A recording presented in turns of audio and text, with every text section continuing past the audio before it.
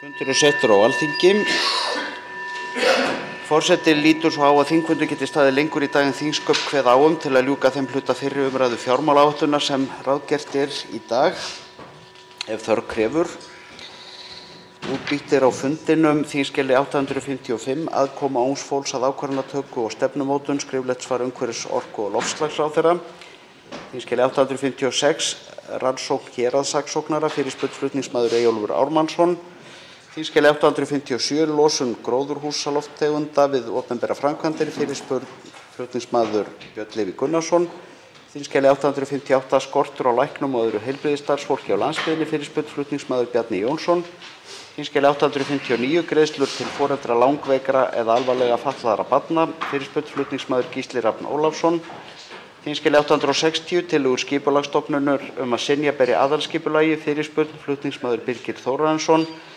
Þingskjali 861 og 862, aðgerðir í kjölfar snjóflóða á Flateyri, fyrirspurn flutningsmaður Halla Signý Kristjánsdóttir. Þingskjali 863, vopnaflutningar til Sádi-Arabíu og Sameinuðu arabísku furstadæmanna, fyrirspurn flutningsmaður Andrés Ingi Jónsson. Þingskjali 864, þvingaðar brottvísanir, fyrirspurn flutningsmaður Andrés Ingi Jónsson. Þingskjali 865, móttökustöðvar fyrir umsækjendur alþjóðlega vernd, fyrirspurn flutningsmaður Andrés Ingi Jónsson. Þingskjali 866, móttaka flóttafólks, fyrirspurn flutningsmaður Þórunn Sveinbjarnardóttir. Og loks þingskjali 867, jöfn meðferð óháð kynþætti og þjóðernisuppruna, nefndarálit 1. minnihluta allsherjar- og menntamálanefndar. Tekið fyrir fyrsta dagskrármálið. Til máls tekur hv. 12. þingmaður Suðvesturkjördæmis, Sigmar Guðmundsson. Og fyrsta dagskrármálið er auðvitað störf þingsins.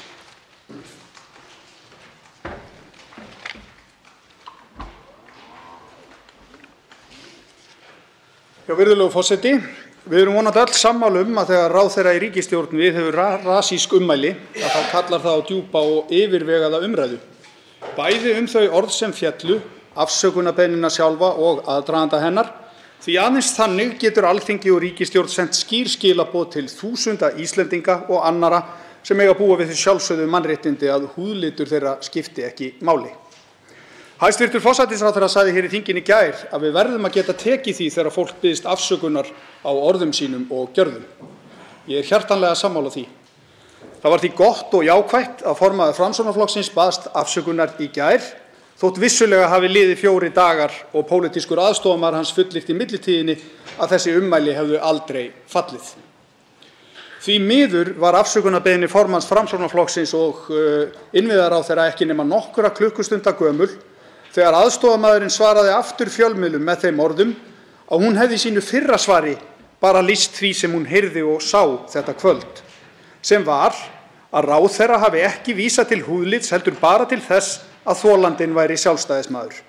Málið væri, og þetta er orðrétt tilvitnun, algjört bull. Við þetta verðum við að staldra. Við erum í þeirri dapurlegu stöðu að ráðherra baðst afsökunar á meiðandi ummælum sem pólitískur aðstofamaður hans og ráðgjafi sem segist hafa séð og heyrt atburðarásina fullyrðir ítrekað að hafi aldrei fallið. Ef þá að fara fram hreinskiptin umræðu hvað gerðist og hvernig bregðast skuli við, þá verðum við að fá skýringar á þessu misræmi. Hvað var sagt og á hverju var nákvæmlega beðist afsökunar? Eiga þolendur svona ummæla og þúsundir Íslendinga sem eiga þá hættu að verða fyrir aðkasti vegna uppruna síns ekki kröfu til þess að skilaboðin úr stjórnarráðinu frá ráðherra og öðrum sem tala í hans umboði séu skýr og að það leiki engin vafi á að framkvæmdastjóra Bændasamtakanna sé trúað að orð þolanda, geranda og vitna stangist ekki á. Þetta er óþægileg umræða en hún verður að eiga sér stað. Til máls tekur hv. 7. þingmaður Suðvesturkjördæmis, Arnar Þór Jónsson.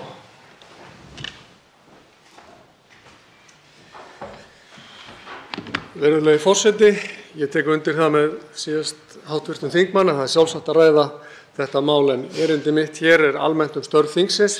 Því Alþingi er grunnstoð lýðveldisins og það er ekki sjálfgefið að sú staða haldist. Þetta þarf að vera meira en orð á blaði og það þarf að forðast að Alþingi geri sig léttvægt og hversdagslegt.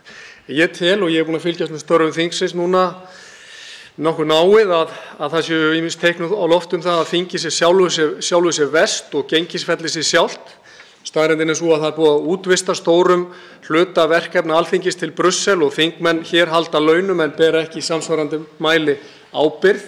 Hér löngum stundum varið í málþóf og aukaatriði en á meðan loga eldar, meðal annars öryggis- og varnarmál, orkumál og veika stöðu lýðræðis og þingræðis hér á landi. Hér í þingsalnum heyrast gífuryrði, innihaldslausar upphrópanir, mönnum eru gerðar upp sakir, það höfða til tilfinninga en ekki til rökhugsunar, vitræn umræðu drepið niður með staðhæfingum að þetta hitt sé fráleitt eða rangt án þess að rök fylgi, skoðanahroka gætir hér, það tilgangslaust, málþóf haft hér upp í löngum stundum og krafan hlýtur að vera að það geri meira gæðakröfur til umræðuna hér í þingsalnum. Stjórnmál eiga ekki að vera ævistarf eða starfsferill og það mætti alveg setja hámark á þingsetu. Þingmenn ættu að hafa reynslu utan stjórnmálanna. Ég vil undirstrika að þingmenn eru ekki fulltrúar flokks síns í kjördæmi sínu. Þeir eru eins og þeir eru ávarpaðir hér daglega fulltrúar kjördæmi síns í þinginu. Og þeir eru ekki að þjóna sérhagsmunum eða þrýstihópum. Alþingi Íslendinga á að þjóna íbúum landsins. Og viðfangsefni Alþingis að hjálpa til við að blása lífi í hið frjálsa hagkerfi, þannig að hver og einn geti nýtt hæfileika sína sjálfum sér og öðrum til góðs og til að framfæra fjölskyldu sína og bæta samfélagið. Takk fyrir. Til máls tekur hv. 3. þingmaður Suðurkjördæmis, Georg Eiður Arnarson.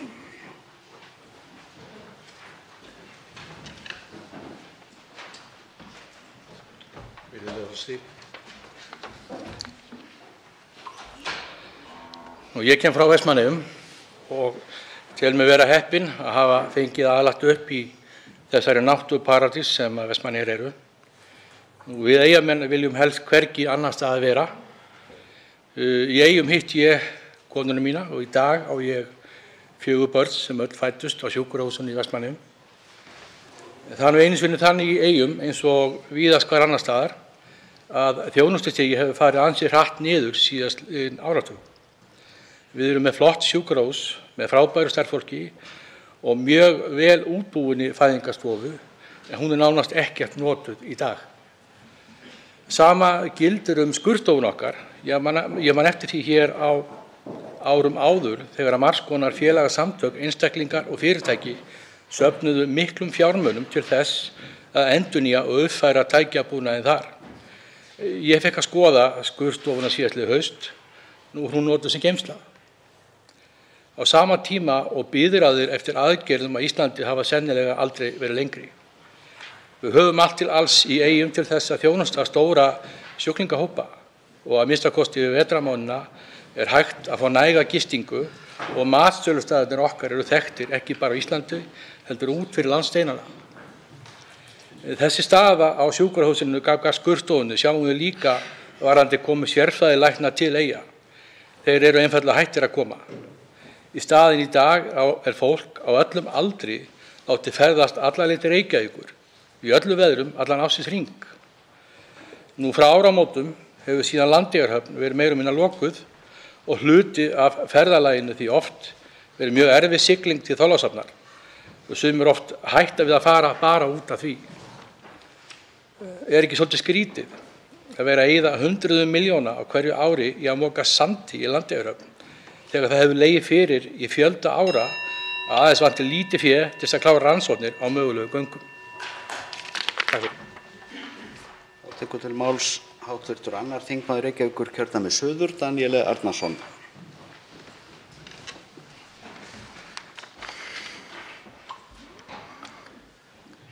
Herra forseti, það allt of oft þannig að við tölum aðeins feminisma þegar hópur kvenna neyðist til að koma fram með sögur af grófu kynbundnu ofbeldi eða áreiti til að vekja samfélagið upp og þar með fá okkur sem erum hér til að grípa boltann og bregðast við.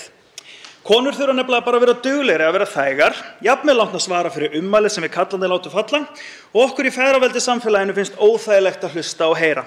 Við viljum taka undir af umburðarlyndi en svo í kjölfarið gerist harla fátt.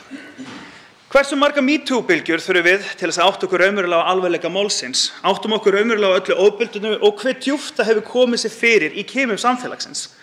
Þá ekki einungis að tala beint líkamlegt eða kynbundið ofbeldi, heldur einnig kerfislegt ofbeldi. Að við áttum okkur á því að grunnþjónusta til kvenna skert, því konur þurfa bara að vera duglegir að vera ekki móðursjúkar, já eða ekki feitar. Já, það þurfa að vera duglegir til að vera bara nákvæmlega eins og samfélagi vill. Það má færa rök fyrir því að margt hafi verið gert á síðustu misserum, að góð mál hafi verið lögð fram hér á þingi, bæði af stjórn og stjórnarandstöðu og ýmislegt fleira sé í vinnslu. En það nóg? Enn þann dag í dag konum kennt kynferðisofbeldi vegna klæðaburðar, atferlis síns eða hegðunar.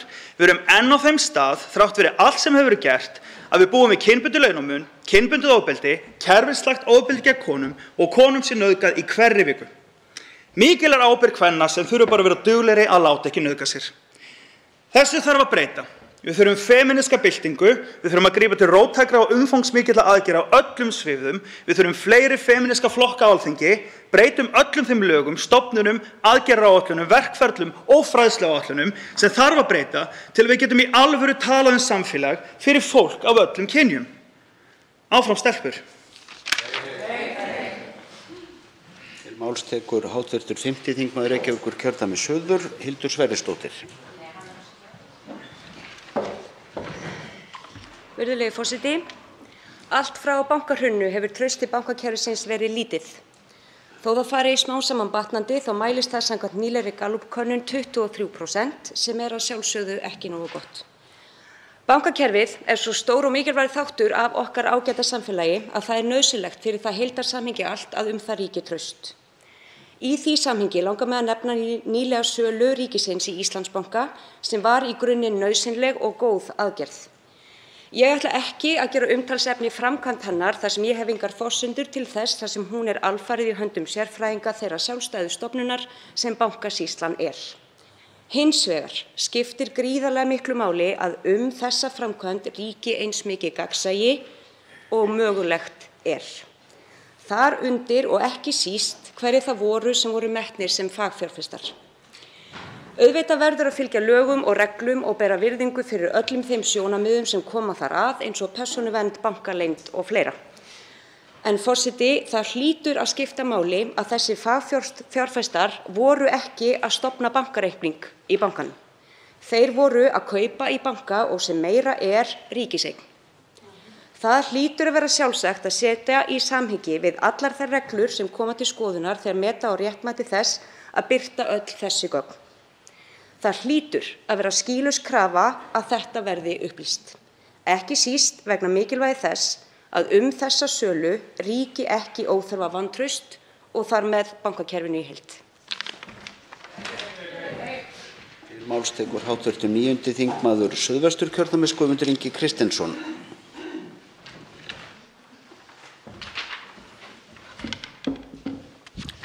Virðulegur forseti, það stór hópur fólks sem gert eða útlært úr okkar ríka samfélagi fyrir það eitt að veikjast. Verri andleg og líkamleg heilsa hrjáir hóp fólks eftir COVID og hún fer hratt versnandi og þá einnig möguleika þeirra til að mæta óvæntum útgjöldum vegna heilsubrests. Húsnæðismálin hjá jaðarsettum hópum í íslensku samfélagi fer hratt versnandi og þá sérstaklega hjá þeim á leigumarkaði. Enn yfir 200 öryrkjar gerðu burtreikjar á heimilum sínum vegna veikinda, fluttu nauðugir á hjúkrunarheimili fyrir aldrað fólk. Hversu ömurleg aðferð það? Aldrað fólk borgar alla sína tíð í lífeyrissjóð en lifir í fátækt vegna keðjuverkandi skerðingar á honum. Fráflæðisvandi, ljótasta orð íslenskrar tungu, enn notað eldra fólk sem lokað veikt inn á spítala og fær ekki viðeigandi þjónustu í réttu umhverfi. Þá fjöldi fólks enn á biðlistafæribandinu sem færi viðkomandi hægt og bítandi í fíkn, skaða eða bara beint í örorku. Ríkisstjórninni ber að stöðva biðlistafæribandið, sjá til þess að þeir sem þurfa á lífsnauðsynlegum aðgerðum að halda fái hana strax. Að skaða veikt fólk með endalausri bið á biðlista eftir nauðsynlegum læknisaðgerðum fáránlegt. Lausnin að halda því uppdópuð með verkjalyfjum svo mánuðum jafnvel ári skiptir fáránlegt okkur hér inni til háborna skammar. Og á sama tíma eftir COVID stórfjölgar fólki sem þarf að komast í sjúkrasálum.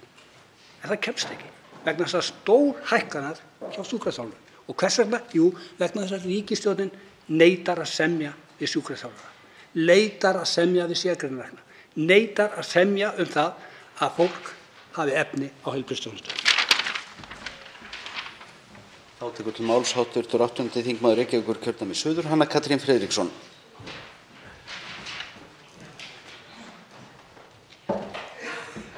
Herra forseti, endómetríósa er sjúkdómur sem getur valdið sárum, langtímaverkum og ófrjósemi. Verkirnir geta verið svo miklir að þeir gera fólki ófært að lifa hefðbundnu lífi. Og í því ljósi er með ólíkindum að árið 2022 hafi heilbrigðisvísindin og heilbrigðiskerfið okkar ekki meiri áhuga. Þess í stað mæta sjúklingar skilnings- og aðgerðaleysi og rekast víða á veggi í heilbrigðiskerfinu. Þrautalendingin hjá sumum er að sækja sér nauðsynlega lækningu utan landsteinanna. Hér er rétt að geta þess að sjúkdómurinn leggst eingöngu á konur. 10% reyndar, en bara konur. Undanfarið hafa svo stigið fram konur sem lýsa skelfilegri reynslu sinna af barnsburði, þannig að það sem annaðhvort móðir eða barn hlýtur á varanlegan skaða, jafnvel dauða.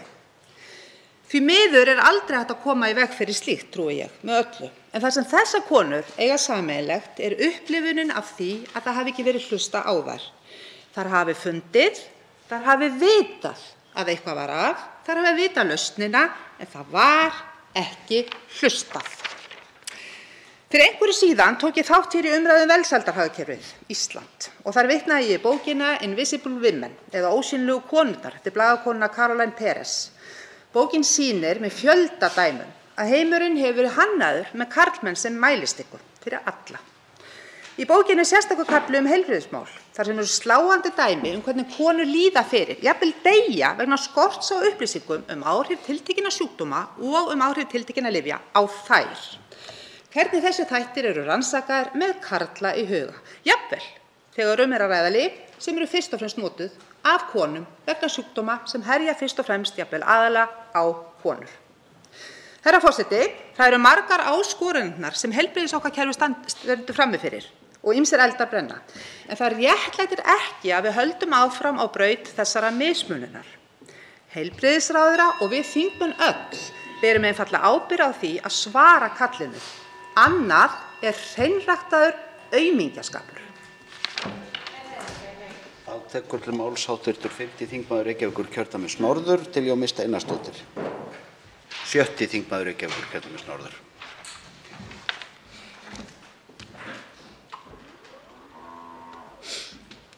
Virðulegi forseti, það hafa fleiri áhyggjur af vinnustöðum sínum en við þingmenn. Talsmenn atvinnulífsins hafa lýst yfir áhyggjum yfir skorti á starfsfólki, meðal annars í ferðaþjónustu og veitingageiranum og að þeir óttist að þessi skortur verði viðvarandi. Aukin umsvif í atvinnulífinu á sama tíma og við Íslendingar verðum latari við að búa til börn kallar á stór aukið innflutt vinnuafl. Vandamálið er margþættara því eins og við vitum er hér húsnæðisskortur og þegar er farið að bera því að hann hamli því að útlendingar komi hingað til að vinna.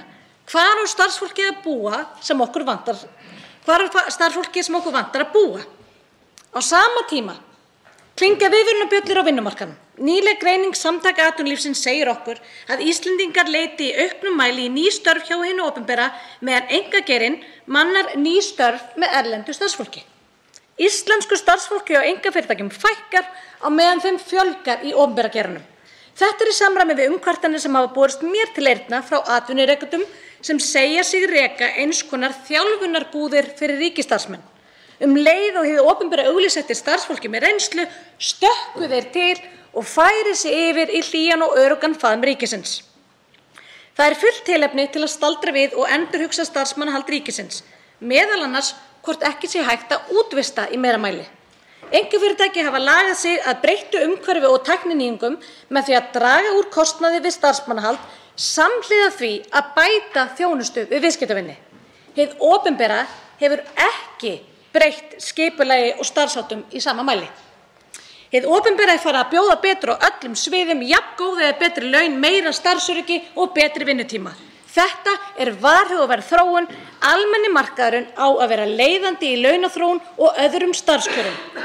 Þar verða verðmætin til, þaðan kemur fjármagnið til að greiða fyrir þjónustu hins opinbera. Til máls tekur 10. þingmaður Suðurkjördæmis Guðbrandur Einarsson.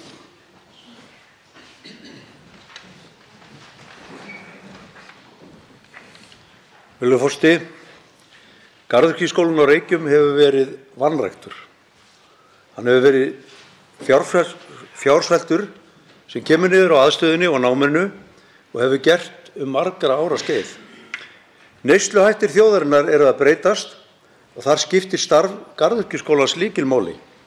Við veljum frekar hluti sem eru sjálfbærir, umhverfisvænir og grænir. Og í ljósi þessa er mikilvægt að við styðjum við slíka framleiðslu og nám sem tengist henni. Hæstv. Fyrrverandi mennta- og menningarmálaráðherra Lilja Alfreðsdóttir tilkynnti í ársbyrjun 2021 að starfsmenntanám í garðyrkju á Reykjum í Ölfusi skyldi fært undir hatt Fjölbrautaskóla Suðurlands og þar með frá Landbúnaðarháskóla Íslands. Hæstv. mennta- og barnamálaráðherra staðfesti svo þessa ákvörðun. Ákvörðunin virðist illa ígrunduð því enn er ekki ljóst hvort húsakostur fylgi. Núverandi húsnæði er í niðurníðslu og krefst mikils viðhalds ef það á í raun að fylgja Garðyrkjuskólanum. En eins og þetta lítur út núna virðist Landbúnaðarháskólinn eiga húsnæðið. Fram er komin þingsályktunartillaga þar sem lagt er til að í stað þessarar óheillafarar sé skólinn gerður að sjálfseignarstofnun og honum tryggt fjármagn til þess að styrkja stoðir hans til frambúðar. Ég er meðflutningsmaður á þeirri tillögu ásamt öllum þingmönnum Suðurkjördæmis að þingmönnum Framsóknarflokksins undanskildum. Við í Viðreisn krefjumst þess að breytingar á skipulagi Garðyrkjuskólans verði gerðar í sem fyllstu samráði við nemendur, starfsfólk og aðstandendur hans. Enginn þekkir hagsmuni skólans betur. Virðulegur forseti, ég verð að segja að framferði hæstv. Ráðherra Framsóknarflokksins í Garðyrkjuskólans er sérstakt. Svo ekki sé meira sagt, þegar við blasir að þetta sé menntun sem þarf að lifa til lengri framtíðar og þörfin fyrir fleira fólk með garðyrkjumenntun muni bara aukast. Þá tekur til máls hv. 7. þingmaður Reykjavíkurkjördæmis norður Helga Þórðardóttir.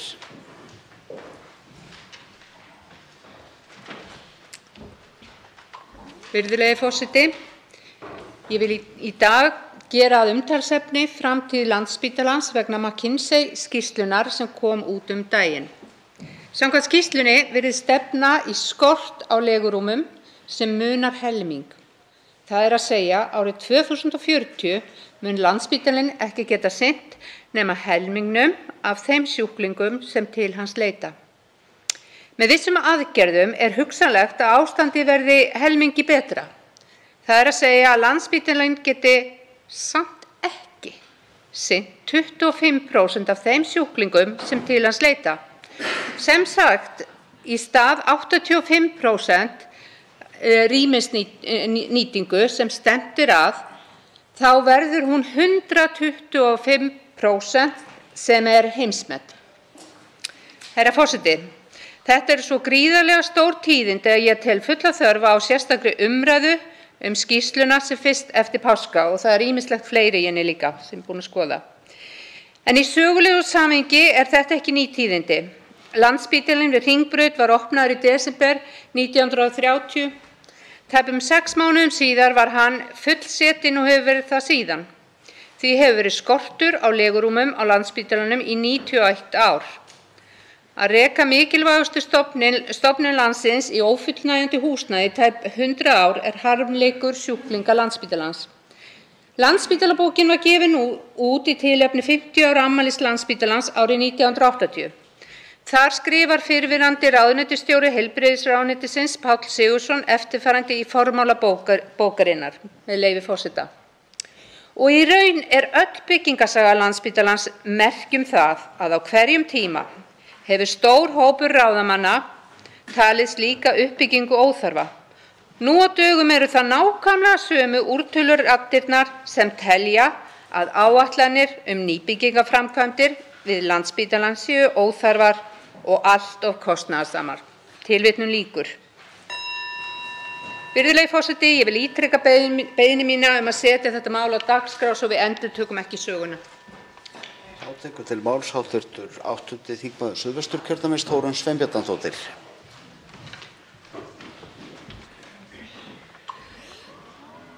Hér þrífast engir fordómar gagnvart lituðu fólki, sagði enginn litaður einstaklingur nokkurn tímann. Skrifaði ung kona á Facebook-síðuna sína í morgun, hæstv. forseti.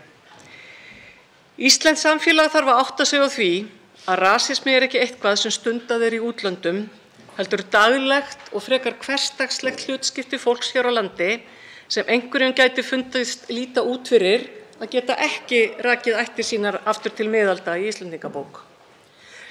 Rasismi getur birst á tiltölulega meinlausan en afar þreytandi hátt, til dæmis með því að einstaklingur ávarpaður á ensku í verslun eða á vinnustað.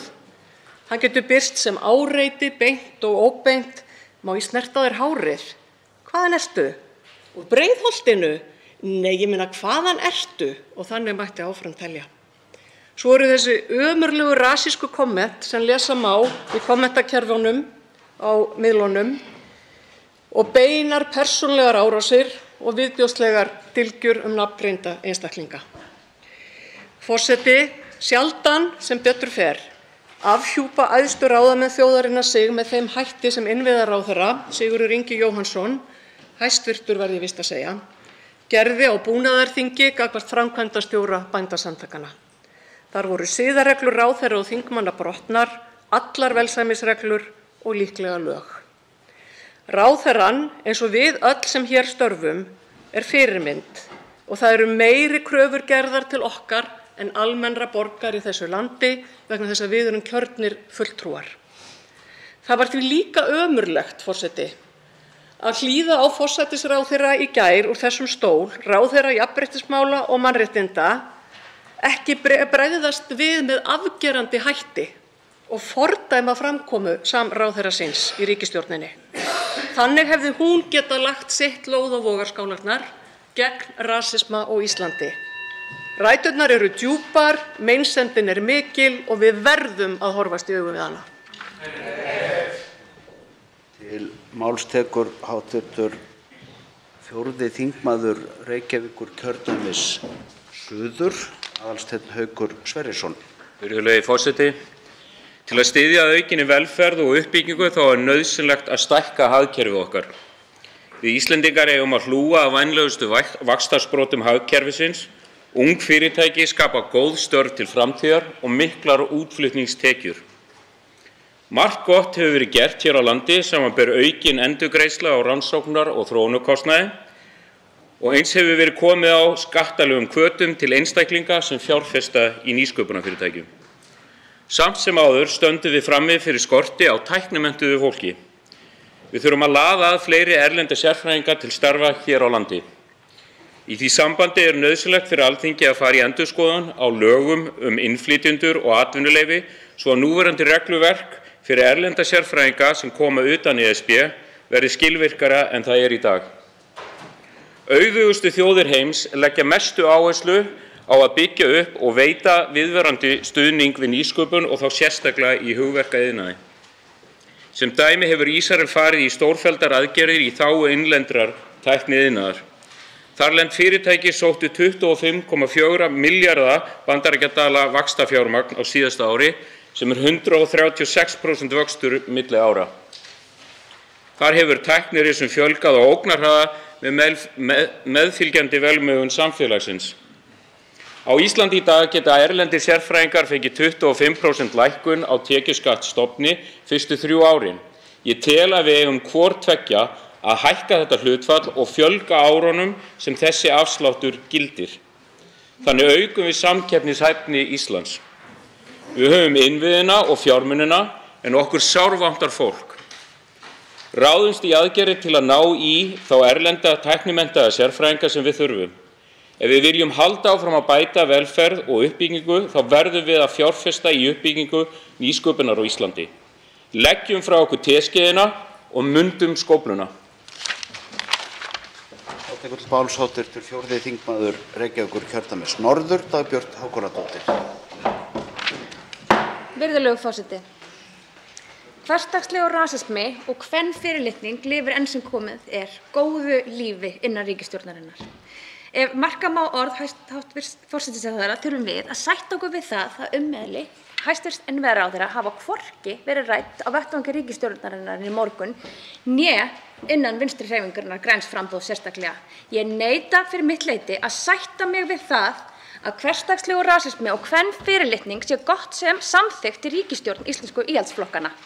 Eigum við virkilega að trúa því að það séu mannleg mistök að formaður Framsóknarflokksins hafi ekki ávarpað framkvæmdastjóra Bændasamtaka Íslands, Vigdísi Ósk Häsler Sveinsdóttur, með nafni eins og henni sæmandi, heldur kaus hann, ég endurtek, hann valdi að smætta hana niður á grundvelli kyns og kynþáttar.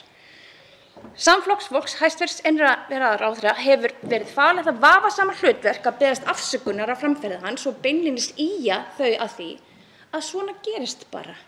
Virðulegur forseti, svona orðfæri eru kannski daglegt brauð í Framsóknarflokknum en svo sannarlega ekki í öllum stjórnmálaflokkum. Virðulegur forseti og ágætur þingheimur, ég ætla að nota tækifærið og minna á það að það ekki nóg að biðjast afsökunar. Hugur verður að fylgja máli. Hæstv. Innviðaráðherra heldur kannski að hann hafi beðist afsökunar og það sem verra að ráðherrar í íhaldsríkisstjórn Katrínar Jakobsdóttur virðast halda það líka. Innihaldslaust hjal ráðherra eigið ágæti, trúarjafnrétti, viðkvæmar tilfinningar annarra og að mannleg mistök sem þessi séu jafn náttúrulegur hluti af lífinu og upprisa sólar morgni ekki afsökunarbeiðni. Og nú neitar innviðaráðherra að tjá sig við fjölmiðla. Maður sem væri hryggur yfir framkomu sinni myndi nota slíkt tækifæri til að koma afstöðu sinni á hreint. Innviðaráðherra virðist bara vera leiður yfir því að hafa verið staðinn að verki. Ekki bara best að segja af sér? Til máls tekur hv. 10. þingmaður Reykjavíkurkjördæmis norður, Andrés Ingi Jónsson. Herra forseti, undanfarin ár hefur hávær vitundarvakning kynþáttafordóma átt sér stað þar sem hvítt fólk í forréttindastöðu hefur verið hvatt til að hlusta, meðtaka, læra og gera betur. Það virðist vera að minnisblaðið hafi ekki borist öllum í Stjórnarráðinu ef marka má ummæli innviðaráðherra, rasísk ummæli á nýafstöðnu búnaðarþingi. Forsætisráðherra hefur í framhaldinu ekki aðeins lýst yfir að hún taki afsökunarbeiðni ráðherrans gilda, heldur hefur hún lagt til að þjóðin geri það öll, fylgi hennar fordæmi og faðmi ráðherrann eftir hennan asnaskap. Það er tvennt verulega athugavert við það. Í fyrsta lagi forsætisráðherra hvít valdakona. Hún í gríðarlegri forréttindastöðu og hvernig á hún að segja fólki sem þarf að þola fordóma og rasisma á hverjum einasta degi að sé bara allt í lagi að dusta þetta af sér, fyrirgefa ráðherranum og halda áfram. Ættu afleiðingarnir ekki að vera dýpri þegar ráðherra flaskar á grundvallaratriði eins og að vera ekki rasisti? Í öðru lagi þjóna ráðherrar alltaf sem fulltrúar Íslands erlendis. Jafnvel þó þjóðin öll fyrirgæfi innviðaráðherra, þá getum við ekki litið fram hjá pínlegri fáfræðinni sem þau afhjúpa á heimsvísu. Þau sýna svart á hvítu hversu blindur ráðherrann á eigin forréttindi og veruleika fólks sem þarf að þola fordóma og jaðarsetningu. Það ætti að vera öllum ljós að maðurinn ekki starfi sínu vaxinn. Því svona fáfræði verður ekki bara leiðrétt með afsökunarbeiðni, sama hversu einlæg hún kann að sýnast. Stjórnarliðar þurfa að sjá sóma sinn í að viðurkenna upplifun þeirra sem verða fyrir fordómum í íslensku samfélagi og sýna með skýrum hætti að rasískur hugsunarháttur sé ekki liðinn í ríkisstjórn Íslands. Til máls tekur hv. 10. þingmaður Norðausturkjördæmis Jódís Skúladóttir. Herra forseti, mig langar að halda á lofti máli sem margoft hefur borið á góma hér í þingsal en það blóðgjöf homma. Þann 16. mars tóku gildi ný lög í Frakklandi sem að heimila fólki óháð kynhneigð að gefa blóð. Svo ég vitni í orð heilbrigðisráðherra Frakklands með leyfi forseta, við erum að afnema mismunun sem ekki lengur hægt að réttlæta. Á undanförnum árum hafa önnur lönd, til dæmis Grikkland, Ungverjaland og Bretland, létt á reglum sem banna blóðgjöf sam- og tvíkynhneigðra karlmanna. Í tillögu til þingsályktunar aðgerðaáætlun í málefnum hinsegin fólks 2022–2025 sem hæstv. Forsætisráðherra Katrín Jakobsdóttir hefur lagt fram og nú til umfjöllunar í allsherjar- og menntamálanefnd lögð til reglugerðarbreyting með það að markmiði að afnema mismun sem blóðgjafar hafa sætt á grundvelli kynhneigðar.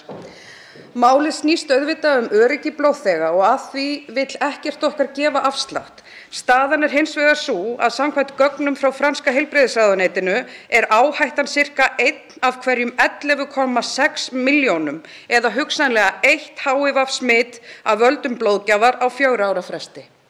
Ég spyr, eru það hærri tölur en gengur og gerist með aðra smitsjúkdóma og blóðgjöf, svo sem lifrarbólgu?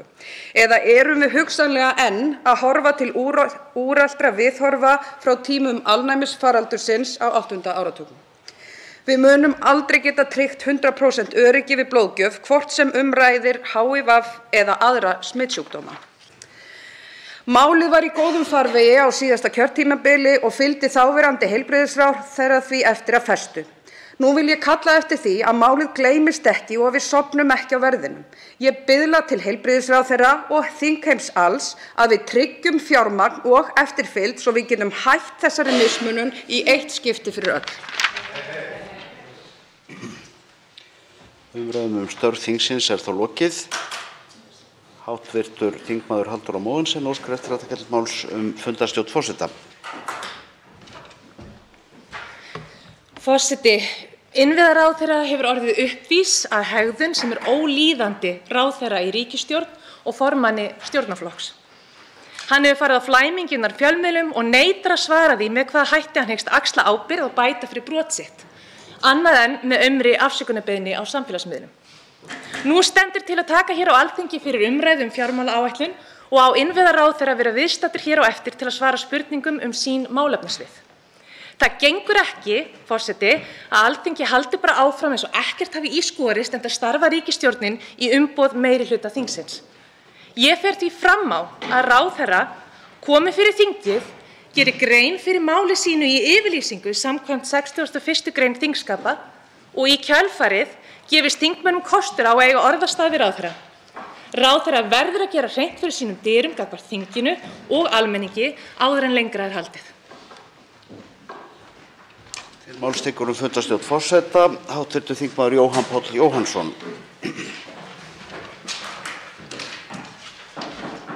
Virðulegi forseti, ég tek undir með hv. þingmanni. Sigurður Ingi Jóhannsson alþingismaður og hann gegnir ráðherraembætti í umboði meirihluta Alþingis. Við hér inni hljótum að gera skýlausa kröfu að hann svari fyrir framgöngu sína en sýni ekki fjölmiðlum bara afturendan á sér. Í gær sagði forsætisráðherra að hún drægi ekki heilindi Sigurðar Inga í efa, mannsins sem baðst ekki afsökunar fyrr en eftir að pólitískum aðstoðarmanni hafði mistekist að ljúga hann út úr málinu. Áðan tjáði svo hæstv. Félagsmálaráðherra sig málið á þeim nótum að samfélagið ætti að læra af þessu, læra af framgöngu Sigurðar Inga. Hann sagðist vonast til þess að þetta yrði allavega til þess að við sem samfélag tökum ekki þátt í að láta svona út úr okkur. Hann yfirfærir ábyrgðina á samfélagið allt. Það samfélagið sem á að læra af þessu. En heilindi Sigurðar Inga, þau verða ekki dregin í efa, segir forsætisráðherra. Herra forseti, við getum ekki setið þegjandi undir þessu. Ég tek undir kröfu hv. þingmanns Halldóru Mogensen að ráðherra geri hér hreint fyrir sínum dyrum samkvæmt 61. grein þingskapa.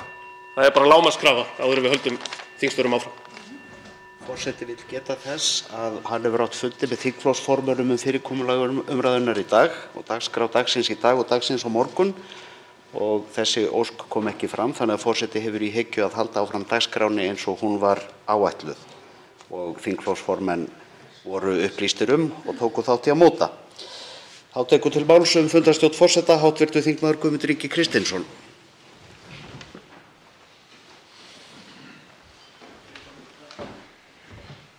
Virðulegur forseti, miklu völdum fylgir mikið ábyrgð. En því miður við höfum séð að fordómar í þjóðfélaginu erfitt að útrýma. Við sjáum það í mörgum myndum, eins og ég sagði hér í ræðu minni áður í störf þingsins, fatlað fólk vistað, ungt fólk vistað á heimilum fyrir aldrað fólk þar sem á ekki heima og við sjáum að ráðherra verður uppvís af ummælum sem honum langt frá því að vera til sóma. En það sem spurningin hvort að hann braut lög. Ef það svoleiðis, getur maður þá boðist afsökunar og haldið áfram. Eða þarf maður að virkilega að taka á því og koma og gera hreint fyrir sínum dýrum og skýra þá nákvæmlega út fyrir það viðkomandi og hér í þinginu hann ekki brotið lög. Ég tel að ráðherrann ber skylda til þess að koma hér fyrir þingið og gera grein fyrir sínu máli. Samkvæmt þessu fyrstu grein. Sá tekur til máls fundarstjórn forseta, hv. þingmaður Gísli Rafn Ólafsson.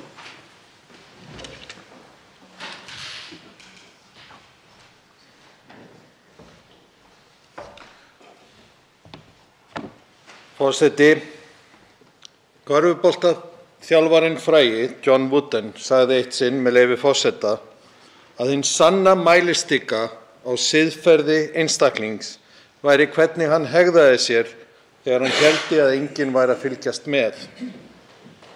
Við sem fulltrúar á hinu háa Alþingi hljótum að gera þá kröfu til okkar sjálfra og þeirra sem hér sitja í umboði kjósenda að kynþáttahatur og kvenfyrirlitning fái ekki lengur að líðast, hvort sem það gerist innan þessa salar eða utan. Orðum fylgir ábyrgð, völdum fylgir ábyrgð og ef við ætlum að kalla okkur land jafnréttis og mannréttinda, ef að hæstv. Forsætisráðherra ætlar að vera kyndilberi jafnréttis og mannréttinda á alþjóðavettvangi, ef þetta ekki bara allt innantóm orð, þá þarf að axla ábyrgð á gjörðum hæstv. Innviðaráðherra. Til máls tekur fundarstjórn forseta hv. þingmaður Þórunn Sveinbjarnardóttir. Hæstv. forseti, ég kem hér upp til að styðja beiðni Halldóru Mogensen, hv. þingflokksformanns Pírata, og minna á hlutverk hæstv. forseta og þess ákvæði sem við höfum í þingsköpunum til þess að ræða saman. Þannig að innviðaráðherra mæti í salinn, tali við þingheim og við getum hér skipst á skoðunum, horfst í augu og talað saman eins og almennilegt fólk.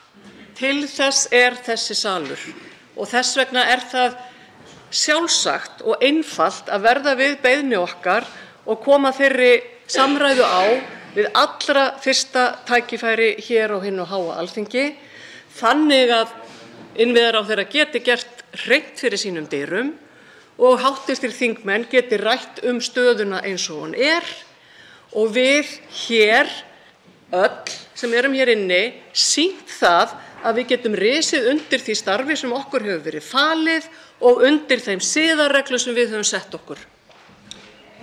Til máls tekur fundarstjórn forseta hv. þingmaður Þorbjörg Sigríður Gunnlaugsdóttir.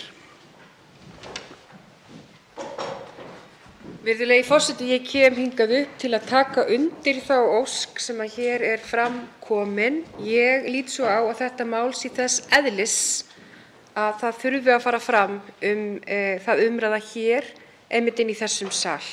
Það vakti athygli mína að hæstv. Innviðaráðherra var ekki meðal þeirra ráðherra sem voru hér í óundirbúnum fyrirspurnartíma í gær. Atvik málsins virðast liggja með þeim hætti að það verður hann heldur ekki á morgun. Hann að meginstefnu til fjarverandi. Hann svarar ekki spurningum fjölmiðla.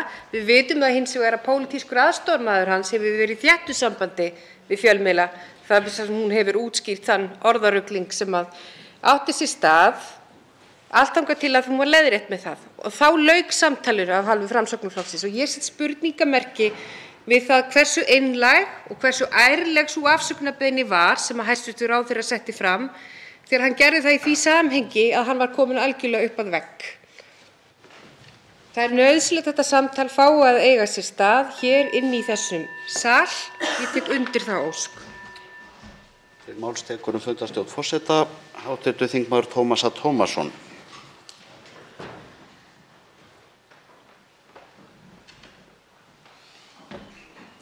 Virðulegi forseti, hv. þingmenn og kæra þjóð, ég hef ferðast meira góðu og hófgegnir allan heim og alls það sem ég kem þá segi ég að ég sé frá Íslandi og ég er mjög stoltur af því. Ég var í Bangkok á 2 stöðum sama daginn og ég sagði ég er frá Íslandi, þá sagði viðmælandi minn Eiður Guðjónsson. Ég var í Buenos Aires og þá sagði viðmælandi minn Gus Gus. En það sem ég vildi segja við ykkur er þetta, að árið 1991 þá fór ég til San Diego í boði Jóns Sigurðssonar sem seinna varð hér ráðherra og hann fór með mig á samkomu Íslendinga í Alþjóðagarðinum í San Diego. Þar voru samankomnir 40 einstaklingar sem flestir töluðu ekki íslensku og höfðu margir hverjir aldrei komið til Íslands, en þeir voru svo stoltir af því að vera Íslendingar að þeir höfðu þörf fyrir það að láta alla vita. Og ég segi bara sitt sýnis hverjum. Takk. Tekur til máls fundarstjórn forseta hv. þingmaður Arndís Anna Kristínadóttir Gunnarsdóttir.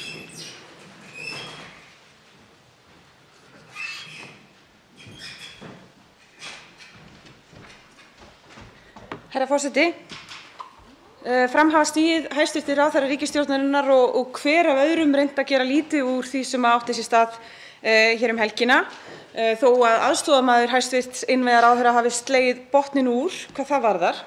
Mig langar til að vekja athygli á því að við erum ekki eingöngu að tala ummæli sem voru óheppileg eða annað slíkt.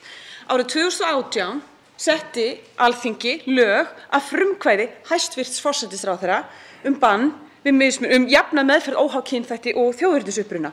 Samkvæmt lögunum öll mismunun á öllum sviðum samfélagsins bönnuð, þar á meðal það sem skilgreint sem áreitni. Áreitni er skilgreint sem hegðun sem í óþökk þess sem fyrir henni verður og hefur þann tilgang eða þau áhrif að misbjóða virðingu viðkomandi, einkum þegar hegðunin leiðir til ógnandi, fjandsamlegra, niðurlægjandi, auðmýkjandi eða móðgandi aðstæðna. Þetta eru lög sem hæstv. Forsætisráðherra hafi frumkvæði því að Alþingi setti.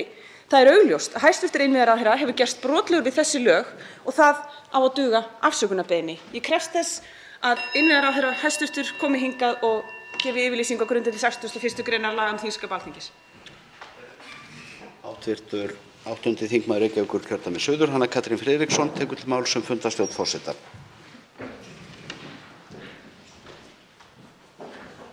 Herra forseti, samkvæmt þessari 61. grein það svo að forseti getur heimilað ráðherrum og formönnum stjórnmálaflokka að koma og gefa sérstaka yfirlýsingu og síðan eftir atvikum fulltrúa annarra flokka bregðast við. Þetta felur í sér heimild, líklega ekki boðvald forseta yfir einstaka ráðherrum. En ég tek undir með þeim þingmönnum sem hér hafa óskað fulltingis forseta í því að hvetja þá ráðherra til að koma hingað og hvetja til þessara umræðu. Ég þarf ekkert að orðlengja alvarleikann frekar.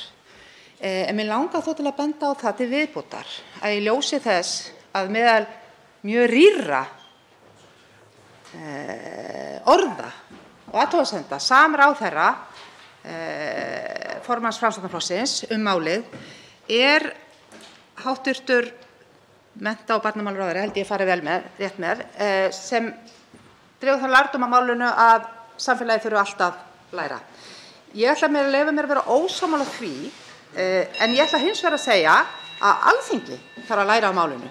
Við þurfum að vanda okkur við viðbrögð okkar í þessu máli. Hv. formaður Framsóknarflokksins er ekki eingöngu ráðherra, hann er þingmaður. Blettur á hann blettur á okkur öll í þessu tilliti og ég óska eftir umræðu hér málið og þær afleiðingar og þann lærdóm sem við sem Alþingi ættum að draga en skilja almenning fyrir utan.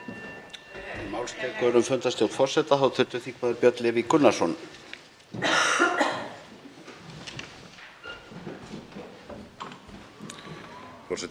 Forseti talaði hérna áðan að það sé búið að semja þingstörfin næstu 2 dagana eða svo, gott og blessað.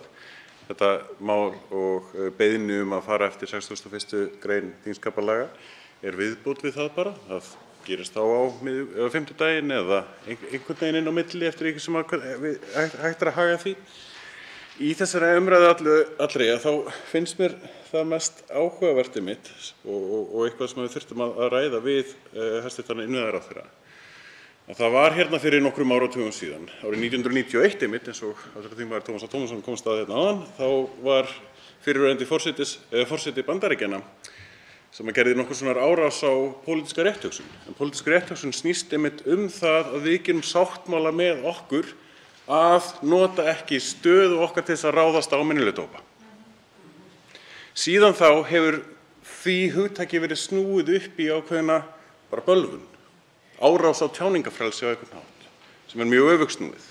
Því að sjálfsögðu eiga þau sem að geta ekki borið hönd fyrir höfuð sér ekki að þurfa að gera það. Og nákvæmlega það snúast þessi lög sem voru sett hérna 2018.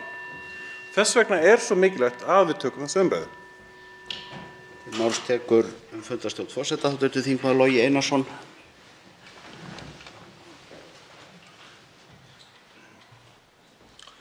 Herra forseti, alvarleika ummæla hæstv. Innanríkisráðherra þarf ekki að fjölyrða, en ég vil þó nefna það að á sama tíma erum við í allsherjar- og menntamálanefnd að fjalla breytingar á lögum jafna meðferð og kynþætti, þjóðernisuppruna og fleiri mismunaþáttum.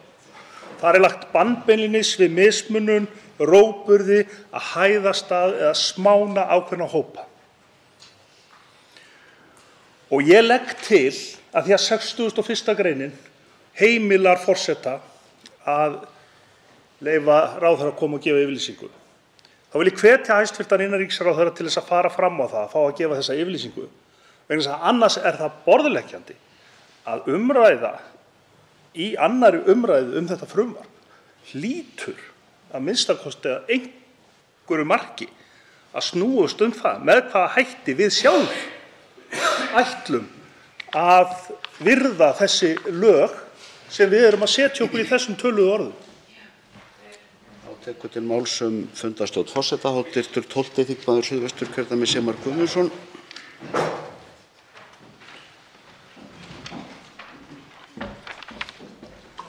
Virðulegur forseti, ég kem hér upp til þess að taka undir þá beiðni sem liggur hér fyrir. Það algjörlega skýrt samkvæmt þessari 61. grein að forseti getur heimilað það sem hér farið fram á ef ástæða til. Því miður ekki hægt að skilja viðbrögð hæstv. forseta Alþingis í rétt áðan en svo að honum finnist ekki ástæða til. Því munum við þingmenn, ef að verður, vera hér í þeirri stöðu að ræða við hæstv. innviðaráðherra og formann Framsóknarflokksins pólitísk mál í dag á sama tíma og að minnsta kosti 2 ráðherrar í ríkisstjórn Íslands treystu sér ekki til þess að lýsa yfir stuðningi við hann að loknum ríkisstjórnarfundi í morgun. Hæstv. fjármálaráðherra segir ég ætla ekkert að leggja neitt á mig til þess að hjálpa til við það hvort að ráðherrann eigi að segja af sér. Og hæstv. háskóla-, iðnaðar- og nýsköpunarráðherra vildi bara ekkert tala það hvort að hæstv. innviðaráðherra ætti að segja af sér. Eigum við þingmenn stjórnarandstöðunnar sem sagt að eiga hér orðastað við ráðherra þegar að það liggur ekki einu sinni fyrir að aðrir ráðherrar í ríkisstjórn styðji hann heils hugar eins og sú staða uppi gefur svo skýrt vitni Máls tekur fundarstjórn forseta hv. þingmaður Andrés Ingi Jónsson, 10. þingmaður Reykjavíkur norður.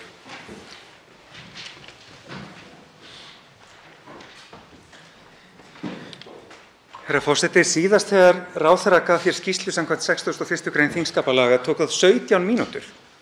Ég held að setja ekkert allt úr skorðum þó við finnum þann tíma á dagskránni og ég segi fyrir sjálfum, ég tilbúin til að semja mér jafnvel kaffipásuna ef það þarf til að það geti orðið. En ég vil líka benda forseta á að hér hafa tjáð sig fulltrúar að mér sýnist allra stjórnarandstöðuflokka þar sem við lýsum öll vilja okkar til að eiga þessa umræðu við hæstv. ráðherra. Þá strandar bara á ákveðnum flokkum. Það eru stjórnarflokkarnir sem hafa ekkert tjáð sig þetta. Á þá að skilja það sem svo að stjórnarflokkarnir kannski vilja ekki að þessi umræða eigi sér stað. Ástandið í stjórnarráðinu orðið það viðkvæmt eins og endurspeglast í því til dæmis að formaður Sjálfstæðisflokksins þegar hann spurður hvort hann styðji innviðaráðherra segir ekki já. Það eina svarið sem í boði þegar þú ert ráðherra í ríkisstjórn. Ef þú styður ríkisstjórnina sem ráðherra þá segirðu já, ég minnst hann ekkert að segja af sér. Sama með Áslaugu Örnu Sigurbjörnsdóttur sem mér minnir að sé hvað hún varaformaður, ritari. Hún ætlaði að vera ráðherra flokksins. Hún vildi ekki láta hafa neitt eftir sér það hvort hún styddi innviðaráðherra eða ekki. Þolaði ekki umræðuna því að það engin ást eftir í þessu. Tekur til máls fundarstjórn forseta öðru sinni hv. þingmaður Jóhann Páll Jóhannsson.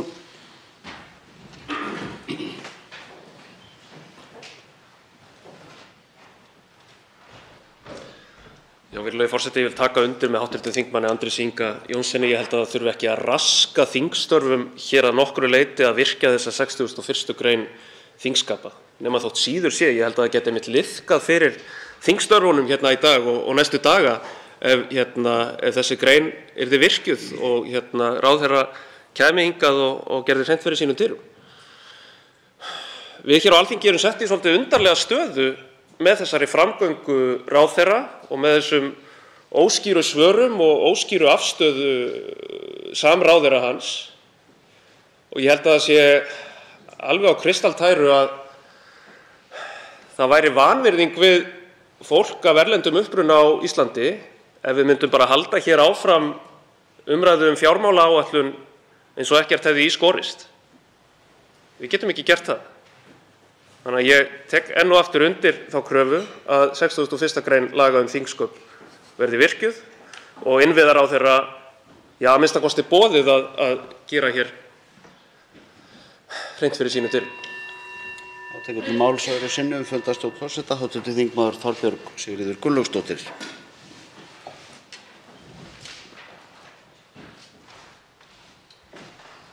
Já, virðulegi forseti, ég vil koma hér upp öðru sinni til þess að styðja við þá ósk sem hér er fram komin og ég til full ástæðu til þess að þetta samtal og þessi umræða eigi sér stað hér inni í þessum þingsal strax í dag. Málið er einfaldlega þess eðlis. Ég vildi líka nefna þetta sem að hv. þingmenn eru hér að tala um, að það er stjórnarandstaðan ein sem stendur hér inni í þessum sal í dag og fer fram á þetta. Stundum felast sterk skilaboð í þögninni. Það eru skilaboð í því þegar Framsóknarráðherrann hæstvirtur gengur í hringi í leit að ráðherrabílnum sínum fyrir utan ráðherrabústaðinn, neitar að svara öllum spurningum. Það eru skilaboð í því líka hvernig hæstvirtir ráðherrar Sjálfstæðisflokksins tala. Við þurfum hins vegar á þessu samtali að halda hér inni í þessum sal í dag. Það þarf að ræða þetta mál.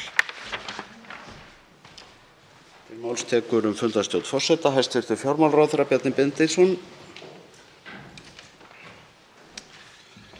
Virðulegi forseti, ég vil nú bara taka aðeins hér til máls í tilefni af því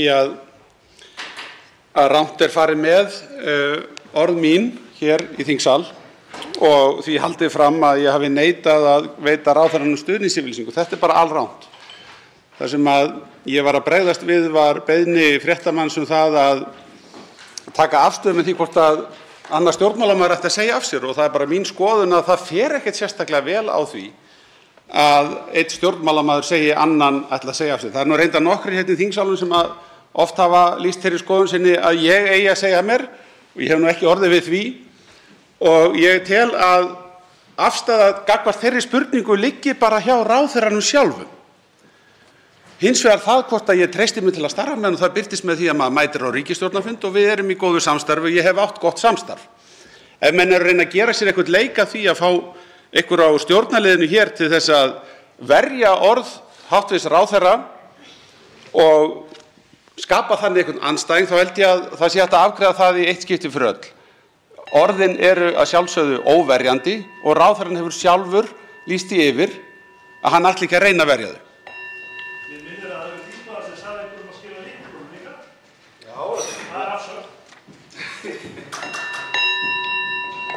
Tekur til máls að nýjum fundarstjórn forseta hv. þingmaður Björn Leví Gunnarsson.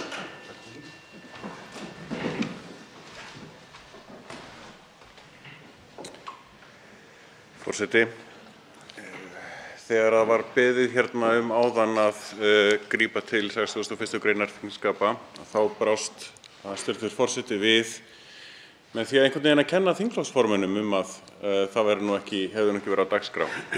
Það hefði annað verið rætt og ekkert minnst á það á þingflokksformannafundi. Í staðinn hefði kannski hæstv. forseti geta sagt, já, það er ágætis hugmynd, við skulum hittast á eftir og ræða það saman. Það koma oft upp nýjar aðstæður, sérstaklega þegar fólk segir eitthvað. Það svona gerist og fólk segir eitthvað sem maður kannski þarf að pæla aðeins í og ræða aðeins fólk fær kannski hugmyndir það, dýpri skilninga á því eftir því sem umræðan heldur áfram. Þannig að ég vænti þess að forseti taki vel í þessa beiðni og kannski spari þinginu smá umræður með því að segjast bara ætla að hitta þingflokksformenn og spjalla aðeins þetta. Máls tekur fundarstjórn forseta, hv. þingmaður Sigmar Guðmundsson.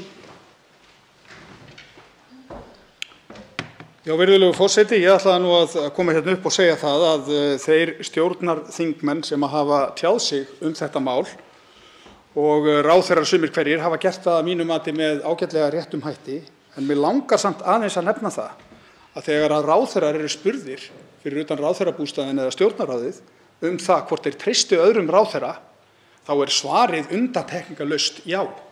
Já, ég treysti honum. En það voru 2 ráðherrar sem sögðu eftir fundin í dag, 2, að þeir treystu sér ekki til þess að fara með þá fullyrðingu. Það er alfarið mál þess sem í hlut á hverju sinni að leggja mat á það og ég ætla ekki að leggja neitt á mig til þess að hjálpa til við það. Ég ætla ekki að leggja neitt á mig til þess að hjálpa til við það. Háskóla-, iðnaðar- og nýsköpunarráðherra hæstvirtur vildi ekkert láta hafa eftir sér hvort hún teldi að Sigurður gæti setið áfram sér ráðherra vegna málsins. Eftir hvaða annan ríkisstjórnarfund hefðu þessi orðaskipti farið svona? Ekki neinn annan. Að minnsta kosti ekki núna nýlega. Við verðum auðvitað að skoða þessi ummæli í því ljósi. Og ég get vel skilið að þetta sé erfitt mál innan ríkisstjórnarflokkana. Og ég get vel skilið að hæstv. Fjármálaráðherra svari því þannig að hann hafi hingað til átt gott samstarf við Sigurð. Og ég dreg það svo ekki eina einustu mínútu í efa. En þessi ummæli sem við erum að ræða og eru hérna alltumlykjandi, þau verða að komast á dagskrá þingsins. Þessi beiðni stjórnarandstöðunnar, hún er sanngjörn og eðlileg og mér finnst að forseta ætti að vera skylt að verða við henni. Máls tekur fundarstjórn forseta, hv. þingmaður Halldór Mogensen.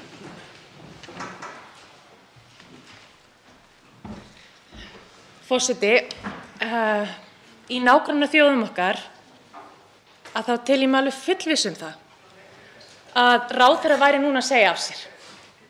Þetta voru rasísk ummæli sem er bara fyrir neðan virðingu ráðherra, fyrir neðan virðingu þingsins og hann hefði aldrei átt að láta frá sér. En ekki nóg með það, þessi ummæli eru brot á lögum sem hans eigin ríkisstjórn setti fyrir 4 árum síðan.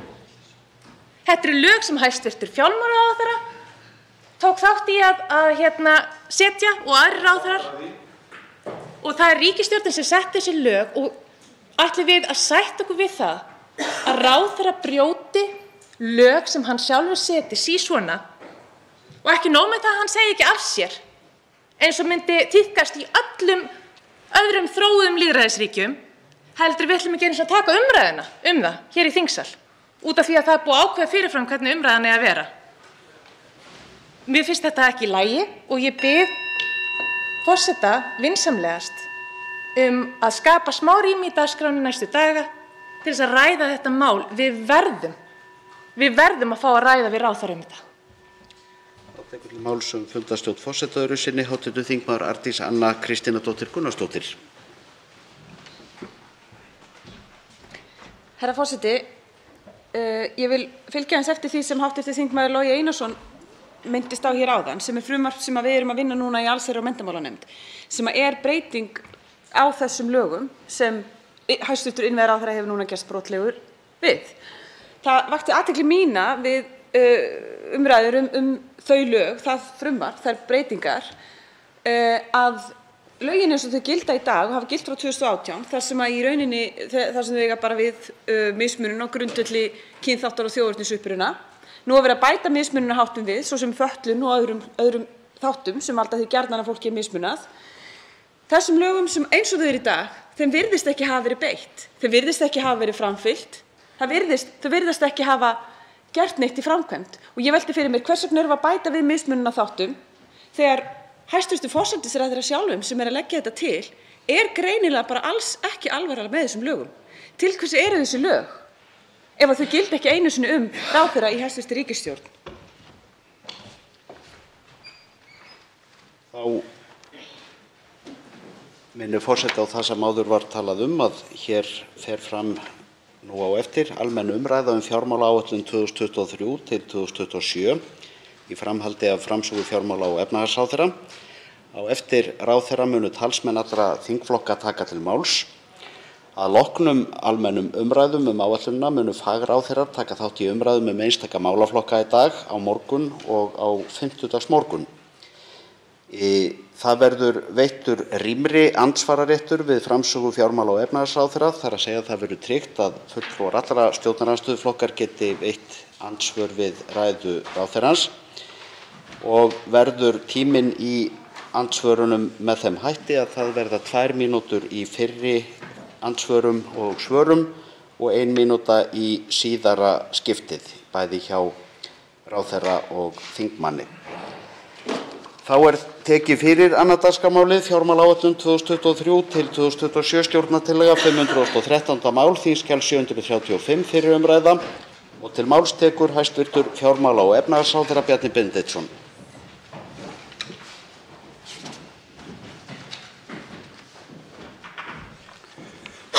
Virðulegi forseti.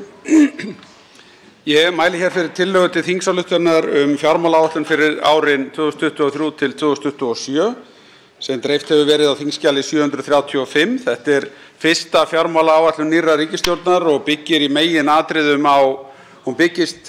í meginatriðum á gildandi fjármálaáætlun og nýrri fjármálastefnu sem samþykkt var á Alþingi í febrúar síðastliðnum. Í áætluninni endurspeglast áhersla ríkisstjórnarinnar á stöðugleika, efnahagslegar framfarir og kraftmikla verðmætasköpun á traustum grunni undanfarinna ára. Góð staða í kjölfar heimsfaraldurs sýnir svart á hvítu að halli á ríkissjóði er allt annað en tapað fé. Þessi halli nýttist til að verja lífskjör og styðja við kraftmikinn viðsnúning. Til að stuðla að áframhaldandi árangri skiptir máli að stefnan fram á við sé enn skýr, hægja þarf á vexti útgjalda og treysta grunninn á ný til að verja uppbyggingu og geta mætt óvæntum áföllum framtíðar.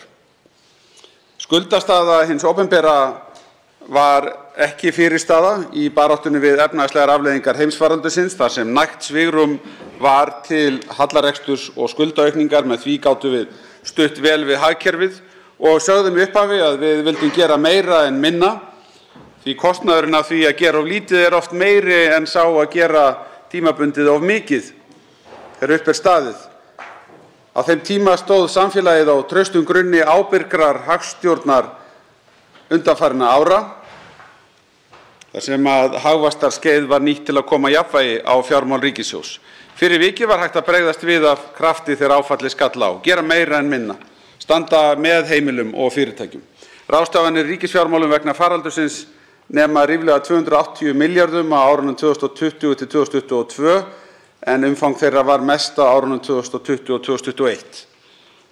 Fjármálaáætlunin ber þess merki að komið er að kaflaskilum í opinberum fjármálum, heimsfaraldur í rénum, 2 ára tímabil samdráttar, 2 ára tímabili lokið og framundan nýtt hagvaxtarskeið. Við þurfum nú að huga því að ná sjálfbærni jöfnuði í ríkisfjármálunum á ný. Með því treystum við grunninn okkar. Markmið stjórnvalda miðast að því að draga jafnt og þétt úr afkomuhallanum, stöðva þannig hækkun skuldahlutfalla hins opinbera eigi síðar en árið 2026 og til þess að því megi ná, þeim markmiðum megi ná, þá er mikilvægt að vöxtur útgjaldanna verði minni en vöxtur landsframleiðslunnar á tímabilinu. Þjóðhagsspá Hagstofu Íslands sem liggur til grundvallar þessari áætlun gerir ráð fyrir að hagkerfið leiti nokkuð hratt í átt til jafnvægis strax á næsta ári. Gert er ráð fyrir að umsvif í ferðaþjónustu aukist og atvinnuleysi minnki enn frekar, en samkvæmt spánni er ekki að vænta viðlíka þensluskeiðs og hefur gjarnan fylgt samdráttarskeiðum í íslensku efnahagslífi. Gert er ráð fyrir því að ársverðbólga verði nær 6% á þessu ári en taki að lækka þegar líður á árið og verði við 2,5% verðbólgumarkmið frá og með árinu 2024. Þróun mála eftir innrás Rússa í Úkraínu hefur áhrif á stöðu efnahagsmála hér líkt og víðar. Til þessa hafa áhrifin ekki síst birst í verðhækkunum á hrávörumörkuðum. sem leggjast við misvægi framboðs og eftirspurnar eftir faraldurinn. Þótt áhrifin á íslensk heimili séu nokkur eru þau umtalsvert minni en víðast í Evrópu, þar sem mörg heimili eru verulega háð gas- og olíuflutningum frá Rússlandi. Kostnaður vegna kyndingar og samgangna hefur þannig óvíða hækkað minna en hér á landi. Óvissuþættirnir eru sömuleiðis innanlands en þróun verðbólgu og vaxta á tímabilinu mun að talsverðu leyti ráðast af komandi kjarasamningum. Það er til mikils að vinna að varðveita stöðugleikann og þá góðu stöðu sem hefur myndast hér síðustu misseri. Lífskjararannsókn Hagstofunnar bendir til þess að hlutfall heimila sem eiga erfitt með að ná endum saman hafi ekki áður verið lægra en árið 2021, en auk þess hafa aldrei færri talið byrði húsnæðiskostnaðar þunga. Eignastaða heimila er sterkt heilt yfir, uppsafnaður sparnaður mikill og hlutfall vaxtakostnaðar af ráðstöfunartekjum hefur lækkað meðaltal allra tekjuhópa, hefur lækkað meðaltal hjá öllum tekjuhópum. Í dag er ríflega helmingur útistandandi fasteignalána heimila óverðtryggður og viðskiptabankarnir veittu hærri íbúðalán með föstum vöxtum en breytilegum árið 2021. Hlutfall heimila í vanskilum hefur aldrei verið lægra en á síðasta ári, en það nam 0,9% í árslok. Mikilvægasta hagsmunamál íslenskra heimila nú er að varðveita stöðugleikann eftir fremsta megni og vinna þannig gegn sveiflum í hagkerfinu. Það verður best gert með heilbrigðri heildarumgjörð frekar en sértækum aðgerðum í hvert sinn sem verðbólga fer tímabundið yfir markmið Seðlabankans. En virðulegi forseti, eins og áður segir er gert ráð fyrir miklum afkomubata fyrir ríkissjóð borið saman við fyrri áætlanir. Batinn sést nú þegar í endurskoðaðri afkomuspá yfir yfirstandandi ár, þar sem afkoman er 30 milljörðum betri en gert var ráð fyrir í fjárlögum ársins. Áætlun fjárlaga gerir ráð fyrir 186 milljarða halla en nú er gert ráð fyrir að hann verði í kringum 158 milljarðar. Afkomubatinn skýrist fyrst og fremst af hagvexti allt tímabil fjármálaáætlunar og kröftugum vexti á helstu tekjustofnum ríkissjóðs. Afkomubatinn á þessu ári skýrist meðal annars af mjög sterkri einkaneyslu sem sást í hagtölum undir lok ársins. En fram á við litið er það landsframleiðslan sem skiptir mjög miklu máli.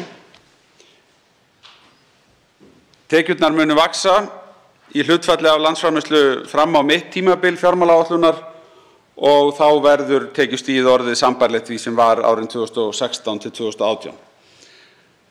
Á tímum heimsfaraldursins var haldið áfram að lækka skatta með lækkun tekjuskatts og nýju framleiðni viðmiði við útreikning persónuafsláttar og þrepamarka hefur skattbyrði tekjulægri hópa lækkað sérstaklega og ráðstöfunartekjur aukist. Áfram verður stuðlað að því að á áætlunartímabilinu sé skattkerfið sanngjarnt og hvetjandi, taki mið af síbreytilegu samfélagi.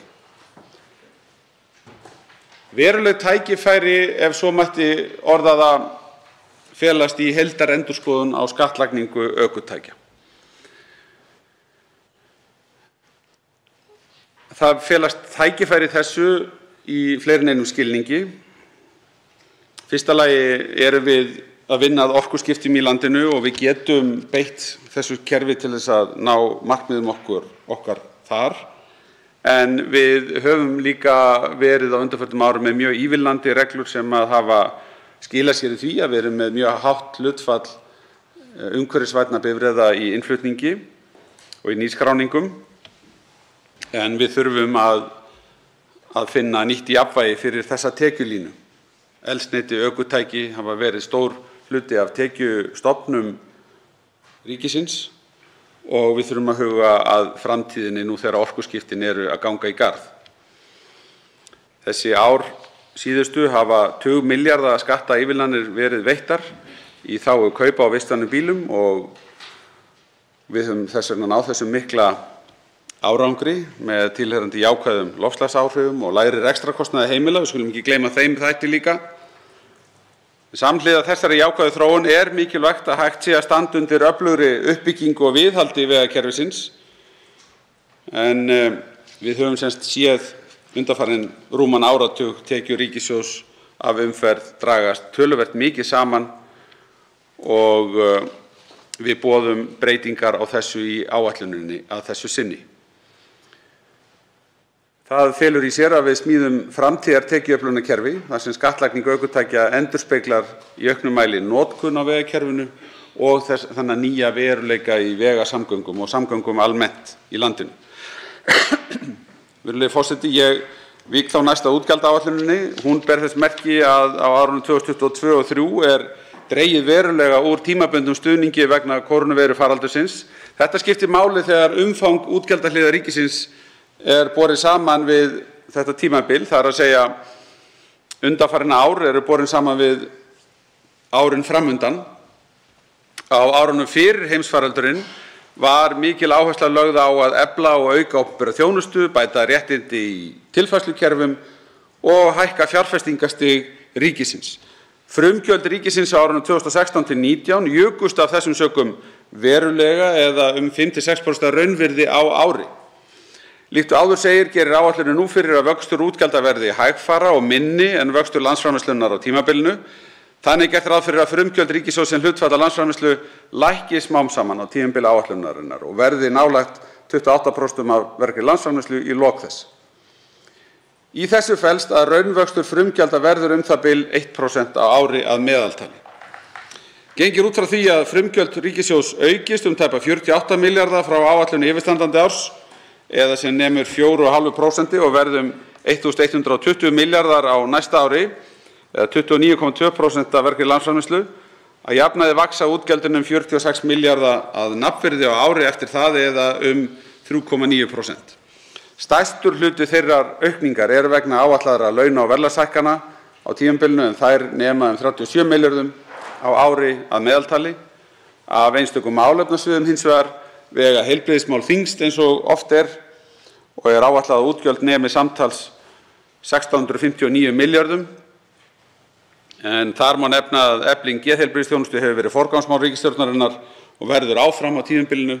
Gert er ráð fyrir sérstakri varanlegri aukningu framlaga til geðheilbrigðismála sem nemur 500 milljónum á fyrsta ári áætlunarinnar en 100 milljóna hækkun á ári næstu 2 ára eftir það. Varanleg heildaraukning til geðheilbrigðismála nemur alls 650 milljónum á tímabilinu 2019–2025. Annar stærsti útgjaldaliður ríkissjóðs eru útgjöld til félags-, húsnæðis- og tryggingamála en þar nema heildarútgjöldin á tímabilinu 1430 milljörðum og aukast samtals 26,8 milljarða milli áranna 2022 og 2027. Á áætlunartímabilinu er meðal annars gert ráð fyrir auknum framlögum til endurskoðunar á örorkuhluta almannatrygginga þar sem áhersla verður lögð á starfsendurhæfingu og ýmis vinnumarkaðsúrræði. Þá hækka útgjöld vegna aukinna framlaga til fæðingarorlofssjóðs vegna aukins fjölda fæddra barna, auk áhrifa af lengingu orlofsins í 12 mánuði og hækkunar hámarksgreiðslna. Af auknum framlögum til annarra málaflokka má meðal annars nefna að 900 milljónir króna verða lagðar í að innleiða nýja menntastefnu.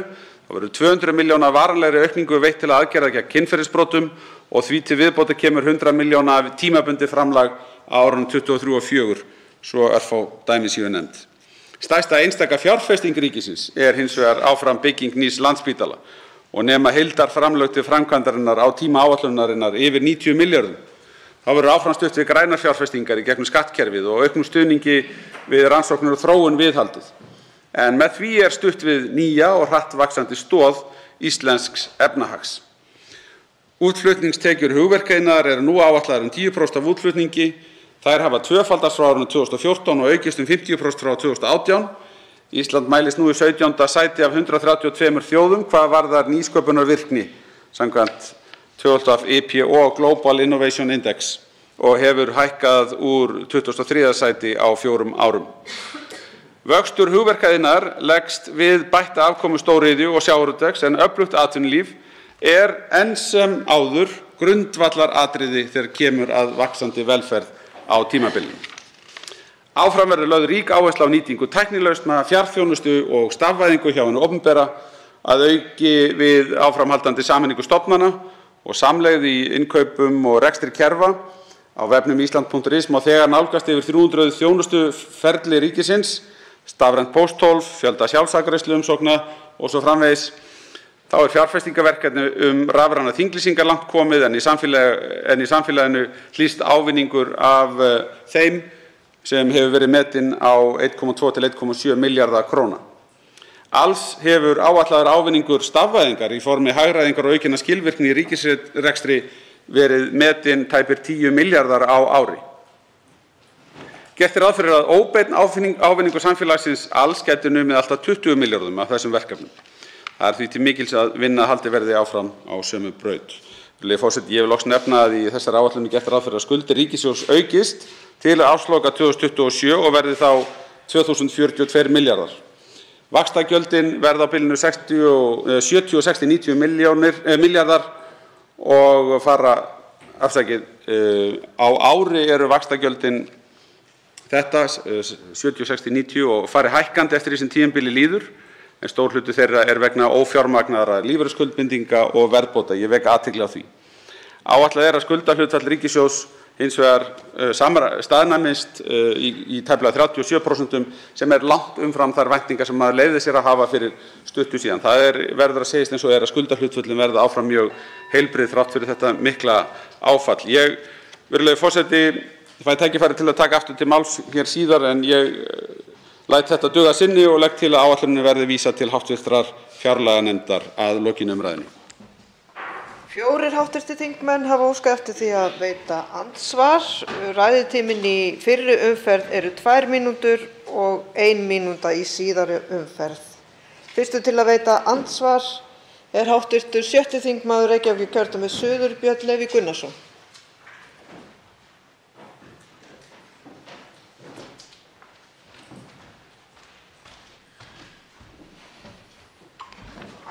Forseti, ég með frekar einfalda spurningu sem samt svolítið viðamikil í stærra samhengi hennar. Verða byggð hjúkrunarheimili eftir árið 2024? Frekar einfald spurning myndi maður halda, en ástæðan fyrir því að það spurt vegna þess að í fyrirspurnum fjárlaganefndar kemur í ljós að fjárheimild til þess að byggja einmitt þau hjúkrunarheimili sem eru á áætlun eftir 2004. Þegar beðið fjárheimild fyrir því, þá var því neitað af fjármálaráðuneytinu. Það þýðir einfaldlega að það ekki framkvæmdafé fyrir þessum hjúkrunarheimilum, þrátt fyrir að við vitum að þau verða byggð. Það nauðsyn á því. Ef að það verður ekki farið í þær lágmarks framkvæmdir, þá mun það kosta samkvæmt skýrslu McKinsey sem kom út daginn 9 milljarða á ári í auknu álagi vegna starfa eða rýma sem að vantar. 9 milljarða vextir. Það munar minna þar. Það að þessi fjárheimild sé ekki til staðar einfaldlega lygi það hver skuldastaða ríkisins því að þessi útgjöld munu þurfa að vera gerð sem að breytir afkomu ríkissjóðs, sem breytir skuldastöðu ríkissjóðs. Við sjáum hérna fjármálaáætlun sem með ófjármagnaðar lífeyrisskuldbindingar, með þjóðarleikvang sem inni í einhverju óráðstöfuðu framkvæmdafé, með hjúkrunarheimili sem ekki fjárheimild fyrir, og eigum að trúa því að skuldastaðan endi í nulli við lok þessarar fjármálaáætlunar. Þannig ég spyr ráðherra einfaldrar spurningar: verða byggð hjúkrunarheimili eftir árið 2004? Svarar andsvari hæstv. fjármála- og efnahagsráðherra Bjarni Benediktsson. Virðulegi forseti, við erum með töluvert miklar uppsafnaðar fjárheimildir, meðal annars til þess að fara í verkefni eins og það sem hér rakið.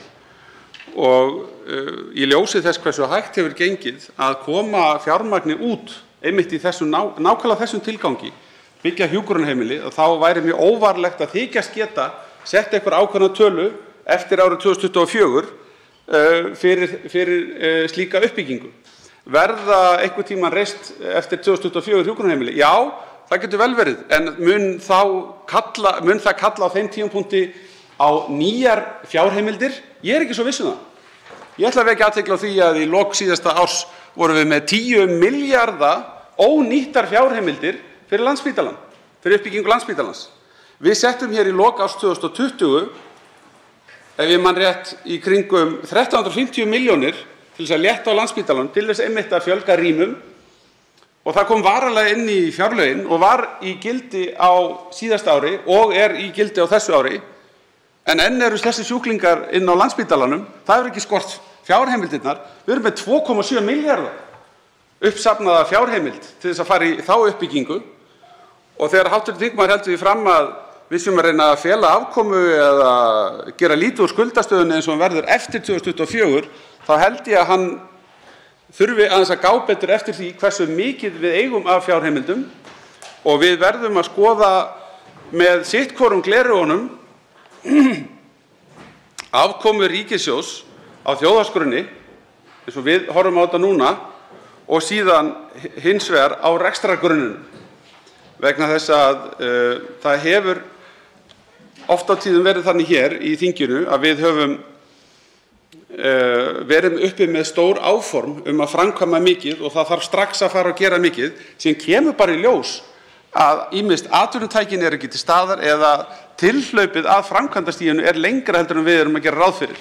Og þess vegna verður þarna ákveðið misvægi á milli þessara tveggja þátta, og ég myndi ekki hafa áhyggjur af því að það muni stranda á fjármögnun þegar að því kemur sem hv. þingmaður er að tala um.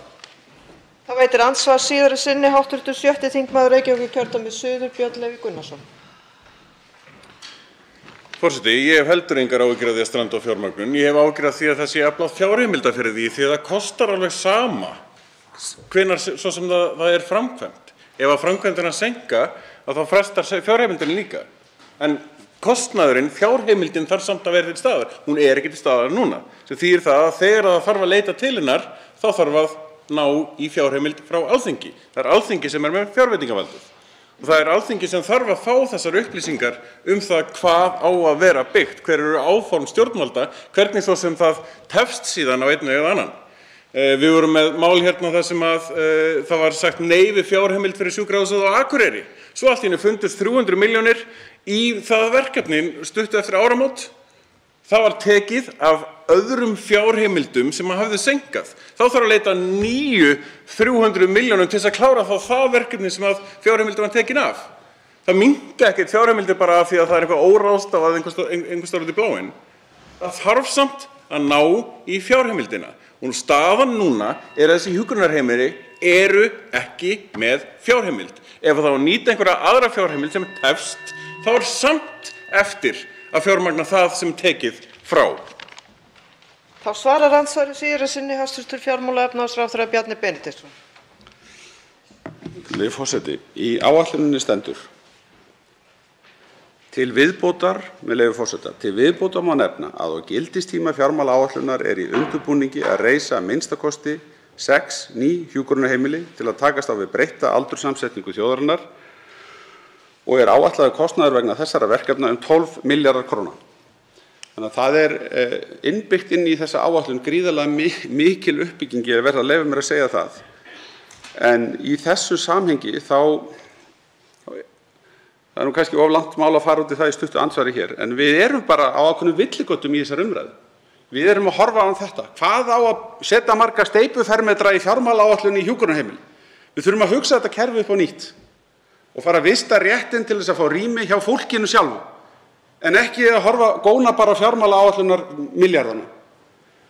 Og treysta því að við getum með samstarfsaðilum tryggt að þessi úrræði verði til staðar, og svo þarf, eins og kemur fram í nýlegri skýrslu, að létta á þrýstingi eftir hjúkrunarrýmum vegna þess að við erum að bregðast áður en að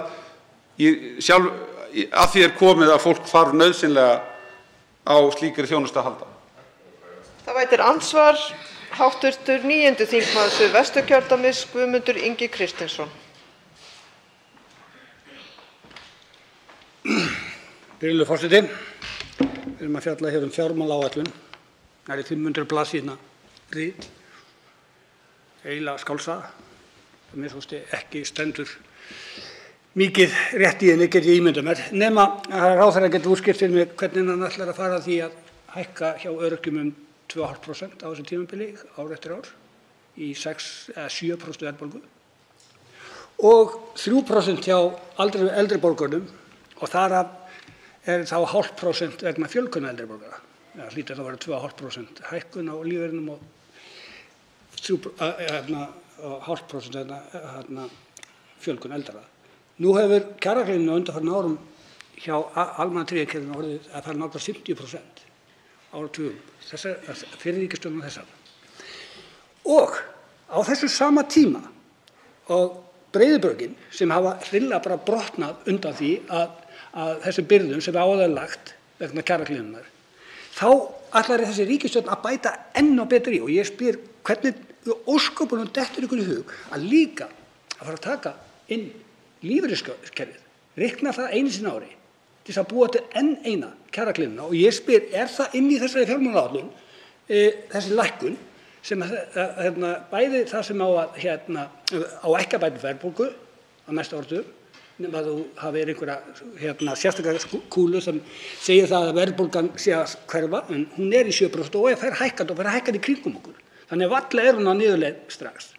Það væri þá allavega minnst og kosti lágmark krafa að hafa rétt fyrsta árið og ég spyr hvernig ósköpunum fáið þið út þessa 2,5% hækkun næstu 4 árin í verðbólgu tímabili og var það aldrei ætlunin ykkar að bæta kjaragliðnunina eins og þið lofuðu fyrir síðustu kosningar? Svarar andsvari hæstv. fjármála- og efnahagsráðherra Bjarni Benediktsson. Virðulegi forseti, við erum ekki hér að afgreiða tekjubandorm næsta árs eða næstu ára. Við erum heldur ekki að taka upp nýtt almannatryggingakerfi. Við erum hérna með áætlun helstu forsendur tekju- og gjalda ríkissjóðs á áætlunartímabilinu. Og það sem undirliggjandi í þessu eru tölur Hagstofunnar, meðal annars verðbólguþróun. En það alveg rétt hjá hv. þingmanni að það setur þrýsting á okkur í ljósi þess hvernig almannatryggingalögin eru smíðuð þegar það koma verðbólgutímar. En við auðvitað vonumst til þess og erum að reyna að leggja hérna upp með áætlun sem styður við það að við náum tökum á verðbólgunni í þeim tilgangi einmitt að verja kjör þeirra sem hér eiga undir. Annars erfitt að keppa við hv. þingmann í því að vilja gera vel við öryrkja eða aldraða. Hann hefur margoft talað fyrir aðgerðir hér sem kosta 100 og 200 milljarða eða einhvers staðar að minnsta kosti þar á milli á ári. En við erum þegar að setja rúmlega 10% af öllum tekjum ríkissjóðs í málefni aldraðra. Við gerum það og málefni öryrkja fylgja þar fast á eftir. Þannig að ef að skoðuð sú saga sem hefur teiknað sig upp í tíð þessar ríkisstjórnar og þeirra ríkisstjórnar sem ég hef setið í, að þá það eitt sem einkennir hana. Það vaxandi kaupmáttur bóta. Vaxandi kaupmáttur bóta. Og það þýðir með öðrum orðum að bætur duga betur til að komast af. Nei, þá gripið til þessa hugtak sem hv. þingmaður notaði sem kjaragliðnun. Og við erum skyndilega komin út í allt aðra umræðu að þessi hefðbundnu viðmið okkar sem bæði eru lögfest og við höfum talað fyrir hér að tryggja vaxandi kaupmátt í samræmi við getu ríkissjóðs hverju sinni eru hætt að skipta máli og menn vilja fara að tengja sig einhverjum nýjum viðmiðum og auðvitað kemur kjaragliðnunar umræðan upp nú þegar okkur hefur tekist að stórhækka laun þeirra sem eru lægst í tekjustiganum. Það veitir andsvar síðara sinni hv. 9. þingmaður Suðvesturkjördæmis Guðmundur Ingi Kristinsson. Virðulegur forseti, ég þakka hæstv. fjármálaráðherra fyrir svörin sem voru ekki mjög upplýsandi vegna þess að hann segir hafa stóraukið til eldri borgara sem alveg kolrangt vegna þess að það jafnrangt eins og þessi fjármálaáætlun vegna þess að það virðist ekki standa að þetta einhver áætlun, einhver sem bjartsýnis áætlun sem á ekki að greinilega ekki að standa vegna þess að það hlýtur að vera ef við erum að búa til næstu 500 blaðsíðna doðrant að þá hlýtur að vera alveg lágmarkið að það sé svona nokkurn veginn rétt. En á sama tíma stendur í þessu doðrant að það setja 430 milljónir í að endurhæfingarkerfi öryrkja. Á sama tíma er verið að setja aðra á 3. milljarð í að breyta ráðuneytum. 3. milljarð. Það er verið að setja minna í endurhæfingu öryrkja heldur í svokallað fjölmiðla styrki til frjálsra fjölmiðla. Og ég spyr hæstv. Fjármálaráðherra, hvernig sér hann fyrir sér að þessar 430 milljónir króna, bara 430 milljónir, muni duga í eitthvað að taka á því vandamáli? Svarar andsvari síðari sinni hæstv. fjármála- og efnahagsráðherra Bjarni Benediktsson. Virðulegi forseti, það er nú erfitt að bregðast við þegar svona ítrekað farið með rangt mál. Sko, í fyrsta lagi þá þarf hv. þingmaður ekki að tala það að ég sé að skálda einhverja sögu hér þegar við erum að horfa aftur í tímann. Þetta eru bara rauntölur þegar við erum að gera fortíðina og þá er hægt að skoða hvernig kaupmáttur hefur þróast og þetta eru mældar stærðir. Það er líka hægt að skoða á tekjusögunni.is og það er bara óumdeilt að kaupmáttur bóta hefur vaxið á undanförnum árum og hann hefur vaxið verulega og á framöndu síðustu ár þá fór hann vaxandi langt umfram kaupmátt launþega. Varðandi endurhæfingarlífeyrinn, þá er það einhver besta fjárfesting sem við getum gert vegna þess að einmitt með því að leggja áherslu á endurhæfingarlífeyri þá hefur okkur tekist að stöðva nýgengi örorku í landinu í fyrsta skipti í mjög mörg ár og mjög ánægjuleg þróun að eiga sér stað þar í fyrra og við vonumst til þess að það haldi áfram í ár og það er ekki boðlegt að bera það sem við ætlum að setja hér í endurhæfingarlífeyri saman við breytingar á stjórnarráði eða eitthvað slíkt. Við skulum taka umræðuna það hvað fer til málefna öryrkja í heildina og þá dregst nú upp dálítið önnur mynd. Þá veitir andsvar hv. 3. þingmaður Reykjavíkurkjördæmis suður Kristrún Frostadóttir.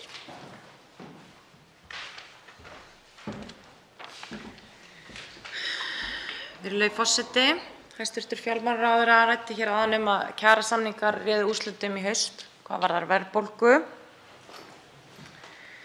Mig langar þess vegna til þess að beina því til hæstv. fjármálaráðherra hvernig hann sér fyrir sér að samtali verði á vinnumarkaði í haust. Kannski í ljósi þess að þessi fjármálaáætlun sem hér er rædd býður ekki upp á nein ný úrræði til að bregðast við undirliggjandi vanda verðbólgunnar, húsnæðismálunum. Það er nefnilega svo að það virðist vera samdráttur í framlagi til húsnæðismála á þessu kjörtímabili. Strax á næsta ári hrynja stofnframlög til uppbyggingar nýrra íbúða. Það er talað 500 milljóna króna aukningu vegna húsaleigubóta sem að virðist vera fyrst og fremst kerfislegur vöxtur vegna þess að leigjendum fjölgar. Og þetta er þrátt fyrir athugasemdir og í raun loforð innviðaráðherra hæstvirts og hæstvirts forsætisráðherra að hér yrði gripið inn. Ég spyr því hvernig stendur á því að stórir málaflokkar, stórpólitískir málaflokkar sem hæstvirtir ráðherrar í sömu ríkisstjórn og hæstvirtur fjármálaráðherra hafa talað fyrir breytingum á og talað fyrir að yrði lagt meira fjármagn í, virðast standa óhreyfðir og sumir rýrna. Svarar andsvari hæstv. fjármála- og efnahagsráðherra Bjarni Benediktsson. Virðulegi forseti, ég ger ekki ágreiningu það að ástandið á húsnæðismarkaði er nokkuð alvarlegt og við höfum talað fyrir því að þar hafi framboðshliðin brostið. Nú, ef við gerum upp hér undanfarin bráðum 10 ár af aðgerðum þeirra ríkisstjórnar sem ég hef þá setið í og veltum því fyrir okkur hvaða árangri við höfum náð heilt yfir til þess að létta skuldastöðu heimilanna, til þess að tryggja lægri greiðslubyrði, þá held ég að ný útkomin lífskjararannsókn Hagstofunnar bara tali sínu máli. Og það var nú ekki beint glæsileg staðan þegar við vorum að fást við vangetu stjórnar sem að stjórnaði hér á árinu 2009 til 2013 til þess einmitt að horfast í augu við það að skuldavandi heimilanna þá var orðið efnahagslegt vandamál sem að við réðumst gegn með mjög markvissum aðgerðum. Og nú er sagt að vandi heimilanna sé orðinn nú þegar gríðarlegur eða verði það núna eftir einhverja mánuði. Það sem ríkisstjórnin hefur gert er að koma aftur á samstarfshópi aðgerðir í húsnæðismálum. Hann er tekinn til starfa. Hann er leiddur af sama fólki og gerði það fyrir lífskjarasamningana 2019. Við höfum boðað að okkar vilji standi til þess að eiga gott samráð við sveitarfélögin til þess að bregðast við á framboðshlið. Ég hef áhyggjur af því hversu margir sjá ekki að, og ég er ekki að halda því fram með hv. þingmann hér, Kristrúnu Frostadóttur, en mér finnst það svona almennt í umræðunni að það er alltaf kallað eftir því að grípa til aðgerða sem á endanum mun ekki gera annað en að auka eftirspurn. Og ég hef sömuleiðis áhyggjur af því hvað illa sveitarfélögunum hefur gengið að stilla saman strengi sína, ekki síst hér á höfuðborgarsvæðinu, til þess að spá fyrir þörfina og bregðast við henni til dæmis í svæðisáætlunum sínum. Þá veitir andsvar síðar á sinni hv. 3. þingmaður Reykjavíkurkjördæmis suður, Kristrún Frostadóttir. Virðulegi forseti, ég þarf vel að fá bara að ítreka spurningunum minni vegna þess að henni var ekki svarað. Hvernig á því stendur að þrátt fyrir vilyrði, og ég get bara með leyfi forseta vitnað í innviðaráðherra daginn, sá ráðherra sem hér stendur leggur mikla áherslu á uppbyggingu félagslegs húsnæðis og hefur lagt inn tillögur í fjármálaáætlun verulega aukningu fjármuna til að fjölga uppbyggingu íbúða fyrir tilstuðlan opinbers húsnæðisstuðnings. Og það birtist ekki í þessari fjármálaáætlun. Hvernig stendur á því? Það þýðir ekkert að vera að vitna áfram í þessa samstarfshópa. Það hafa næstum allir ráðherrar þessara ríkisstjórnar gert það, en svo birtist bara sýnin svart á hvítu í þessari fjármálaáætlun og það er engin breyting á fjármagninu þar að hljótandi. Það er hins vegar alltaf hægt að finna fjármagn sem er þenslukveitandi í hin og þessu úrræði, hvort sem við tölum Allir vinna eða séreignarsparnaðinn sem við vitum að fór til tekjuhæstu 30% og jók verðbólgu og þrýsti upp húsnæðisverði. Ég spyr bara, hvað varð þessa fjármagnsaukningu sem átti að verða? Það svarar andsvari síðar í sinni hæstv. fjármála- og efnahagsráðherra Bjarni Benediktsson. Virðulegi forseti, það er nú fyrsta lagi þannig að þegar að niðurfalla tímabundin framlög sem að hafa verið grundvöllur að stofnframlögum, þá má sjá breytingu raungerast og það verður að teljast hafa verið fyrirséð. En ég held að öðru leyti að þá verðum við bara að svara þessu þannig að það er bara ekki tímabært að fara að setja einhverja ákveðna tölu á það hversu sterkt stjórnvöld telja rétt að stíga inn á þessu sviði. Það sem við höfum gert á undanförnum árum er að við höfum umbreytt húsnæðiskerfinu á Íslandi, bæði með hlutdeildarlánum og hins vegar með almenna íbúðarkerfinu. Ég held samt sem áður að það hafi ekkert eitt skipt heimilin og húsnæðismarkaðinn jafn miklu máli eins og það að skapa hér skilyrði fyrir lægri vexti. Og ef það er eitthvað eitt sem á að standa upp úr í kjaralotunni í haust, þá held ég að það ætti að vera það að taka höndum saman við stjórnvöld sem með þessari áætlun sýna í verki vilja til þess að draga úr þenslunni og þannig ætti kjaralotan að snúast einmitt þetta. Þá veitir andsvar hv. 10. þingmaður Suðurkjördæmis Guðbrandur Einarsson.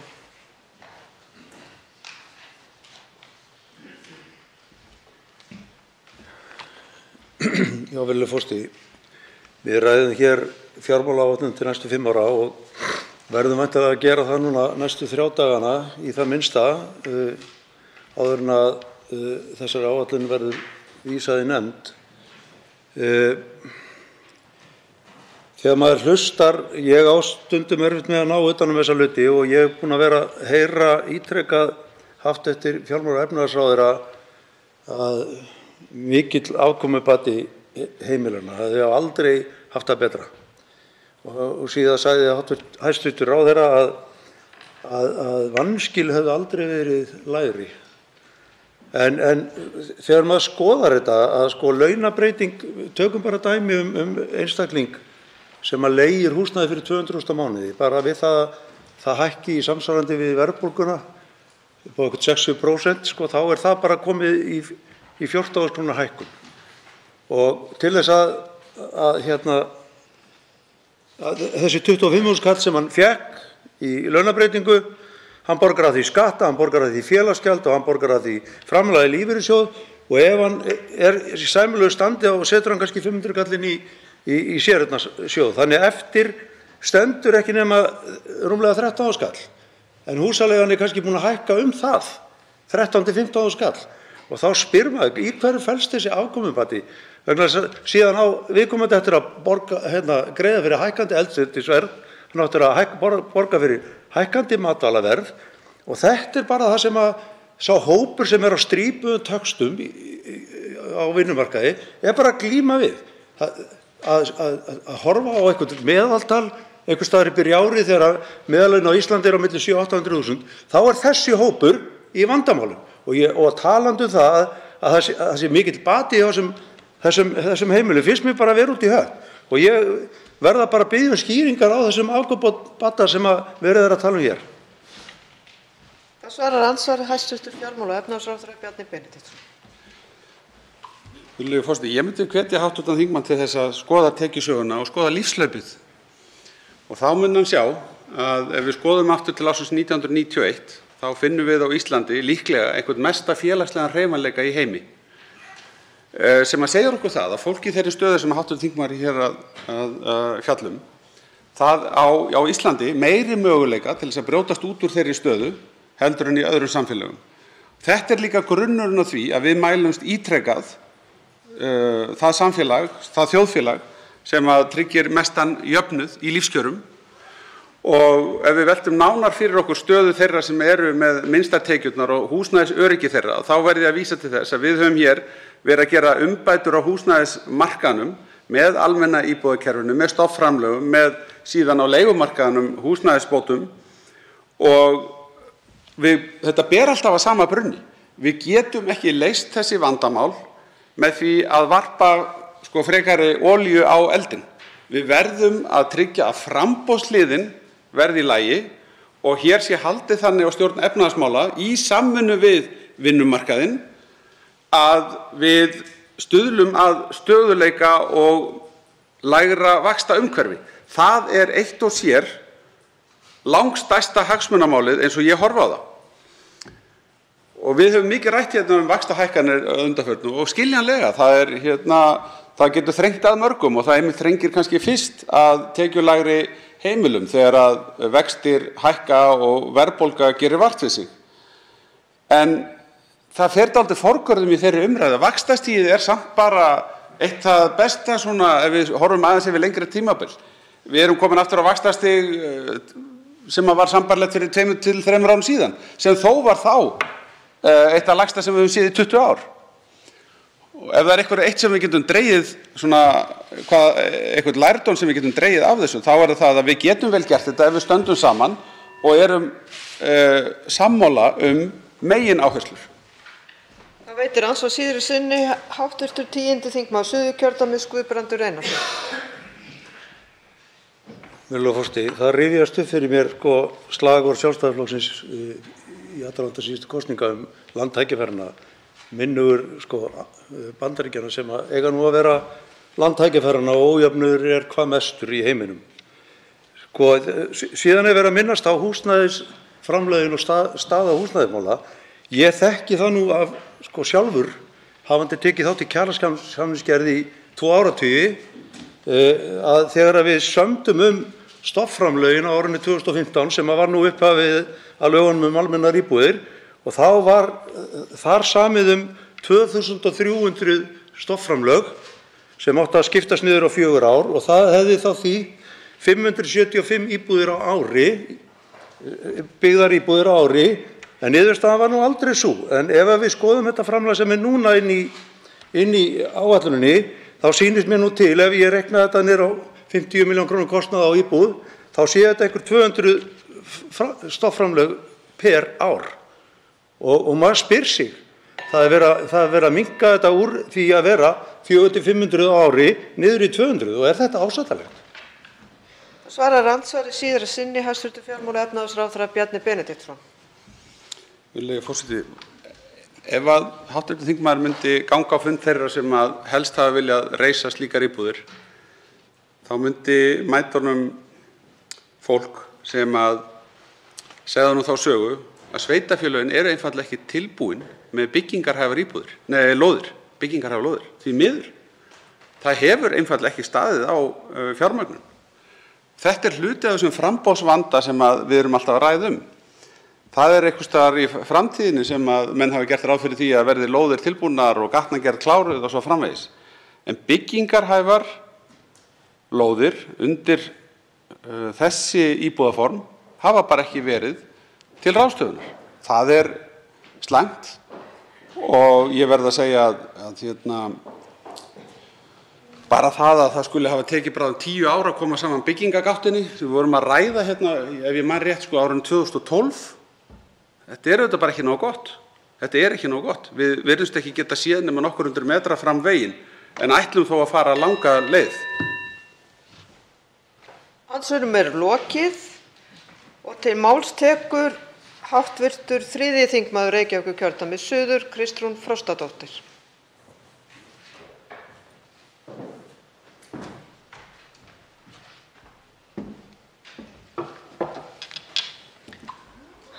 Virðulegi forseti, hérna liggja spilin fyrir framan okkur. Þetta planið út kjörtímabilið. Þetta ríkisstjórn hins kerfislæga vaxtar. Ríkisstjórn sem uppfærir skjöl án pólitískrar stefnumótunar. Ríkisstjórn sem hefur útvistað stórpólitískum ákvörðunum til embættismanna sem framreikna málaflokka. Kerfislægur vöxtur skýrir nær allar breytingar í þessari fjármálaáætlun.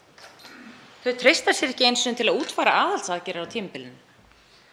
Við stöndum frammi fyrir stórum verkefnum, breyttri heimsmynd, eftirköst heimsfaraldurs, mesta verðbólga í 12 ár, brotinn húsnæðismarkaður, stríð í Evrópu og hingað mætir hæstv. Ríkisstjórn með fjármálaáætlun sem felur í sér framreikning.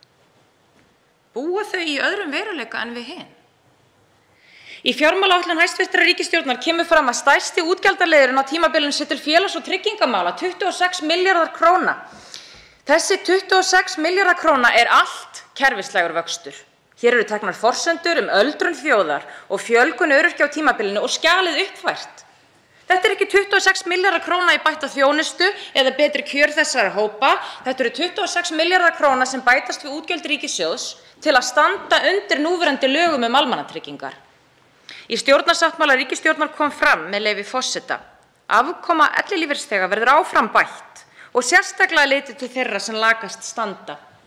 Og enn fremur með leyfi forseta: málefni örorkulífeyrisþega verða tekin til endurskoðunar á kjörtímabilinu, sérstaklega verður horft til þess að bæta afkomu. Nei, ekkert slíkt verður gert. Það eru engar fjárheimildir fyrir slíku hérna. Og hvað með stórsóknina í heilbrigðismálum? Sjúkrahúsþjónusta, jú, þar heldur framreikningurinn áfram. Nánar tiltekið vitum við að reiknaður raunvöxtur, sem ekkert annað en flókið orðasamband yfir álag á spítalana vegna öldrunar, þjóðar og fjölgunar, 1,8% í líkönum fjármálaráðuneytisins. Það reyndar úrelt viðmið en gott og vel. Og hvað birtist okkur í þessari fjármálaáætlun? 1,8% vöxtur útgjalda í liðnum sjúkrahúsþjónusta. Sömu sögur að segja reksturinn þegar kemur að liðnum hjúkrunar- og endurhæfingarþjónusta, 1,8%. Þarna skellt í raunvöxtinn. Það skemmst frá því að segja að í síðustu fjárlögum var fjármagnið sem fékkst út af þessum reiknaða raunvexti fyrir heilbrigðiskerfið allt notað til að mæta kostnaði vegna betri vaktavinnutíma. Það verður ekki betur en séð að það sé planið aftur núna. Og hvað þýðir þetta? Jú, það var ráðist sem sagt í aðgerðir til að draga úr álagi á fólki í heilbrigðiskerfinu með því að draga úr vinnustundum, nema nú að borga fyrir þessar færri vinnustundir með fjármagni sem annars myndi nýtast til þess að mæta aukinni hjúkrunarþyngd, sem sagt auknu álagi. Svo álagi einhvern veginn fært úr einum vasann í hinn. Þetta klassískt dæmi stjórnmál þessar ríkisstjórnar, þau eru að færa saltstaukana til og skilja svo ekki af hverju vandamálin snúa bara upp á sig. Hverjum datt í huga það væri hægt að innleiða betri vaktavinnutíma án kostnaðar? Þetta mun auka virkni, draga úr örorku, kulnun, auka vilja fólks til að gefa kost á sér þessa vinnu, en þetta mun taka áratug. Það verður að vera pólitískur vilji til að ráðast í breytingar sem kosta til að byrja með. Nú var að koma út skýrsla á vegum ráðgjafarfyrirtækisins McKinsey, þar sem kom fram að nýi Landspítalinn væri nú þegar sprunginn hvað varðar legurými, ef ekki yrði fjárfest í úrræðum fyrir langtímaumönnun. Fram kemur í skýrslunni að bæta þurfi við 240 úrræðum fyrir langtíma umönnunarsjúklinga, svo sem í heimaþjónustu, hjúkrunarrými og endurhæfingu, svo spítalinn springi ekki. Sparnaður við að ráðast í slíka aðgerðir. Sparnaður sem birtist ekki strax en með tíð og tíma yrði heilt yfir fyrir heilbrigðiskerfið 1–2 milljarðar en 9 milljarðar á Landspítalanum. Það er ekkert þetta í þessari fjármálaáætlun. Og raunar er það svo að eftir 2023 er nær engin fjármögnun fyrir ný hjúkrunarrými óháð því sem hæstvirtur fjármálaráðherra heldur hér fram áðan, þó það sé einhver uppsöfnuð fjárheimild af því hún gekk ekki áður út, það þýðir bara að það er ennþá meira hjúkrunarrýmum sem á eftir að byggja. Hvað er eiginlega í gangi? Við erum nýbúin að hlusta til að mynda á hæstvirtan heilbrigðisráðherra, tala fyrir heilbrigðisstefnu til 2030 fyrir aldraða og það er nákvæmlega ekkert að auka fjármagn sem þessu fylgir. Virðulegi forseti, mig langar til að vitna til þess sem hæstvirtur innviðaráðherra sagði nú í síðasta mánuði í sérstakri umræðu hér í þinginu húsnæðismál, með leyfi. Sá ráðherra er hér stendur, leggur mikla áherslu á uppbyggingu félagslegs húsnæðis allt land og hefur lagt inn tillögur í fjármálaáætlun fyrir 2023 til 2027 verulega aukningu fjármuna til að fjölga uppbyggingu íbúða fyrir tilstuðlan opinbers húsnæðisstuðnings. Og áfram heldur hæstvirtur ráðherra með leyfi forseta. Og já, við erum með framtíðarsýn, við erum með plan og það skýrist. Gott og vel, það plan hefur skýrst. Það plan heitir fjármálaáætlun. Kíkjum aðeins á hana. Fjármagn í húsnæðismál dregst saman á tímabilinu. Í áætluninni má finna viðbótar 0,5 milljarða króna, 500 milljónir króna til að mæta fjölgun leigjenda á tímabilinu. Ekki aukinn stuðningur við hópinn, heldur einmitt kerfislægur vöxtur, en að öðru leyti dregst húsnæðisstuðningurinn saman. Stofnframlög til að byggja almennar íbúðir dragast saman 2 milljarða króna. Ég er alveg farin að gefast upp á hæstvirtum ráðherrum hér. Er í alvöru í lagi að segja bara eitthvað? Hvað varð tillögur hæstvirts innviðaráðherra? Hæstvirtur fjármálaráðherra tekur hér fram að þetta sé bara ekki tímabært. Voru þær semst bara settar til hliðar í fjármálaráðuneytinu? Rétt eins og tillögur fjölgun hjúkrunarrýma voru ekki fjármagnaðar. Hér er síðan vitnað til Reykjavíkurborgar. Ég get nú bara fullyrt hér að Reykjavíkurborg telur það tímabært að bregðast við þessu ástandi með tvöföldun á þeim lóðum sem eiga að vera í framboði. Kannski ætti hæstvirtur fjármálaráðherra að athuga með sína flokka í kraganum hvernig gengur þar að mæta þessari eftirspurn. Svo er það uppbyggingin. Innviðastjórnin hét þetta nú einu sinni og hver var niðurstaða þeirra innviðastjórnar? Jú, 1 ár tókst að koma opinberri fjárfestingu á almennilega stað. Og það var fyrir tilstuðlan heimsfaraldurs. Árið 2021 var fjárfesting ríkisins loksins komin upp í sögulegt meðaltal fyrir 2011. En á þessu kjörtímabili núna, þá fer hún aftur minnkandi. Ekki mun takast að vinna upp innviðaskuld árana 2013 til 2017. Og niðurskurður bakdyramegin í gegnum sveitarfélögin hefur gert það að verkum að fjárfestingarstigið víða á sveitarstjórnarstiginu er með öllu óásættanlegt. Verkefni hafa verið færð á undanförnum árum yfir til sveitarfélaganna án þess að nægilegt fjármagn hefur fylgt með og í staðinn þurfa sveitarfélögin að halda aftur af nauðsynlegri fjárfestingu. Hvergi í þessari fjármálaáætlun má sjá merki að þessi staða verði löguð. Virðulegi forseti, hvert fór andvirði Íslandsbanka í þessari fjármálaáætlun? Gífurlegur kostnaður varð af bankahruninu sem leiddi af sér uppsafnaða innviðaskuld út allt land, heilbrigðiskerfið er enn laskað eftir niðurskurð, almenningur eignaðist bankana sem skaðabætur fyrir bankahrunið. Almenningur er búinn að bíða eftir uppbyggingunni. Andvirði bankahrunsins er nú að koma tilbaka og við siglum bara áfram á kerfislægum vexti. Engin tilraun er gerð til að nýta andvirðið í að endurstilla kerfin okkar sem eru vanstillt eftir síðasta áfall. Í stað þess að nýta svigrúmið, nýta hagstæða vaxtakjör í uppbyggingu er farin sú leið að draga úr umsvifum ríkisins sem verða orðin þau minnstu á öldinni undir lok þessa kjörtímabils. Hæstvirtur fjármálaráðherra ber fyrir sig verðbólguhættu. Ríkið megi vart hreyfa sig, skilningur virðist hins vegar ekki vera á eðli kerfisins. Húsnæðismarkaður er brotinn og drífur áfram verðbólgu, kjarasamningar eru í haust en ríkisstjórnin fer með tómar hendur inn í þær viðræður. Ekkert viðbótar fjármagn í húsnæðismál, engin vilji til að mæta viðkvæmum hópum vegna verðbólgu. Hér er bara beðið eftir að vandinn vindi upp á sig. Hvort þetta er vankunnátta á rekstri velferðarríkis eða viljaverk veit ég ekki. En virðulegi forseti, velferðarkerfin okkar, þeim haldið í gíslingu. Kostnaður við samneysluna mun rjúka upp stjórnlaust ef þessi pólitík framreiknings heldur áfram. Það ekki pólitísk stefna að setja bara aðeins meira fjármagn í nýsköpunarsjóði. Velferðarkerfin móta grunninn sem allt hér byggir á og það ekki hægt að skila auðu þar. Þessar innistæðulausu yfirlýsingar eru grafalvarlegt mál. Annaðhvort eru ráðherrar Vinstri grænna og Framsóknar viljandi að afvegaleiða þjóðina þegar þeir lofa velferðarumbótum sem engin stuðningur við í fjármálaráðuneytinu, eða þau ekki læs á einu fjármálaáætlun og þar með hver raunveruleg stjórnar hérna. Ég veit eiginlega ekki hvort verra. Einn hv. þingmaður og einn hæstv. Ráðherra hafa óskað eftir að veita andsvar. Fyrstur veitir andsvar hv. 10. þingmaður Suðurkjördæmis Guðbrandur Einarsson.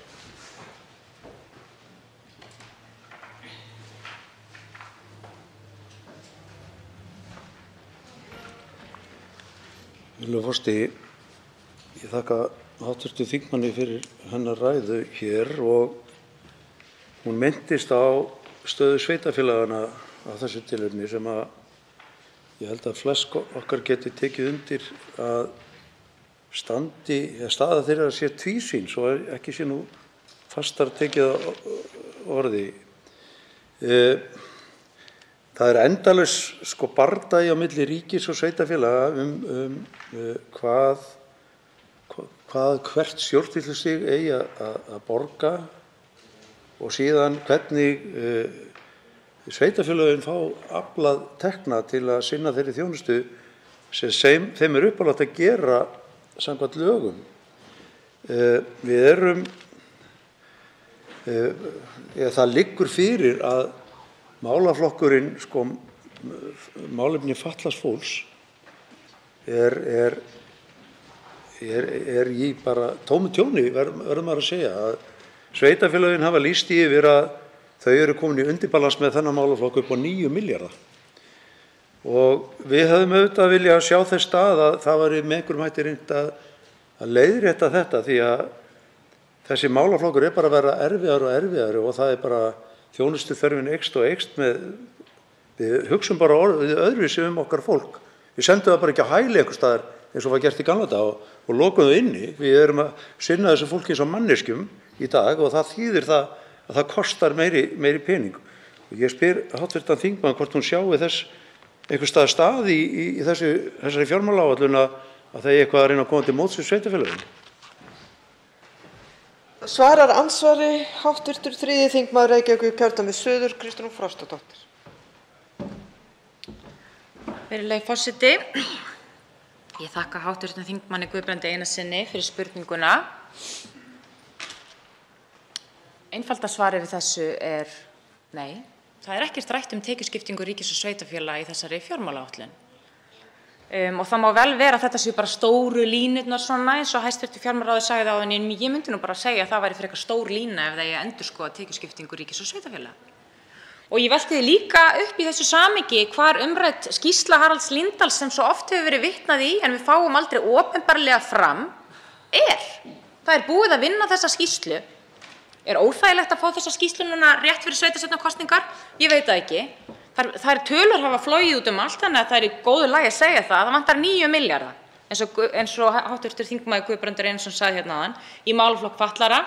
Þar bara 5 fyrir Reykjavíkurborg. Árið áður voru þetta 5 milljarðar. Þetta eru ótrúlegar upphæðir. Þetta næstum því bara útgjaldasvigrúm hjá ríkissjóði, sem einhver 1% raunvöxtur á ári. Þetta verulega þungur málaflokkur. Þetta að halda aftur af fjárfestingarsvigrúmi sveitarfélaganna og það hvergi minnst á þetta í þessari fjármálaáætlun. Það hvergi minnst á tekjuskiptinguna, en það standa auðvitað miklar vonir til þess að farsældarfrumvarp hæstv. Barnamálaráðherra muni ganga mjög vel og þessi 1,5 milljarður sem hann mun bara kosta og hluti fyrir gegnum jöfnunarsjóð verði nægur. Ég á eftir að sjá það. Þá veitir andsvar síðara sinni hv. 10. þingmaður Suðurkjördæmis Guðbrandur Einarsson.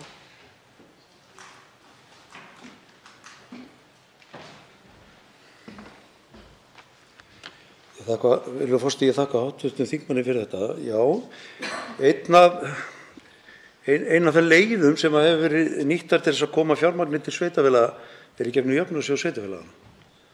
Og hann hefur komið sér vel fyrir lítil og ósjálfbær sveitarfélög en að sama skapi eru sveitarfélög eins og Reykjavík að greiða bara talsvert með sjóðnum og skemmst er að minnast á stefnu Reykjavíkurborgar gagnvart sjóðnum eða gagnvart ríkinu sem og gerir kröfu 8,7 milljarða vegna þess að þau hafi ekki fengið framlag úr sjóðnum sem að til dæmis vegna reksturs grunnskóla eða framlög til nýbúafræðslu til að kenna börnum af erlendum uppruna að aðlagast þessu samfélagi okkar og það liggur bara fyrir kæra. Það svolítið merkilegt að sjá hvernig þessi sjóður er fjármagnaður. Hann ræðst að því hvað ríkið hefur í tekjur, stundum minna og stundum meira.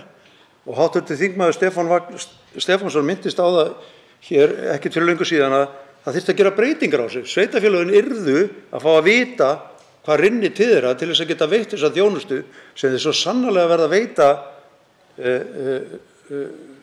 samkvæmt lögum. Og ég spyr hv. þingmann, er þetta ekki óréttlætt að það sé verið að svelta eitt sveitarfélag sem að leggur þessum sjóði verulega fjármuni til og væri það ekki rétt að breyta þessu fyrirkomulagi sjóðsins á einhvern þann hátt að það væri fastar og reglubundnar tekjur og sveitarfélög geti þá átt að sjá því hvað þau fengju í sinn hlut?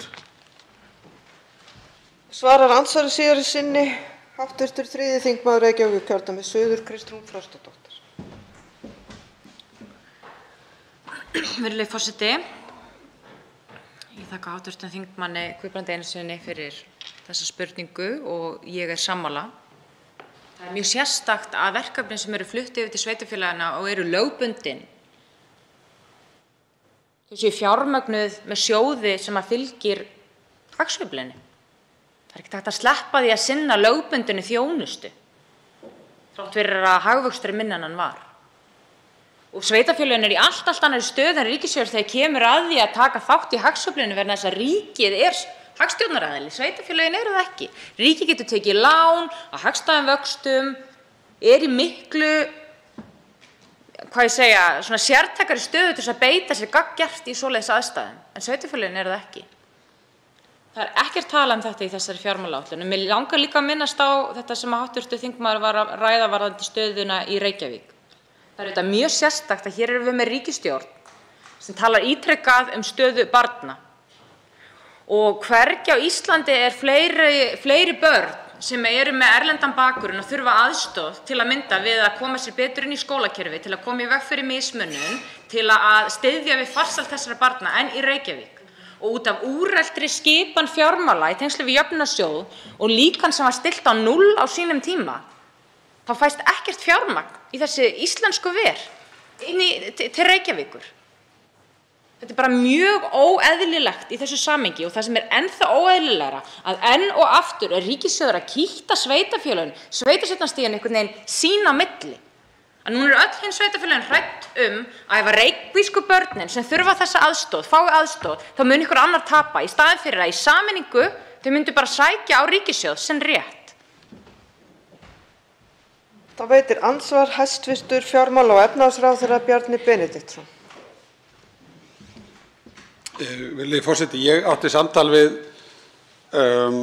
embættismann fyrir ekki löngu síðan sem hafði aðkoma því á sín tíma að vera starfa við fjárlagagerð fyrir Evrópusambandið og hann sagði að það hefði verið alveg gríðarlega erfitt mál og flókið vegna þess að þegar málið kom til þingsins þá kom það í hendur stjórnmálamanna sem höfðu ekkert með tekjuhlið mála að gera, heldur töluðu bara útgjöldin. Fjárlög Evrópusambandsins fjalla bara útgjöld og dreifing útgjalda. Og þetta samtal kom mér upp í huga þegar ég hlusta á hv. þingmann sem gat bara ekki fundið það málefni í fjármálaáætlun sem ekki þurfa að eyða meiri peningum í. Það var sama hvar borið var niður. Það er farið frá fötluðum yfir í börn af erlendum uppruna hér í Reykjavíkurborg og auðvitað alltaf öllu hafnað sem snýr að Reykjavíkurborg, menn sjá ekki að sveitarfélögin hafi nokkru hlutverki að gegna við að tryggja íbúðaframboð. Og það er bara heilbrigðismál, það eru félagsmál, það eru húsnæðismál, það eru önnur verkefni, bygging hjúkrunarheimila. Hversu marga milljarða er hv. þingmaður að sjá fyrir sér að leggja til að við bætum við tæplega 130 milljarða halla ríkissjóðs? Ég vona að einhver muni vakna aðeins hér í umræðunni í dag og veita því athygli að við erum með á annað 100 milljarða í halla. Við erum með halla til þess að styðja opinbera þjónustu, til þess að gera áfram vel í opinberri þjónustu. Við erum á mörgum sviðum bara framúrskarandi, við veitum góða heilbrigðisþjónustu, við erum með þéttriðið félagslegt öryggisnet, betra heldur en víðast annars staðar. Vildum við gjarnan gera meira? Já, það þýðir ekkert að koma hér upp í þingsal og segja ég yfirbýð hér í félagsmálum, ég yfirbýð hér í húsnæðismálum og segja síðan í hinu orðinu að fólk standi fyrir efnahagslegan stöðugleika. Það verður að vera eitthvað samhengi í hlutunum. Við getum líka farið þá leið að leggja bara hér fram útgjaldaáætlun eins og gert er í Evrópusambandinu. Bara útgjaldaáætlun ríkissjóðs, gleymum bara tekjuhliðinni og afkomunni. Svarar andsvari hv. 3. þingmaður Reykjavíkurkjördæmis suður, Kristrún Frostadóttir. Virðulegi forseti, ég þakka hæstv. Ráðherra fyrir þetta andsvar. Ég velti nú bara fyrir mér hvað þið voruð þá að lýsa yfir í hæstv. Ríkisstjórn í stjórnarsáttmála. Ef hæstv. fjármálaráðherra líður svona ótrúlega illa með öll þessi útgjöld, af hverju var þá ekki bara tekið fram í stjórnarsáttmála þegar ætluðu bara að framreikna allt saman? Ég er einfaldlega að vitna í loforð sem að reglulega falla í þessum sal og stenst ekki í fjármálaáætlun. Það er ekki hægt að fara í kosningar sem jafnaðarmenn og haga sér svo öðruvísi nokkrum vikum seinna. Svo spyr maður líka eðli útgjaldana. Og þetta veit ég að hæstv. fjármálaráðherra er fullkomlega meðvitað um. Þriðjungur á útgjöldum hins opinbera er launakostnaður. Við samþykktum hér fjáraukalög fyrir jól upp á, held ég, hátt í 15 milljarða króna vegna vaxtabóta vegna þess að verðbólgan rauk af stað. Við erum hér, minn flokkur, Samfylkingin, að tala fyrir útgjöldum sem koma í veg fyrir þetta verðbólgulaunaskrið.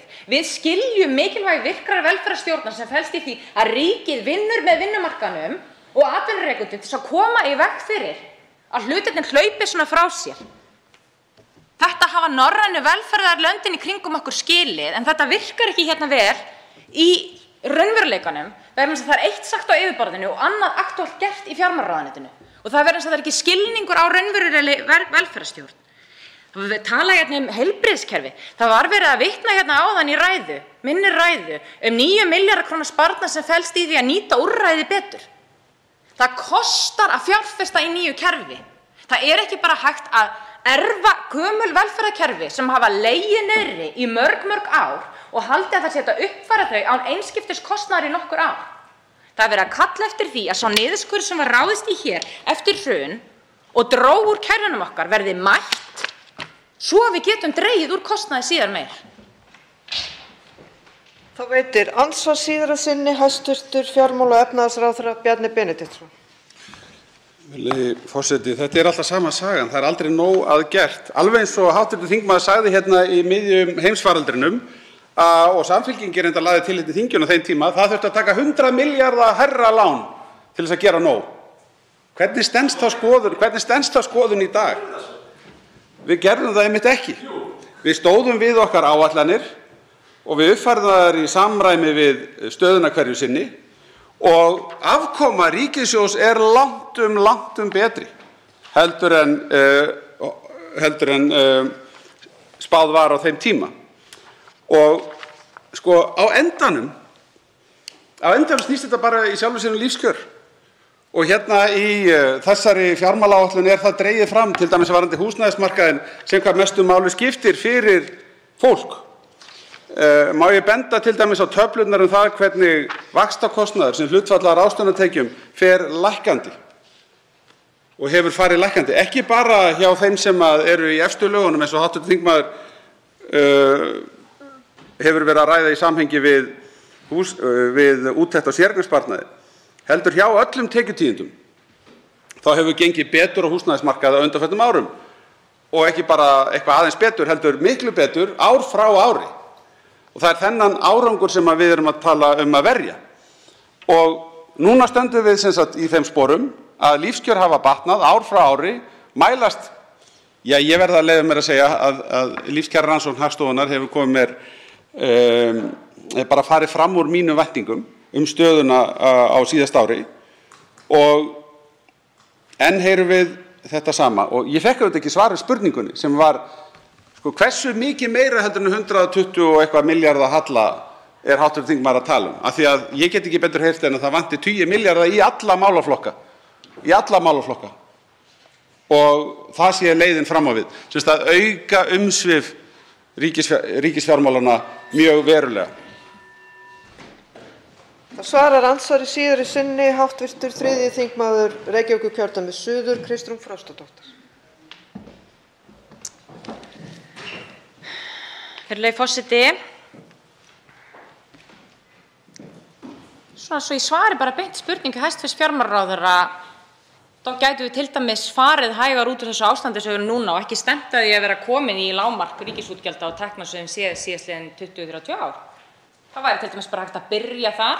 Það væri hægt að byrja að horfa á það tekjustefna sem er hvergi minnst á í þessari fjármálaáætlun þrátt fyrir að það sé minnst á til að mynda nauðsyn þess að mögulega hækka neysluskatta sem eru flötustu skattar sem er hægt að leggja á fólk. Það er hvergi talað auðlindaskatta þrátt fyrir að við höfum fengið 5 milljarða út úr veiðigjaldi og við vitum að auðlindarentan er að skila 30–70 milljörðum króna. Það er hvergi talað fjármagnstekjuskatta, hvergi eignarskatta þrátt fyrir að það sé umræða um allan heim. Það er bara ýmislegt sem er hægt að gera. En ég átta mig alveg á því að það er bara ekki pólitík hæstv. Fjármálaráðherra og þess vegna kemur mér ekkert á óvart það sem ég er að reyna að varpa hérna fram er það pólitík þessarar ríkisstjórnar? Það er bara það sem ég er ekki viss. Af því að þessi svör og þessar spurningar komir bara alls ekki á óvart í ljósi þess sem situr í fjármálaráðuneytinu. Hins vegar er vandinn minn og okkar í Samfylkingunni sá að það er verið að koma hér ítrekað upp í pontu og lofa hlutum, tala aukningu. Ég var að vitna hér beint í orð hæstv. Innviðaráðherra að hann hafi mælt með verulegri aukningu fjármagns í húsnæðismál og hún kemur ekki. Það er þá bara hægt að sleppa að segja þetta. Fólk verður að koma til dyrnar eins og það er klætt. Og ég vil líka vekja athygli á því af hverju meðal annars er skuldsetning ríkissjóðs betri en hún átti að vera. Það er vegna þess að peningastefnunni var beitt verulega. Hvað gerðist í kjölfarið? 450 milljarða króna aukning skulda hjá hverjum unga fólkinu okkar sem tók á sig skuldsetninguna beint í staðinn fyrir að ríkissjóður gerði það og núna er verið að fórna þessu fólki á verðbólgubáli og í vaxtahækkunum. Andsvörum er lokið og til máls tekur hv. 1. þingmaður Norðvesturkjördæmis Stefán Vagn Stefánsson.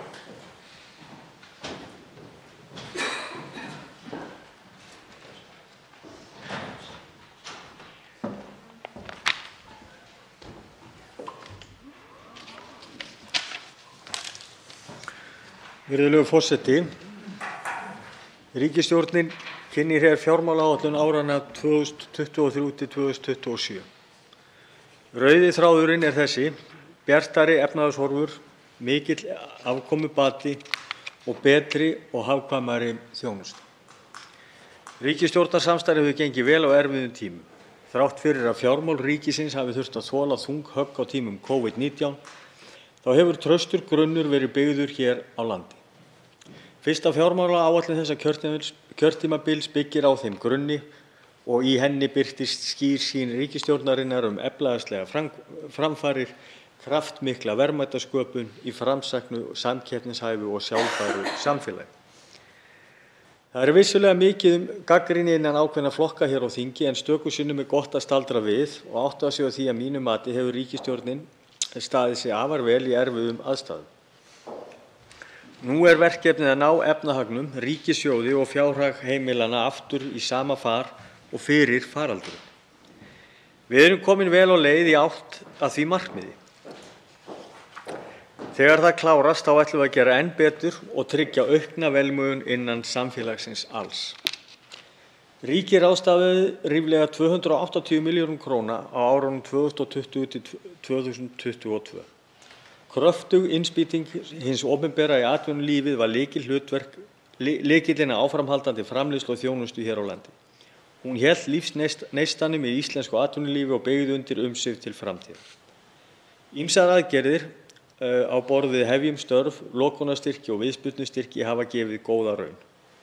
Árangurinn endurspeglast í sterkri stöðu íslenskra heimila og fyrirtækja. Atvinnulausum fækkar ört.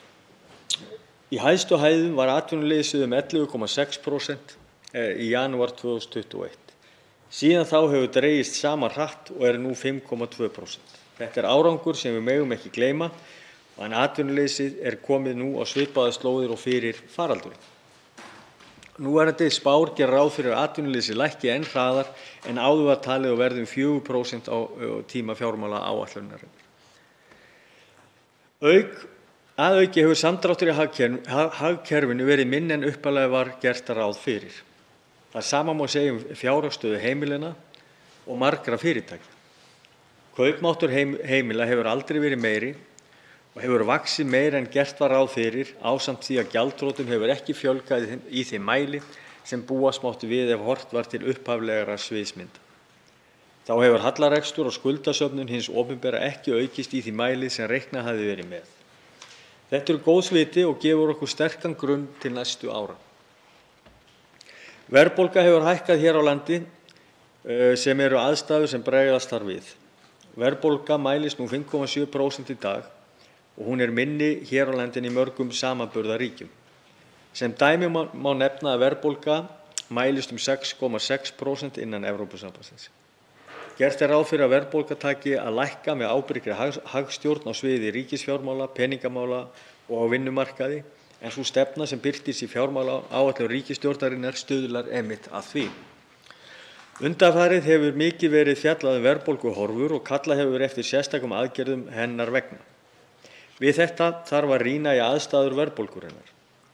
Slíkar aðgerðir eru ekki alltaf vænlegar til árangurs. Það er líklegra til þess að hafa jákvæð efnahagsleg og samfélagsleg áhrif. Stundum geta slíkar aðgerðir leitt til öfuga áhrifa. Það viljum við ekki. Sérfræðingar hafa lagt til að sérstakar ráðstafanir til að auðvelda heimilum að takast á við háa verðbólgu þyrftu að beinast að afmörkuðum hópi fólks og vera fullfjármagnaðar með sköttun eða forgangsröðun útgjalda. Annars gætu slíkar ráðstafanir aukið verðbólguþrýstinginn enn meira og leitt til hærri vaxta. Það er staðreynd að miklar verðhækkanir erlendis hafa töluverð áhrif á verðbólgu hér á landi. Engar innlendar aðgerðir koma í veg fyrir erlendar verðhækkanir. Hins vegar er innlend verðbólguþrýstingur innfluttum verðbólguþrýstingi yfirsterkar og hefur verið langt skeið. Það er sá þáttur sem hefur drifið verðbólguna áfram síðustu 12 mánuði. Öll ríki heims glíma við verðbólgu í dag, sem er skiljanlegt miðað við aðstæður síðustu ára. Ekkert ríki gat horft fram hjá faraldrinum og allir þurftu að bregðast við. Það var Ísland engin undantekning eins og við vitum. Víðs vegar á Vesturlöndum er verðbólga há, sem vissulega er afleiðing af nauðsynlegum viðbragði hagstjórnar við heimsfaraldrinum, með það að markmið að viðhalda kaupmætti heimilanna og neista atvinnulífsins. Hér á landi tók ríkisstjórn þá ákvörðun að fara í víðtækar aðgerðir sem tækju mið af alvarleika faraldursins. Í stóru myndinni var ákvörðun að gera meira en minna. Flestir voru sammála að hinn opinbera færi þá leið, en hér á þingi var aðalega lagt til að menn gengu enn lengra. Miðað við þann árangur og þær framtíðarspár sem liggja fyrir er það mitt mat að sú ákvörðun hafi verið rétt. Efnahagslífið hefur tekið hraðar við sér en upphaflega var reiknað með, en óumflýjanlegur fylgifiskur þess er að verðbólga hækkar. Til að vinna bug á henni þarf ósköp einfaldlega að draga aftur úr almennu stuðningi við hagkerfið og leggst peningastefnan og ríkisfjármálastefnan aftur á sömu sveif. En horfur eru jákvæðar og við þær aðstæður getum við horft tilbaka og dregið lærdóm af þeim afleiðingum faraldursins. Fyrsta sem við þurfum að halda til haga er þetta: umfangsmestu efnahagsaðgerðir í söguna vegna heimsfaraldursins grundvölluðust á sterkri stöðu ríkissjóðs og skiluðu ótvíræðum árangri. Eins og við sjáum að ráðast þarf í kerfisbreytingar sem miða að því að draga úr sveiflum og auka sveigjanleika og viðnámsþrótt samfélagsins gagnvart þeim. Þetta er ekki fyrsta skipti sem sveiflur verða í efnahagslífinu og verður líklega ekki í það síðasta. Við þurfum að tryggja sterkan grundvöll heimilanna sem tryggir aukið jafnvægi á sveiflutímum frekar en að neyðast til þess að ráða í sérstakar aðgerðir í hvert sinn sem slíkar blikur eru mögulega á lofti. Ríkisstjórnin hefur nú þegar farið í slíkar aðgerðir og ég fagna því að þeirri framtíðarsýn hennar að horfa fram á veginn. Með þessu ég þó ekki að segja að aldrei þurfi að ráðast í sértæk úrræði þegar aðstæður þarfnast þess. Sem dæmi má nefna þróun á meginlandi Evrópu varðandi kyndingar og samgönguútgjöld, en þau hafa hækkað töluvert í kjölfar innrásar Rússlands í Úkraínu og efnahagsaðgerða Vesturlanda vegna hennar. Þetta eru dæmi aðstæður sem krefast sérstaka úrræða, en blessunarlega hafa áhrifin hér á landi verið minni háttar miðað við önnur Evrópuríki. Samkvæmt samræmdu vísitölu neysluverðs hefur hækkun orku og olíuverðs hækkað útgjöld heimilanna 1,2% á síðustu 12 mánuðum. Á sama tíma fjárhagsstaða heimilanna sterk og kaupmáttur enn að vaxa, öfugt við þá þróun sem á sér stað erlendis. Laun hafa hækkað hratt síðastliðin ár og mikilvægt að enginn verði skilinn eftir í þeirri þróun. Það myndi hafa alvarlegar afleiðingar til frambúðar. Nú þegar hefur verið ráðist í breytingar á skattkjörinu þess efnis að lækka skattbyrðina og jaðarskatta á þá tekjulægstu. Jöfnunarhlutverk skattkerfisins hefur verið styrkt enn frekar í þágu tekjulægstu hópana, ásamt því að bætur á vegum almannatrygginga taka nú mið af launaþróun samfélagsins. Þetta liður í aðgerðum sem ríkisstjórnin hefur farið í til að auka framtíðarvægi heimilanna svo að þörf á sértækum aðgerðum verði minni á næstu árum ef efnahagskerfið tekur sveiflu. Það hefur einnig verið talað það að aðgerðir stjórnvalda séu þenslu hvetjandi. Með þeim röddum svara ég játandi. Aðgerðunum var ætlað að vera þenslu hvetjandi. Markmiðin voru að aukin kaupmáttur, lækka atvinnuleysi og betri horfur atvinnulífsins. Þessu höfum við náð hraðar en áætlað var. Við náðum markmiðum okkar og við þurfum að halda áfram á þeirri braut sem við höfum markað og kemur fram í þeirri fjármálaáætlun sem nú hefur verið lögð fram. Svo háttar til að 4 hv. þingmenn hafa óskað eftir því að veita andsvar og ræðutími því styttur í 1 mínútu. Fyrst veitir andsvar hv. 11. þingmaður Reykjavíkurkjördæmis norður, Jóhann Páll Jóhannsson.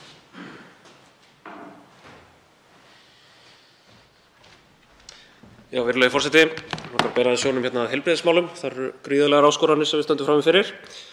Við tökum nú bara sjúkrahúsþjónustuna, þá hefur þróunin þar verið sú í tíð síðustu ríkisstjórnar að sjúkrarýmum hefur fækkað gríðarlega miðað við íbúafjölda leið og þjóðin hefur haldið áfram að eldast og rúma nýting hefur verið og yfir 100% á sjúkrahúsunum. Raunframlög til Landspítala miðað við íbúafjölda hafa staðið í stað og uppbygging hjúkrunarrýma settið á hakanum með þeim afleiðingum að gríðarlegur fjöldi fólks á hverjum tíma með gilt heilsu- og færnimat situr fast á Landspítalanum, hátæknisjúkrahúsi. Hvað með sjúkrahúsið á Akureyri?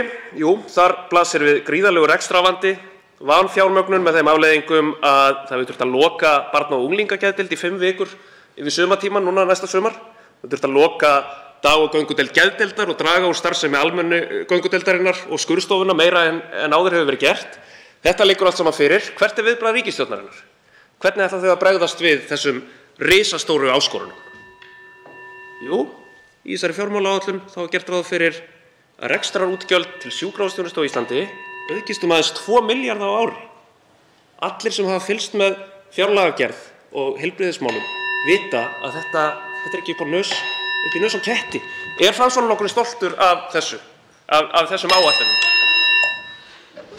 Við minna hv. þingmenn á að ræðutíminn er 1 mínúta en nú svarar hv. 1. þingmaður Norðvesturkjördæmis Stefán Vagn Stefánsson. Virðulegur forseti, ég vil þakka hv. þingmanni Jóhanni Páli Jóhannsyni kærlega fyrir spurninguna og hvort við séum stolt af heilbrigðisþjónustunni við Framsóknarmenn. Þá er mitt svar einfaldlega það, við erum stolt af heilbrigðisþjónustunni á Íslandi. Ég held við eigum öll að vera stolt af heilbrigðisþjónustunni á Íslandi sem er ein af því bestu sem gerist í heiminum. Getum við gert betur? Já, við getum klárlega gert betur. Og viljum við gera betur? Já, við viljum gera betur. Og þetta er allt rétt sem að þingmaðurinn talaði hér áðan, að þessar stofnanir sem að hann taldi upp, hvort sem það er Landspítalinn eða sjúkrahúsið á Akureyri eða allar þær fjölmörgu heilbrigðisstofnanir sem eru víðs vegar landið, við verðum að efla þær og eigum að efla þær.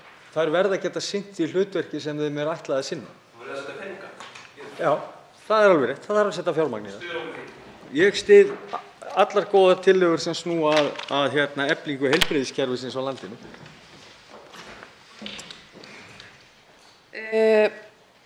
Þá veitir andsvar öðru sinni hv. 11. þingmaður Reykjavíkurkjördæmis norður Jóhann Páll Jóhannsson og nýtir til þess ræðupúlt. Já, virðulegi forseti, ég ætla jafnvel að reyna að skila þessum sekúndum, segir Randi hérna áðan.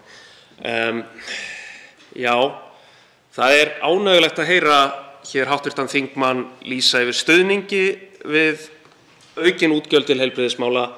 Ég held að honum og öðrum hljóti að vera ljóst að það sem lagt er upp með í þessari fjármálaáætlun er ekki nokkru einasta samræmi við yfirlýsingar stjórnarliða, við stjórnarsáttmálann og þau fyrirheit sem hafa verið gefin og voru gefin kjósendum í aðdraganda kosninga. Það hlýtur öllum að vera ljóst. Og ef við ætlum að taka á þessum áskorunum, ef við ætlum að stytta biðlista barna eftir nauðsynlegri þjónustu og ef við ætlum að leysa úr þessum vanda sjúkrahúsanna, þá þarf einfaldlega að setja miklu meiri pening í þetta kerfi. Það er bara þannig. Og það er ánægjulegt að hv. þingmaður sé sammála mér um það og muni styðja slíkar aðgerðir og slíkar breytingartillögur á þessari fjármálaáætlun. Þá svarar andsvari öðru sinni hv. 1. þingmaður Norðvesturkjördæmis Stefán Vagn Stefánsson.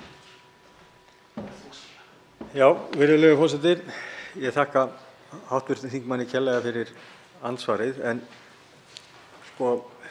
þannig að það sé algjörlega á hreinu að það sem ég sagði áðan var það að ég tel að við þurfum að styðja þessar heilbrigðisstofnanir, hvort sem þær eru á höfuðborgarsvæðinu eða úti á landi.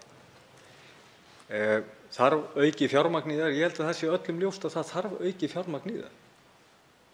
Ég held að það sé ekki nokkur maður hér inni í þessum sal sem efast um það að það þurfi ekki meira fjármagn, væri ekki hægt að nýta meira fjármagn í heilbrigðiskerfið.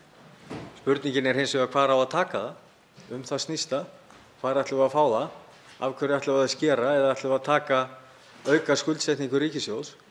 Það er verkefnið væntanlega. En ég held við séum algjörlega sammála því, ég og þingmaðurinn, að við berum báðir hag heilbrigðiskerfisins fyrir brjósti í þessari umræðu. Þá veitir andsvar hv. 6. þingmaður Reykjavíkurkjördæmis suður Björn Leví Gunnarsson. Forseti, hv. þingmaður spyr hvar annars staðar á að það skera niður, en það er þá greinilega verið að skera niður í heilbrigðisþjónustunni. Því að við vitum það, skýrslan sem við fengum hérna í hendurnar fyrir örstuttu síðan segir okkur það sem til dæmis Landspítalinn og heilbrigðiskerfið í heild sinni er búið að vera að segja okkur í mörg ár. Ef aðstæður verða eins og þær eru uppsettar, þá muni það þýða 9 milljarða aukinn kostnað vegna fleiri starfa og rýma sem verður þörf á, af því að það er ekki gripið til viðeigandi mótvægisaðgerða. Það er kostnaðurinn, það er vaxtakostnaðurinn við það að fara ekki í þær aðgerðir sem er bent á að sé ekki vanþörf á. Þessi fjármálaáætlun fer í alveg nákvæmlega þá sviðsmynd sem býr til vandamálið sem er verið að benda á. Býr til vandamálið sem að heilbrigðiskerfið er búið að benda á í mörg ár. Og þegar hv. þingmaður segir, hvar er við þá annars staðar að skera niður, þá myndi ég allavega að segja, ekki í heilbrigðiskerfinu.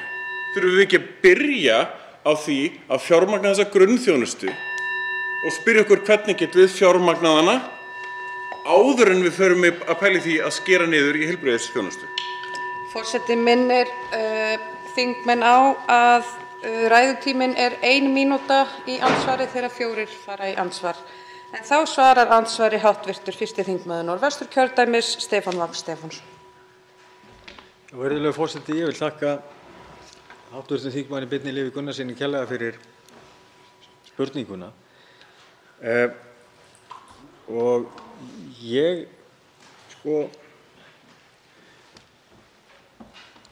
er alveg sammála og hef verið þeirrar skoðunar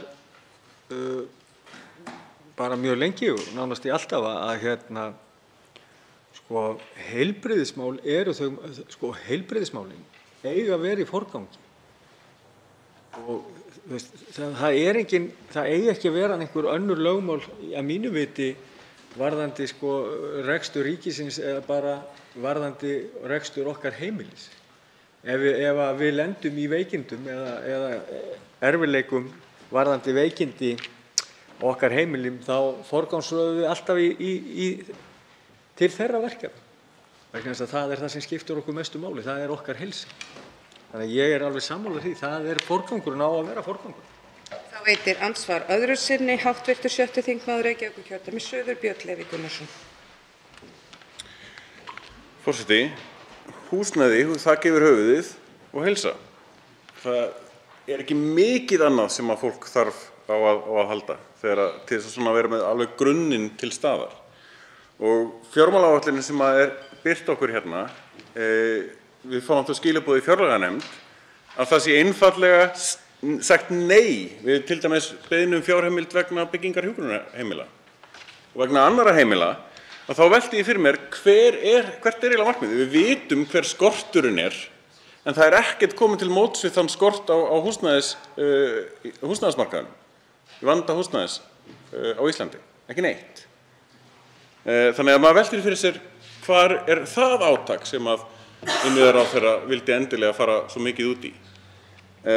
Því að eins mikið og hv. þingmaður lofaði stefnu stjórnvalda á undanfarið kjörtímabil, þá var það stefna stjórnvalda á eftirspurnarhlið húsnæðismarkaðarins sem bjó til þá verðbólgu sem við búum við núna á langmestu leyti. Það þýðir einfaldlega hagstjórnarmistök sem var bent á aftur og aftur. Hvað eigum við að gera í því? Þá svarar andsvari síðara sinni hv. 1. þingmaður Norðvestur, Stefán Vagn Stefánsson. Já, virðulegur forseti, ég þakka hv. þingmanni Birni Leví Gunnarssyni kærlega fyrir fyrirspurnina og andsvarið. Við erum búin að sitja saman í fjárlaganefnd þar sem við höfum rætt húsnæðisliðinn og þessi húsnæðismál töluvert og ég held að það sé bara mjög hollt og gott fyrir okkur að halda því samtali áfram. Það er mikilvægt að reyna að finna leiðir í varðandi húsnæðismálin og þó okkur geti greint leiðir og stefnur í því að þá held ég að við megum ekki gefast upp að reyna að tala okkur niður að einhverju skynsamlegri niðurstöðu í því máli. Ég veit allavega hvernig staðan er í nálægð við mína heimabyggð í Skagafjörð. Þar er ástandið þannig að það hefur aldrei verið byggt meira en á síðustu árum og það er vandamálið þar er það að sveitarfélögin hafa ekki náð að fylgja þessari þróun eftir. Ég er ekki að segja að það sé alls staðar en ég get bara staðið hér og viðurkennt að það er okkar sök þar. En ég held að það sé bara mikilvægt fyrir fjárlaganefnd að taka þessa umræðu og einmitt í framhaldi af fjármálaáætlun. Þá veitir andsvar hv. 3. þingmaður Reykjavíkurkjördæmis suður, Kristrún Frostadóttir.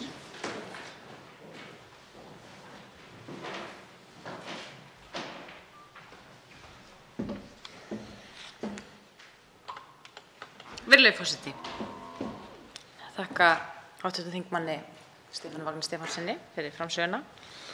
Langaðist til þess að varpa upp stöðunni í heimshagkerfinu vegna þess að hv. þingmaður hefur verið áður rætt á þessum vettvangi og fleiri í hans flokki stöðu til að mynda bænda út af afurðaverði. Fólk er mjög meðvitað að þetta er mjög sérstakt tímabil, verðhækkanir að bitna á ákveðnum hópum og ég held að margir geti stutt þá framsetningu.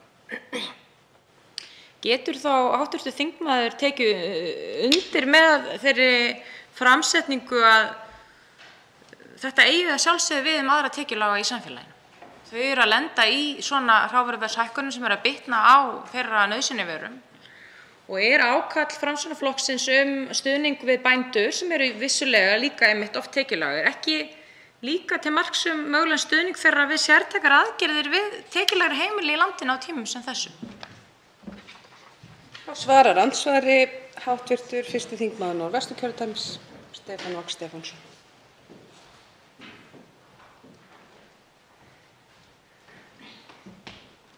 Virðulegur forseti. Ég vil bara þakka hv. þingmanni Kristrúnu Frostadóttur kærlega fyrir þessa spurningu.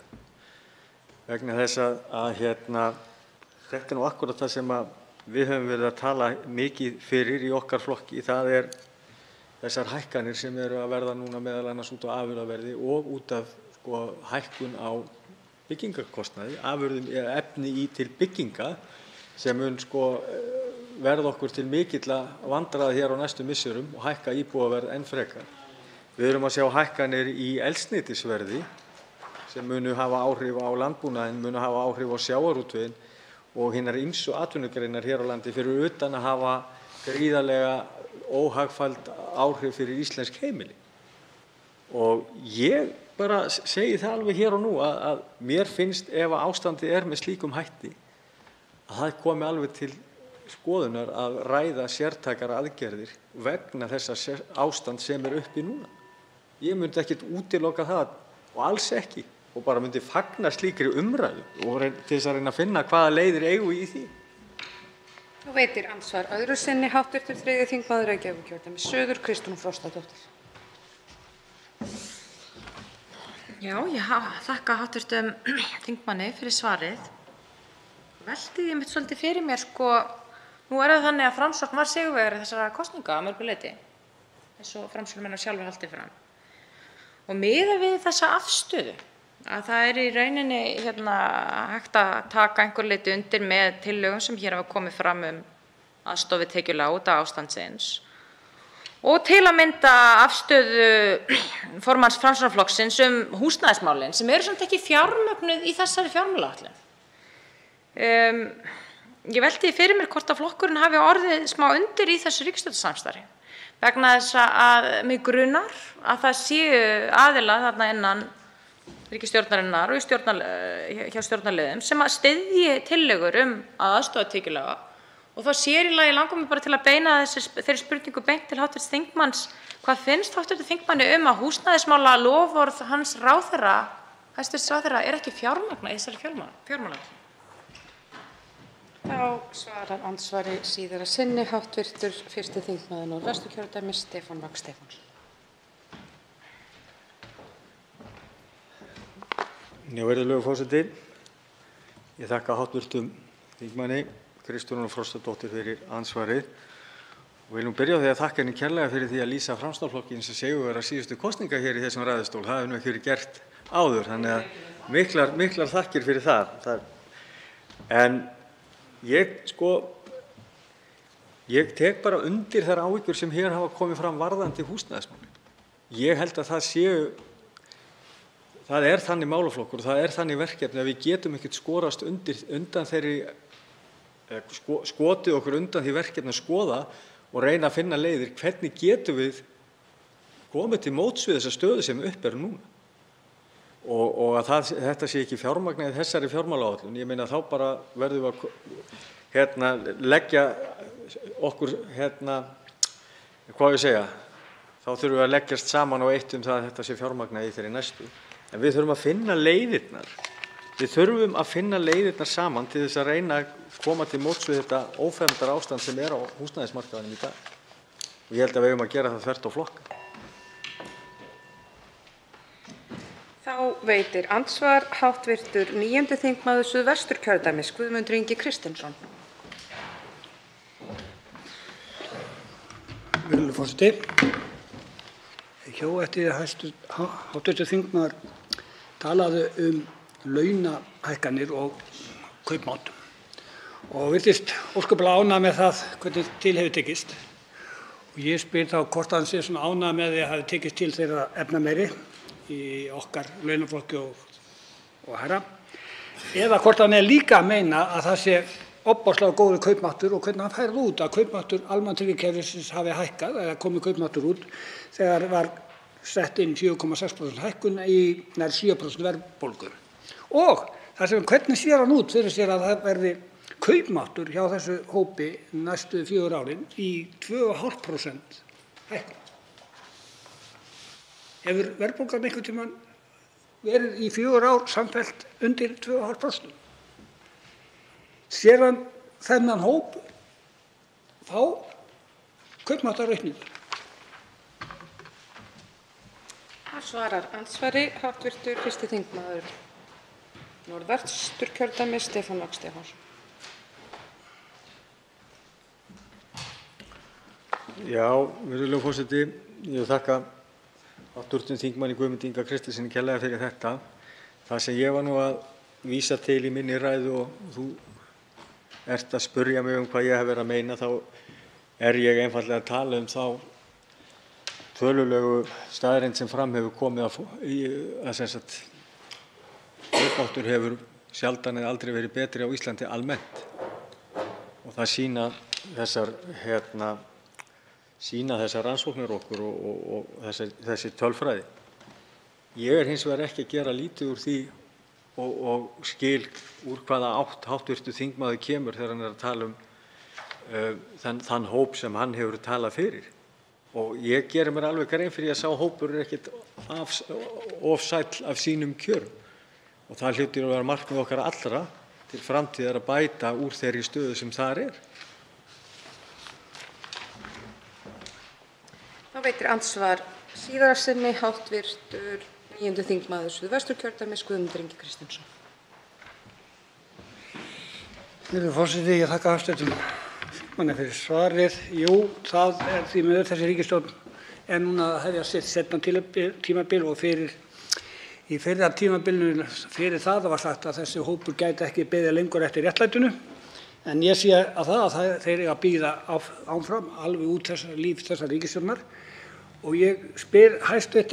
þingmann, finnst honum eðlilegt að vera að tala kaupmátt á meðaltöl þegar við vitum að það er stór hópur þarna undir sem er ekkert að fá þennan kaupmátt. Við vitum að það er stór hópur og það er á 17.000 börn sem lifa við fátækt. Við vitum að það eru næstum annaris hópur á línuna við að vera að detta niður í fátækt. Þetta er búið að vera svona líf þessar ríkisstjórnar og ég spyr, finnst honum eðlilegt að koma með fjármálaáætlun þar sem er ekki á nokkurn hátt reynt að sýna minnstu tilraun til þess að bæta úr þessu sem hefur verið lofað aftur og aftur fyrir kosningar? Þá svarar andsvari síðara sinni hv. 1. þingmaður Norðvesturkjördæmis, Stefán Vagn Stefánsson. Já, virðulegur forseti, ég vil þakka hv. þingmanni Guðmundi Inga Kristinssyni kærlega fyrir þetta. Finnst mér eðlilegt að tala kaupmátt og meðaltöl. Það getur alveg verið fullkomlega eðlilegt að tala kaupmátt og meðaltöl þegar það á við. Og það er bara ágætis mælikvarði og ágætis getur gefið okkur ágæta yfirsýn yfir heildina, hvernig staðan er heildrænt að skoða kaupmátt og meðaltöl. Ég held hins vegar og bara mér finnst eðlilegt og gott að það komi hér fram í þessari umræðu að því hér var áðan verið að tala sértækar aðgerðir. Ég er fylgjandi því að fara í sértækar aðgerðir gagnvart þeim hópum sem eru verst settir. Ég held að það sé mjög mikilvægt og miklu mikilvægara að fara í aðgerðir sem eru þá targetaðar á þá hópa sem mest þurfa á þeim heldur en í almennar aðgerðir. Það held ég sé stóra myndin. Reynum að finna út hvar þessir hópar eru og ég veit að menn eru búnir að því.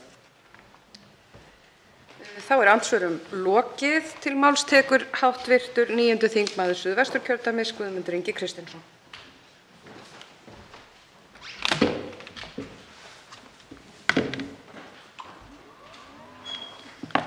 Virðulegur forseti, við erum hér að ræða fjármálaáætlun ríkisstjórnarinnar. Þennan doðrand. Það eru 500 blaðsíður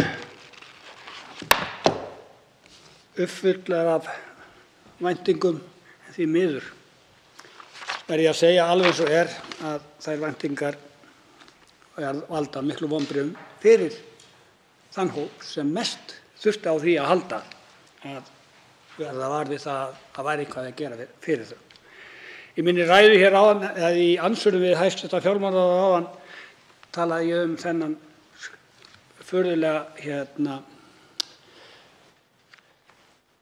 staðreynd í þessu bók þar sem á að hækka næstu 4 árum 2,5% og hann kenndi Hagstofunni það. Það væri bara svona meðaltal. En þetta bara ekkert rétt meðaltal og hefur aldrei verið rétt meðaltal. Og það ömurlegt til þess að vita að það skuli vera sú staðreynd að við erum að búa til fjármálaáætlanir sem eiga að taka á öllu kerfinu en samt hvergi í þessu kerfi og hvergi að hægt að finna stafuna í þessari fjármálaáætlun og þá bara leiðréttir mér einhver veit betur það hvernig á að taka og útrýma fátækt á næstu 4 árum. Hvernig á að taka á biðlistum á heilbrigðiskerfinu. Í fjármálaáætluninni segir að strax á næsta ári verði tekið fyrsta skrefið í 8-9 samkeppnum kerfi með 430 milljóna króna framlagi sem verður til ýmissa verkefna sem eiga að stuðla að fjölbreyttri starfstækjum við fólk með skerta starfsgetu.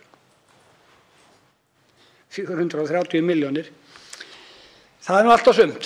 Fyrir 2 vikum síðan seldi Bankasýslan 22,5% hlut í Íslandsbanka með 2,5 milljarða króna afslætti.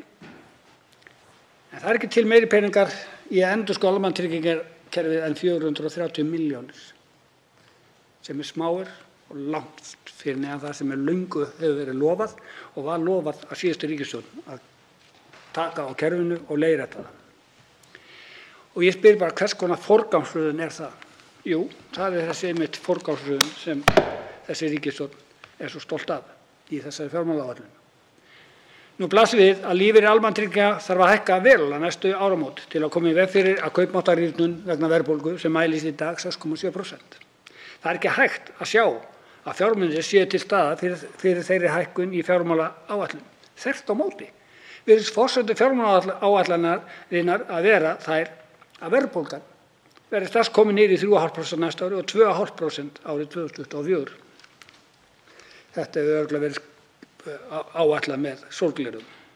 Ég leyfi mér að draga í efa að þessar forsendur haldi, sérstaklega í ljósi þess að nú geisar stríð í Úkraínu og alls óvíst afleiðingar þess á verðlag.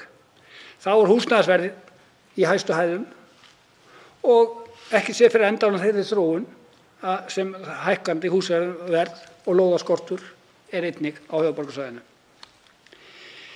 Ég hef áhyggjur af því að forsendur þessara áætlana muni ekki halda. Ef það gerist mun ríkisstjórnin þurfa að endurskoða fjármálaáætlun og þá óttast ég að gripið verður til niðurskurðar. Það hefur orðræða ríkisstjórnar undanfarnar vikur fyrirhugaða endurskoðun almannatryggingakerfisins gefið þetta til kynna að í stað þess að leiðrétta kjaragliðnun þurfi að endurskoða kerfið svo það verði auðveldara að sparka fólki út úr því. Ég óttast það að ríkisstjórnin mun leggja til starfsgetumat og að öryrkjar þurfi að fara að berjast í bökkum fyrir áframhaldandi lífeyrisgreiðslum. Ég óttast að öryrkjar verði neyddir út á vinnumarkaðinn með hótunum annars verður bætur skertar. Þessi ótti vex þegar ég les kafla 27 í fjármálaáætluninni aðeins gert ráð fyrir 2,5% næstu 4 árin og það heldur hvorki verðlagsþróun né fólksfjölgunarþróun inn í því dæmi. Ef þetta raunin þá verður að boða það að ríkisstjórnin vill fækka þeim sem eiga rétt á örorku. Auk þess það uppgefið markmið ríkisstjórnarinnar að fækka nýgengni örorku. Þetta markmið vanhugsað. Aukin nýgengni örorku undanfarin áratuga ekki vegna þess að fólk sé að svindla sér inn í kerfið. Þetta vegna þess að vitundarvakning hefur á sér stað gagnvart fjölda sjúkdóma, sérstaklega geðsjúkdómum. Sú vitundarvakning að hinu góða og það að hinu góða að við ætlum aðstofum fólk sem glímir við alvarleg geðræn vandamál. En við gleymum oft því furðulega í þessu kerfi það hið svokallað færiband í örorku. Ríkisstjórnin með annarri hendinni að neita fólki aðgerðir. Börn, þúsundir á biðlista eftir ADHD greiningu eða til öðrum greiningu til að þau geti stundað nám og í átt framtíð. En með því að neita þessu börnum þá þjónustu sem á að fá strax, heldur setur á biðlista svo jafnvel mánuðum og árum skiptir, ríkisstjórnin að framlega færibandi öryrkja með annarri hendinni. Síðan koma þær og segja nú það fjölgar alltaf mikið öryrkjum, við þurfum að fækka þeim með hægri hendinni. Ég held að ríkisstjórnin þurfi bara, þeir sem eru í ríkisstjórnin þurfi að horfa bara í spegil og átta sig á því að lausnin hjá þeim. Lausnin felst í því að koma fram við fólk þannig að það sé ekki verið að senda það í örorku á óþörfu. Ég vísa því til föður að vera að langtímamarkmið sé hreinlega að draga úr nýgengi örorku. Markmið að eiga að vera að efla heilbrigðiskerfið, vinna biðlista, fækka slysum, efla geðheilbrigðisþjónustu. Það er rétta aðferðin. Þess í stað laga vandann í vitlausa enda, það er að kenna öryrkjum vandann. Þessi ríkisstjórn hefur svo sannarlega fundið breiðu bökin. Hún er svo gott fundið þau breiðu bök í þessu kerfi sem er almannatryggingakerfið. Þessi breiðu bök hafa þurft að berjast áratugum saman. Kjaragliðnunin sem við höfum orðið vaðið nálgast 50% hjá þessu fólki. Það þýðir á mannamáli þess vegna stór hópur almannatryggingaþega í fátækt og sárafátækt. En væri það sennilega ekki eða hefði verið séð til þess að þessi kjaragliðnun hefði verið leiðrétt. Allir hafa lofað því en enginn gerir. Kjaragliðnunin eykst. Í því samhengi auðvitað stórmerkilegt að verða vitni að því að á sama tíma og þessi kjaragliðnun í almannatryggingakerfinu sem veldur því að það aldrei hækkað hjá þeim á jafn mikið eða umfram verðbólgu. Þar af leiðandi enginn kaupmáttur og verður alltaf gliðnar kjaragliðnunin verður alltaf meiri og meiri. En hvað ætlar ríkisstjórnin að gera í þessu? Jú, þeir ætla að halda 2,5% þannig að það verður mun meiri kjaragliðnun næstu 4 árin. Og þeir ætla að bæta í, þeir eru með í samráðsgátt núna frumvarp það að taka líka lífeyrissjóðinn inn í þetta kerfi. Að reikna út verðtryggingu einu sinni á ári. Og hvers vegna? Jú, vegna þess að Tryggingastofnun, það er svo erfitt fyrir hana að reikna þetta á hverju mánuði til þess að fá rétta niðurstöðu svo þurfi ekki að vera að endurgreiða sumum og skerða suma einu sinni á ári. Ég veit ekki hvort að Tryggingastofnun sé svona vanhæf að þeir séu kannski með talnaband og blýant og strókleður, en ég get ekki ímyndað mér að þeir sem tölvur og ef að lífeyrissjóðirnir geta reiknað út mánaðarlega þá hlýtur Tryggingastofnun að geta reiknað út mánaðarlega og á ekki að gera þá kröfu á almannatryggingar að reyna að reikna verðbólguna út mánaðarlega vegna þess að ef að ríkisstjórnin getur það ekki, hvernig ósköpunum á venjulegt fólki almannatryggingar að geta það. Og kenna því og reyna að nota það sem afsökun til þess að búa til ennþá meiri kjaragliðnun ömurlegt. Þess vegna segi ég það að því miður staðreyndin liggur í því að þessi fjármálaáætlun eins og ég sagði upphaflega skáldskapur. Það engar staðreyndir í þessu vegna þess að það alveg sama hvað maður skoðar, hvort sem í hvaða málaflokki það aldrei sett nægilega fjármagn inn í til þess að geta staðið við það sem á að gera. Það bara búin til ein tala, 2,5% hækkun og allt á að vera óbreytt eins og alltaf hefur verið hingað til. Þeir ríku verða ríkari, þeir fátæku verða fátækari. Það stefnan. Þá veitir andsvar hv. 11. þingmaður Reykjavíkurkjördæmis norður Jóhann Páll Jóhannsson.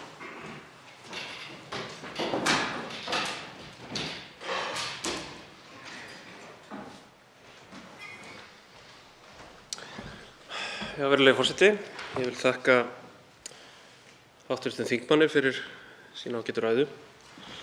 Nú þarf þetta mörgu hér að hyggja og hv. þingmaður talaði svolítið hér almannatryggingakerfið og það auðvitað sláandi staðreynd að þrátt fyrir fyrirheit í stjórnarsáttmála þessarar ríkisstjórnar annað þá verður ekki séð að samkvæmt þessari fjármálaáætlun að það standi neitt til að auka réttindi fólks þegar kemur að bótum almannatrygginga á kjörtímabilinu.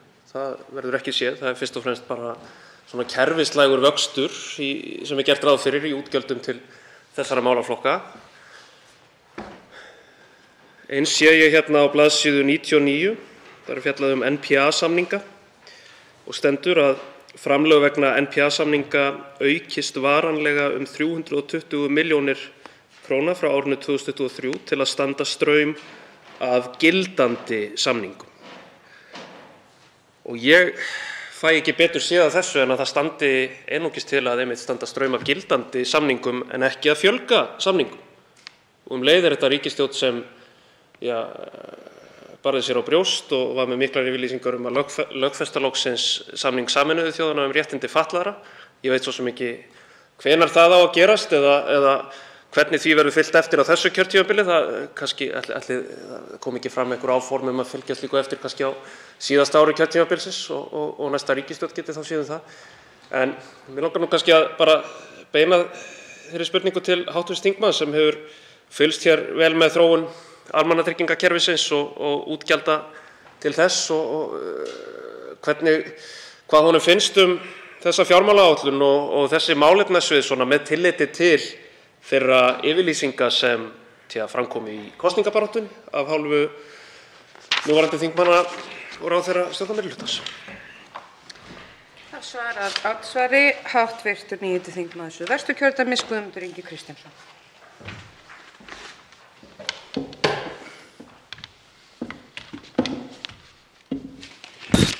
Virðulegur forseti, ég vil þakka hv. þingmanni Jóhanni Páli Jóhannssyni fyrir spurninguna og eigum að byrja á NPA.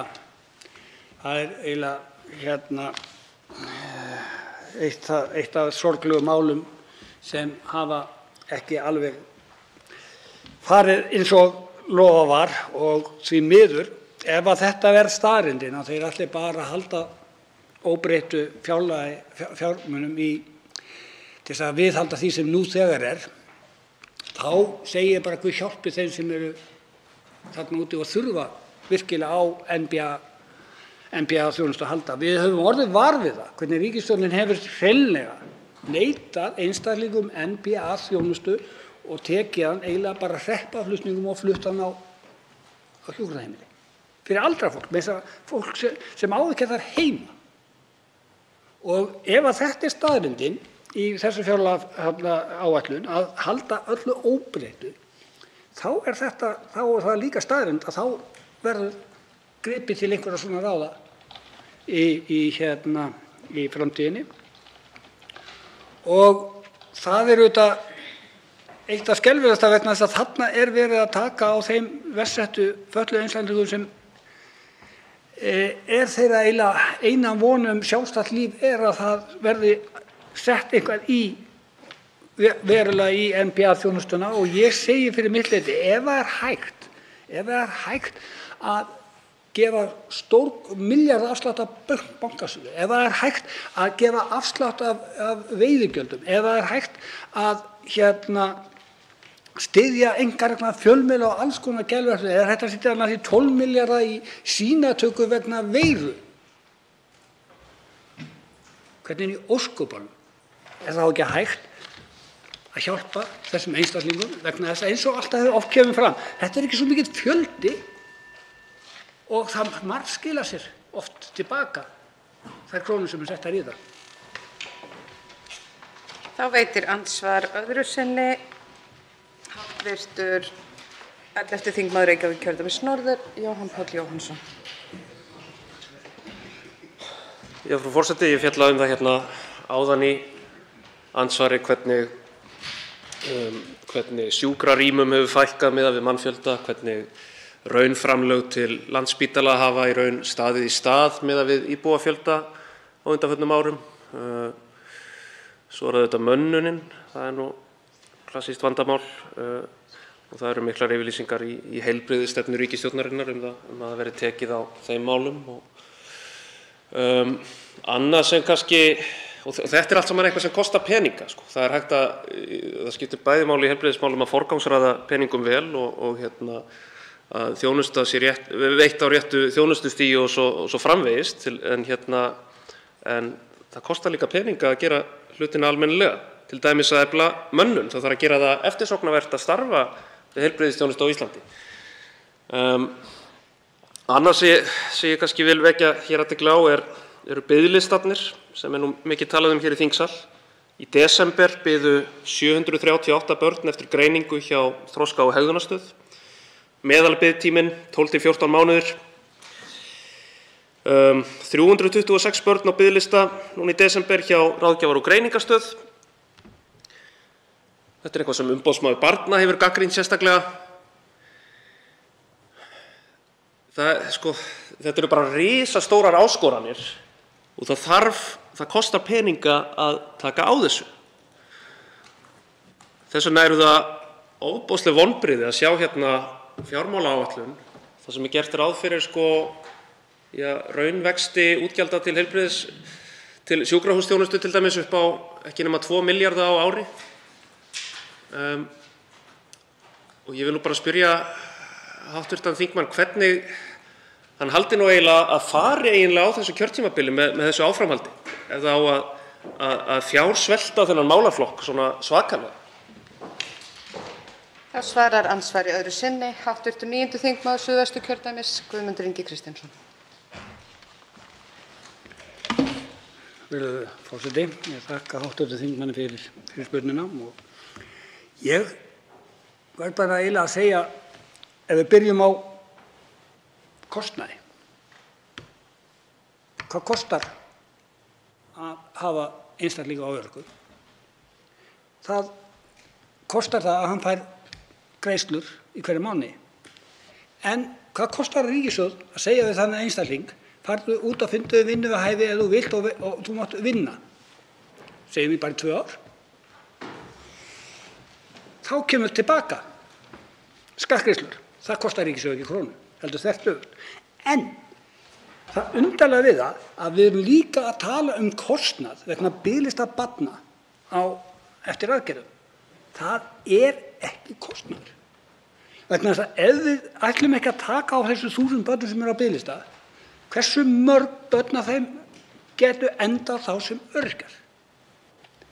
Það er gjörsamlega margsannað ef þú getur sett 1 krónu inn í svona kerfi, þá farðu lágmark 10 tilbaka.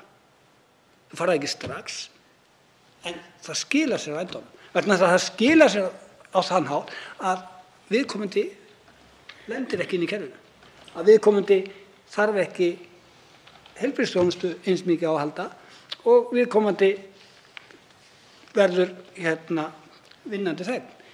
En eins og ég hef alltaf sagt og mun alltaf segja, 1 barn á bið er 1 barn á mikið og það er þessar ríkisstjórnar hábornar skammar hvernig þeir hafa komið fram við fólk. Og það sérstaklega í því samhengi þegar fólk er í þeirri aðstöðu að vera í fátækt ár eftir ár með börn og ekkert gert, því miður. Þá tekur til máls hv. 7. þingmaður Reykjavíkurkjördæmis suður, Björn Leví Gunnarsson.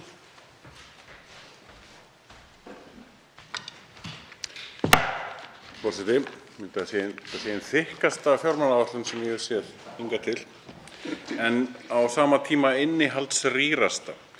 Ég vil byrja á því að útskýra aðeins fyrir fólki hvað fjármálaáætlun er, því að svo virðist vera sem ríkisstjórnin skilji það ekki. Við erum með lög opinber fjármál sem að útskýra einmitt hvernig svona fjárlagaferlið er, hvernig við eigum að haga þessu á skipulagðan hátt. Að ríkisstjórn vinnur út frá rauninni náttúrulega kosningaloforðum sínum annars vegar og hins vegar út frá þeim svona langtíma horfum í efnahagsmálum sem að er skýrsla sem er gefin út á nokkurra ára fresti. Út frá þessum staðreyndum þróun mála til næstu áratuga, til næstu 3 áratuga, út frá þeim loforðum sem að ríkisstjórnin gefur er gerð áætlun til næstu 5 ára, fjármálaáætlun. Fjármálaáætlun inniheldur þessa stefnu stjórnvalda það hvernig á að laga hin og þessi vandamál sem eru í samfélaginu okkar. Það eru til dæmis hvernig tekist á við húsnæðisvandann, hvernig tekist á við vandann í heilbrigðiskerfinu, hvernig tekist á við vandann í almannatryggingakerfinu. Þetta eru vandamál sem við vitum alveg að eru til staðar. Greining það til dæmis með húsnæðismarkaðinn, það vanti 1000 íbúðir í byggingu á öllu landinu til viðbótar við það sem núna. Ef að ríkið ætlar að taka þátt í byggingu á öllum þeim íbúðum, þá kostar það 7 milljarða í stofnframlög að greiða það.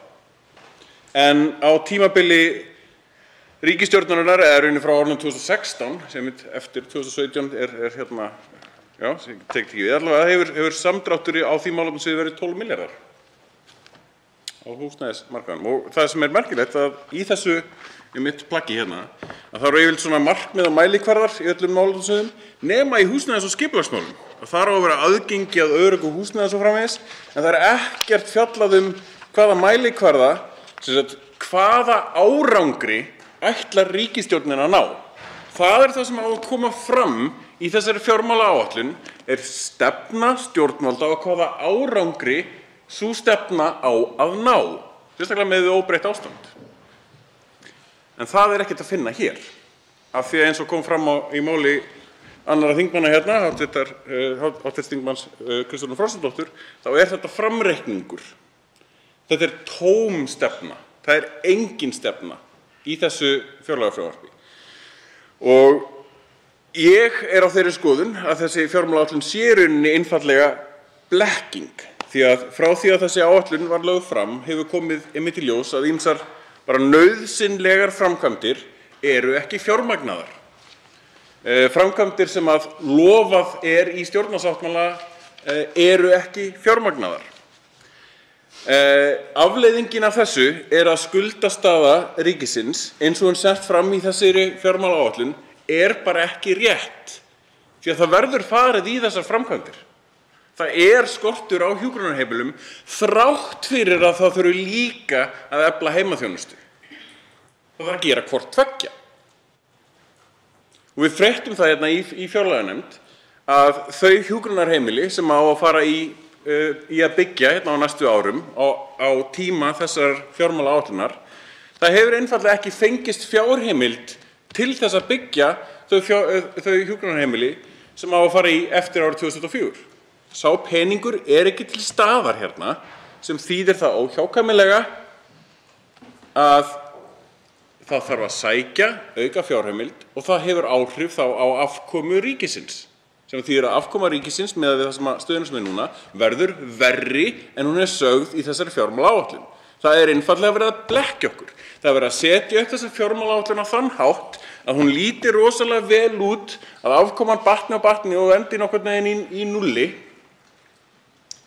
En á bak við það vantar fullt af aðgerðum sem við vitum að þarf að fjárfesta í. En þetta klassísk leið til þess að koma svona fjárlögum á fallegan hátt einhvern veginn í gegnum þingið, af því að það gerist ítrekað að spár sérstaklega í hagvexti eru vanspáð. Að hagvöxturinn eða tekjurnar verða í rauninni meiri. Þannig hægt að bæta við síðan fjárheimildunum seinna án þess að rauninni það líti illa út. Verður til auka peningur, þá auka peningur sem við nýtum í það að byggja þessi hjúkrunarheimili og afkoman verður síðan nákvæmlega eins þegar allt kemur til alls. En vandamálið við það að það léleg áætlanagerð. Það léleg áætlanagerð. Við verðum að setja þær áætlanir, það stefnu stjórnvalda sem hún ætlar að framfylgja í fjármálaáætlunina. Við verðum að sjá kostnaðinn af því og við verðum að sjá ábatagreininguna af því. Allt á stuttu tíma. Á undanförnum árum stendur í fjármálaáætlun, virðulegi forseti, hefur verið unnið ötullega því að bæta stöðuna á húsnæðismarkaði. Af 44 aðgerðum sem átakshópur húsnæðismál lagði til árið 2019 hefur 27 verið lokið og 15 aðgerðir enn í vinnslu. Og þá myndi ég vilja spyrja, af hverju hefur ástandið það bara versnað? Það kannski vegna aðgerðanna? Hver veit? Ég veit það allavega að miðað við aðgerðir undanfarinna ára sem hafa lagst nær eingöngu á eftirspurnarhlið, ekki á framboðshliðina á húsnæðismarkaði, hafa drifið upp verð, þörf fólks til þess að taka hærri lán og verðbólgu í kjölfarið, hækkun á íbúðaverði. Mjög einfalt. Það átak sem að þarf að fara í umhverfismálum. Það eitt stærsta verkefni samtímans. En það verið að minnka fjárheimildir í það 0,5 milljarð á þessu tímabili. Og ég velti fyrir mér hvernig á þá að ná markmiðum ríkisstjórnarinnar 55% samdrátt. Ég hef ekki hugmynd það þegar ég les þessa fjármálaáætlun. Það ekkert útskýrt. Þetta á að vera stefna stjórnvalda sem hún útskýrir hvernig hún ætlar að ná markmiðum sínum. Ekkert. Samgöngumálin, það engin heimild fyrir flýtigjöldin sem að eiga að koma til þess að fjármagna borgarlínuna. Það ekkert það. Þannig að ég veit ekki hvað verður þá fjárheimild, þá fjármagnun. Heilbrigðismálin er risastór málaflokkur sem það synd að hafa minna en 2 mínútur í rauninni því að það margt annað sem það að tala hérna. Vandinn þar að ef við tökum frá bygginguna við nýja Landspítalann frá, að þá verið að auka fjárheimildir til heilbrigðiskerfisins 2% árið eða svo.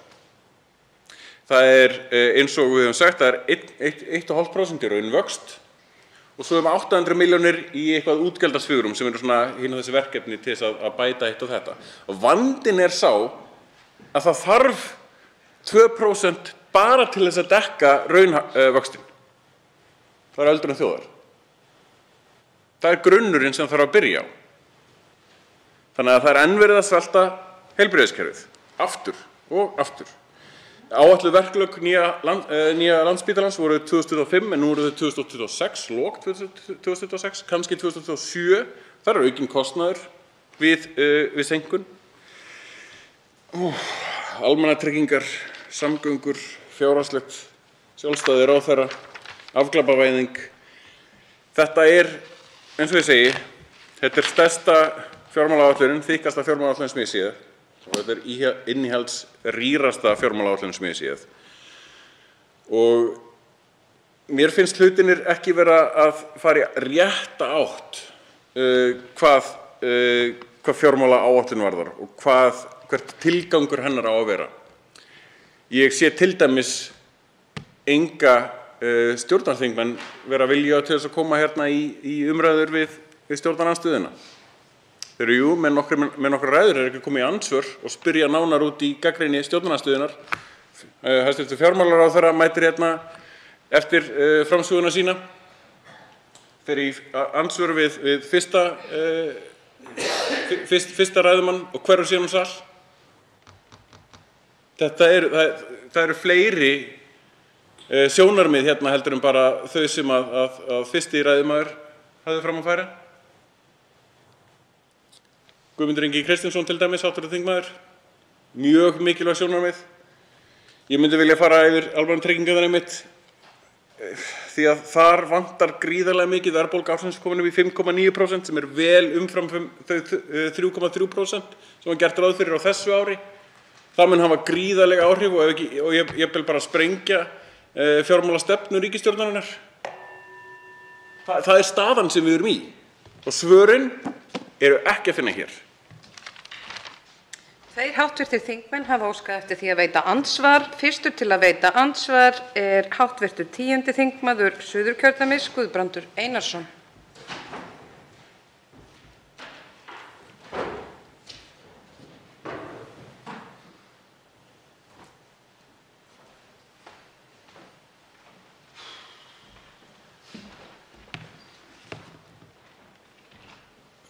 Virðulegur forseti, í stjórnarsáttmálanum þessara ríkisstjórnar sem nú situr, þá kafli þar efnahags- og ríkisfjármál. Og ég nú einn af þeim sem nýr á þingi og hef tekið sæti í fjármálanefnd og hérna svona að læra og sá sem að talaði hér, hv. þingmaður Björn Leví, reynslubolti úr þessu nefndastarfi og þekkir kannski svona það sem hefur verið að gerast í gegnum tíðina þar. Í þessum stjórnarsáttmála talað að það verður forgangsmál ríkisstjórnarinnar að stuðla áfram að efnahagslegum og félagslegum stöðugleika á kjörtímabilinu.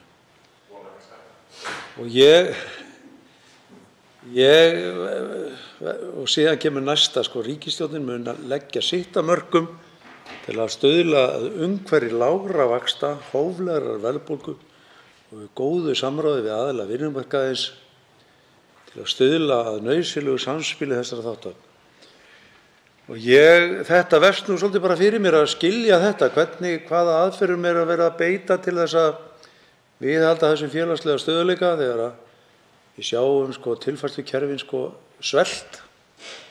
Við sjáum lítið samráð við verkalýðshreyfinguna í aðdraganda kjarasamninga.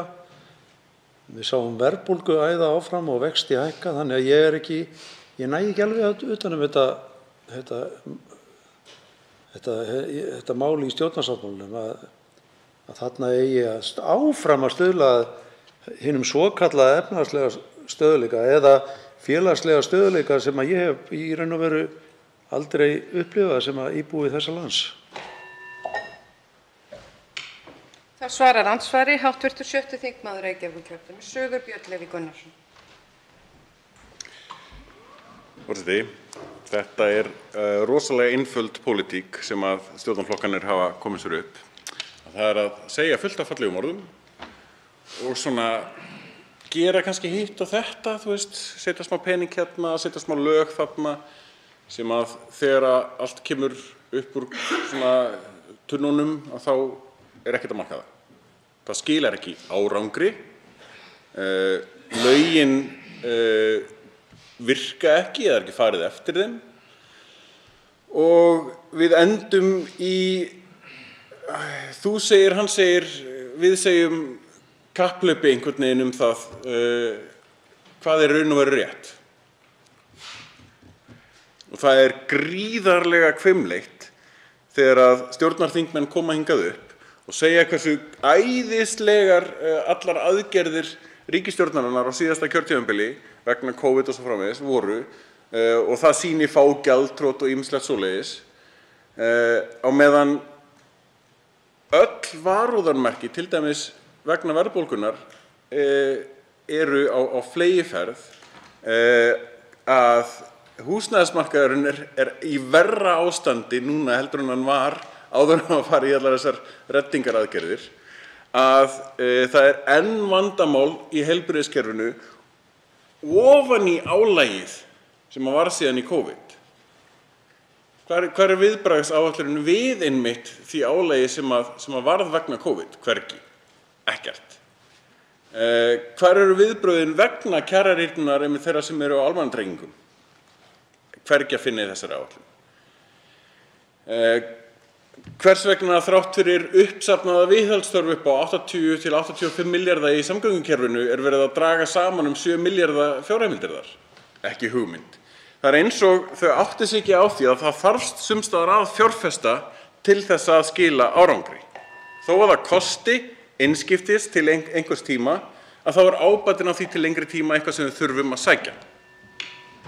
Þá veitir andsvar öðru sinni hv. 10. þingmaður Suðurkjördæmis Guðbrandur Einarsson.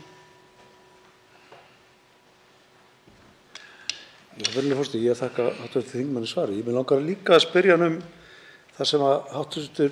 þingmaður nefndi hér áðan, varðandi það að ekki sé verið að gera ráð fyrir fjármagni til uppbyggingar hjúkrunarheimila eftir árið 2024.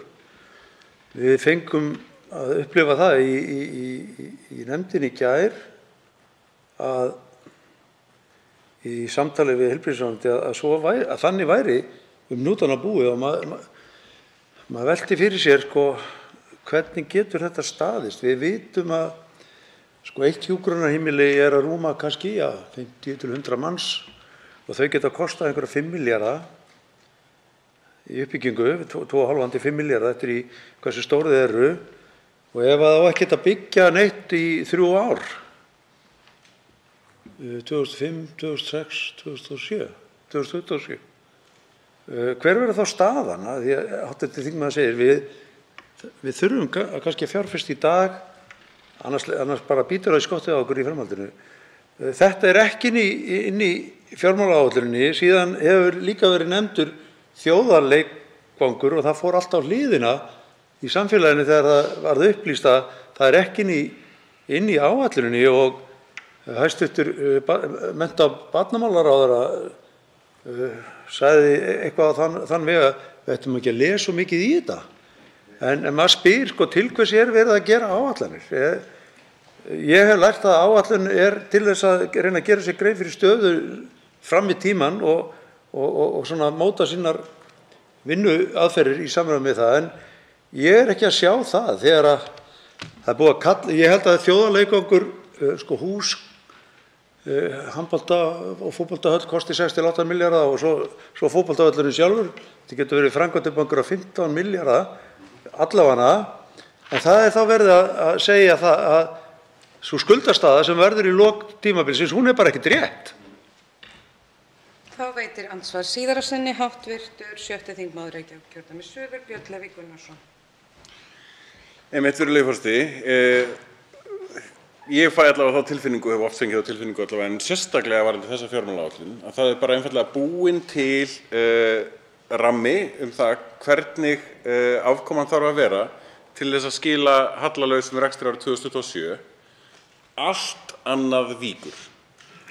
Ef það þarf að henda þjóðarleikvangi í burt eða hjúkrunarheimilum burt til þess að fjárheimildir passi innan þess ramma sem er ákveðinn til þess að ná þessu markmiði, þá er það gert. Þrátt fyrir að við vitum öll að það þarf að fara í þessar byggingar, í þessar framkvæmdir.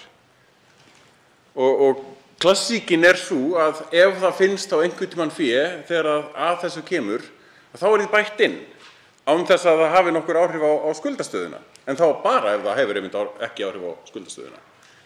Þannig að það er einfaldlega óheiðarlegt. Það er ekkert flóknara en það. Nákvæmlega ekkert flóknara en það. Og ég velti því rosalega mikið fyrir mér þegar einmitt fagráðuneyti og ráðherrar koma sem að bera ábyrgð á ákveðnum lögum sem að Alþingi hefur sett.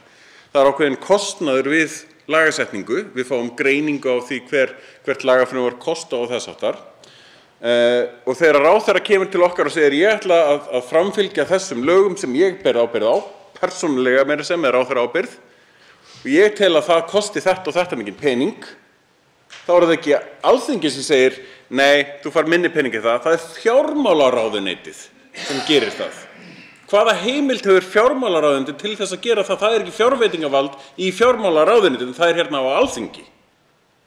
Ráðherra á að koma með þær tölur sem hann telur að hann þurfi til þess að framfylgja sínum skildum samkvæmt lögum innan framkvæmdarvaldsins og við á Alþingi metum hvernig forgangsröðunin er háttað upp á efnahagsástandi í heild sinni. Að fáum að sjálfsögðu ráðleggingar það hjá fjármálaráðuneytinu það hvernig á að afla fjárheimilda og þess háttar fyrir það. Afla tekna fyrir því líka. Því það er algjört lykilatriði sem er algjörlega hunsað í þessari fjármálaáætlun. Það er engin hugsun tekjuöflun, en það er markmið að lækka skatta sem er verðbólguhvetjandi. Þá veitir andsvar hv. 11. þingmaður Reykjavíkurkjördæmis norður, Jóhann Páll Jóhannsson. Virðulegi forseti, ég vil þakka hv. þingmanni fyrir sína ágætu ræðu. Mig langar aðeins að tala félagslegan stöðugleika og kjaraviðræðurnar sem eru fram undan. Nú hefur komið mjög skýrt fram af hálfu Alþýðusambands Íslands að stuðningur stjórnvalda við húsnæðisöryggi og tilfærslukerfi launafólks muni ráða úrslitum í kröfum verkalýðshreyfingarinnar í kjaraviðræðunum. Og hér er það auðvitað nærtæk leið til að draga úr spennu og launaþrýstingi að efla tilfærslukerfin, til dæmis bregðast við með einhverjum hætti til þess að auka framboð af húsnæði á viðráðanlegu verði og efla barnabótakerfið okkar til dæmis, kannski vaxtabótakerfið núna á tímum verðþrýstings og hækkandi vaxta. Hvað varðar framboð af húsnæði þá er þetta þannig að í Reykjavík til dæmis hafa óhagnaðardrifin leigufélög í samstarfi við borgina undir forystu jafnaðarmanna unnið alveg ótrúlega mikilvægt verk og það sama gildir reyndar fleiri sveitarfélög á landinu, sérstaklega þau sem eru undir stjórn félagshyggjuflokka. Það skiptir nefnilega máli hver stjórnar.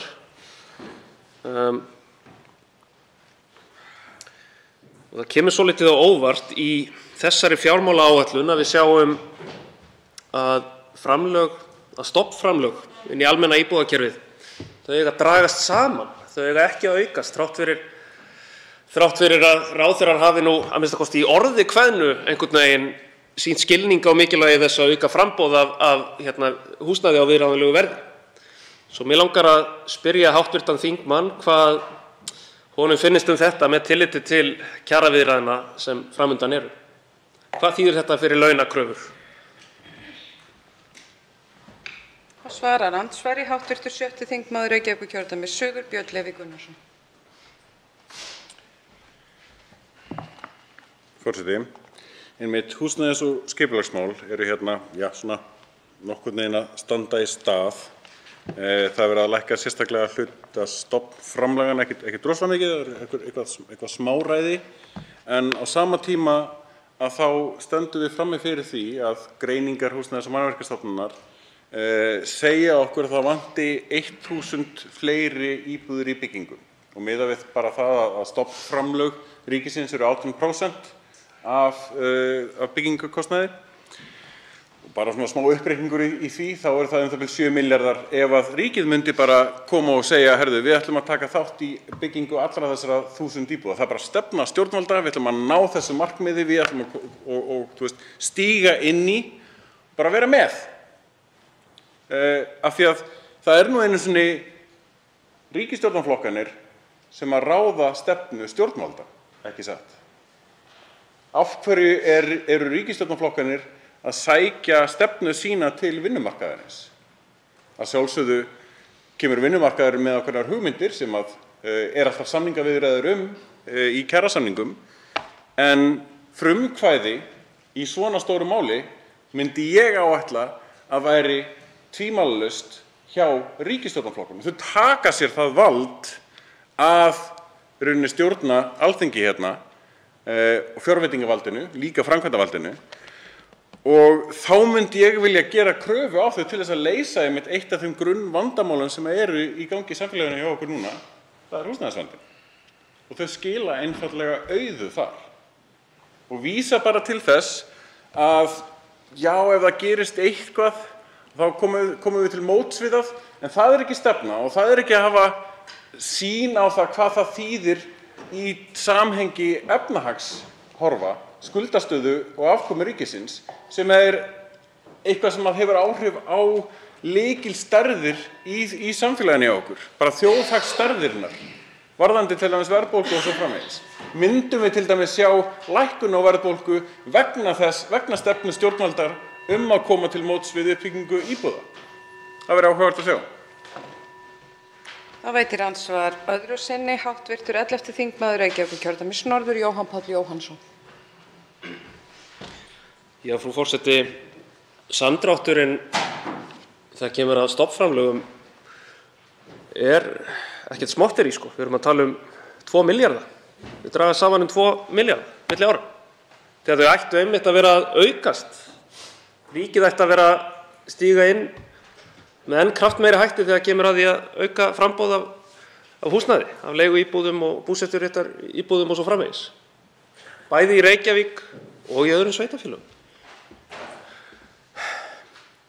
Og það er athyglisvert að innviðaráðherra og formaður Framsóknarflokksins sagði í sérstakri umræðu bara í síðasta mánuði fyrir örfáum vikum: sá ráðherra sem hér stendur leggur mikla áherslu á uppbyggingu félagslegs húsnæðis allt land og hefur lagt inn tillögur í fjármálaáætlun fyrir árin 2023–2027 verulega aukningu fjármuna til að fjölga uppbyggingu íbúða fyrir tilstuðlan opinbers húsnæðisstuðnings.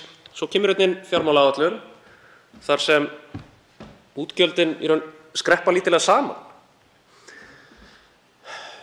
Þannig það er Þetta er eitthvað svo kaldhæðnislegt. Framsóknarflokkurinn var sigurvegari síðustu kosninga og talandi mikið hérna félagslega fjárfestingu, að fjárfesta í fólki og svo framvegis. Svo einhvern veginn hæstvirtur fjármálaráðherra hérna sem heldur budduna. Það eins og hann sé einhvern veginn að leika sér að því að niðurlægja ráðherra Framsóknarflokksins. Og eins sjáum við hérna gríðarlegt útgjaldaaðhald þegar kemur að menntamálum, þegar kemur að menningarmálum og þegar kemur að heilbrigðismálum. Þetta eru málaflokkar Framsóknarflokksins. Ég veit ekki alveg hvort getur verið að þau bara fylgist ekki með eða skilji ekki almennilega töflurnar sem hérna, við erum að ræða hérna. Því þau tala einhvern veginn eins og hérna, hér sé opáðslega framsýn og velferðarsinnuð ríkisstjórn við völd. En svo er það þetta sem við sjáum hérna í Excel-skjölunum hjá okkur. Fjársveltistefna. Það svarar andsvari síðara sinni, hv. 7. þingmaður Reykjavíkurkjördæmis suður, Björn Leví Gunnarsson. Já, Horsti, ég var að nefna stofnframlögin á tímabili þessarar áætlunar. Vissulega hafa þau minnkað eins og til dæmis bara síðan 2016 stofnframlögin 12 milljarða. 12 milljarðar frá 2016 til núna 2022 og miðað við áframhald þessarar áætlunar. Til þess að koma til móts við þessar 1000 íbúðir sem vantar að byggja á hverju ári, þá þyrfti 7 milljarða. Minna heldur en það var 2016. Merkilegt nokk. Og maður verður að spyrja sig að því að stjórnarliðar og ráðherra kvarta hérna undan því að það hefur nú ekki tekist að koma út af stofnframlögunum.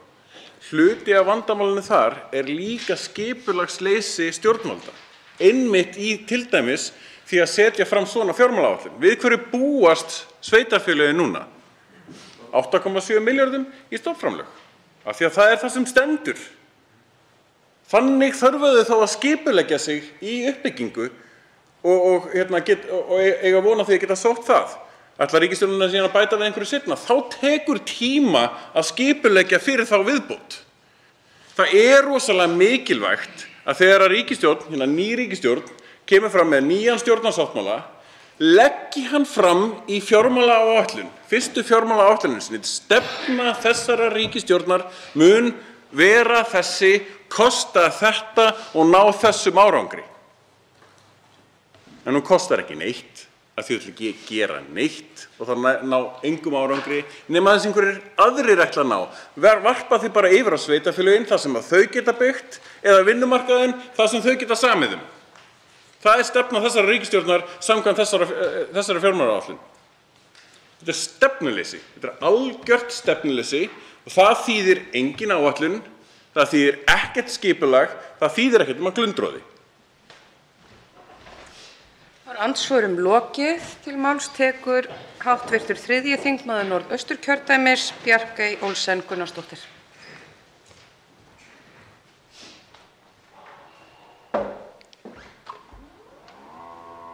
Já, virðulegi forseti.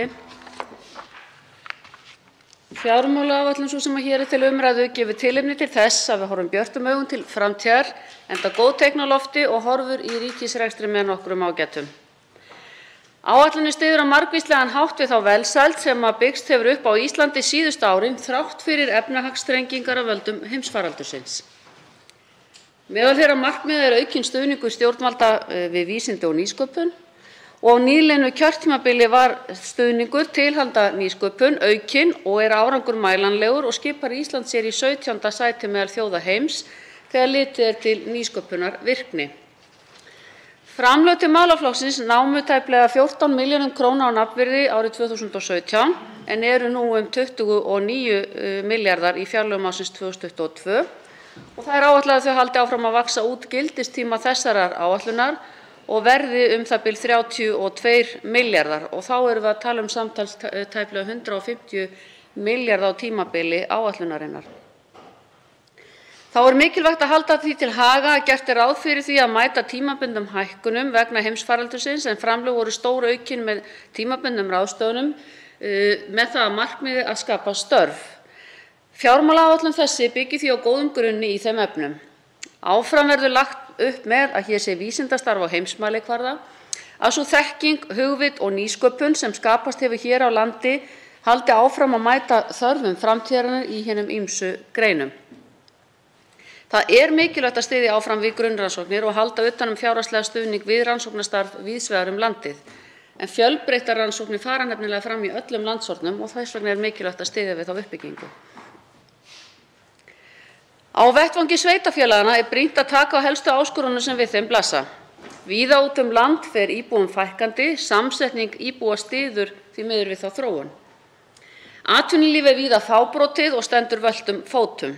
Lykilþáttur í þeirri byggðaþróun sem við viljum sjá til næstu ára að störf flytjist í meira mæli út á land. Heimsfaraldurinn sýndi okkur glöggt hversu mörg störf má vinna án staðsetningar. Það margt ákjósanlegt fyrir ungt fólk að flytjast í kyrrðina á landsbyggðinni, það sem bæði hagkvæmara að koma undir sig fótunum og aðgengi að þjónustu, svo sem leikskólum, ívið betra en þekkist í fjölmennari sveitarfélögum.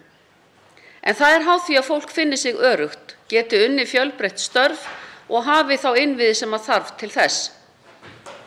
Stefnumótun stjórnvalda í byggðamálum snýr að því að treysta á efla sveitarfélögin, stuðla að sjálfbærni þeirra í tilliti til efnahags, samfélags og umhverfis. Það mikilvægt að efla þrótt og bolmagn sveitarfélaga til að þau geti verið fjárhagslega sjálfstæð og staðið undir lögbundnum skyldum sínum.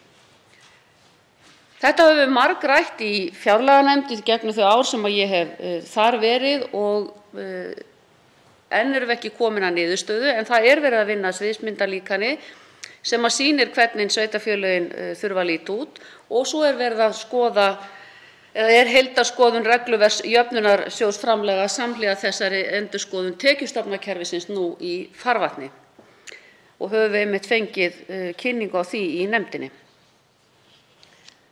Áframhaldandi uppbygging fjarskipta og stafrænnar þróunar styður meðal annars við þá byggðaþróun sem hér segir, en einnig við fjölmörg önnur verkefni og markmið stjórnvalda, enda umfangsmikinn málaflokka að ræða í nútíma samfélagi. Vinna við ljósleiðaravæðinguna veigamikil, en þá samt sem áður 12.000 heimili án ljósleiðara. Úr þessu munum við bæta. Þegar litið til farneta verður áfram unnið að þar lútandi regluverki og uppbyggingu sem sendar sem styðja við 5G farnet, enda þetta mikilvægur öryggisþáttur. Og það þekkjum við sem keyrum talsvert hinar dreifðu byggðir að það sums staðar dauðir punktar. Það líka verðugt að halda á lofti þeim kynjasjónarmiðum sem slík þróun styður við, því að fjölbreyttari störf kalla á fjölbreyttari starfsmannahóp og styður það með bæði við byggðaþróun og markmið stjórnvalda jafnrétti í samfélaginu. Virðulegi forseti, bættar samgöngur styðja bæði við þróun byggða og loftslagsmarkmið stjórnvalda. Styttri vegalengdir spara útblástur og uppbygging rafhleðslustöðva styður við orkuskipti í bílaflotanum. Á síðasta kjörtímabili var ráðist í tugmilljarða skattaívilnanir vegna rafmagnsbíla. Það bæði til að hraða orkuskiptum og stuðla að markmiði stjórnvalda kolefnishlutleysi árið 2040, en hlutfall nýskráðra bíla sem styðjast á öllu leyti við rafmagn nú tæp 40%. Þá tengiltvinnbílar það bil 30% það sem af þessu ári. Mikilvægt að hafa í huga að umferð enn að aukast. Þar af nýjar stoðgreinar í atvinnurekstri stór hluti, en bæði fiskeldi og ferðaþjónusta auka umferð svo munar. Það því mikilvægt að halda áfram á þessari rafrænu vegferð, enda ávinningurinn mikill í ljósi þess hve veigamikill þáttur í losun gróðurhúsalofttegunda útblástur ökutækja En þriðjungur losunar frá samgöngum, þá erum við með skipin þar innifalin. En bættar samgöngur aldeilis ekki aðeins til handa einkabílnum. Það gefur kannski auga leið, en stærstu hluti umferðar hér á landi á höfuðborgarsvæðinu eðlilega, en samgöngusáttmáli ríkis og sveitarfélaga á höfuðborgarsvæðinu, uppbygging borgarlínu mun stórbæta almenningssamgöngur sem ekki síður mikilvægur þáttur í bættum lífskjörum í loftslagsmálum, en minna svifryk og minni umferð. Og þá vil ég sérstaklega líka halda á lofti markmiðum bætt þjónustustig löggæslunnar og þeim 200 milljónum sem renna til þess að efla rannsókn og saksókn kynferðisbrota í samræmi við áherslur stjórnarsáttmála ríkisstjórnarinnar. Eins og ég sagði hér í upphafi að þá gefur fjármálaáætlun tilefni til bjartsýni, eins og þessi upptalning sem aðeins að brota boðuðum aðgerðum gefur til kynna, þrátt fyrir að hér hafi verið ræddur dauði og djöfull í þingsal í dag, sem þessari fjármálaáætlun fylgir að mati stjórnarandstöðunnar að minnsta kosti. En ég tel það mikilvægt að við höldum áfram að vaxa út úr þeirri efnahagslægð sem fylgdi í kjölfar heimsfaraldursins. Ég sagði nýverið í grein í Morgunblaðinu að óhjákvæmilegt væri að umræðan hverfist óvissuþætti, enda ljóst að alltaf eru einhverjar blikur á lofti. Síðustu ár vegna faraldursins, nú vegna innrásar rússneska stjórnvalda í Úkraínu og stríðsins þar. Nokkuð hefur verið fjallað þensluhvetjandi efnahagsaðgerðir vegna heimsfaraldursins og því jafnvel haldið fram að ríkissjóður hafi verið kominn út í horn áður en hann skall á. Gott og vel, ég vil svara því til að það var sterk staða ríkissjóðs og lágt skuldahlutfall sem að gerði okkur kleift að ráðast í mikilvægar aðgerðir vegna faraldursins af myndugleik. Það er ekki endilega til eftirbreytni að halda úti stórkostlegum ríkisstuðningi við hagkerfið til langframa, enda stendur það ekki til. Aðgerðir vegna faraldursins voru alltaf tímabundnar. Þá komu vaxtalækkanir Seðlabankans vel fyrir fyrstu kaupendur sem sést best á fjölda seldra íbúða síðustu ár. Ég tel það mikilvægt þegar kallar eftir aðgerðum vegna verðbólgu að þær hafi tilskilin áhrif og valdi ekki frekari verðbólgu eða hækki vexti. Sértækar aðgerðir ættu að nýtast þeim sem að síst hafa notið góðs af hækkunum á húsnæðisverði. Í þessu samhengi má nefna að 500 milljónum verður ráðstafað í þágu húsnæðisbóta til handa þeim sem að verst standa á húsnæðismarkaði. Virðulegi forseti, við erum alltaf undirsett utanaðkomandi áhrifum. Það er alveg rétt að verðhækkanir erlendis, til dæmis vegna stríðsins, geti haft áhrif á verðbólgu og verðlag, hérlendis sem og annars staðar. Og það sama á við aðgerðir stjórnvalda víða heim eins og gerðist á COVID. En ábyrg ríkisfjármálastjórnun felst í því að búa í haginn þegar vel gengur og stíga inn á þunga þegar þess gerist þörf. Það gerðum við á síðasta kjörtímabili og það munum við gera líka á þessu komandi kjörtímabili. Við erum viðbúin, við gerum það í gegnum verkfæri eins og fjármálaáætlun, við reynum að halda þétt utan þá sem þess þurfa á að halda og það höfum við gert með ýmsum aðgerðum fram til þessa, meðal annars í velferðarkerfinu, þar sem við höfum lækkað greiðsluþátttöku, búið til nýtt tekjuskattsþrep, við höfum verið með auknar greiðslur í húsnæðisbætur til handa þeim sem á leigumarkaði og svo framvegis. Þannig að virðulegi forseti, ég tel að við séum að leggja hér fram fjármálaáætlun sem að styður við áframhaldandi starf sem að hér var hafið á síðasta kjörtímabili. Svo háttar til að 3 hv. þingmenn hafa óskað eftir að veita andsvar og ræðutími því styttur í 1 mínútu í síðari umferð. Fyrst veitir andsvar hv. 6. þingmaður Reykjavíkurkjördæmis suður, Björn Leví Gunnarsson.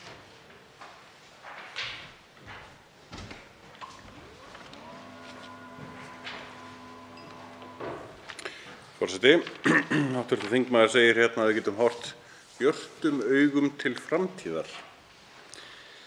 Ég skil eiginlega ekki hvað hv. þingmaður á við miðað við þá fjármálaáætlun sem við höfum hérna fyrir framan okkur. Þegar við horfum til bara nokkurra lykilatriða í svona grunnstoða í samfélaginu. Tökum bara heilbrigðiskerfið, við getum tekið húsnæðiskerfið svo sem á eftir líka, bara heilbrigðiskerfið.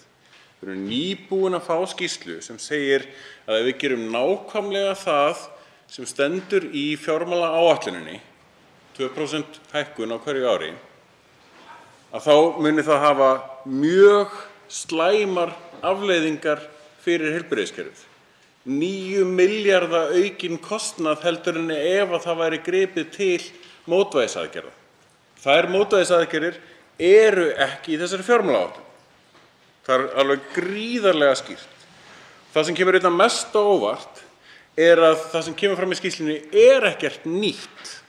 Það er vissulega nákvæmari greining, en það er nákvæmlega það sem að heilbrigðiskerfið er búið að vera að reyna að tyggja ofan í okkur í fjárlaganefnd ár eftir ár eftir ár. Alltaf það sama. Kemur ekkert á óvart. Og þá miðað við fjármálaáætlunina eins og við höfum hana fyrir framan okkur í dag, hvernig getum við þá horft björtum augum til framtíðar miðað við þessa skýrslu sem við höfum sem að segja okkur að það sé ekki satt? Þýðir það þá að ríkisstjórnin ætlar að bregðast við því á einhvern hátt og ætlar hún að gera það í breytingum á þessari fjármálaáætlun eða þarf það að bíða í 1 ár í viðbót? Þá svarar andsvari hv. 3. þingmaður Norðausturkjördæmis, Bjarkey Olsen Gunnarsdóttir. Já, virðulegi forseti, ég þakka hv. þingmanni fyrir andsvarið. Við erum ósammála. Það er ekkert svo sem nýtt, en við erum líka oft sammála, svo sem það hefur alveg komið fyrir. Já, ég tel þetta vera tilefni til þess að horfa bjartum augum fram á við, enda tel ég ekki ástæðu til bölsýni. Við erum að stíga hér upp úr faraldri og þrátt fyrir að við séum að takast hér á við óvissu ástand sem við þurfum alltaf að horfa á. Það er ennþá óvissu ástand og við þurfum að spila dálítið með því eins og heimurinn allur þarf að gera. Við höfum rætt þessi mál eins og hv. þingmaður veit inn í fjárlaganefnd.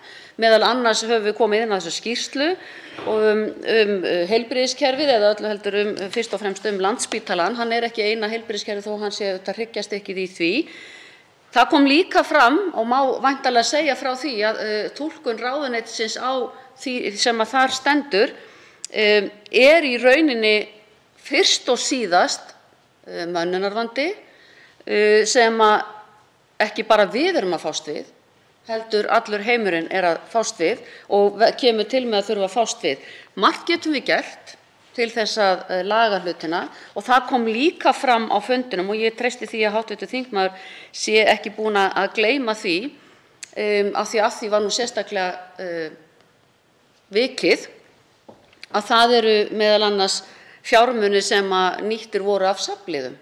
Það eru risastórar fjárhæðir sem að þar eru inni sem að við getum nýtt okkur eða öllu heldur ég held að við séum sammála að við viljum sjá ríka gagnsæi og sé þá nota beint í fjárfestingar eða rekstur í staðinn fyrir að við séum að takast á við það og okkur sé sagt að sjúkrahúsin séu vanfjármögnuð. Sjúkrahús er að skila, við skulum ekki gleyma því, það er að skila hagnaði, gert ráð fyrir því. Núna, það kom fram í heimsókn okkar til Landspítalans, gleymum því ekki. Þá veitir andsvar öðru sinni hv. 7. þingmaður Reykjavíkurkjördæmis suður Björn Leví Gunnarsson. Já, forseti, ég veit ekki hvar ég á að byrja í þessu. Þarna er þessi svokallaði hagnaður spítalans sem var rekinn, millifærsla úr varasjóðum og ýmsu svoleiðis. Einhverju sem var ekki ætlað í rekstur spítalans til að byrja með en sökum náttúrulega COVID og ýmsa ástæðuna, réttara sagt fyrir utan COVID-kostnað, að þá var einmitt verið að millifæra heimildir úr einhverjum safnliðum og svo framvegis til þess að dekka mínusinn til þess að spítalinn gæti nú verið innan þessa samkomulags. Að hv. þingmaður hafi verið í safnliðina er hluti af vandamálinu. Við hérna á þingi, við eigum ekki vera að samþykkja fjárheimildir í bara eitthvað, geðþóttaákvarðanir ráðherra það hvernig á að fara með fjárheimildir. Þá getum við alveg sagt bara, þetta fjárlagafrumvarp hérna, þessi fjármálaáætlun, hún er hérna upp á 1200 milljarða. Bara þið gerið það sem þið viljið við þá. Það virkar ekki þannig. Þá veitir andsvar síðara sinni hv. 3. þingmaður Norðausturkjördæmis Bjarkey Olsen Gunnarsdóttir. Já, virðulegi forseti, það var akkúrat það sem ég var að segja. Það er þetta, og við vitum það, við höfum rætt þetta og það er kannski partur af því sem við þurfum að taka til endurskoðunar þegar kemur að lögunum opinber fjármál. Það eru þessir safnliðir sem inn á eru risastórar fjárhæðir. Það er þannig. Og við myndum kannski gjarnan vilja hafa gagnsærra hvernig þeim er varið og hvort að það eigi yfir höfuð að vera til eða ekki. Það er eitt af því sem við þurfum að ræða, svo kallað hið gamla skúffufé ráðherra, því að þetta er jú kannski einhverju leyti það sem er, þessi safnliðir.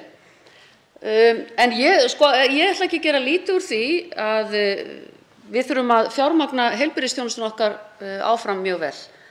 Ég var bara að vitna í það sem kom fram á fundi sem við sóttum öll saman hérna í fjárlaganefnd, það sem til spítalans, það sem þessi orð voru viðhöfð. Það er líka þannig að eins og hefur komið fram að það er verið að taka í notkun þetta DRG-kerfi sem á að breyta og bæta væntanlega þjónustuna og það er mjög margt undir sem við þurfum, fjarheilbrigðistækni og annað slíkt sem að sjúkrahúsið sjálft hefur sagt og sjúkrahúsin, svo ég segi það nú, sem að þau telja sig geta gert mun betur í. En við þurfum sannarlega að skoða þetta og nú er það fjárlaganefndar en ekki ríkisstjórnarinnar.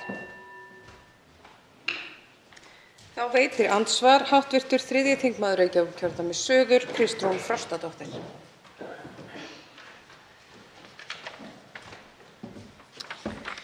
Virðulegi forseti, Ég þakka hv. formanni fjárlaganefndar fyrir framsöguna. Mig langaði til þess að varpa fram þetta hvort allt ómögulegt eða frábært. Í mínum huga snýst þetta kannski frekar að hvort við séum að tala framfarir eða bara kerfislægan framreikning. Það var ýmsu hér lofað í haust og ég velti því upp hvort það hljóti ekki að vera ákveðin vonbrigði fyrir hv. formann fjárlaganefndar að sjá til að mynda hvernig að fara núna í húsnæðismálunum. Þetta brostið loforð og í engu samræmi við það sem hefur verið haldið ítrekað hér fram. En mér langaði líka til þess að varpa því upp af því að hv. formann fjárlaganefndar ræddi stöðuna fyrir utan höfuðborgarsvæðið, samgöngur og þess háttar. Hvað skoðun hún hefur á því að í þessari áætlun þá fer minnkandi hluturinn sem fer í fjárfestingu á þessu tímabili. Að fjárfestingaráætlun stjórnvalda, hún náði hámarki 1 ár og svo fer hún minnkandi. Það eru bara svo mörg atriði hér sem eru ekki neitt og ekkert annað en bara kerfislægur framreikningur. Það hlýtur að vekja upp spurningar hvort að umræða stórsókn í heilbrigðismálum, stórsókn í húsnæðismálum, stórsókn í samgöngur hafi kannski bara verið mismæli og of mikið upp í sig tekið á sínum tíma. Og hvort hún geti tekið undir með mér að við hefðum kannski öll viljað sjá að í ljósi þess að við erum að selja núna bankana og erum að fá inn allt þetta mikla fé sem við töpuðum hér eftir hrun og var til þess að við fórum í niðurskurð, að það hefði verið betra að sjá alvöru uppbyggingu hér á næstu árum en ekki bara þennan framreikning eins og hann birtist frá fjármálaráðuneytinu. Þá svarar andsvari hv. 3. þingmaður Norðausturkjördæmis, Bjarkey Olsen Gunnarsdóttir. Já, frú forseti, ég þakka hv. þingmanni fyrir andsvarið. Ef við byrjum á samgöngumálunum, þá eins og hv. þingmaður veit og við höfum kannski velt upp og gagnrýnt að við sem alltaf að tala átök.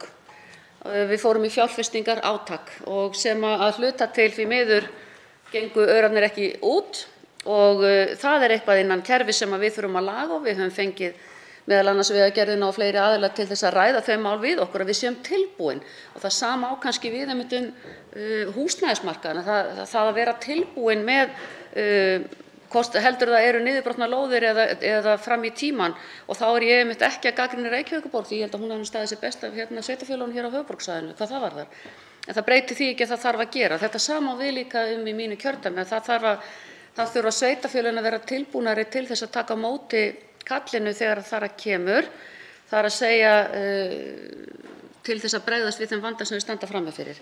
Varðandi húsnæðiskerfið að þá auðvitað þegar við lögðum af stað með þetta í kringum kjarasamningana 2015 og þá var gert ráð fyrir þetta að ráðast í ákveðinn fjölda eins og hv. þingmaður væntanlega man uppbyggingu félagslegra leiguíbúða og framlögin hafa verið hærri heldur en gert var ráð fyrir á þeim tíma þrátt fyrir allt og eins og hv. þingmaður veit líka þá hefur því miður ekki tekist að koma út á öllum þessum stofnframlögum ennþá og það margt sem að þar undir. En fyrst og fremst samkvæmt þeim upplýsingum sem ég hef meðal annars frá ASÍ þá það vegna þess að það vantar lóðir til þess að byggja á. Þannig að ég held að það standi ekki á ríkinu að bregðast við þessu þegar að við sjáum fyrir okkur að geta komið öllum þessum fjármunum út í vinnu og ég held að það sé eins og við vitum áætlunin sannarlega skoðuð á hverju ári og við þurfum þá bara að takast á við það ef við sjáum að þetta gerist því eins og hv. þingmaður þekkir að þá eru deiliskipulag og annað slíkt mjög lengi í ferli og það verið eitt af því sem við erum að reyna að laga hér núna að breyta þessu fyrirkomulagi og létta regluverkið. Þá veitir andsvar öðru sinni hv. 3. þingmaður Reykjavíkurkjördæmis suður, Kristrún Frostadóttir.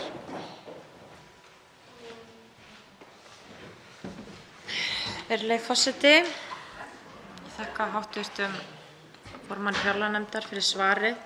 Ég velti því upp þá hvort ef þessi staða komin upp á húsnæðismarkaði að fólk haldi að sé gætt að koma þessum stofnframlögum út sem að þó eru reyndar komin annar hljóð til að mynda í stærsta sveitarfélagi hérna á landinu Reykjavíkurborg sem ætlar að tvöfalda lóðir á næsta kjörtímabili. hvort að ríkisstjórnin sæi sér ekki fært að styðja þá að minnsta kosti við aðra sem að þurfa á þessu fjármagni að halda til að mynda í að efla vaxtabótakerfið betur. Þannig að það svolítið erfitt þegar alltaf verið að tala að þetta sé bara framboðsliðin sem að sé vandinn en síðan sé ekki hægt að laga framboðsliðina og meðan bíða aðrir. En mér langaði stutt í lokin að spyrja hv. formann fjárlaganefndar hvað henni finnst þá staðhæfingu í fjármálaáætlun að það eigi að beita neyslusköttum með auknum hætti núna á næstu árum sem eru flötustu skattar sem hægt að leggja á og þeirri staðreynd að það hvergi talað auðlindaskatta, skatt á fjármagnstekjur eða eignaskatta í þessari áætlun.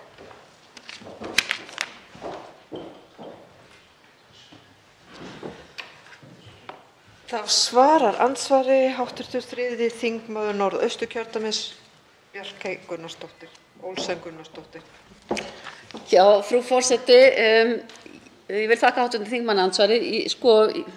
Það er auðvitað að mörgu að hyggja í þessu og ég get alveg tekið undir það að við getum alveg þurft að endurskoða vaxtabótaþáttinn og ég tel að við þurfum að velta því fyrir okkur núna í ljósi stöðunar ef að það fer á flug eins og við kannski erum að horfast í augu við núna varðandi verðbólgu og annað slíkt. Ef að það er eitthvað sem verður langvarandi ástand þá þurfum við kannski að huga að því.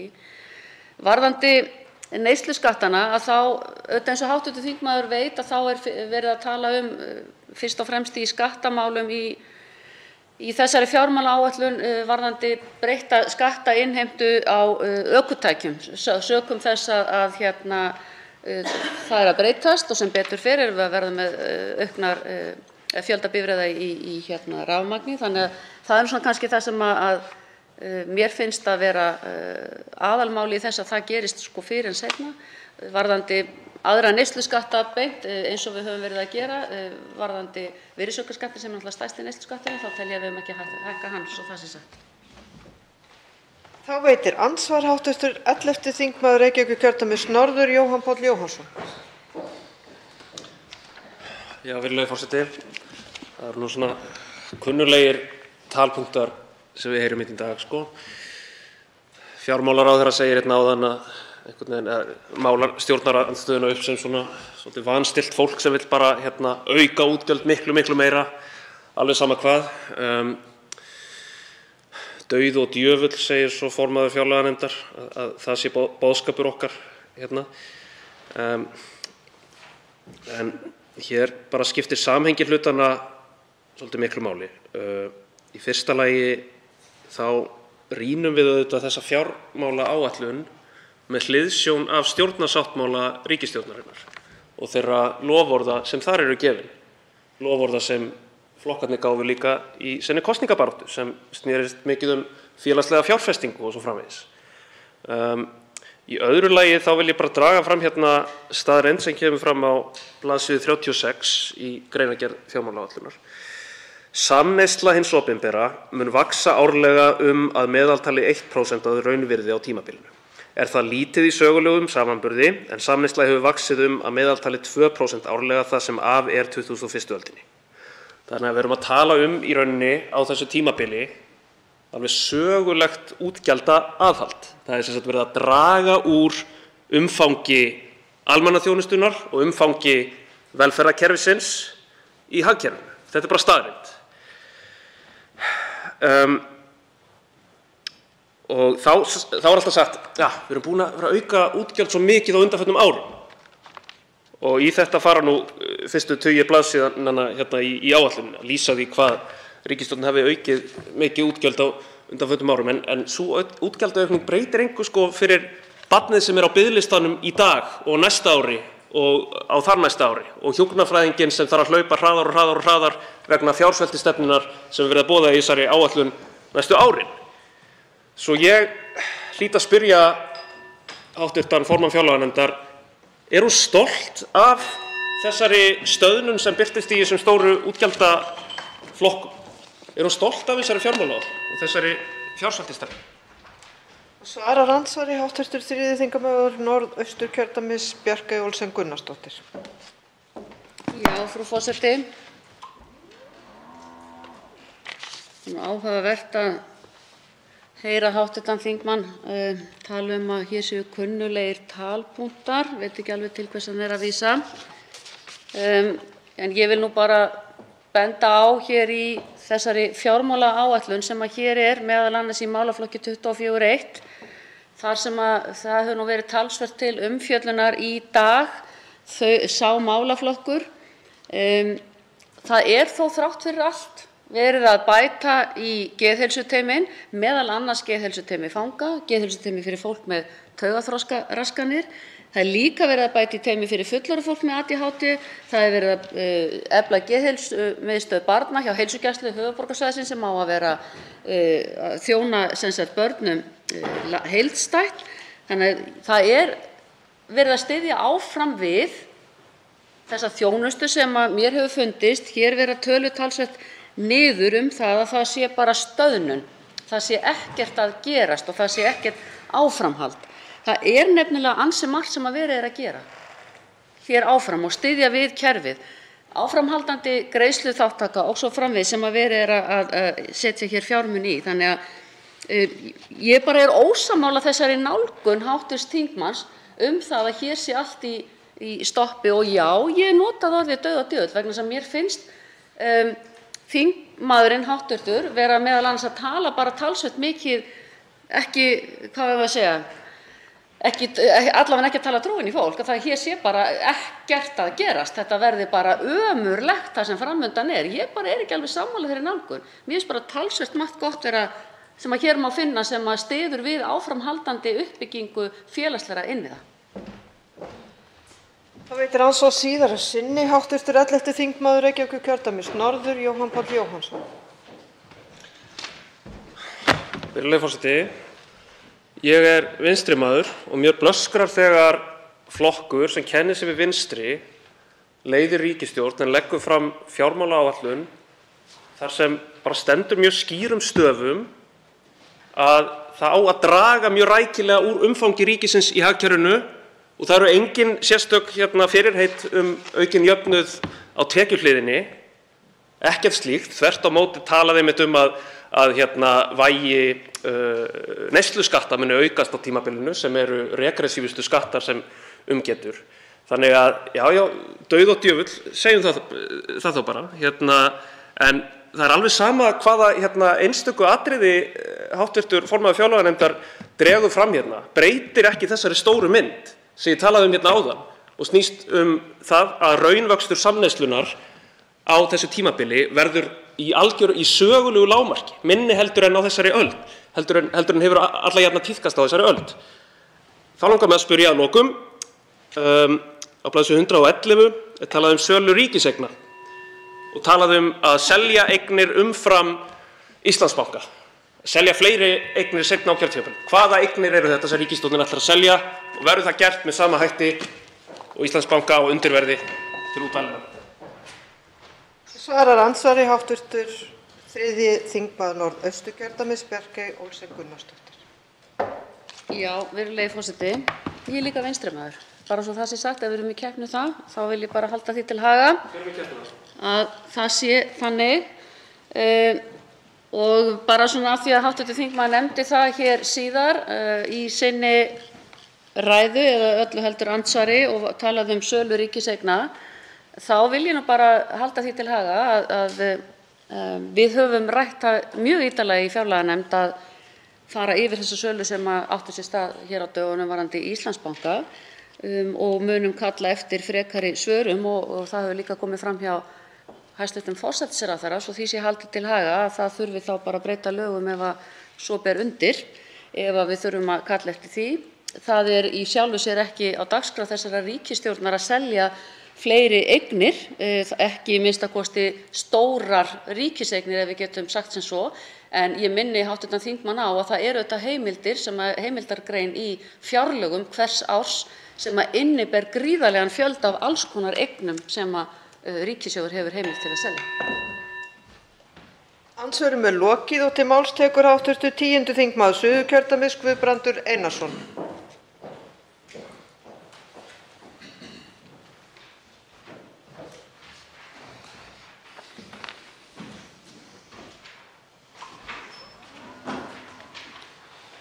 Frú forseti, við erum nú að sjá fram á vaxandi verðbólgu hér á landi næstu mánuði að minnsta kosti. Og því ljóst að forsendur fjármálaáætlunar fyrir árið 2023 til 2027 eru brostnar nú þegar bæði launa og verðlagsforsendur. Skuldir hins opinbera hafa vaxið mikið í kórónuveirufaraldrinum og skuldir heimilanna sömuleiðis. Hreinn vaxtakostnaður ríkissjóðs er núna yfir 80 milljarðar á ári og hefur aldrei verið hærri.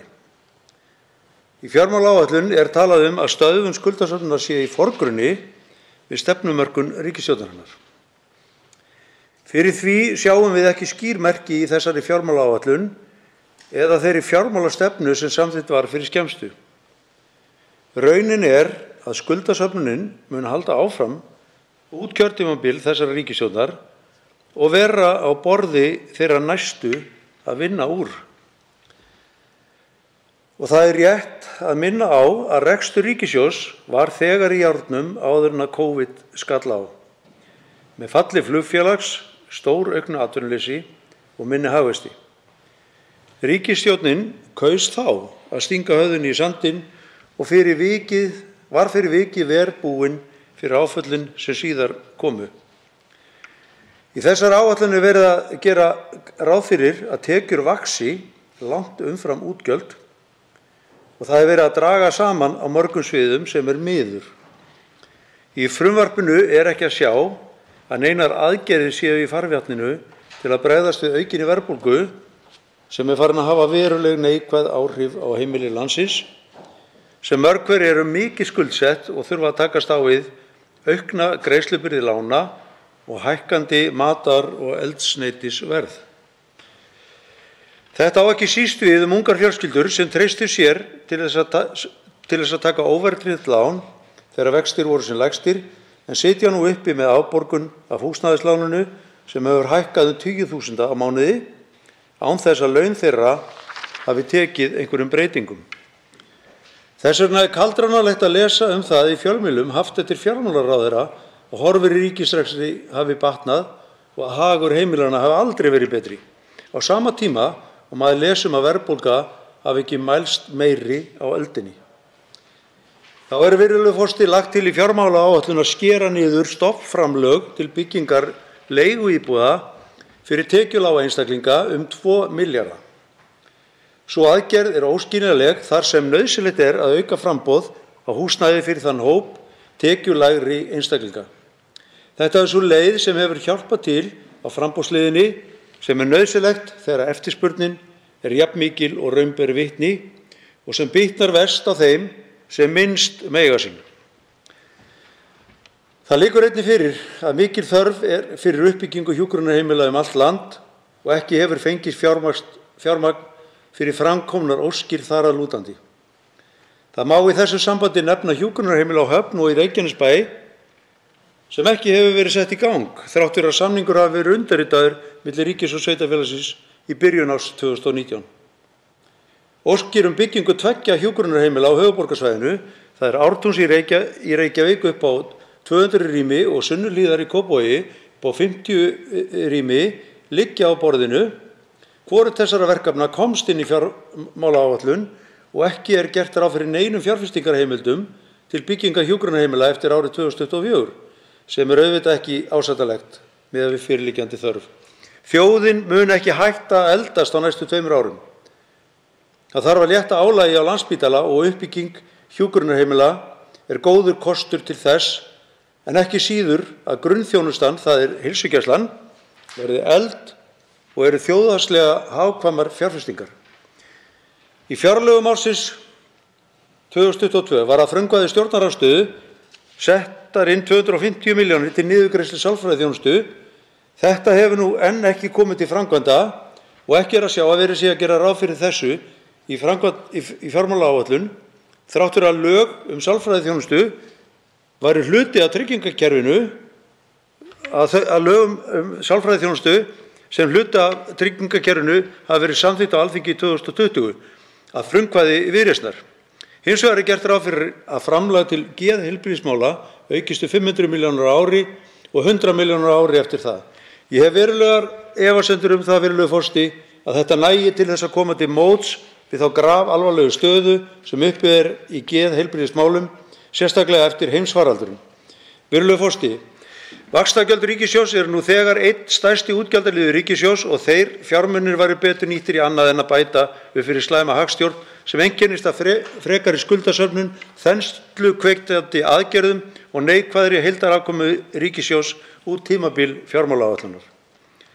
Fjármálaáætlun gerir ráð fyrir að vaxtagjöld ásamt lífeyrisskuldbindingum hækki tæpa 13 milljarða og fari úr 102,8 í 115,7 milljarða. Hins vegar hætta á að vaxtagjöldin munu aukast vegna þeirra ótryggu stöðu sem nú uppi. Það langar mig, virðulegur forseti, til að minnast á stöðu sveitarfélaganna á Íslandi sem mörg hver fóru illa út úr COVID-faraldrinum. Þau vinnumarkaðsúrræði sem ráðist var í hjálpuðu hins vegar upp á og komu í veg fyrir alvarlegan skell, meðal annars hjá Reykjanesbæ sem þurfti að takast á við 25% atvinnuleysi. Hins vegar tekjuskipti ríkis og sveitarfélaga til umræðu og sér ekki fyrir endan á. Sveitarfélögin hafa verið að taka yfir kostnaðarsama rekstrarþætti á undanförnum árum og það liggur fyrir að það fjármagn sem fylgdi með var og nefnt skammtað. Samfélagið hefur breyst og þjónustuþörf hefur aukist og nú svo komið að sveitarfélögin telja að myndast hafi uppsafnaðar halli upp á 9 milljarða vegna málaflokks fatlaðs fólks sem ekki hefur fengist bættur. Þó að auknir fjármunir hafi fengist í gegnum jöfnunarsjóð sveitarfélaga, þau framlög þarf hins vegar að auka og þetta snýst, virðulegur forseti, allt forgangsröðun.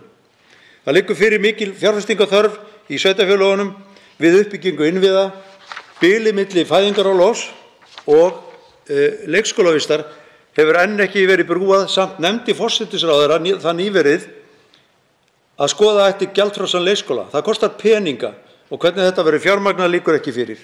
Mikil fjölgun íbúa gerir það að verkum að byggja þarf trausta innviði á mörgum sviðum og það gerir stöðu margra sveitarfélaga mjög erfiða. Viðhaldsframkvæmdir og innviðafjárfesting hafa verið skorin niður og það mun koma í bakið á sveitarfélögunum á komandi árum. Vegna þessara breyttu aðstæðna nauðsynlegt að fara í endurskoðun á tekjuskiptingu ríkis og sveitarfélaga til þess að sveitarfélögin geti sinnt skyldu sínum til frambúðar. Ein af forsendum þessara fjármálaáætlunar að gerðir verði ábyrgir kjarasamningar eins og það orðað í þessari áætlun. Staðan hins vegar sú að verðlagshækkanir munu ekki auðvelda kjarasamningsgerð.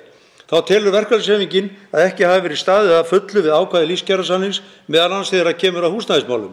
Í fjármálaáætlun hins vegar gert ráð fyrir að laun hækki ekki meira en sem nemur 1 til 1,5% umfram vísitölu.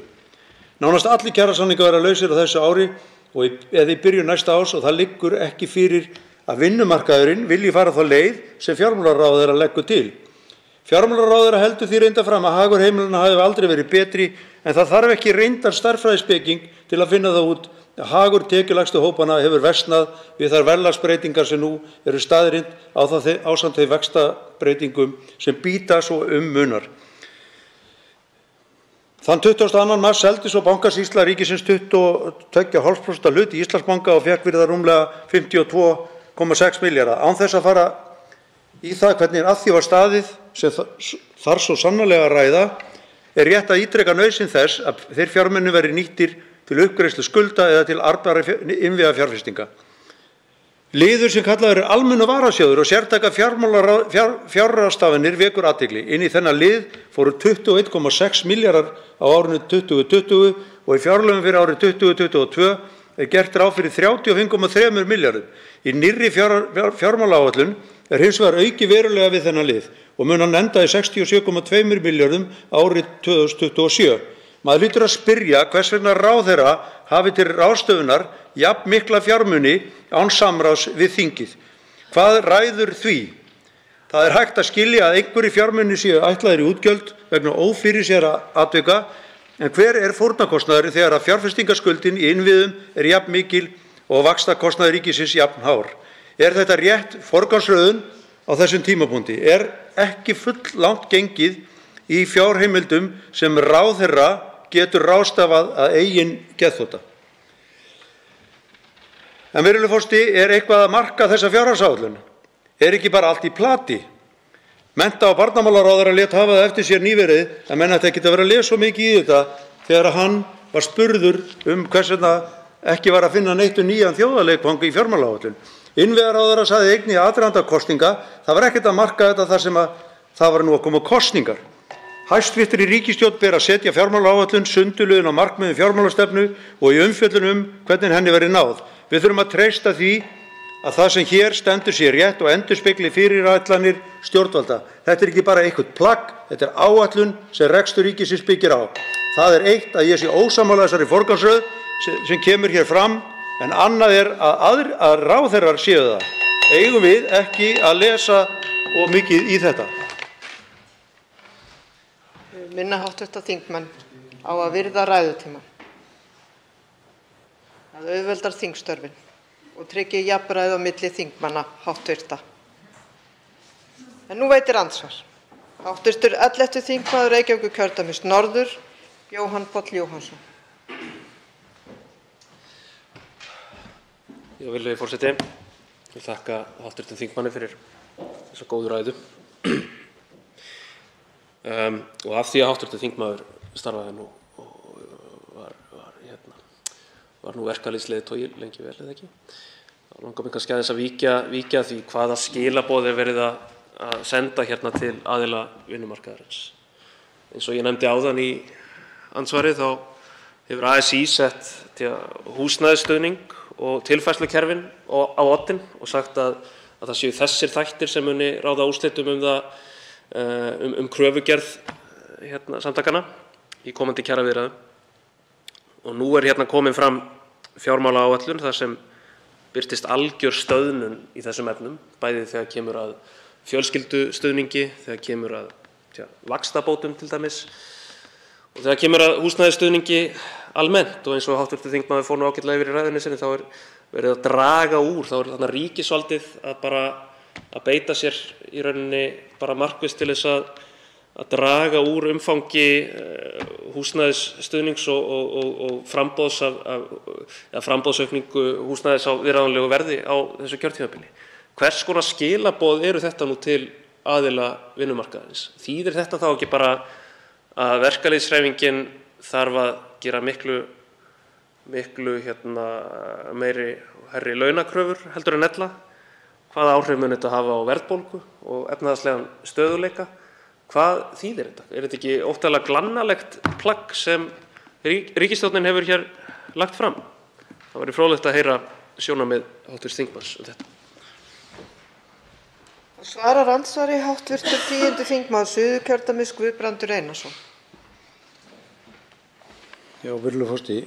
Já, ég þekki nú kannski þennan vettvang ágætlega hafandi verið starfandi á honum í rúm 20 ár. Og það er auðvitað gefur auga leið og það ættu allt fólk að sjá að forsenda fyrir því að gerðir séu hófstilltir kjarasamningar sé að hinn félagslegi stöðugleiki sé til staðar. Og það er talað í stjórnarsáttmálanum talað efnahagslegan og félagslegan stöðugleika.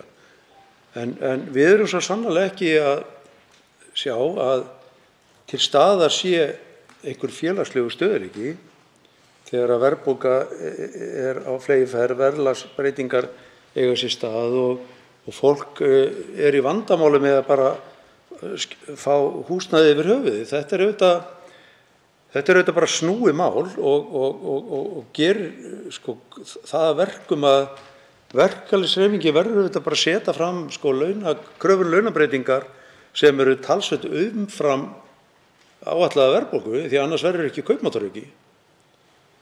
Það gefur bara auga leið.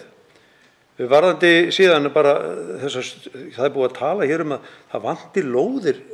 Þetta er endalaust bull það að vanti lóðir. Reykjanesbær núna til dæmis í viðræðum við Bjargum að þeir komi og fari að hefja uppbyggingu í Reykjanesbæ og það er bara mörg sveitarfélög að gera slíkt sama. Þannig að það er ekkert mál að deiliskipuleggja eina lóð undir eða íbúðarhúsnæði fyrir tekjulága. Það er bara minnsta máli. Þannig að þetta er auðvitað bara í mínum huga bara bull og þvaður hvernig að vera nálgast þetta. Þannig að ég held að ef við ætlum að ná einhverju samstæðum einhvern efnahagslega stöðugleika þá verður þessi félagslegi stöðugleiki að vera til staðar. Það veitir andsvar síðara sinni hv. 11. þingmaður Reykjavíkurkjördæmis norður, Jóhann Páll Jóhannsson. Já, virðulegi forseti, ég tek nú bara heils hugar undir með hv. þingmanni allt þetta og nýverið kynnti Dagur B. Eggertsson borgarstjóri að borgin ætlaði að tvöfalda sitt lóðaframboð núna á komandi kjörtímabili.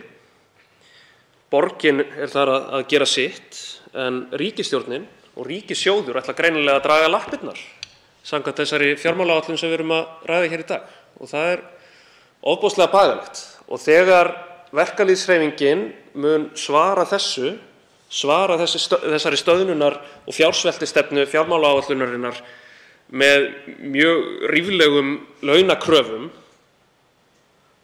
þá verður það ekki við óábyrga verkalýðshreyfingu að sakast. Þá verður það bara ríkisstjórninni að kenna. Skulum hafa það alveg á hreinu.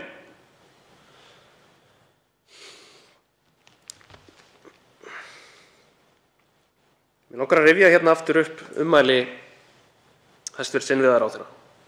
Sá ráðherra sem hér stendur leggur mikla áherslu á uppbyggingu félagslegs húsnæðis allt land og hefur lagt inn tillögur í fjármálaáætlun fyrir árin 2023–2027 verulega aukningu fjármuna til að fjölga uppbyggingu íbúða fyrir tilstuðlan opinbers húsnæðisstuðnings. Svo leggur fjármálaráðherra fram, eins og til þess að niðurlægja hann, fjármálaáætlun þar sem gert ráð fyrir lækkun húsnæðisstuðnings. Hvað á þetta að þýða? Ekkert að marka þetta fólk? Hvers vegna segja þau eitt í fjölmiðlum og gera svo eitthvað allt annað í ríkisstjórn og hér á þinginu og með þeim þingmálum sem lögð eru fram? Til of mikils mælst að þau standi við fyrirheit sem fram koma í stjórnarsáttmála og hætti þessari eilífu vinsældarkeppni? Svarar andsvari hv. 10. þingmaður Suðurkjördæmis Guðbrandur Einarsson.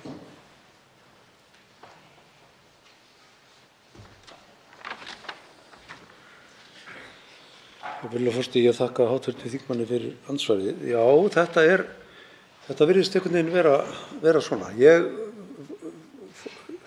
setti fyrirspurn á hæstv. Innviðaráðherra einmitt þetta og varðandi vaxtabætur. Og hæstv. ráðherra vildi bara leggja þetta niður og sagði að það væri verið að vinna með önnur úrræði. Og maður sér þau ekki, stofnframlög voru mjög mikilvæg og enda flest af þeim velferðarmálum sem hafa áunnist verið í gegnum kjarasamninga og þetta eitt af þeim. Þau eru mjög mikilvæg fyrir tekjulága einstaklinga til að koma sér öruggu skjóli yfir höfuðið sem bara lífsnauðsynlegt og einn af þeim öryggisþáttum sem fólk þarf að búa við. Þannig að ég bara átta mig ekki á því, verið að rétta bara verkalýðshreyfingunni puttann. Ég upplifa það bara einhvern veginn þannig að það á bara að láta verkalýðshreyfinguna finna það að hún ráði þess ekkert. En manni finnst þetta sérstakt þegar við erum búin að sjá að úrræði sem þessi sem meðal annars Bjarg hefur verið að byggja, þau hafa náð tilgangi og þjónað tilgangi. Fólk hefur bara verið mjög ánægt og komist í öruggt skjól og það ekkert verið að henda fólki út og að tekjurnar hækki eitthvað pínulítið, þá fer það bara inn á markaðslegu. Þannig að fólk komið í öruggt skjól til lengri tíma og það það sem hefur skort upp á íslensku leigumarkaði. Þarna kannski að vera að búa til vísi að því að einhverjum leigumarkaði sem getur gagnast fólki og verið fyrirsjáanlegur. Þannig að ég tek undir það. Ég ekki að sjá að ráðherrarnir sé að fylgja því eftir sem þeir segja svo í málefnasamningi og svona hádegis- og tyllidögum. Andsvörum er lokið og til máls tekur hv. 5. þingmaður Norðvesturkjördæmis Haraldur Benediktsson. Já, frú forseti. Ég vel það hér við fyrri umræðu þingsályktun fjármálaáætlun 2023 til 2027 að nálgast umræðuna kannski út frá því hvaðan við erum að koma og hvert við erum að stefna. Og við þekkjum það vel að áföll, utanaðkomandi áhrif og breytingar geta á skömmum tíma breytt horfum í óvissu, sterkum og góðum horfum í óvissu og kallað á viðbrögð. Við þekkjum það líka þegar betur ára geta skapast tækifæri og hagur okkar batnað á nýjan leik. Þannig að það á oft vel við, fljótt geta skipast veður í loft eins og sagt er. Það mætti vel ramma það verkefni inn við framlagningu umræðu fjármálaáætlun að horfa til þess að það eru ýmsir kraftar í okkar umhverfi sem við höfum ekki endilega stjórn á sem að geta haft mikil áhrif. Við leggjum hér á staðið þinglega meðferð á fjármálaáætlun sem er svo fyrsta sem er lögð fram af þessari ríkisstjórn sem hefur leitt og borið ábyrgð á stýra þjóðarskútunni eins og við stundum orðað undanfarin ár, ríkisstjórn sem fékk í haust nýlega endurnýjað sterkt umboð til þess að halda stjórnartaumana. Í mínum huga þarf fjármálaáætlun fyrst og fremst að skapa ramma utan fjármál ríkissjóðs þannig að hægt sé að sjá hver stefnir að þjóðarbúinu vegni sem best á hverjum tíma að þau mikilvægu verkefni sem hið opinbera rekur og sér hvort sem það á sviði heilbrigðis, velferðar, menntunarmála eða framkvæmda eða annarra verkefna sem við komum okkur saman sé traustum höndum og vel haldið utanum og þau hafi fyrirsjáanleika. Það er eitt af stóru breytingunum eftir að við fórum að nota fjármálaáætlun sem hina opinberu áætlunargerð í ríkisfjármálum til lengri tíma að það hefur skapað hinum ýmsu verkefnum og stofnunum hins opinbera meiri fyrirsjáanleika til þess að stýra sinni starfsemi yfir lengri tíma. Ég held að lögin sem við nefnum oft hinn nýju lög opinber fjármál en nú reyndar komin nokkuð til ára sinna eða frá 2015 hafi einmitt dregið fram þann styrkleika að geta horft til lengri tíma í áætlunargerð og í áherslum sem við getum lagt í rekstri hins opinbera. Almennt þessa þingsályktunartillögu gæti ég sagt og kannski segi eins og ég segi alltaf þegar ég tek til máls fjármálaáætlun að það er lagt af stað miklu metnaði og það er líka lagt af stað af mikilli ábyrgð en eins og oft áður er ramminn þaninn til hins ýtrasta. Það verði ég að segja, virðulegi forseti, nú sem áður. Mestu skiptir að við höldum þannig á málum og að við endurreisum hér trú og forsendur á að tækifæri geti skapast og að við endurspeglum fyrst og fremst okkar áherslur hvort sem það er ríkisfjármálum með öðrum okkar athöfnum að við trúum á það að við reisum okkur hratt við að við getum aftur stækkað þjóðarkökuna aukið hér landsframleiðsluna. Ekki fyrir svo mörgum mánuðum síðan reis hér upp heimsfaraldur. Kannski kom hann okkur á óvart og við vorum kannski að halda að slíkir atburðir myndu heyra sögunni til, að þetta gæti gerst í samfélagi okkar daga, til þess værum við með þekkingu og færni til þess að ráða við en þannig var nú heimurinn, hann skall á okkur á fullum þunga með tilheyrandi afleiðingum fyrir okkar efnahag. Það þurfti að bregðast við. Ríkissjóði var beitt af fullri hörku til að verja efnahag heimilanna og verja atvinnutækin í gegnum faraldinn. Við gátum það vegna þess að ríkissjóði var í sterkri stöðu, verulegur samdráttur í tekjum ríkissjóðs varð í þessu áfalli vegna minni umsvifa og beinar aðgerðir til stuðnings hafa sett ríkissjóð í verulegan hallarekstur. Þetta gátum við gert og þetta gerðum við fullviss þess að við myndum rétta fljótt úr kútnum að nýju. Það mælist meðal annars því að í einum af forsendum fjármálaáætlunar sem við nú ræðum eru ýmsar spár mjög jákvæðar, til dæmis atvinnuleysi á niðurleið, þar fór hæst í 11,6% í janúar 2021 en hefur nú minnkað hratt og nú 5% og spá og forsenda fjármálaáætlunar að atvinnuleysi verði 4%. Umfangsmestu efnahagsaðgerðir seinni ára vegna heimsfaraldurs grundvölluðust á sterkri stöðu ríkissjóðs og skiluðu ótvíræðum árangri.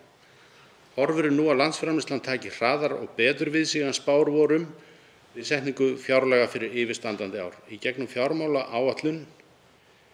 Í gögnum fjármálaáætlun kemur fram að sambærilegur tekjusamdráttur varð ekki hjá sveitarfélögum vegna aðgerða ríkissjóðs.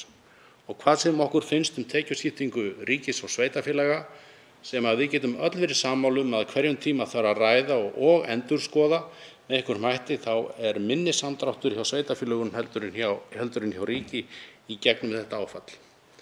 Með þessu, virðulegi forseti, ég ekki að segja allt sé í himnalagi nema síður sé. Það samtal þarf að taka áfram og það samtal höfum við líka haft puttan á púlsinum á inni í fjárlaganefnd og munum gera það áfram.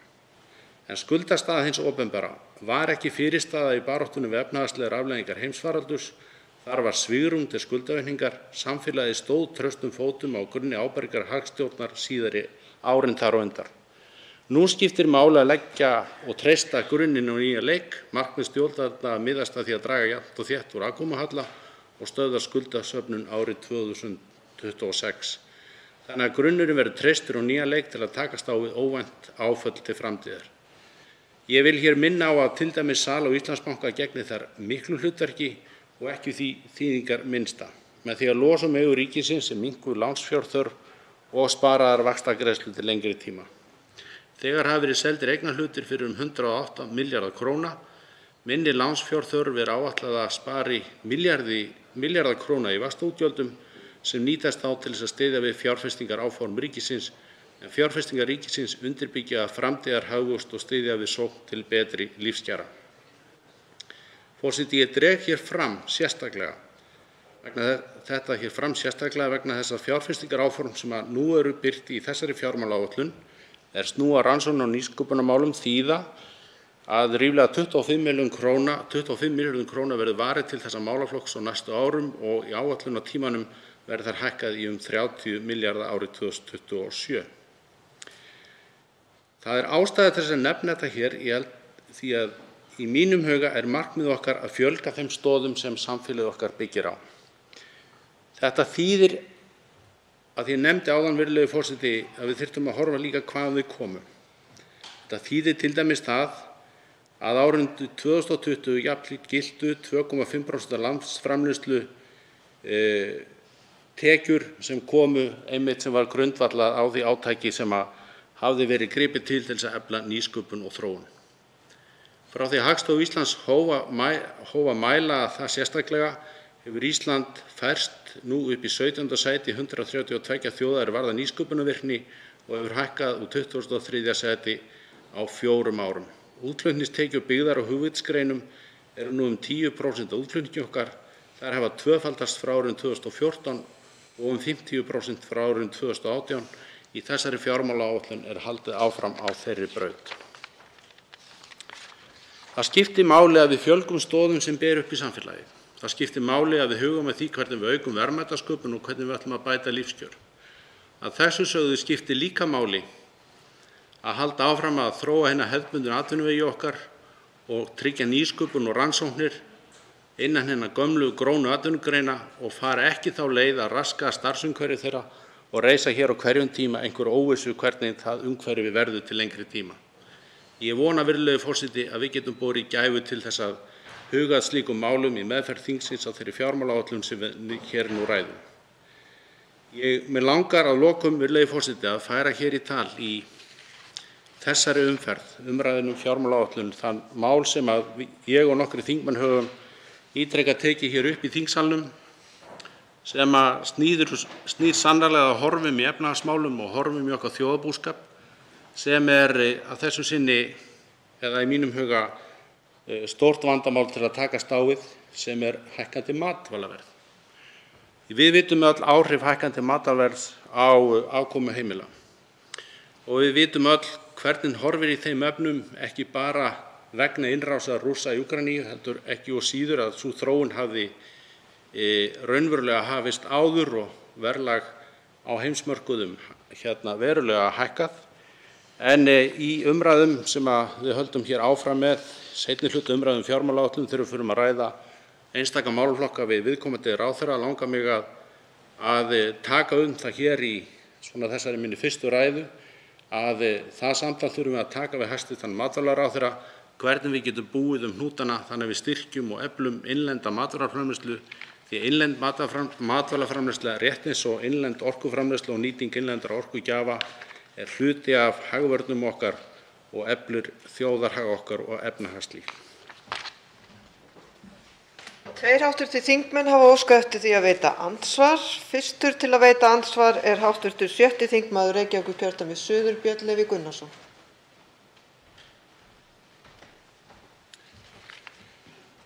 Forseti,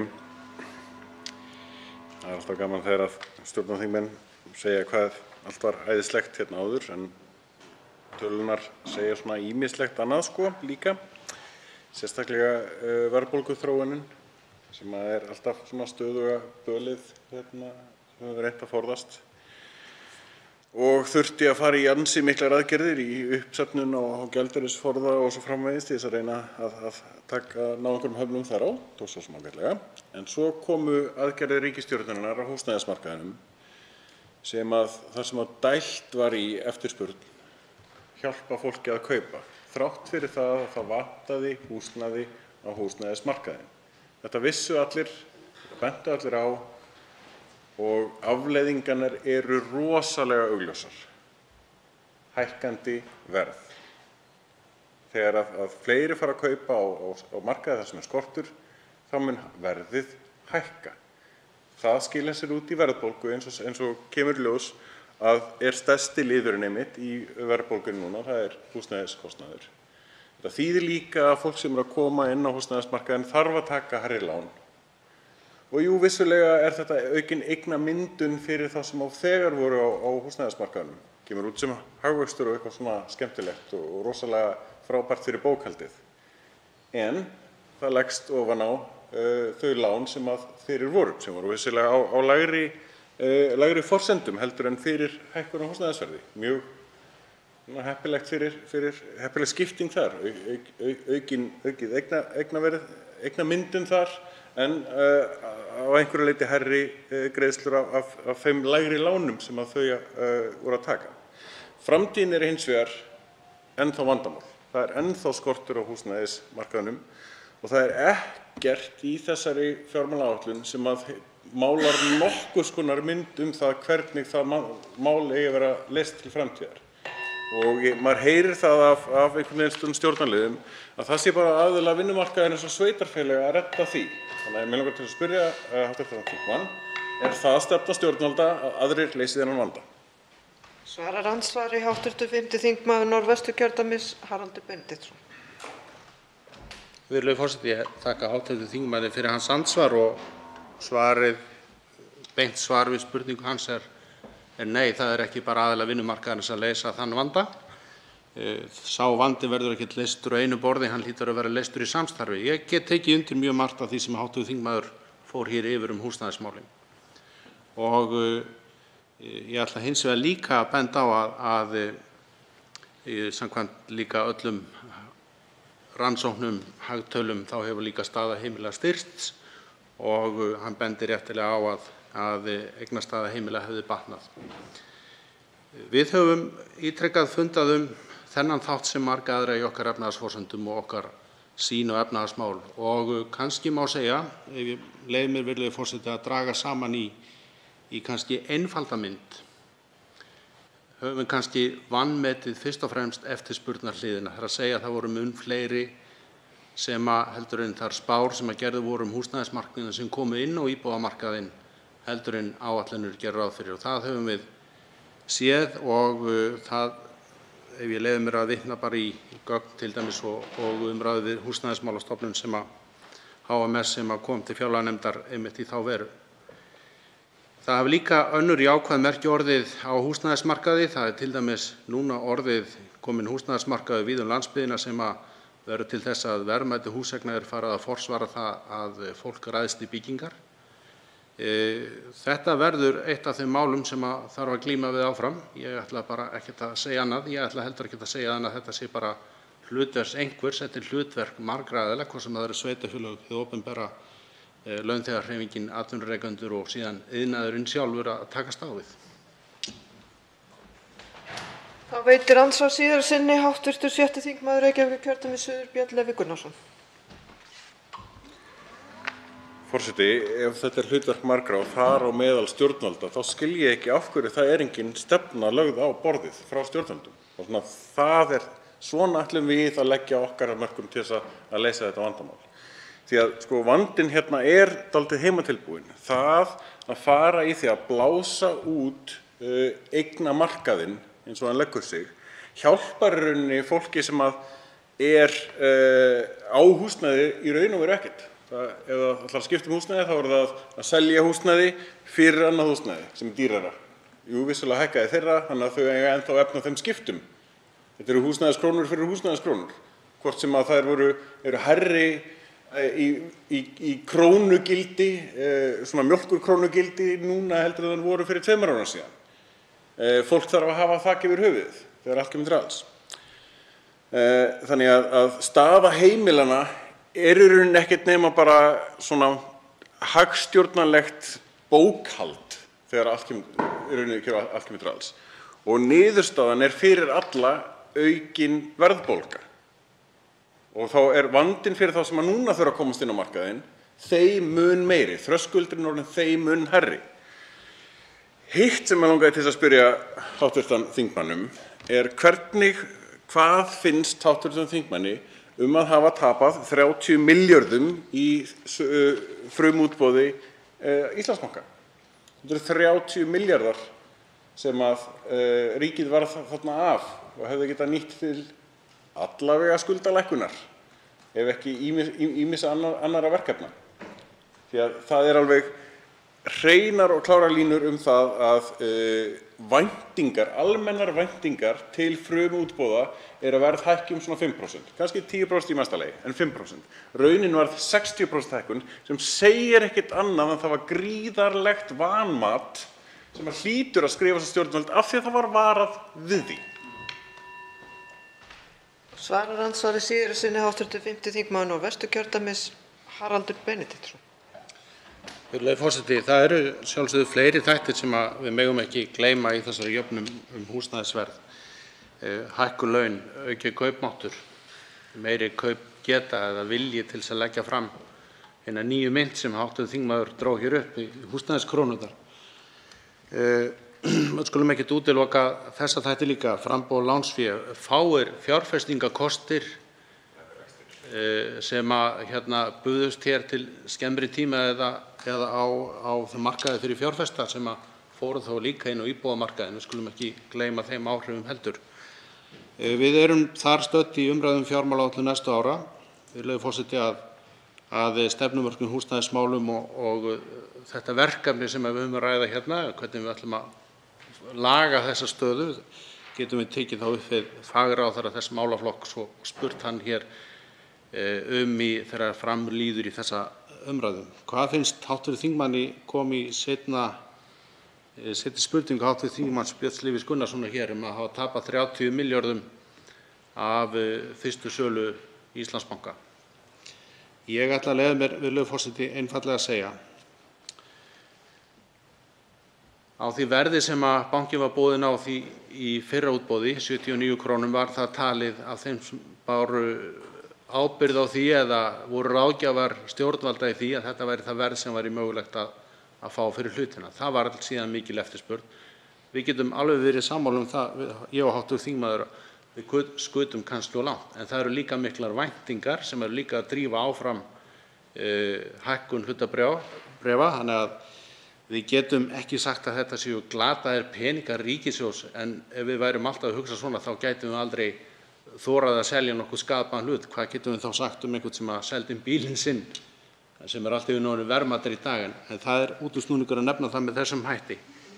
Ég ætla bara að segja, hv. þingmaður, það eru fyrst og fremst væntingarnar sem hafa drifið áfram þessa hækkun á hlutabréfaverðinu sem hv. þingmaður bendir til, nefnir. Þá veitir andsvar hv. 11. þingmaður Reykjavíkurkjördæmis norður, Jóhann Páll Jóhannsson. Já, virðulegi forseti, ánægjulegt að heyra hérna þingmann Sjálfstæðisflokksins hv. viðurkenna það í raun með frekar afdráttarlausum hætti að það hafi fengist of lágt verð eftir á að hyggja fyrir hlut ríkisins í Íslandsbanka í frumútboðinu í fyrra. Það eru nokkur tíðindi og ég er sammála honum einmitt það. En mig langar hér að víkja að allt öðru máli og það sjúkrahúsið á Akureyri sem ekki bara varasjúkrahús landsins heldur hornsteinn heilbrigðisþjónustu á öllu Norðurlandi. Við í þingflokki Samfylkingarinnar við fórum og áttum gott samtal við stjórnendur sjúkrahússins núna í kjördæmavikunni og þar var farið vel yfir með okkur þann rekstrarvanda sem sjúkrahúsið stendur frammi fyrir. Hulda Jana Gísladóttir, hv. þingmaður Samfylkingarinnar, fór líka vel yfir það hér í ræðu á dögunum hvernig það þarf að skerða þjónustu hjá sjúkrahúsinu vegna þessa fjársveltis. Því að nú hefur til dæmis verið ákveðið að loka barna- og unglingageðdeild í 5 vikur yfir sumartímann, sinna aðeins bráðaþjónustu, loka dag- og göngudeild geðdeildar, sinna aðeins bráðaþjónustu, loka á Kristnesi sem sinnir öldrunar- og endurhæfingarþjónustu og auðvitað mætti nefna ýmislegt fleira, því miður. Og ég er alveg viss að hv. þingmaður er sammála mér að þetta sé óbáðlegt og það sé mikilvægt að tryggja að sjúkrahúsið á Akureyri geti sinnt óbreyttri starfsemi og haldið sjó og gott betur. Þess vegna eru það ofboðsleg vonbrigði að sjá fjármálaáætlun þar sem er gert ráð fyrir bara 2 milljarða aukningu rekstrarútgjalda til sjúkrahúsþjónustu og hún dreifist á almenna sjúkrahúsþjónustu, sérhæfða sjúkrahúsþjónustu og erlenda sjúkrahúsþjónustu, 2 spítala. Þetta eru 2 milljarðar á ári og hv. þingmaður hann er nú eldri en 2 vetur og veit alveg að þetta er smottir í stóra samhenginu þegar kemur að heilbrigðismálum. Finnst honum, hv. þingmann, þetta boðlegt að svona sé gengið fram gagnvart sjúkrahúsum? Svarar andsvari hv. 5. þingmaður Norðvesturkjördæmis Haraldur Benediktsson. Já, virðulegur forseti, þakka hv. þingmanni fyrir hans ansvar. Fyrst vil ég bara víkja að því sem að hv. þingmaður þakkaði nú fyrir og fannst vera aðdráttarlaus yfirlýsing. Vil ég bara rifja upp og við skulum bara alveg vera ærlegir í því að setja þetta ljós. Við seldum á miklum óvissutímum í efnahagslífi, vorum með spár hér miklu meiri dýfu í efnahagslífinu heldur en við sem síðan gengu eftir og við erum að rétta mikið hraðar á kútnum. Og það var svo sem selt og rætt það í frumútboðinu að við værum að ganga hér fram á óvissum tímum. Ég ætla ekki að kasta neinni rýrð á þá sérfræðinga sem voru ráðgjafar í þeim efnum og töldu þetta vera verð sem væri ásættanlegt. Síðan bara ræður markaðurinn, hann er hinn eini raunverulegur talsmaður eða eini verðleggjandi og sem getur haft alla skoðanir á því hversu skynsamur markaðurinn í að verðleggja. Mér langar bara vegna spurninga hv. þingmanns sjúkrahúsið á Akureyri segja að við erum með 260 milljarða til útgjalda í heilbrigðismálum í fjármálaáætlun fyrsta árið, 258 milljarða ef ég hef ekki reiknað þetta kolvitlaust. Og vandi einstakra stofnana, í þessu tilfelli sjúkrahússins á Akureyri og þær tölur sem hv. þingmaður nefnir hér í því sambandi, ég ætla ekki að gera lítið úr þeim vanda, er í því samhengi ekki háir. Við hljótum bæði þegar við ræðum við hæstv. Heilbrigðisráðherra hér seinna í þessari umræðu og gera þá kröfu til þeirra sem fara með fjárstjórnarvaldið á þessu heimili heilbrigðismála að svara miklu frekar fyrir það heldur en ég geti einn og sér leyst það. Ég ætla alveg að vera sammála hv. þingmanni að sú þjónustuskerðing sem þarna er boðuð er óheppileg en vil líka minna á það að í þessari fjármálaáætlun eru verulega miklir fjármunir til geðheilbrigðismála, aukning sem að tíunduð þar 3,2 milljarðar á áætlun á tímabilinu. Það veitir andsvar síðar að sinni hv. 11. þingmaður Reykjavíkurkjördæmis norður Jóhann Páll Jóhannsson. Já, virðulegi forseti, aftur þykir mér ánægjulegt hvað við erum sammála hlutina hér. Sammála heyrðist mér að það hafi kannski verið glannalegt að ráðast í sölu á banka á þessum ofboðslegu óvissu tímum í fyrra, í miðjum heimsfaraldri þegar enginn vissi nokkuð hvernig þróun efnahagsmála og eignamarkaða yrði. Það var varað við þessu, það var varað við því að það væri hætt við því að ekki fengist nógu gott verð fyrir bankann. Þingmenn Samfylkingarinnar vöruðu við þessu, verkalýðshreyfingin varaði við þessu, sérfræðingar vöruðu við þessu, en svo fór sem fór. En gott og vel, höldum okkur nú samt við umræðuna hér heilbrigðismál. Það liggur fyrir samkvæmt þessari fjármálaáætlun, eins og ég nefndi áðan, að rekstrarútgjöld til sjúkrahúsþjónustu þau eiga bara að aukast 2 milljarða á ári. Og eins og hv. þingmaður nefnir þá er þetta dropi í hafið miðað við hvaða fara nú mikil útgjöld til málaflokksins árlega.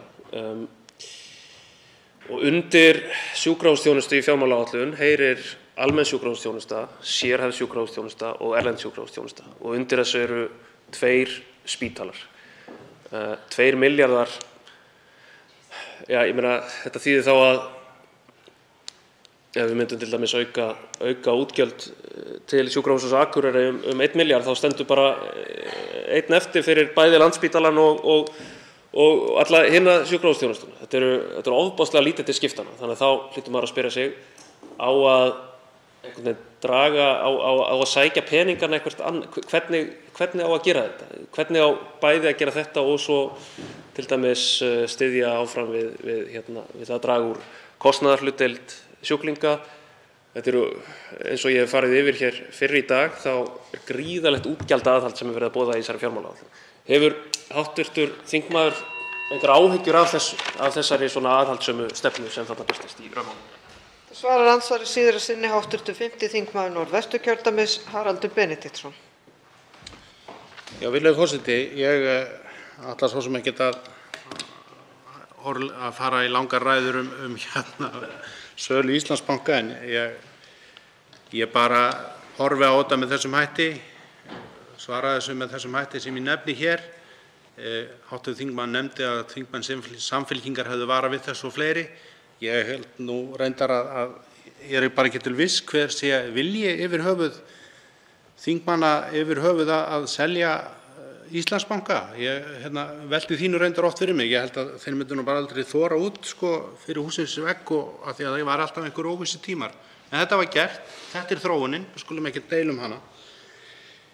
Hv. þingmaður nefnir hér atriði eins og kostnaðarhlutdeild sjúklinga. Og ég vil bara rifja það upp, á undanförnum árum hefur langstærsti eða verulegur hluti þess aukna fjármagn sem hefur verið varið til heilbrigðismála, sem við köllum stundum nýja fjármuni, þó það sé nú sérstakt orð, það aukning fjármagn sem hefur varið til aukningar, farið einmitt í því að draga niður kostnaðarhlutdeild sjúklinga í heilbrigðiskerfinu. Og við drögum heldur ekki fjörið yfir í það að engin einn málaflokkur hefur fengið aðra eins innspýtingu á undanförnum árum eins og heilbrigðismál. En menn segja alltaf meira og það þarf að gera meira. Ég ætla vegna þess ansvar hv. þingmanns líka bara að draga hér fram í umræðuna að við þurfum líka að hafa kjark til þess, þegar við erum með 260 milljarða málaflokk undir, að ræða hlutverk og skipulag. Og þess vegna fagna ég nú þeirri umræðu að nú erum loksins farnir að tala um það að rýna hlutverk þessara stóru sjúkrahúsa okkar og hvernig getum við gripið og stutt líka við aðra heilbrigðisstofnanir, hvernig geta þær tekið við verkefnum, hvernig getum við leyst þetta með skilvirkum hætti, skynsömum hætti, með heill sjúklingana í huga og nýtt þessa fjármuni betur. Það er það verkefni sem við stöndum frammi fyrir og það skulum við ræða. Andsvörum er lokið. Til máls tekur hv. 8. þingmaður Norðvesturkjördæmis, Bergþór Ólason.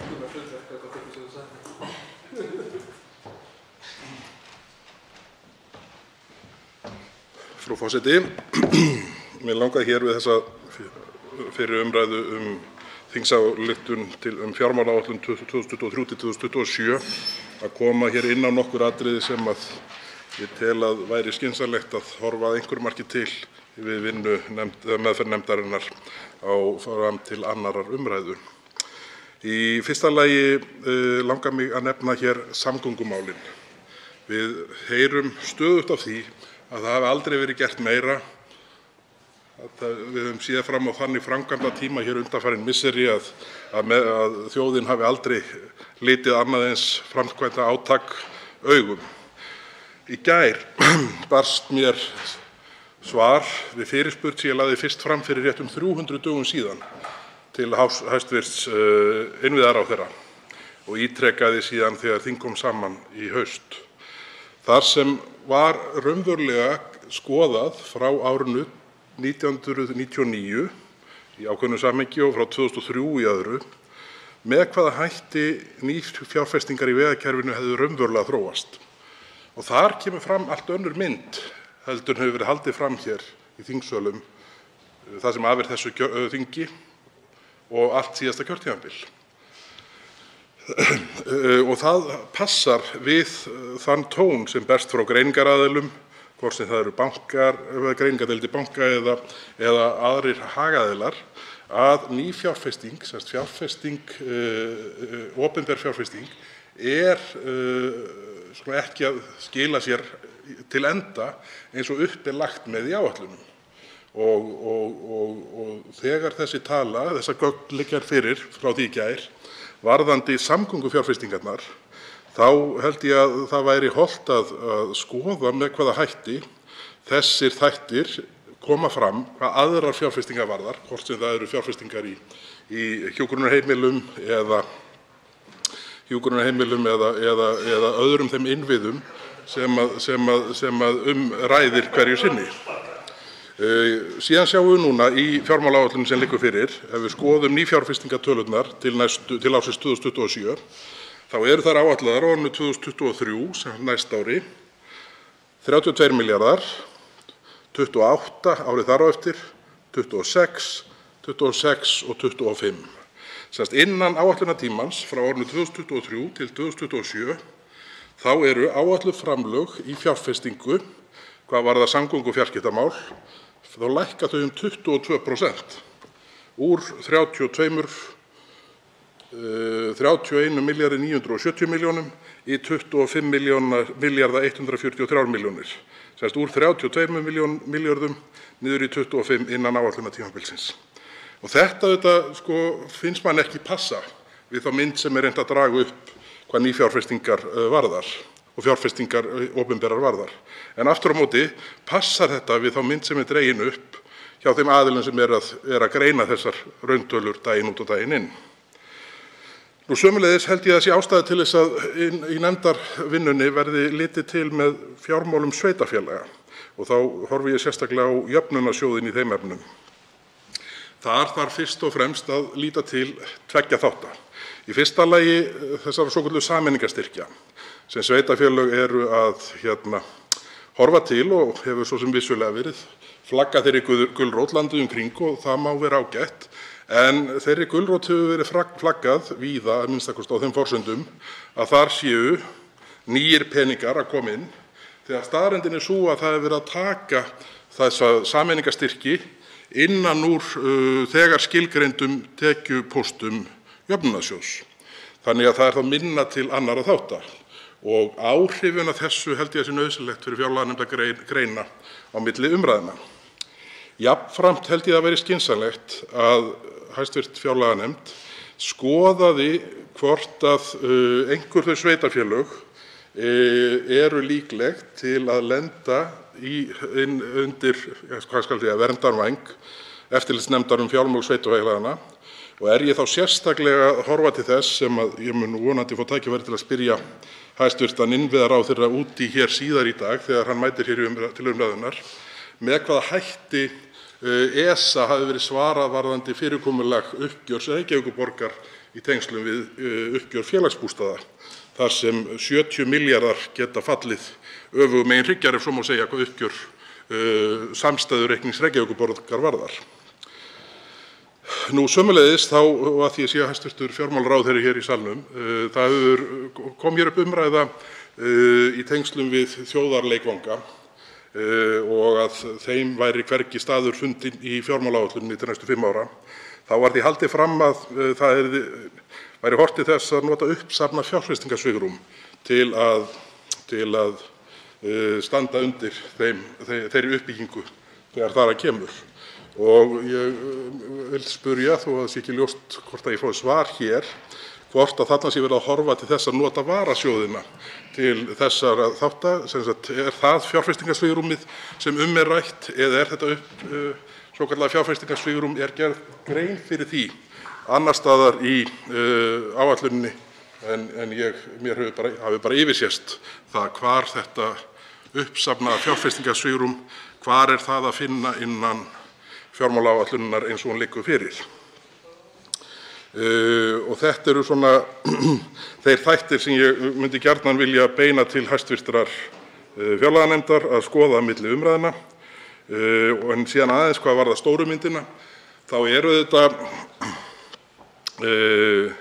sitthvor sýn Hagstofunnar annars vegar og ýmissa greiningaraðila hvað þróun bæði hagvaxtar og verðbólgu varðar. En það eru auðvitað þættir sem að svo að allrar sanngirni sé gætt gagnvart þeim sem vinna þetta plagg, að það þarf að velja einhvert viðmið og Hagstofan auðvitað og afstaða hennar auðvitað það viðmið sem valið en það þarf engu að síður að hafa í huga hversu miklu hærri áætlanir ýmissa greiningaraðila eru hvað varðar þróun verðbólgu heldur en afstaða Hagstofunnar eins og hún liggur fyrir núna.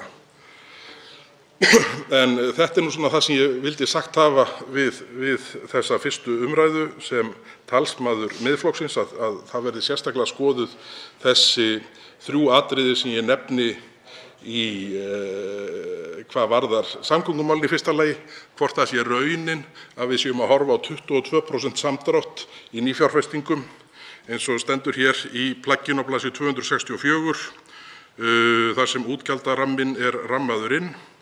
Áætluð framlög í fjárfestingu fara úr 32 milljörðum niður í 25 á þessu 5 ára tímabili. Fjármál sveitarfélaganna, hvernig jöfnunarsjóðurinn handeraður í tengslum við sameiningarstyrkin annars vegar og hins vegar mögulega snúnari stöðu stórs sveitarfélags og annarra svo sem sömuleiðis.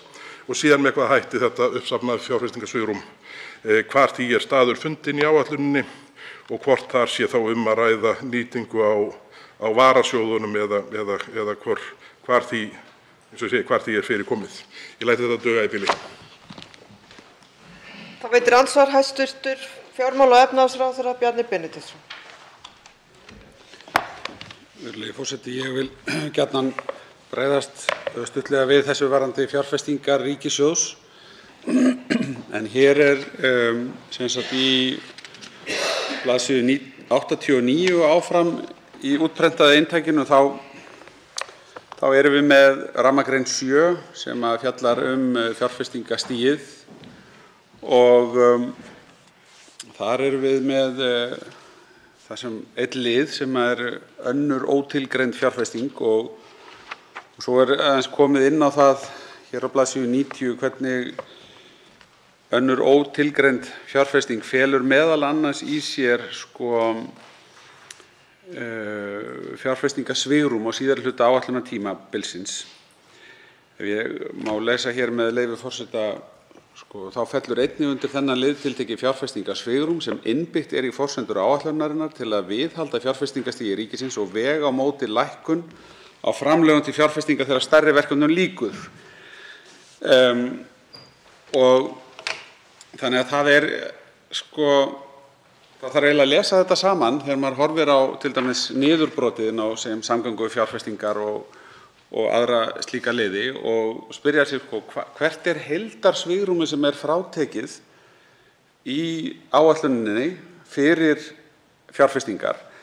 Og ég vil kannski sérstaklega vekja athygli á því sem stendur neðarlega á blaðsíðu 90, þar sem komið inn á það að svona áætlanagerð í þessum efnum hafi ekki reynst allt of árangursrík og við sitjum oft uppi með gríðarlega vel fjármagnaðar framkvæmdir sem komast ekki á dagskrá.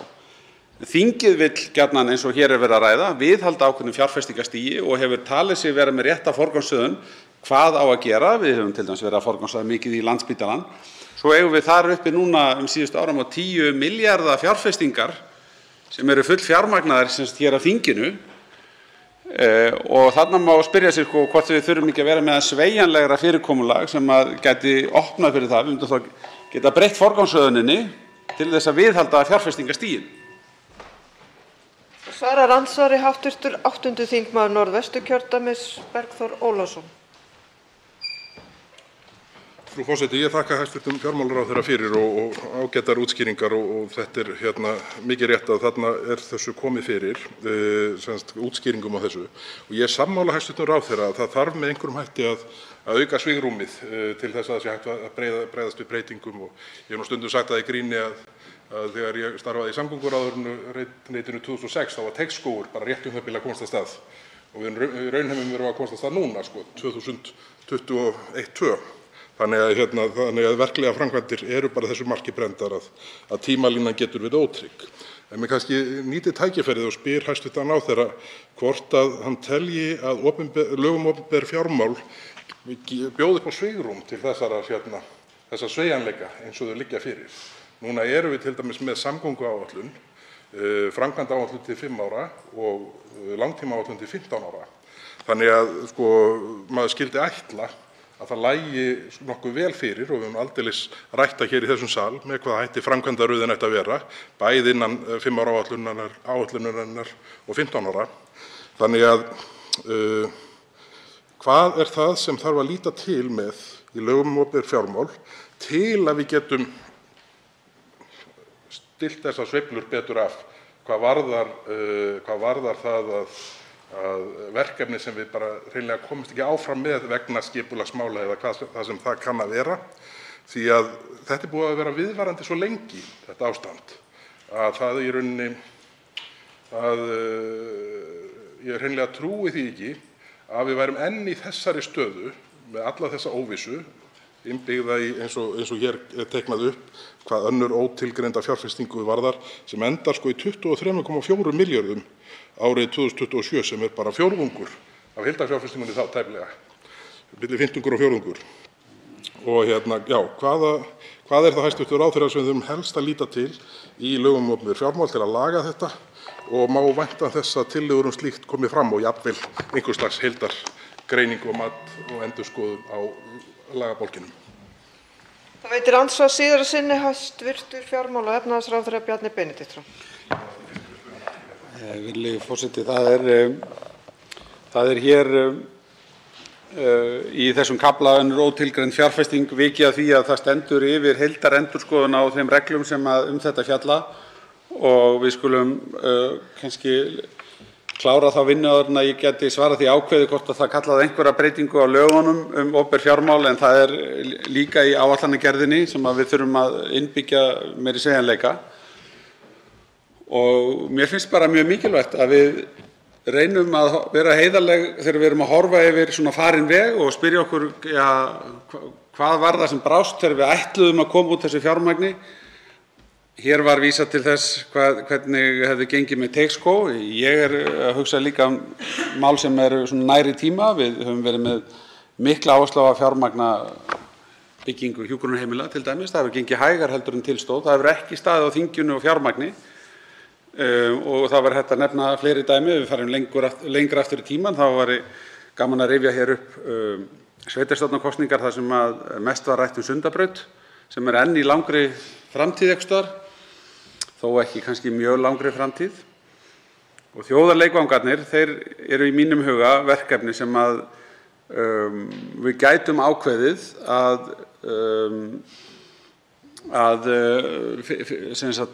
við gætum ákveðið að nýta þetta ótilgreinda fjárfestingarsvigrúm að einhverju marki til þess að setja þá betur á dagskrá. En þar á eftir að leiða bara margt til lykta, til dæmis kostnaðarskiptingu við sveitarfélögin og annað þess háttar. En ég er þeirrar skoðunar að við höfum ítrekað aftur og aftur, líka í samgönguáætlun, stórkostlega ofmetið framkvæmda getun okkar. Þingmenn veðrast hér allir upp þeir eru að leggja lokahönd á samgönguáætlun og fyllast metnaði fyrir hönd landsins og heimabyggðar og svo framvegis og dæla inn á áætlunina alls konar verkefnum sem oft á tíðum eru síðan í framhaldinu vel fjármögnuð, en svo er þetta mjög óraunhæft þegar kemur að því hvað er hægt að framkvæma mikið á skömmum tíma. Svarar andsvari síðara sinni hv. 8. þingmaður Norðvesturkjördæmis Bergþór Ólason. Frú forseti, þetta er auðvitað samtal kannski frekar en andsvar sem er á sér stað hérna, en ég er sammála hæstv. Fjármálaráðherra hvað það varðar að svona væntingar eru oft úr tengslum við raunheima, en ég held að það sé kannski að einhverju marki vegna sömu vandamála og stjórnvöld komu sér í fyrir löngu síðan, að þá var alltaf reglan sú að það var alveg upp á starfsmann, þjálfaður sá fjöldi flugumferðarstjóra sem þurfti. Það var upp á punkt. Það var ekki talin ástæða til þess að búa til neitt atvinnuleysi í þeirri stétt. Og stéttin hafði mjög sterka samningsstöðu lengi vel og auðvitað mikilvæg fyrir þjóðarhag og flugöryggi og þar fram eftir götunum. En ég held að einhverju marki séu við kannski á sama stað hvað samgönguframkvæmdirnar varðar. Að á meðan við höfum ekki stöðugri framtíðarsýn vöxt þessara framkvæmda, þá treysta nýir aðilar, jafnvel fjársterkir, sér ekki til þess að byggja upp fyrirtæki sem geta komið inn á þennan markað og sinnt þeim verkefnum sem að bjóða út, sem orsakar það síðan að þetta eru þessi sárafáu fyrirtæki sem að sinna þeim flest öllum sem að sitja að verkefnunum þegar á reynir. Og ég held að hluta þessu þessar sveiflur og litli fyrirsjáanleiki sé sjálfstætt vandamál í þessum efnum.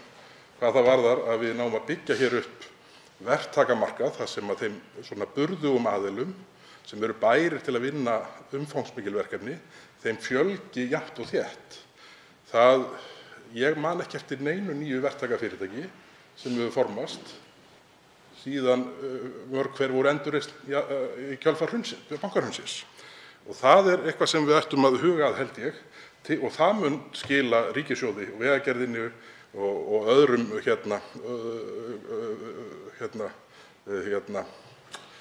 ríkiskaupum og hverjum þeir sem standa í útboðum betri verðum til framtíðar. Þannig að ég held að þetta sé þáttur sem þarf að koma inn í skoðun þessar heildarmyndar.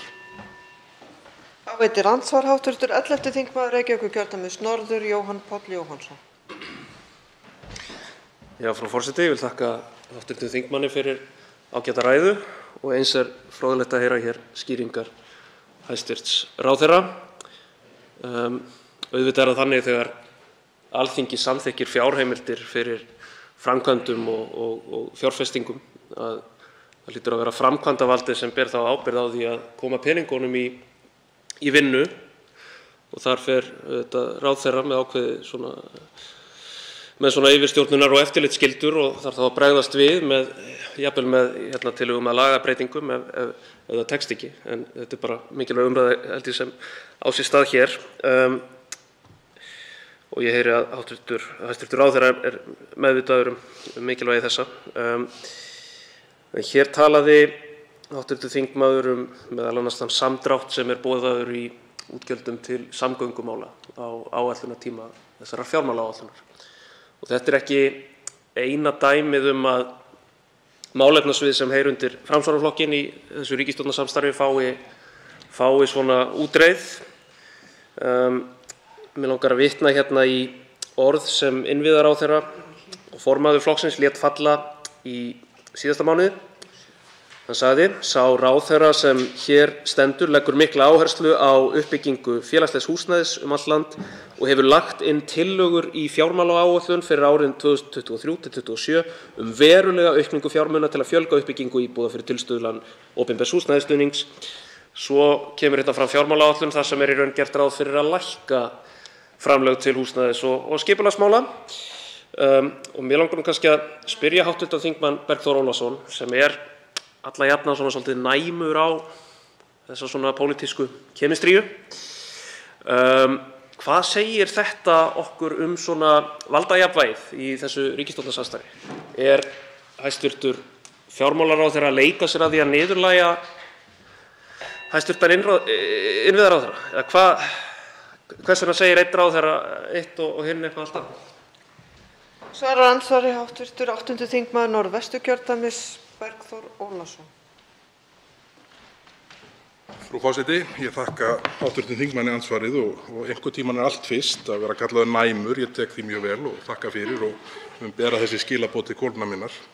En varðandi þetta samspil ríkisstjórnarflokkanna,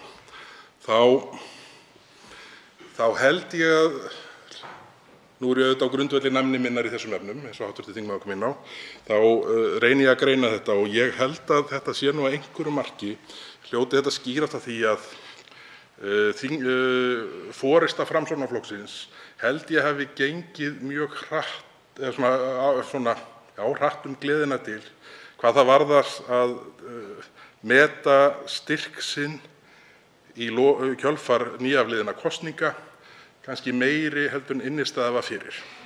Og stundum þarf nú aðeins að kæla þá sem að fara fram úr sér, og það gæti nú verið að einhverju marki þau skilaboð væru send hér í fjármálaáætlun að ráðherrar Framsóknarflokksins þurfi kannski aðeins að taka til í eigin ranni áður en að allir þeirra villtustu draumar verða uppfylltir hvað fjárútlát varðar á kostnað okkar skattgreiðenda. En þetta er snögga greiningin á þessu. Ég hef ekki ígrundasvar, en ég skal hugsa þetta hvort það sé ástæða til þess að bregða frá þessari greiningu, að víkja frá þessari greiningu, en ég hugsa að þetta sé nú kannski helsta skýringin á því að ráðherrar Framsóknarflokksins fái einhverju marki afhent styttra strá en þeir höfðu haft væntingar um. Það veitir andsvar síðar að sinni hv. 11. þingmaður Reykjavíkurkjördæmis norður, Jóhann Páll Jóhannsson. Já, virðulegi forseti. Forysta Framsóknarflokksins gekk of hratt gleðinnar dyr. Það segir hinn næmi greinandi hér. Það má kannski bara taka undir það svona í ýmsu samhengi. Já, þetta er ekki eini málaflokkurinn, það eru samgöngumálin og það eru húsnæðismálin. Þar fær Framsóknarflokkurinn þennan skell, og svo eru þetta bara gríðarlegt útgjaldaaðhald þegar kemur að til dæmis menningarmálum og listum, og þegar kemur að framhaldsskólakerfinu, og þegar kemur að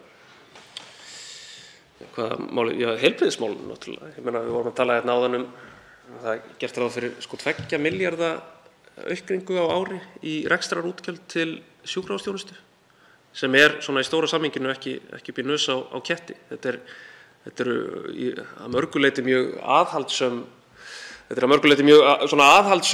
áætlun sem er verið að boða.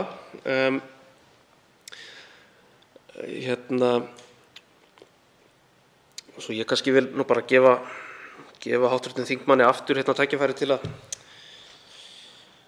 koma með næma greiningu á þessu öllu saman. Hvað þýðir þetta?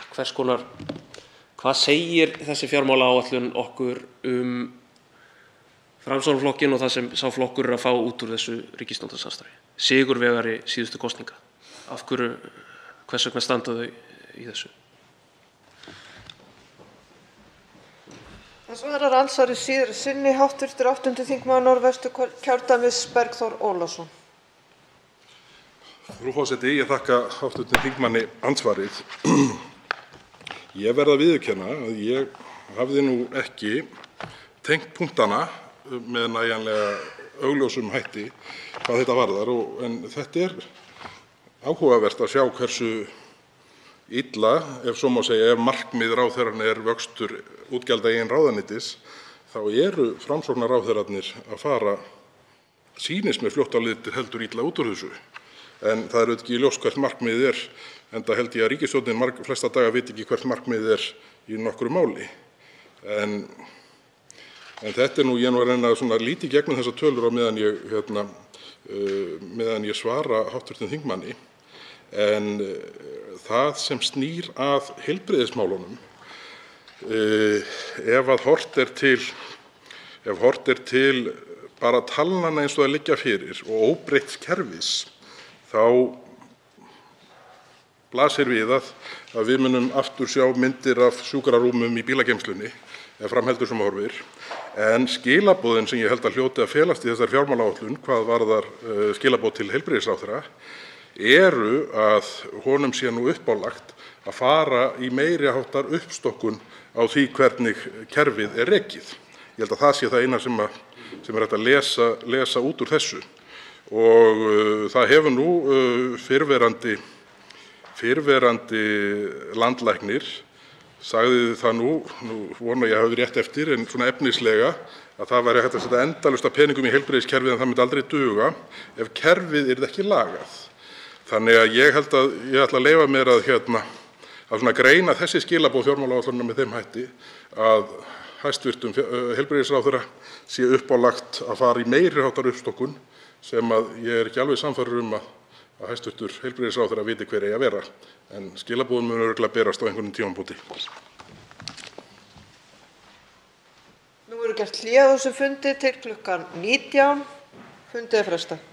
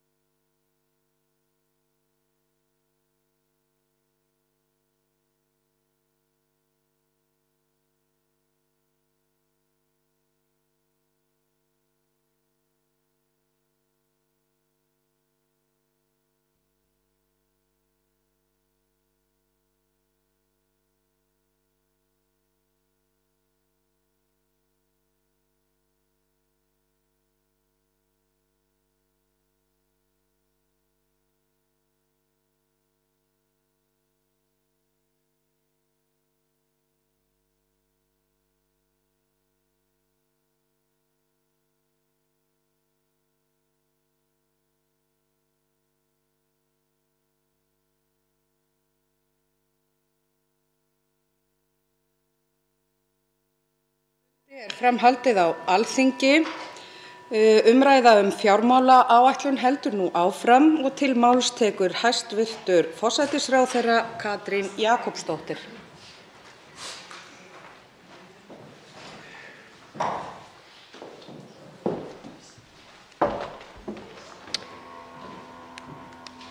Frú forseti.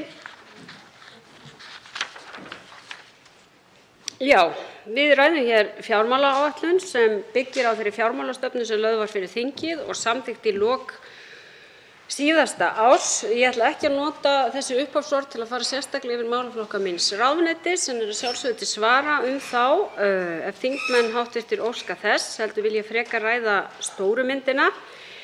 Í stuttu máli er hún sú að góð staða ríkissjóðs í aðdraganda faraldurs gerði okkur kleift að nýta þá lærdóma sem við drógum af fjármálahruninu.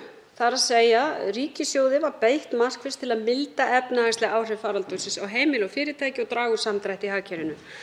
Og það er áhugavert að skoða ráðstafanir í ríkisfjármálum vegna faraldursins nema bil 280 milljörðum króna á árunum 2020 til 2022 en umfangi var mest á árunum 2020 til 2021.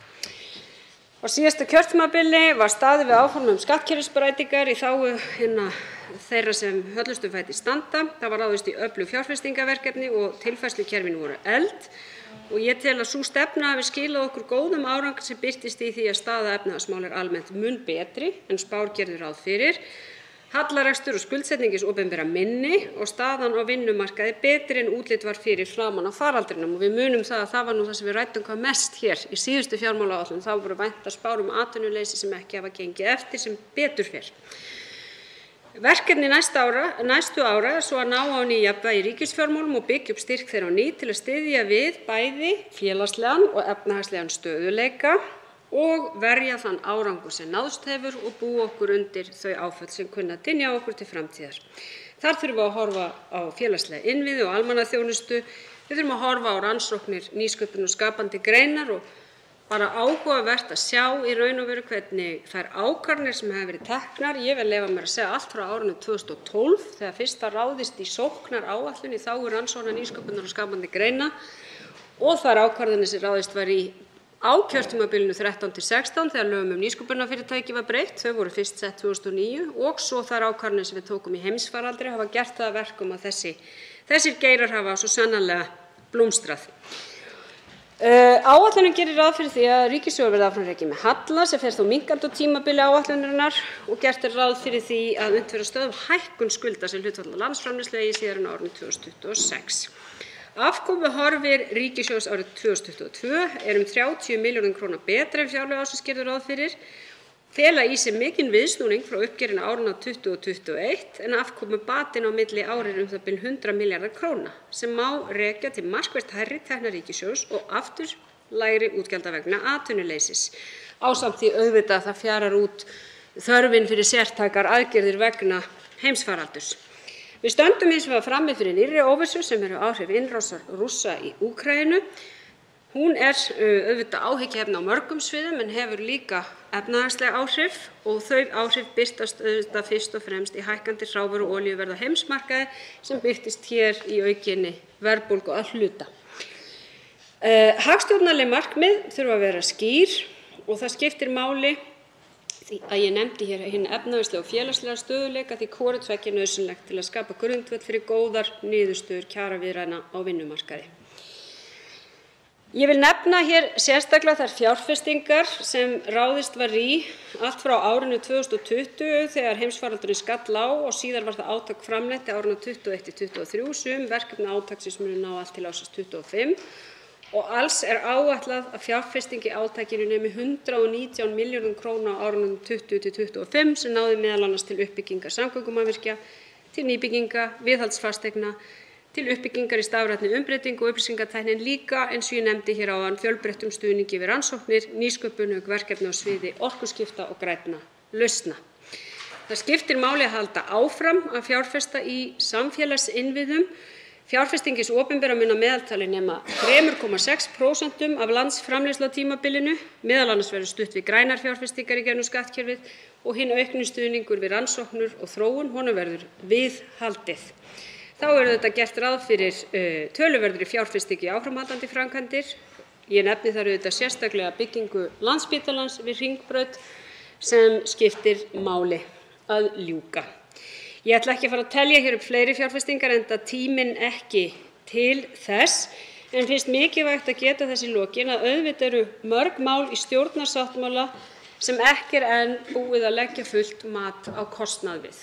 Og það að sjálfsögðu bíður okkar á komandi árum eins og við þekkjum sem erum vön því að ræða þessa áætlun hér árlega þó hún eigi að vera til 5 ára, að á hverju ári að sjálfsögðu bætast við ný verkefni og önnur hverfa, allt út frá þeim málum sem við ljúkum hér á þinginu. Ég vænti þess að hv. þingmenn vilji kannski eitthvað grennslast fyrir þau, en það er mikilvægt að við horfum til þess að þessi verkefni eiga sjálfsögðu eftir að koma hér inn síðar á kjörtímabilinu. Þá tekur til máls hv. 5. þingmaður Norðausturkjördæmis, Logi Einarsson. Já, frú forseti, það er mikilvægt að fjármálaáætlun sé sem nákvæmust og raunhæfust en ekki bara óskalistar yfir það sem gott og æskilegt væri að gera. Og þessi fjármálaáætlun ber þess merki að það er talið upp ýmislegt sem að mikilvægt þykir.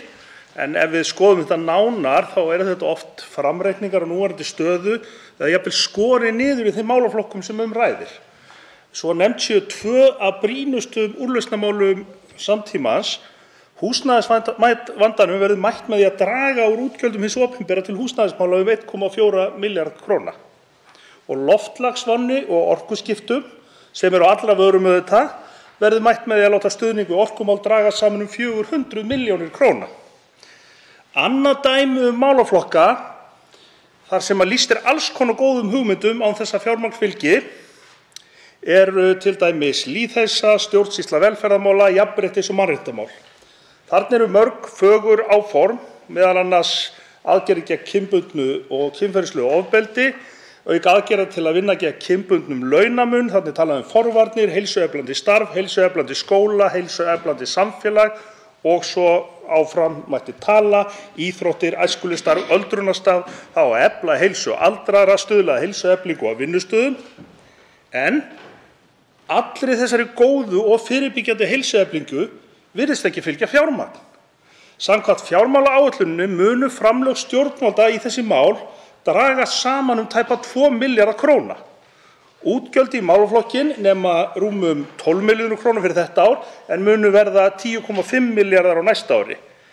Er hér að ræða slysalega vanfjármögnun sem á að mæta með öðrum hætti þá síðar eða eru þetta bara innantóm orð og jafnvel bara fagurgali? Þá tekur til máls hæstv. Forsætisráðherra Katrín Jakobsdóttir.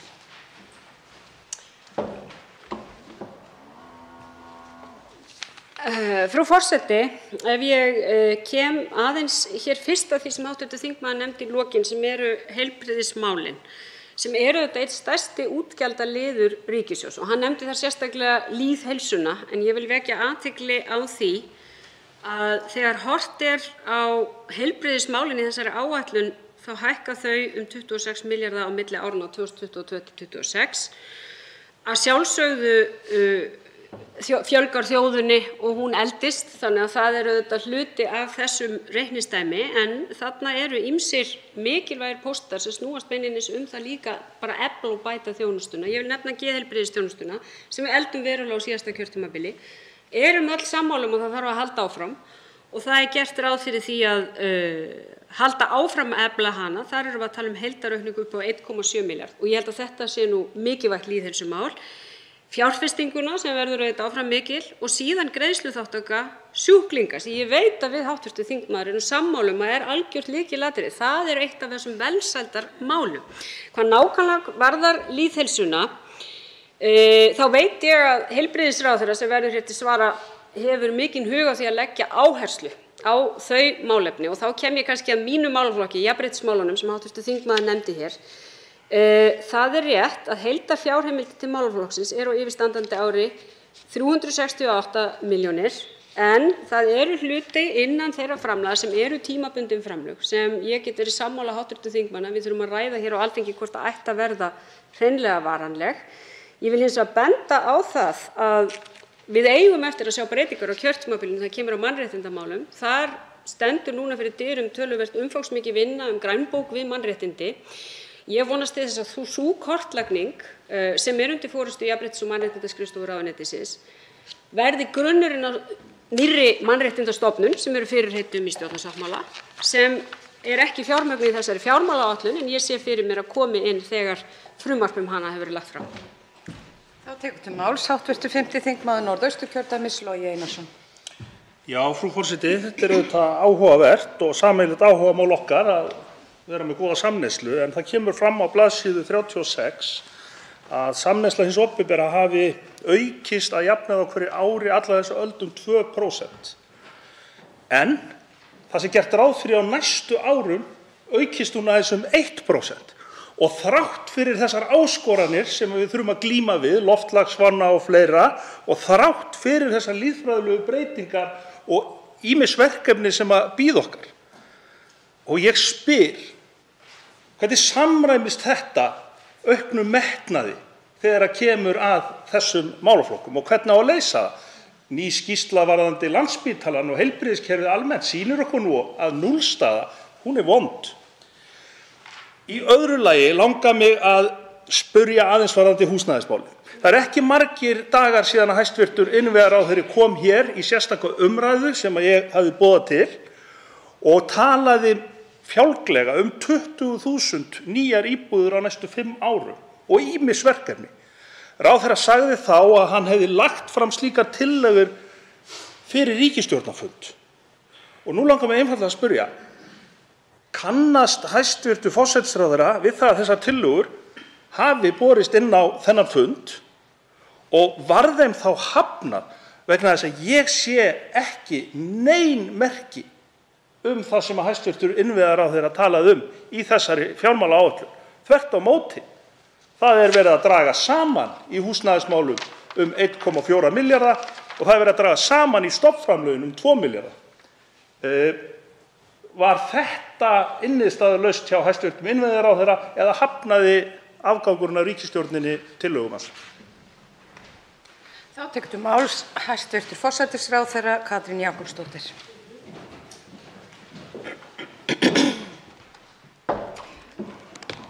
Já, frú forseti, ég þakka hv. þingmanni aftur fyrir. Mikilvægt sem hann nefnir hér samneysluna. En þá nú vert að benda á að allt skiptir máli út frá hvaða sjónarhorni við horfum, þar sem við auðvitað búin að vera að beita ríkissjóði af miklum krafti og auðvitað núna hinar sértæku stuðningsaðgerðir vegna faraldursins að renna sitt skeið, þannig að sannanlega núna að draga úr stuðningi hins opinbera við eftirspurn í hagkerfinu. Eftir þessa miklu hækkun verður samneysla hins opinbera á tímabili fjármálaáætlunar mjög vel yfir sögulegu meðaltali og það sem nemur 26% af landsframleiðslu. Það ekki sama aukningin, hv. þingmaður sem kallar hér, vegna þess að vissulega eykst hún minna í sögulegu samhengi á tímabilinu en hún hefur gert á undanförnu, en það má setja í það samhengi að hún vel yfir sögulegu meðaltali, meðal annars vegna þeirra aðgerða sem gripið var til í heimsfaraldri. Þannig að vissulega það rétt að við erum á þessum tímapunkti núna að vinna að einhverju leyti gegn spennu í hagkerfinu, en síðan má ekki gleyma því, og hv. þingmaður nefnir hér húsnæðismálin og ég get alveg fullvissað hann það að hugmyndum hæstv. Innviðaráðherra hefur ekki verið hafnað við ríkisstjórnarborðið. Þær hugmyndir sem tengjast húsnæðismálunum auðvitað í vinnslu, það auðvitað sérstakur hópur starfandi, þar sem meðal annars sitja aðilar vinnumarkaðarins, sveitarfélaganna og stjórnvalda og ég vonast til þess að við fáum að sjá framan í þær hugmyndir núna í raun og veru bara strax eftir páska og við getum rætt þær betur hér á þinginu, sem ég vona að þetta verði grundvöllur að því að snúa ákveðinni vörn í sókn. Því þó að við höfum verið að bæta við stofnframlög, þó að hlutdeildarlán hafi verið kynnt til sögu, þá held ég að við séum öll sammála það í þessum sal.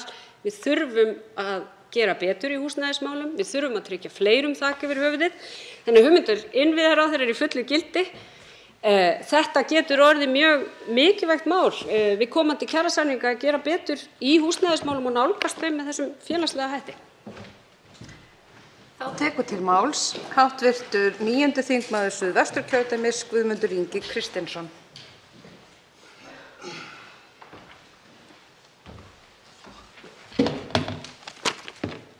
Virðulegur forseti. Við erum hér að ræða fjármálaáætlun ríkisstjórnarinnar sem mér finnst að mörgu leyti stórmerkilegt plagg vegna þess að mér finnst nú vanta sannleikann í hana að mörgu leyti. En á málþingi velferðarsjóð barna fátækt í húsakynjum Íslenskrar erfðagreiningar á laugardaginn 27. mars síðastliðinn var ég staddur ásamt held ég eini þingmaðurinn og ég held að hæstv. Forseti að það var eini ráðherrann á svæðinu sem segir stóra sögu finnst mér áhugann á því og þar kom fram spurning að hvort við höfum yfir höfuð efni á því að hafa börn í fátækt. Þar kom fram spurning hvort eðlilegt væri að rukka börn fyrir skólamáltíðir, leikskóla, tannréttinga, fótbolta, æfingar og tónstundir. Auðvitað á þetta alltaf að vera gjaldfrjálst fyrir börnin. Ísland eitt ríkasta samfélag í heimi og það okkur til háborna skammar að hafa 1000 barna í fátækt. Einnig kom fram á þessari ráðstefnu sem var stórmerkilegt að hverja eina krónu sem við leggjum í þennan málaflokk fáum við 10 tilbaka. Ég spyr mig, það ekki í fjármálaáætluninni að útrýma fátækt barna vegna þess að forsætisráðherra ætlar kannski að gera bara á þessu ári? Vegna þess að ef við leggjum 10 milljarða í þetta, samkvæmt þessari stærðfræði, þá fáum við 100 milljarða tilbaka. Og við höfum oft tekist á það að ákveðin hópar geta ekki beðið eftir réttlætinu lengur, en ég tel að við ættum kannski að horfa á þetta út frá því sjónarmiði að við ættum að segja börnin geta ekki beðið eftir réttlætinu lengur. Ef að þetta staðreyndin, að þetta skilar þessu til þjóðfélags aftur, þá ekki sjálfsagt að setja þennan peninga í þetta og spurningin af hverju þetta ekki í fjármálaáætlun og þá hvort að svarið sé það að ég bara gera þetta núna. Þá tekur til máls hæstv. Forsætisráðherra Katrín Jakobsdóttir. Já, frú forseti, við hv. þingmaður vorum þarna og þetta auðvitað mikilvægt mál og ég vil nú nefna það að hæstv. Mennta- og barnamálaráðherra setti þessi mál á dagskrá hér á síðasta kjörtímabili með frumvörpum sínum farsæld barna sem nutu hér þverpólitísks stuðnings og við eigum auðvitað eftir núna að sjá innleiðingarferli þeirra fram undan, en ég ekki í nokkrum vafa að sú hugmyndafræði sem birtist í þeim lögum, hún á eftir að verða okkur öllum til farsældar, ekki bara börnunum í landinu, vegna þess að hún snýst það að grípa börnin fyrr og það þetta algjört lykilatriði. Ég nefndi líka á þessum fundi hvað við gerðum á síðasta kjörtímabili sem var að lengja fæðingarorlof og hækka greiðslur til foreldra sem annað mikilvægt skref til þess að bæta hag barna og draga úr fátækt barna og fjölskyldna því þetta auðvitað nátengt. Ég nefni líka barnabætur sem við hækkuðum á síðasta kjörtímabili. Ég held að það sé full ástæða til þess að skoða betur það kerfi og hvernig við teljum að það nýtist sem best fjölskyldunum í landinu. En allt þetta lykilatriði til að tryggja það sem ég vil trúa að við séum öll sammála sem það að öll börn fái jöfn tækifæri. Það vissulega fleiri atriði. Ég get nefnt tannlækningar barna sem ráðist var í tíð vinstri stjórnarinnar 2009–2013 að gera gjaldfrjálsar. Á það var bent á þessu málþingi að það skipti verulega máli hvernig slíkur fjárhagslegur stuðningur væri útfærður. Það væri stundum þannig ef sækja þarf stuðninginn þá væri einfaldlega ekki sótt hann. Og þetta fannst mér mjög merkilegt atriði og við þurfum að fara yfir þann stuðning sem við erum að veita. Ríkið til að mynda steig inn núna vegna heimsfaraldurs með sérstaka tómstundastyrki í þágu tekjulægri barna. Og það tók tíma að finna bestu leiðina til að útfæra þá en á endanum nýttust þeir vel. Þannig að við þurfum líka að huga því að þær fjárveitingar sem við setjum í þetta nýtist með sem bestum hætti. Því ég ekki nokkru vafa í sammála hv. þingmanni, þetta fjárfesting. Þá tekur til máls hv. 9. þingmaður Suðvesturkjördæmis Guðmundur Ingi Kristinsson. Virðulegur forseti, ég þakka hæstv. forsætisráðherra fyrir svarið. Betur má duga skal. Jú, þetta allt flott sem hún segir. Þetta allt sem við erum búið að gera. En vandamálið samt enn til staðar. Vandamálið það að það rúmlega 5.000 börn í fátækt. Það kom fram líka. Og það segir okkur að þau verða þá áfram í fátækt og ef við ætlum að bíða eftir þessu velferðarfrumvarpi barnamálaráðherra sem var samþykkt hérna og hann segir að það taki 3 til 5 ár einlega þetta. Ég myndi segja 5 til 10 ár, þá erum við sennilega heppin miðað við þann hraða sem hefur verið hingað til á þessum málum. Og svo það líka þessi spurning að ef að staðreyndin svo að þetta skilar sér tífalt tilbaka, af hverju í ósköpunum erum við þá ekki að taka á þessu? Af hverju bara klárum við þetta? Vegna þess að við á sama tíma og við erum að segja, við þurfum að taka á örorkuvandanum, koma fólki til virkni, þá erum við á sama tíma að segja við börn, þú þarft að bíða 2-3 ár og jafnvel senda þau í örorku í framtíðinni vegna þess að þau fá ekki þá þjónustu sem þau þurfa að halda. Og ég sé hvergi í fjármálaáætlun eða framtíðaráætlun ríkisstjórnarinnar hvernig þau ætla að taka á þessum vanda. Biðlistum barna, biðlistum í heilbrigðiskerfinu og sjá til þess sem við erum ríkt þjóðfélag og hæstv. Fjármálaráðherra hefur ítrekað bent á þetta séu svo fáir. Þetta séu svo fáir og ef þetta eru svona fáir kostar okkur ekki neitt heldur jafnvel tífaldur gróði tilbaka þá hljótum við að geta bara í eitt skipti fyrir öll tekið okkur saman, útrýmt biðlistum barna, útrýmt fátækt barna og einnig tekið á þeirri kjaragliðnun sem kemur hvergi fram í þessari fjármálaáætlun eða varðandi kjaragliðnun almannatrygginga undanfarinna áratuga og fáránlega að ég hækka bara 2,5% á ári á sama tíma að vera með 7% verðbólgu. Þá tekur til máls hæstv. Forsætisráðherra Katrín Jakobsdóttir.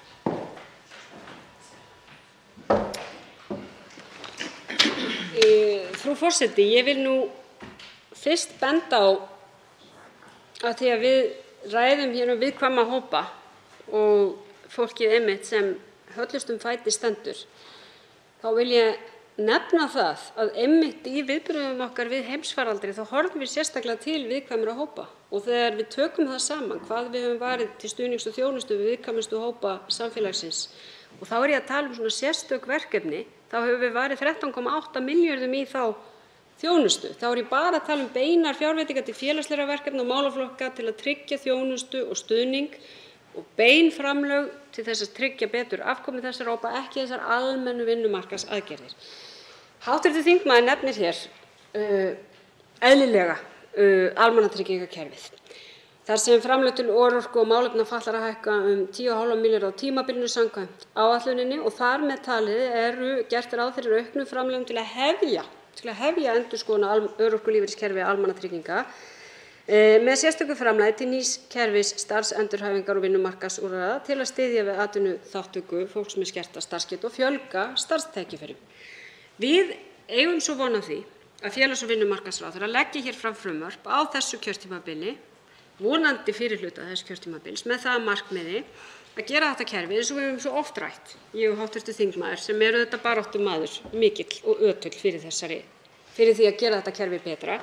Og ég held við séum sammála að við viljum gera það gagnsærra og við viljum gera það réttlátara. Meðan útfærslan liggur ekki fyrir kannski óvarlegt að vera slumpa á fjárhæðir hér í fjármálaáætlun. Hins vegar mun þingið fá þessar lagabreytingar til afgreiðslu og þá mun sömuleiðis kostnaðurinn við þær birtast í fjárlögum og áætlunum næstu ár. Og ég líka bjartsýn á það, því við erum að tala um fjárfestingu. Ég held að þessi aukna þátttaka þessara hópa muni líka auðvitað skila sér í auknum umsvifum þeirra í samfélaginu, í auknum tekjum þeirra til samfélagsins.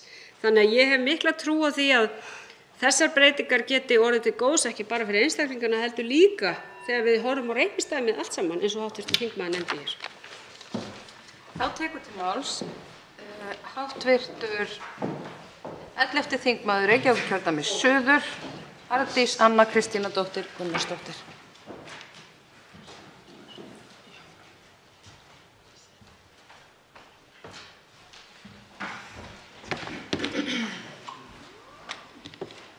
Frú forseti, á blaðsíðu 448 í þessu viðamikla plaggi segir jafnréttis- og mannréttindamál með leyfi forseta: Framtíðarsýn málaflokks jafnréttis- og mannréttindamála að vera í fremstu röð og að hafa sjónarhorn jafnréttis að leiðarljósi þegar opinberar ákvarðanir eru teknar.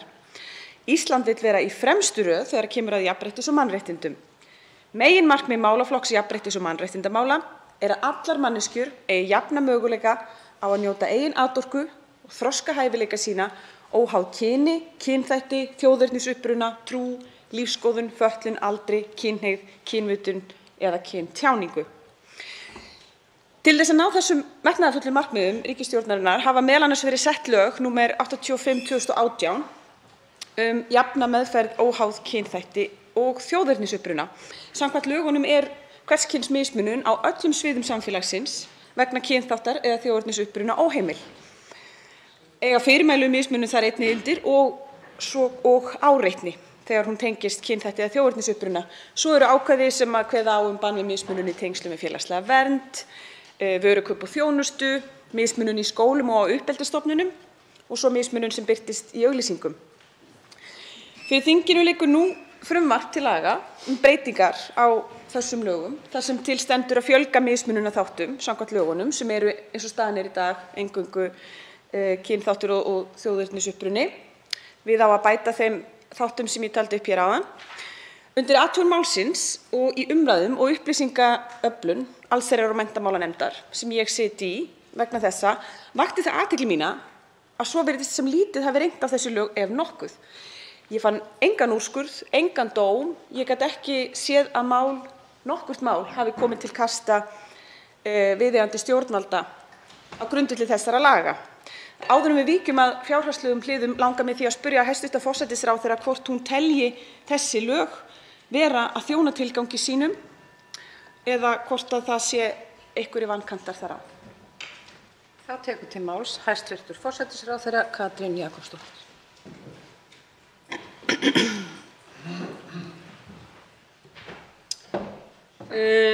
Frú forseti, ég þakka hv. þingmanni fyrirspurnina sem kannski varðar ekki beint fjármálaáætlun. Hún nefnir hér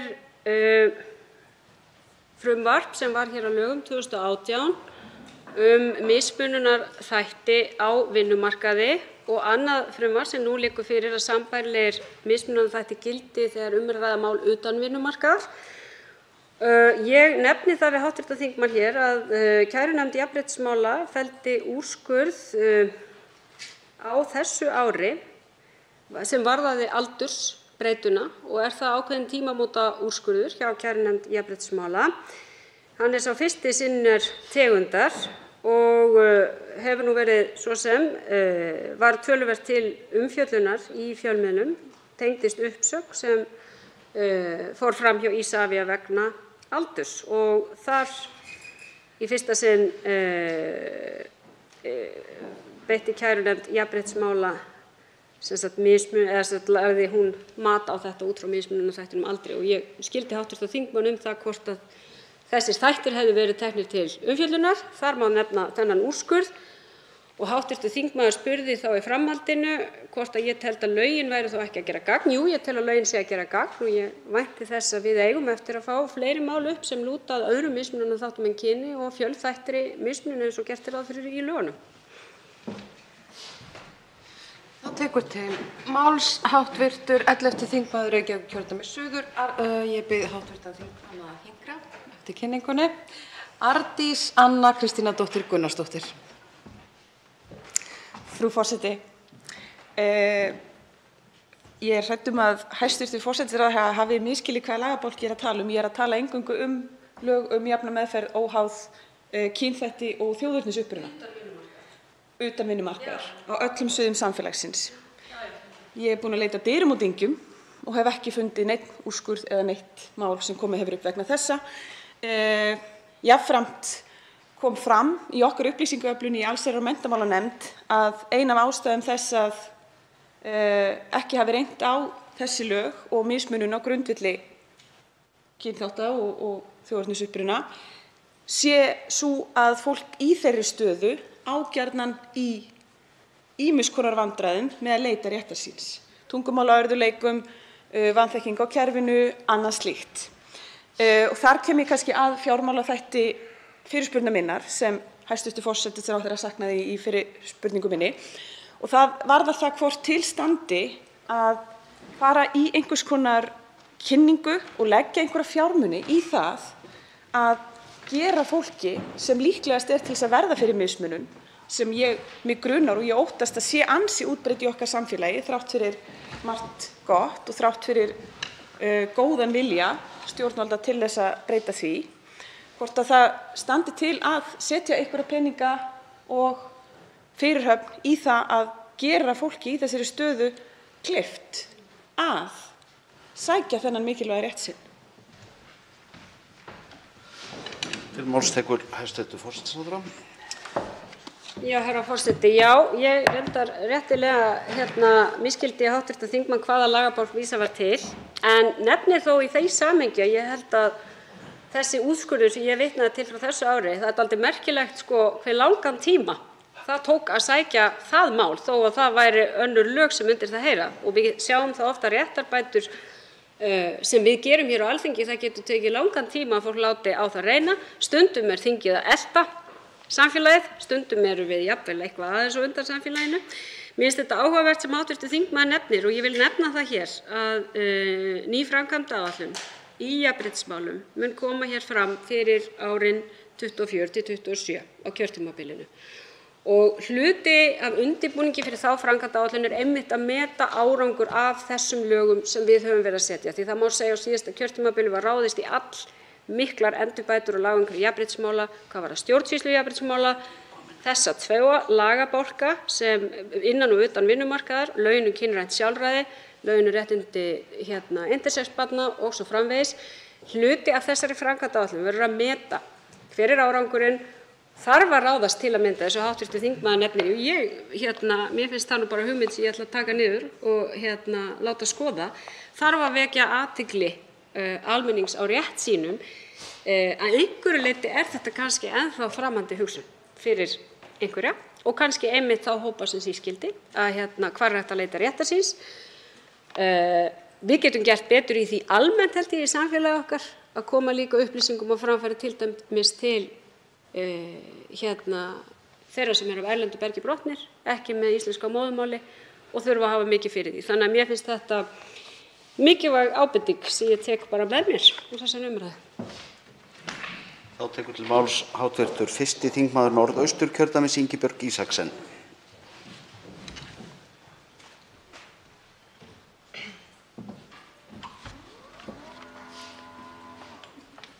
Virðulegi forseti. Í stjórnarsáttmála ríkisstjórnarinnar er kveðið á að ný mannréttindastofnun verði sett á laggirnar. Minnst á hana í fjármálaáætlun fyrir árin 2023 til 2027 en þar segir að forsætisráðuneytið stefna því að koma á laggirnar innlendri mannréttindastofnun sem uppfylli hin svokölluðu Parísarviðmið. Tilvist mannréttindastofnunar sem þessarar er nauðsynleg svo Ísland geti uppfyllt alþjóðlegar skuldbindingar á sviði mannréttinda og er forsenda þess að samningur Sameinuðu þjóðanna réttindi fatlaðs fólks verði lögfestur. En í stjórnarsáttmálanum kemur jafnframt fram að lögfesta eigi umræddan sáttmála. Hlutverk stofnunarinnar er meðal annars að hafa víðtækt umboð til að vinna að eflingu og vernd mannréttinda.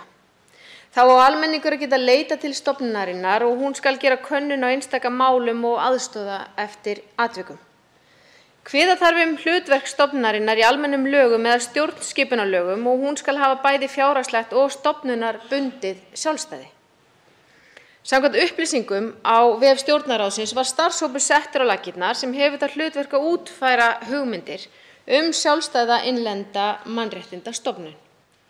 Þá er að finna í samráðsgátt stjórnvalda að vinna við grænbók mannréttindi sé að hefjast. Því langar mig að spyrja hæstv.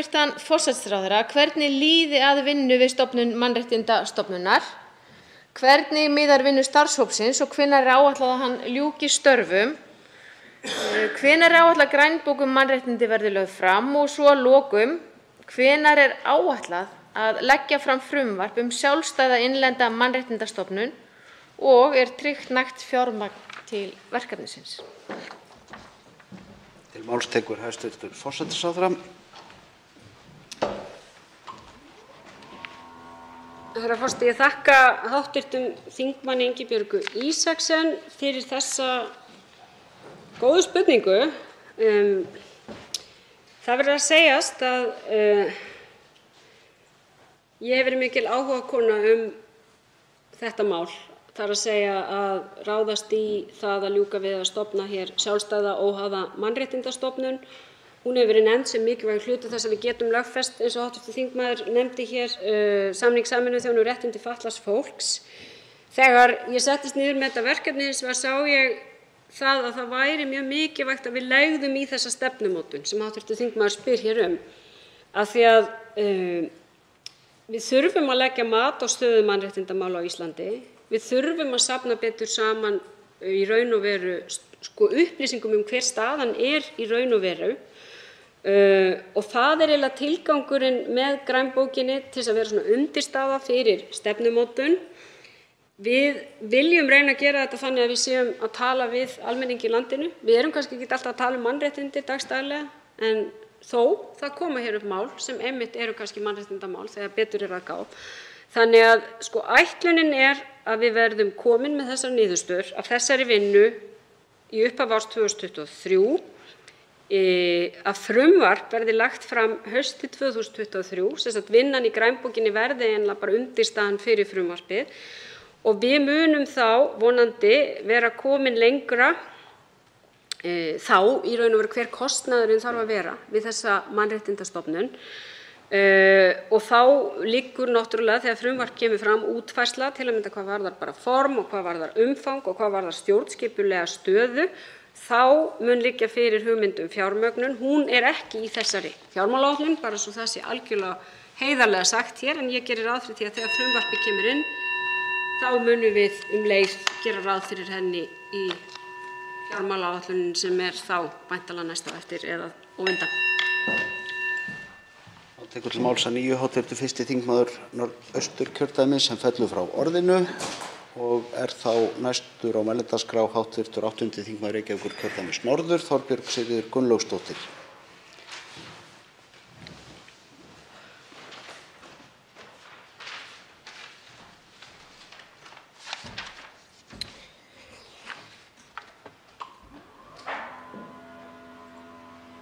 Virðulegi forseti, mig langaði til að spyrja hæstv. forsætisráðherra út í jafnréttismál.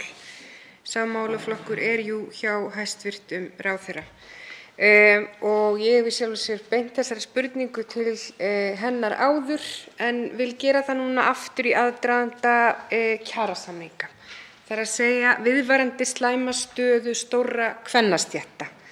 Við þekkjum öll stöðuna óútskýrðan launamun kynjanna sem vissulega hefur farið mjög lækkandi sem jákvætt og svo þekkjum við veruleikann útskýrðan annan launamun kynjanna sem auðvitað sjálfstætt vandamál. Sá launamunur langtum meiri og haggast því miður lítið og ég lít svo á hann sé hin pólitíska áskorun. Þessi munur stafar eins og við þekkjum af viðhorfum að kvennastéttir eru verðmetnar mun lægra á vinnumarkaði en aðrar stéttir með sambærilega ábyrgð og sambærilega menntun. Við höfum séð þetta birtast í því að þegar hlutfall kvenna í stéttum hækkar að þá fara kjörin lækkandi eins og gerist með grunnskólana.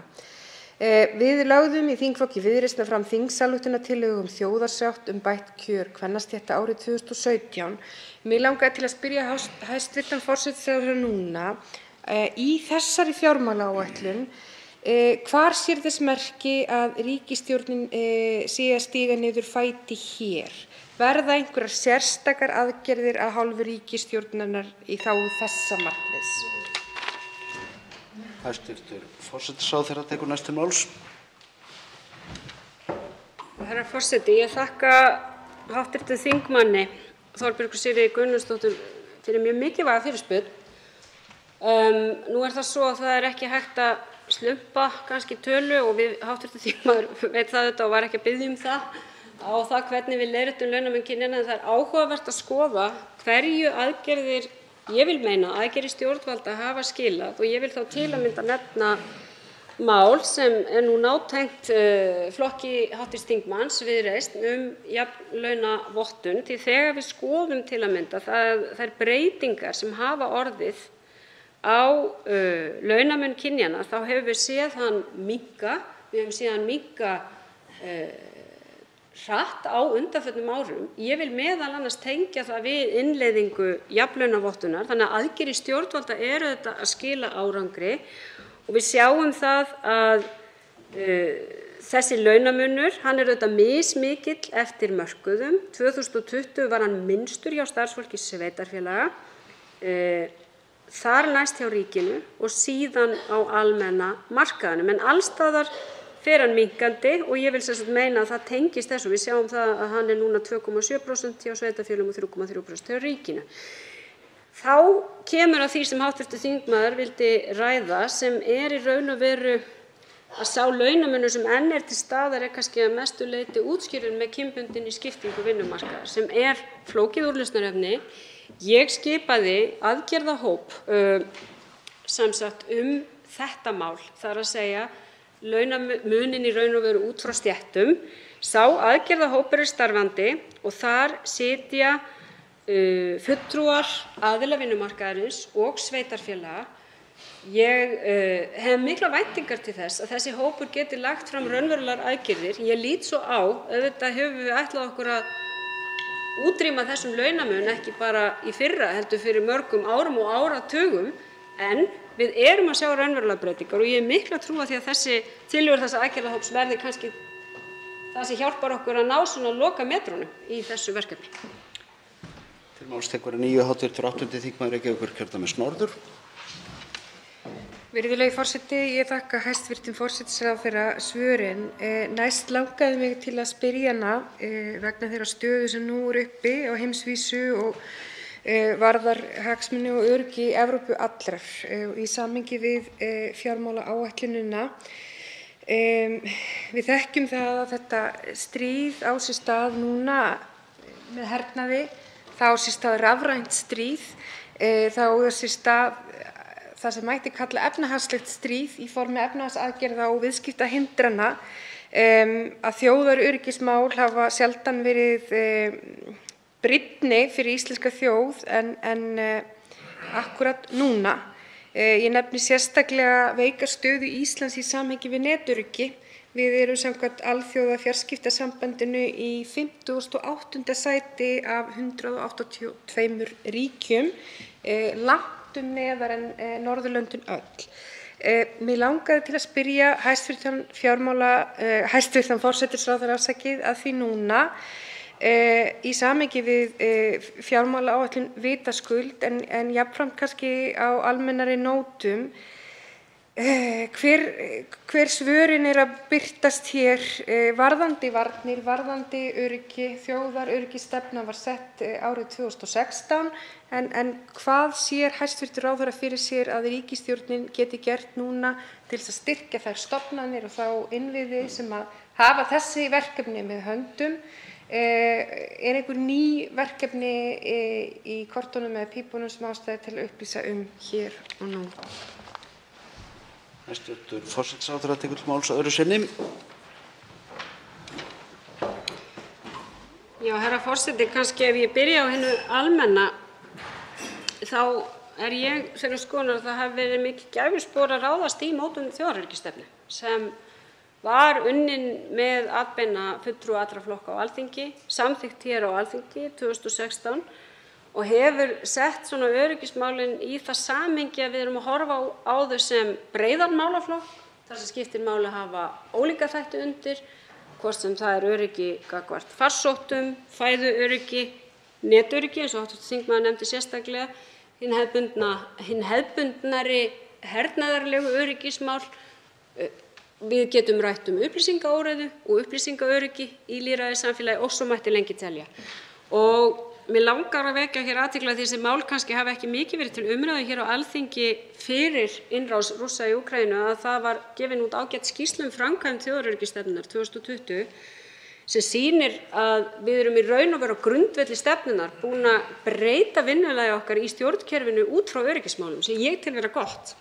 Hv. þingmaður nefnir sérstaklega netöryggismálin og það er alveg hárrétt að þar getum við gert betur og við erum auðvitað að gera ráð fyrir hálfum milljarði frá árinu 2025 til þess að mæta netöryggismálum og fjölþáttaógnum í aukningu.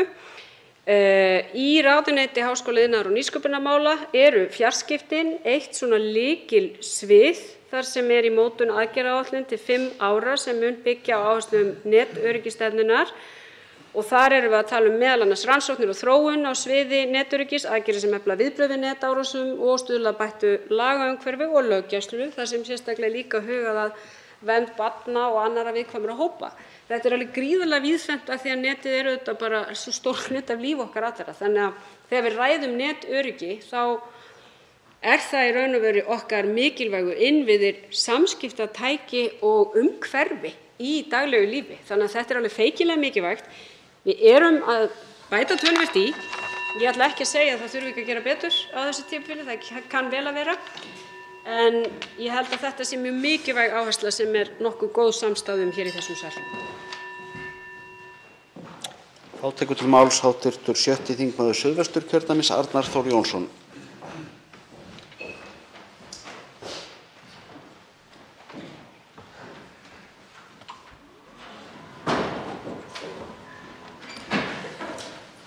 Virðulegi forseti, við ræðum hér fjármálaáætlun ríkisstjórnarinnar og ég vil segja það hér í þessum ræðustól sem sjálfstæðismaður að ég tel að það sé bæði mannúðlegt og skynsamlegt að styðja þá sem verst eru staddir með fjárframlögum úr ríkissjóði. En þegar fé veitt úr þessum opinberum sjóðum þá þarf að hafa gott eftirlit með ráðstöfun þeirra fjármuna og gæta aðhalds. Og nú hef ég setið í fjárlaganefnd og stundum svona sett hljóðan yfir því hvernig mér þykir gengið með nokkuð svona frjálslegum hætti sjóði almennings. Nú, ég vil minna á það í því samhengi að auðvitað að ræða fjármuni sem að íslenskt launafólk og íslensk fyrirtæki hafa haft töluvert mikið fyrir að afla og það bera virðingu fyrir þeirri staðreynd.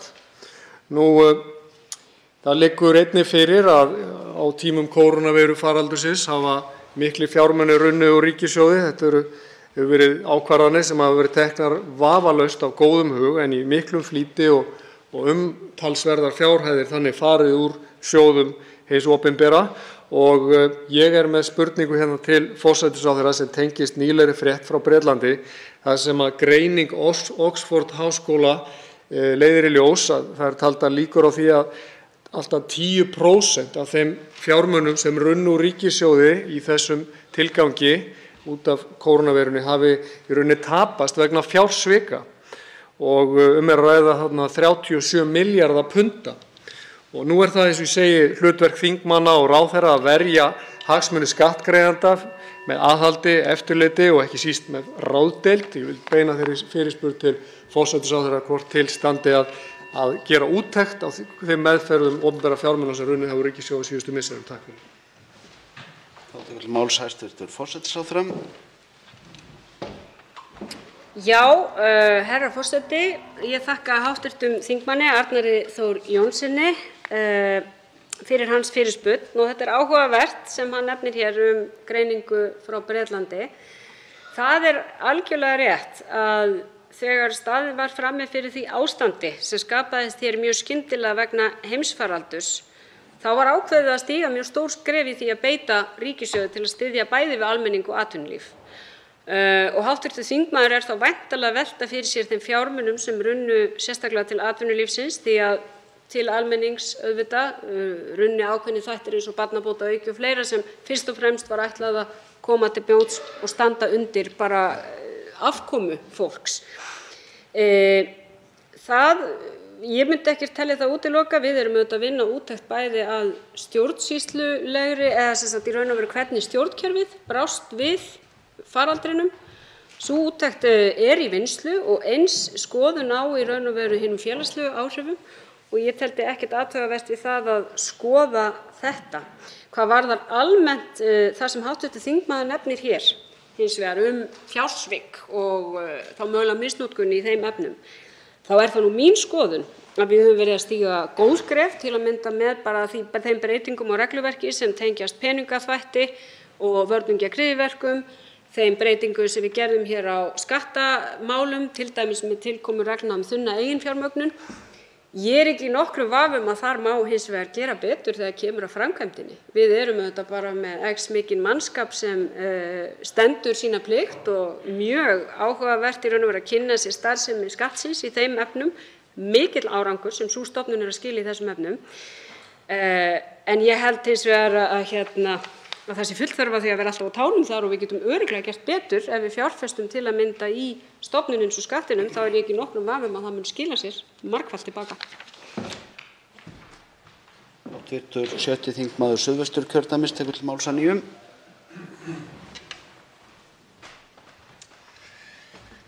Virðulegur forseti, ég þakka hæstv.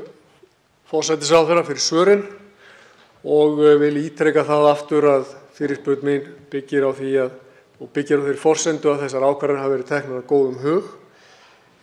Ég tel hins vegar mikilvægt að það ríki traust hér milli skattgreiðenda og svo þingsins og þess vegna vil ég bara nota tækifærið og minna þingmenn á og alla þá sem hafa hönd í bagga hér með að deila út þessum fjármunum að gæta fyllstu ábyrgðar og gæta að því þá að eftirliti með ráðstöfun á þessum fjármunum sé sinnt. Takk fyrir.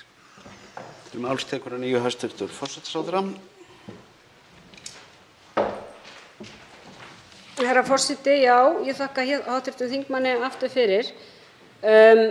Það sem þetta kannski samt svona, ef við reynum að bregða einhverju mælistik á árangur aðgerða, þá það auðvitað merkilegt og við ræðum hér alltaf langtíma áætlanir en búum auðvitað við gríðarlegar sveiflur bæði bara í heimshagkerfinu en líka í okkar litla hagkerfi. Afkomahorfur ríkissjóðs í ár eru 30 milljörðum króna betri en fjárlög ársins gerðu ráð fyrir, þrátt fyrir að mikið sé vandað til áætlanagerðar. Þetta segir mér að aðgerðirnar sem ráðist var í skiluðu sér. Þessi viðsnúningur í raun og veru má rekja til bættra efnahagshorfa, lægri útgjöld vegna atvinnuleysis og hærri tekjur ríkissjóðs vegna þess að aðgerðirnar báru árangur. Þannig að ef við viljum bregða einhverju mælistiku upp á það hvort að aðgerðirnar hafi virkað sem skyldi, þá þetta ein mælistika til þess og hún segir okkur það að staða íslensks efnahagslífs miklu betri en við spáðum sjálf. Hún miklu mun betri en mjög margir aðrir spáðu, get ég alveg sagt ykkur, og vitna þá meðal annars hér í þennan sal því við eyddum hér gríðarlega miklum tíma í að ræða meðal annars spár atvinnuleysi sem ekki gengu eftir, fyrst og fremst vegna þessarar stefnu ríkissjóðs eða stjórnvalda í málefnum ríkissjóðs. Þannig að allavega þegar við berum þá mælistiku á aðgerðunum þá held ég að hún sýni að þær hafi vel tekist til. En leið tek ég undir með hv. þingmanni, það mikilvægt að við höfum augun á boltanum þegar við erum að nýta fé almennings, að því sé varið með skynsamlegum hætti og að það sé ekki misnotað með neinum hætti. Og þess vegna tel ég að fjárfesting til dæmis í skattinum, hún skilar sér alltaf margfalt tilbaka. Tekur til máls hæstv. Innviðaráðherra Sigurður Ingi Jóhannsson.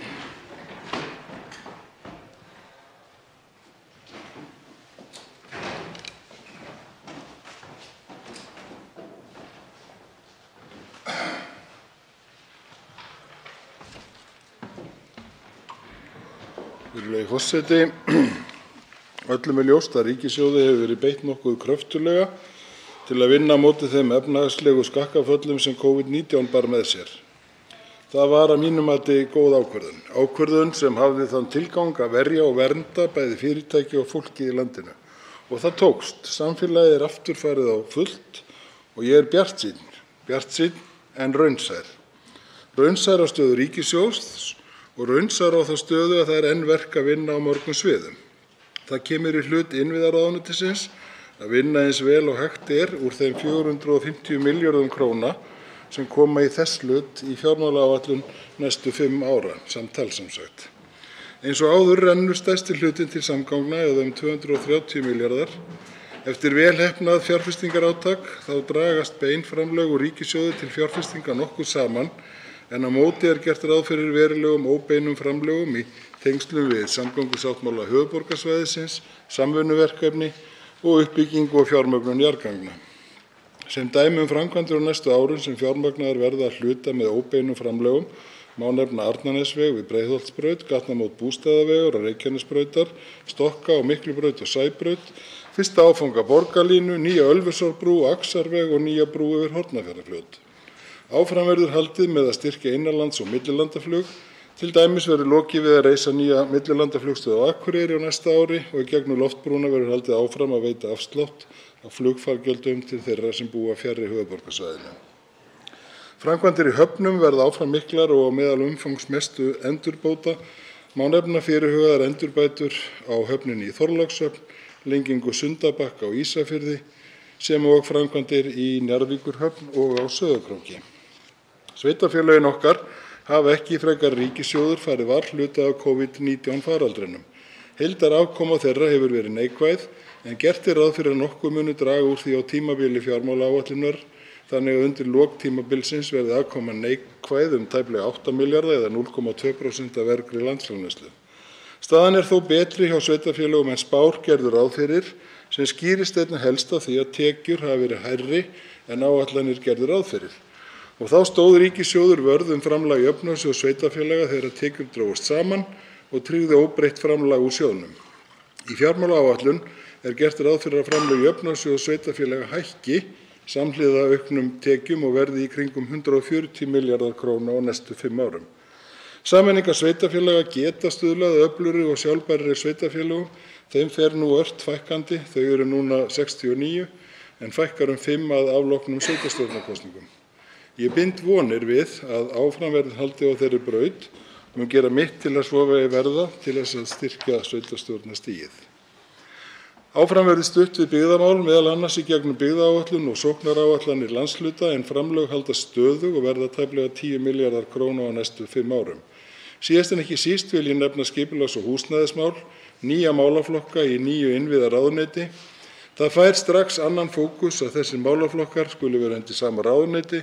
Það gefur aukin tækifæri, aukin slagkraft að tengja þá við aðra málaflokka ráðuneytisins eins og sveitarstjórnarmál, byggðamál og samgöngumál. Það er áskorun, spennandi áskorun, að takast á við þessa nýju málaflokka. Þau brenna á okkur landanum, ég veit það, við vitum það öll og ég segi ykkur það að það eru allar hendur á dekki í þessari vinnu. Mikil greiningarvinna sem stendur yfir og stefnumótun. Ég mun leggja hér í þinginu fram tillögu til þingsályktunar í húsnæðismálum síðar á árinu sem verður sú fyrsta sinna tegundar. Í þessari fjármálaáætlun er stigið varlega til jarðar af þeirri einföldu ástæðu að greining á stöðunni og stefnumótun liggur ekki fyrir. Það er þó ljóst að fyrsta skrefið er að fjölga byggingarhæfum lóðum. Það er verið að greina stöðuna á því í þessum töluðu orðum, greina á hverju strandar, hvað þarf til. Ég er að horfa til samninga á milli ráðuneytisins og sveitarfélaga skipulag lóða í takt við mannfjöldaspá og húsnæðisáætlanir sveitarfélagana. Og ég veit að það er vilji á báða bóga. Sveitarfélögin finna til ábyrgðar og vilja leggja sitt af mörkum fyrir fólkið í landinu. Það þarf víðtæka samvinnu til að ná jafnvægi á milli framboðs og eftirspurnar.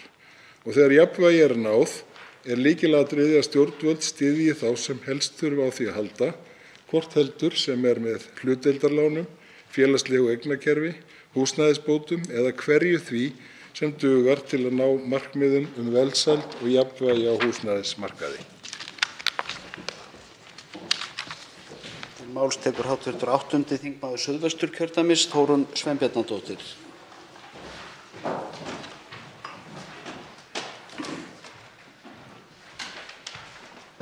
Hæstv. forseti. Innviðaráðherra gerir hér að umræðuefni skipulags- og húsnæðismál meðal annars sem er nýja málaflokka í nýju og mjög svo stækkuðu ráðuneyti innviða í landinu og segir þingsályktunartillögu húsnæðismál væntanlega síðar á árinu en að engin greining á stöðunni liggi fyrir.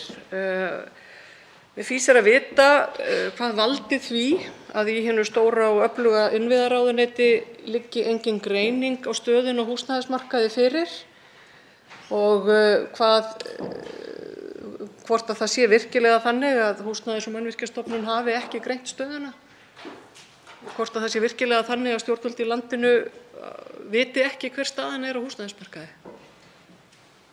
Getur það verið, hæstv. forseti?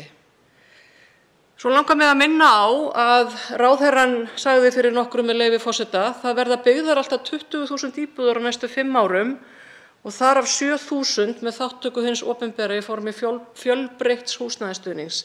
Við erum með skýr markmið. Þetta var skrifað í grein fyrr í vetur.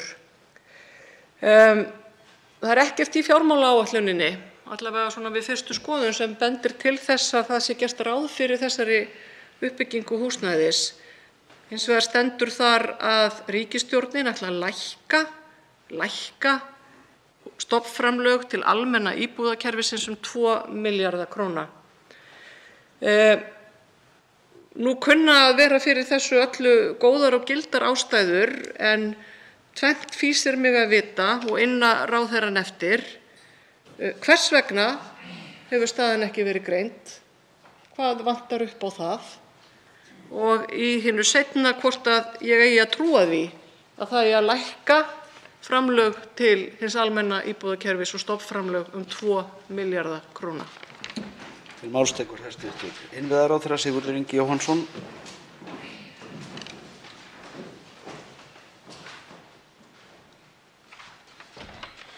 Já, virðulegi forseti, þakka hv. þingmanni Þórunni Sveinbjarnardóttur fyrir þessar fínu spurningar, vegna þess að það er einmitt ágætt að fá tækifæri til þess aðeins að fara yfir það að staðreyndin er sú að á síðustu árum og áratugum þá höfum við ekki haft raunhæfar og alls ekki rauntíma upplýsingar hvað er að gerast á íbúðamarkaði. Þannig hefur Samtök iðnaðarins framkvæmt talningu og það eiginlega eina raunhæfa verkfæri sem hefur farið fram til þess að átta sig á stöðunni. Húsnæðis- og mannvirkjastofnun er ung stofnun en hefur tekið mjög fast utan þetta verkefni og við ákváðum á síðasta kjörtímabili að færa svokallaða mannvirkjaskrá yfir til Húsnæðis- og mannvirkjastofnunar. Hún er orðin rafræn frá því í nóvember núna síðastliðinn, sem og núna húsnæðisáætlanir sveitarfélaganna. Þannig að smátt og smátt þá erum við að fá miklu betri upplýsingar, raunhæfar upplýsingar, þar sem við getum tekið stöðuna núna dag frá degi. En enn þurfum við að treysta á talningar frá Samtökum iðnaðarins og mér er kunnugt að þeir séu akkúrat á lokametrunum með það og munum kynna það væntanlega á næstu dögum. Það er einhverjar vísbendingar að fleiri íbúðir séu þar heldur en við höfum óttast.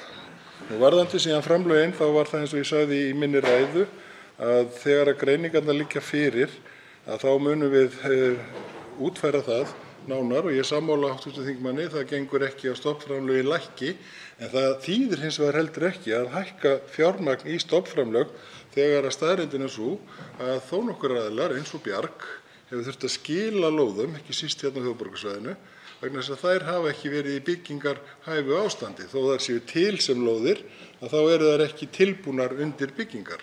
Þannig að það er ekki nóg að henda peningum í stofnframlögin ef ekki hitt er til og það er það sem við erum að leggja áherslu á núna í greiningarvinnunni. Máls tekur að nýju hv. 8. þingmaður Suðvesturkjördæmis, Þórunn Sveinbjarnardóttir.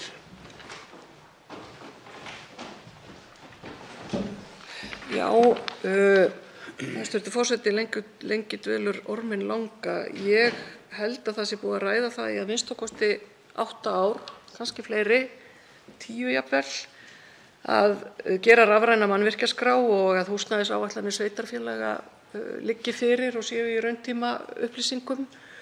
Það er þó gott ef að þetta er loksins að raungerast og hægt að hætta að telja krana og húsbyggingar og senda menn á bílum út sveitarfélögin til þess að gera það og vonandi er þetta nú að komast á réttan stað.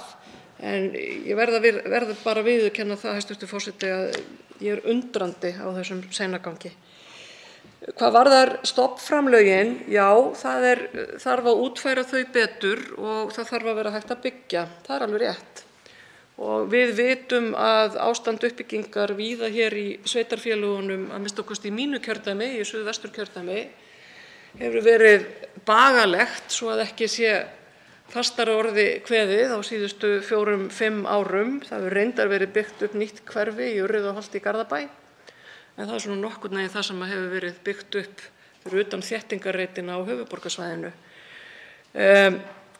Ég ætla að nota tækifæri hér og minna á það hér í þessum sal að verkalýðshreyfingin, forystufólk verkalýðshreyfingarinnar, hefur talað mjög skýrt í húsnæðismálum og öll vitum við að það brestur á með nýrri kjaralotu og kjarasamningum í haust og það hlýtur að vera skilningur okkar allra hér, hvort sem við erum í stjórn eða stjórnarandstöðu, að framfarir í húsnæðismálum, auki framboð af húsnæði sem að venjulegt fólk ræður við að kaupa eða leigja sé lykillinn að því að það sé hægt að gera kjarasamninga hér í haust.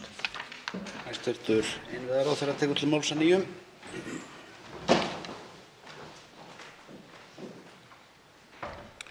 Já, virðulegi forseti, ég vil nú bara koma hérna upp og taka undir með hv. þingmanni. Ég held að það sé mjög mikilvægt og ég held að séu allir sammála um það að lausnin að áframhaldandi velsæld í þessu landi sé að líta á húsnæði sem ekki áhættufjárfestingu heldur einhvers konar öryggismál og hluti af því að tryggja að það séu til fjölbreytt úrræði fyrir ólíka hópa og þess vegna höfum við verið að skoða það og verið að skoða þá sviðsmynd að í dag er líklega 30% íbúða sem eru byggðar að einhverju leyti með tilstuðlan opinberra aðila, annaðhvort beint eða óbeint. Við höfum verið að skoða það hvort að það þurfi kannski að fara með það upp í 35% á meðan við erum að ná jafnvægi og þess vegna höfum við kynnt til sögunnar hvort að það komi til greina að vera með svokallaðan félagslegan eignastuðning ofan í hlutdeildarlánin. Það mætti líka hafa hlutdeildarlánin í tveimur ólíkum aðgerðum en síðan almennu íbúðirnar með stofnframlögunum sem og annar stuðningur sem við beitum til þess að stuðla að fjölbreyttu húsnæði sem allir geti eignast eða í það minnsta komist í. Og svo auðvitað líka að við þurfum að tryggja að leigumarkaðurinn sé virkur og leigan á þeim markaði eðlileg fyrir þann hóp. Og ég bara gleðst yfir því að þingmaðurinn tekur þetta upp vegna þess að ég held að þetta sé ákaflega mikilvægt fyrir okkur og sammála því mati að hluti af því að ná fram skynsamlegum kjarasamningum haust verður einhvers konar svör við því sem við erum að vinna akkúrat núna í húsnæðismálunum. Tekur til máls hv. 7. þingmaður Reykjavíkurkjördæmis suður, Helga Þórðardóttir.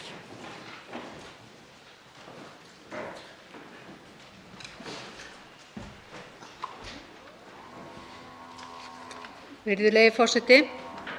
Í fjárlögum þessa árs er gert ráð fyrir 16,3 milljörðum í húsnæðis- og skipulagsmál. Þar af fari stærstu hluti eða 15,9 milljarðar í húsnæðismál.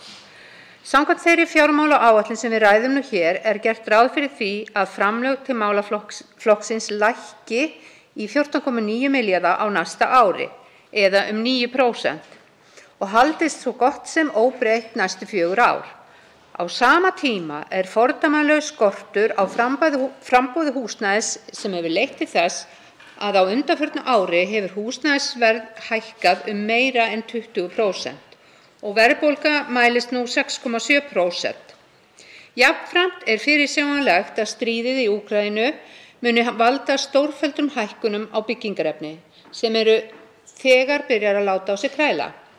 Ég vil því inna ráðherra eftir skýringum á því að gert sé ráð fyrir slíkri lækkun á framlögum til húsnæðismála og engri hækkun á þeim næstu 4 ár. Þarf ekki að gera ráð fyrir verðlagshækkunum á tímabilinu? Þarf ekki að gera ráð fyrir mannfjölgun á tímabilinu, ekki síst í ljósi þess að aðfluttir umfram brottflutta hafa sjaldnar eða aldrei verið fleiri?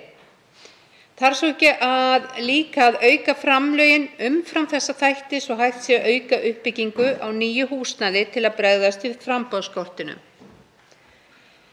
Og talandi framboðsskortinn sem má rekja til skorts á lóðaframboði sem á ábyrgð sveitarfélaga en hv. ráðherra fer einmitt líka með sveitarstjórnarmál.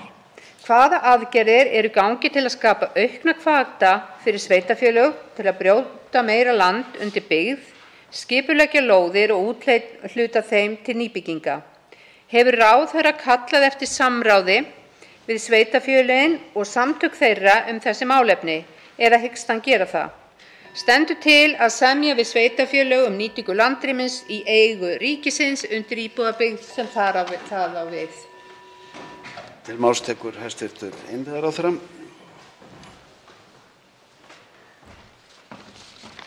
Virðulegur forseti. Ég þakka hv. þingmanni Helgu Þórðardóttur fyrir góðar spurningar húsnæðismálin áfram.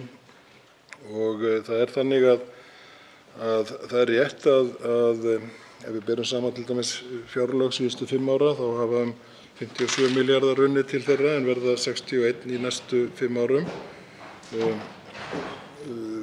Og þar við bætist að það er ljóst að við munum þurfa að bæta enn frekar við. Í fyrri ræðu var ég að ræða hérna að stofnframlögin lækka til að mynda strax á næsta ári 2 milljarða og við erum að skoða það hvernig við getum útfært það og fleiri þætti. Þannig að það er mjög mikilvægur þáttur í því. Varðandi síðan framboðið á lóðum þá er ég sammála hv. þingmanni því að það er hérna á ábyrgð sveitarfélaganna og einn góður liður í því að hafa sett saman í þessu ráðuneyti bæði sveitarstjórnarmálin og húsnæðis- og skipulagsmálin einmitt að nú höfum við svona sameiginlega yfirsýn í sama ráðuneytinu og getum kannski beitt frekari tækjum og ég nefndi það í minni ræðu og ég held ég hafi nefnt það hér í púlti einhvern tímann fyrr í vetur að við stefnum að því að taka samtal við sveitarfélögin. Það er reyndar hafið í sérstökum starfshópi sem við höfum sett á laggirnar undir þjóðhagsráði og við forsætisráðherra stýrum fyrir hönd ríkisstjórnarinnar. Og þar er þegar þessi greiningarvinna hafin í einum 5 undirhópum sem lúta allir að því að fá yfirsýn yfir húsnæðismálin, greina hvar vandinn er og koma með tillögur að úrbótum. Og ein leiðin til þess er það sem eins og ég nefndi hér í ræðu minni að gera samninga við einstök sveitarfélög framboð af lóðum, nægilega margar byggingar hæfar á hverjum tíma í samræmi við húsnæðisáætlanir og mannfjöldaspá á hverjum tíma. Og það kemur líka til greina sem hv. þingmaður nefndi að skoða aðra leiðir eins og eignarland ríkis ef að það má verða til þess að tryggja nægilegt framboð. Til máls tekur að nýju hv. 7. þingmaður Reykjavíkurkjördæmis suður, Helga Þórðardóttir.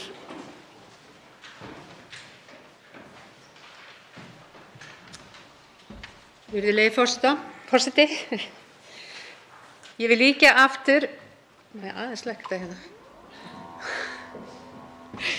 Ég vil víkja aftur að síhækkandi húsnæðisverði og áhrifum þess á verðbólgu sem hefur og mun fyrirsjáanlega hafa í för með sér stórfelldar hækkanir á greiðslubyrði heimila með verðtryggðar húsnæðisskuldbindingar.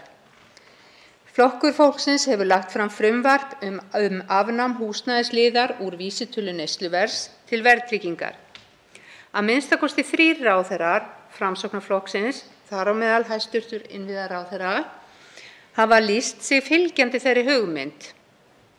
Verðbólga með húsnæðisliðnum í inniföldum mælist nú 6,7% en án húsnæðisliðarins mælist hún 4,6% eða 2,1 prósentustigum lægri.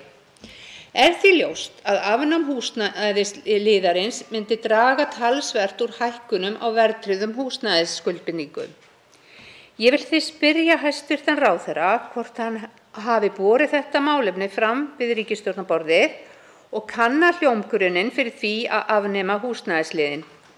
Hyggst ráðherra berjast fyrir því að gera allt sem hann getur til að afla málinu stuðnings og ég get alveg fullyrt að það mun ekki mæta andstöðu hjá Flokki fólksins.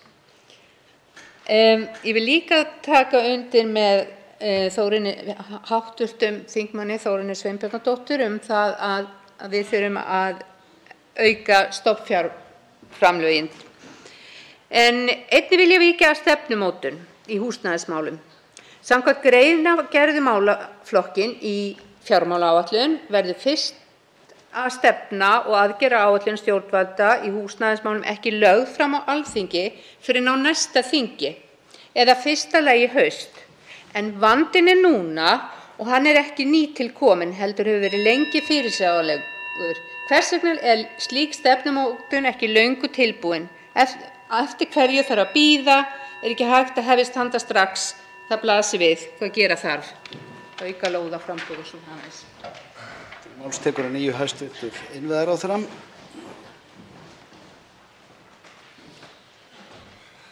Já, virðulegi forseti, við getum verið sammála um það að það blasir við að það þurfi að auka lóðaframboð, en við þurfum auðvitað að fá það greint alveg skýrt niður hvar það er og hvernig, og þá einmitt í samræmi við mannfjöldaspá og húsnæðisáætlanir einstakra sveitarfélaga. Það er sú vinna sem er í gangi núna og hún er mjög mikilvæg vegna þess að þá getum við komið með sérsmíðaðar lausnir að því. Þó svo að það taki einhvern tíma að smíða fyrstu þingsályktun í húsnæðismálum sem er lögð fyrir Alþingi og hún er ekki lögð fram hér á þinginu í haust, þá er það líka mikilvægt að taka undir með þingmanninum að hér þurfi að bretta upp ermar strax, og þess vegna er þessi starfshópur sem ég vitnaði til áður, sem er undir stjórn Gísla Gíslasonar og Önnu Guðmundu Ingvarsdóttur, sem leiddu reyndar starfshópinn líka fyrir 4 árum og gerðu það með miklum bravör. Ég sé að sumir kinka kolli sem þekkja til þeirra vinnu, og við eiginlega búumst við því og ætlumst til að nú þegar komi eitthvað út úr þeirri vinnu núna á vordögum sem við getum þá byrjað að grípa til. Við þurfum ekki að bíða eftir stefnunni og þingsályktun áður en við hreyfum okkur nokkurn skapaðan hlut, en það skiptir auðvitað máli að hafa heildstæða stefnu til að vinna eftir, því að markmiðið er ekki bara það að ná fram stefnumótun á stuttum tíma og leysa skammtímavandann, heldur er lykilatriðið að leysa húsnæðisvandann til langs tíma, búa til jafnvægi, og þannig er það í raun og veru stór efnahagsaðgerð, vegna þess að eins og hv. þingmaður kom inn á, ég næ nú ekki að svara, að þegar að verðbólgan rýkur upp þá hefur það vissulega áhrif á heimilin. Tímabundin að taka húsnæðisliðinu sambandi er í mínum huga eitthvað sem hefði komið til greina ef hann fær út, en við skulum hins vegar líka átta okkur á því að það þarf einhvers konar mælingu og bankarnir eða fjármálaeigendur munu þá verðleggja lánin með einhverjum öðrum hætti og öðru viðmiði. Þá tekur til máls hv. 10. þingmaður Reykjavíkurkjördæmis norður, Andrés Ingi Jónsson.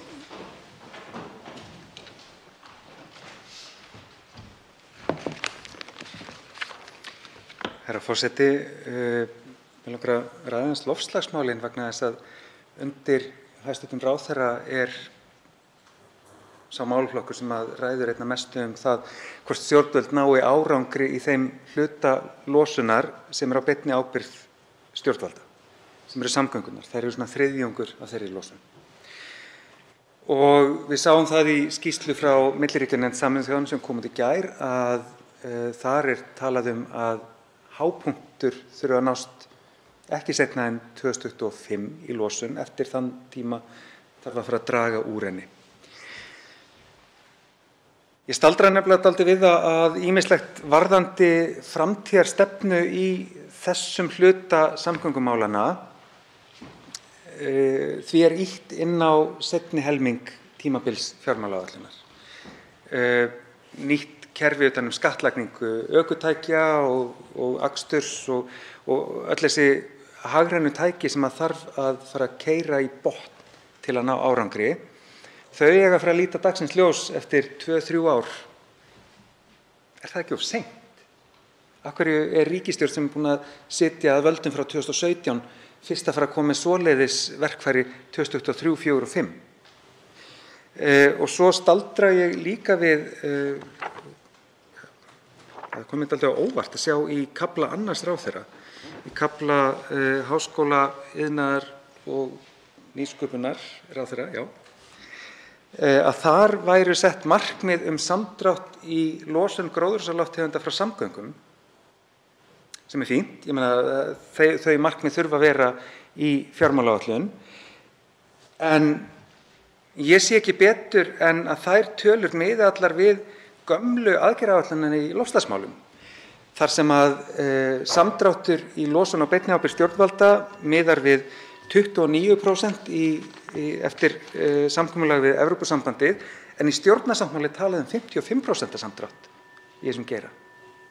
Af hverju er ekki tekið mið af nýjum markmiðum í nýrri fjármálaáætlun? Máls tekur hæstv. Innviðaráðherra.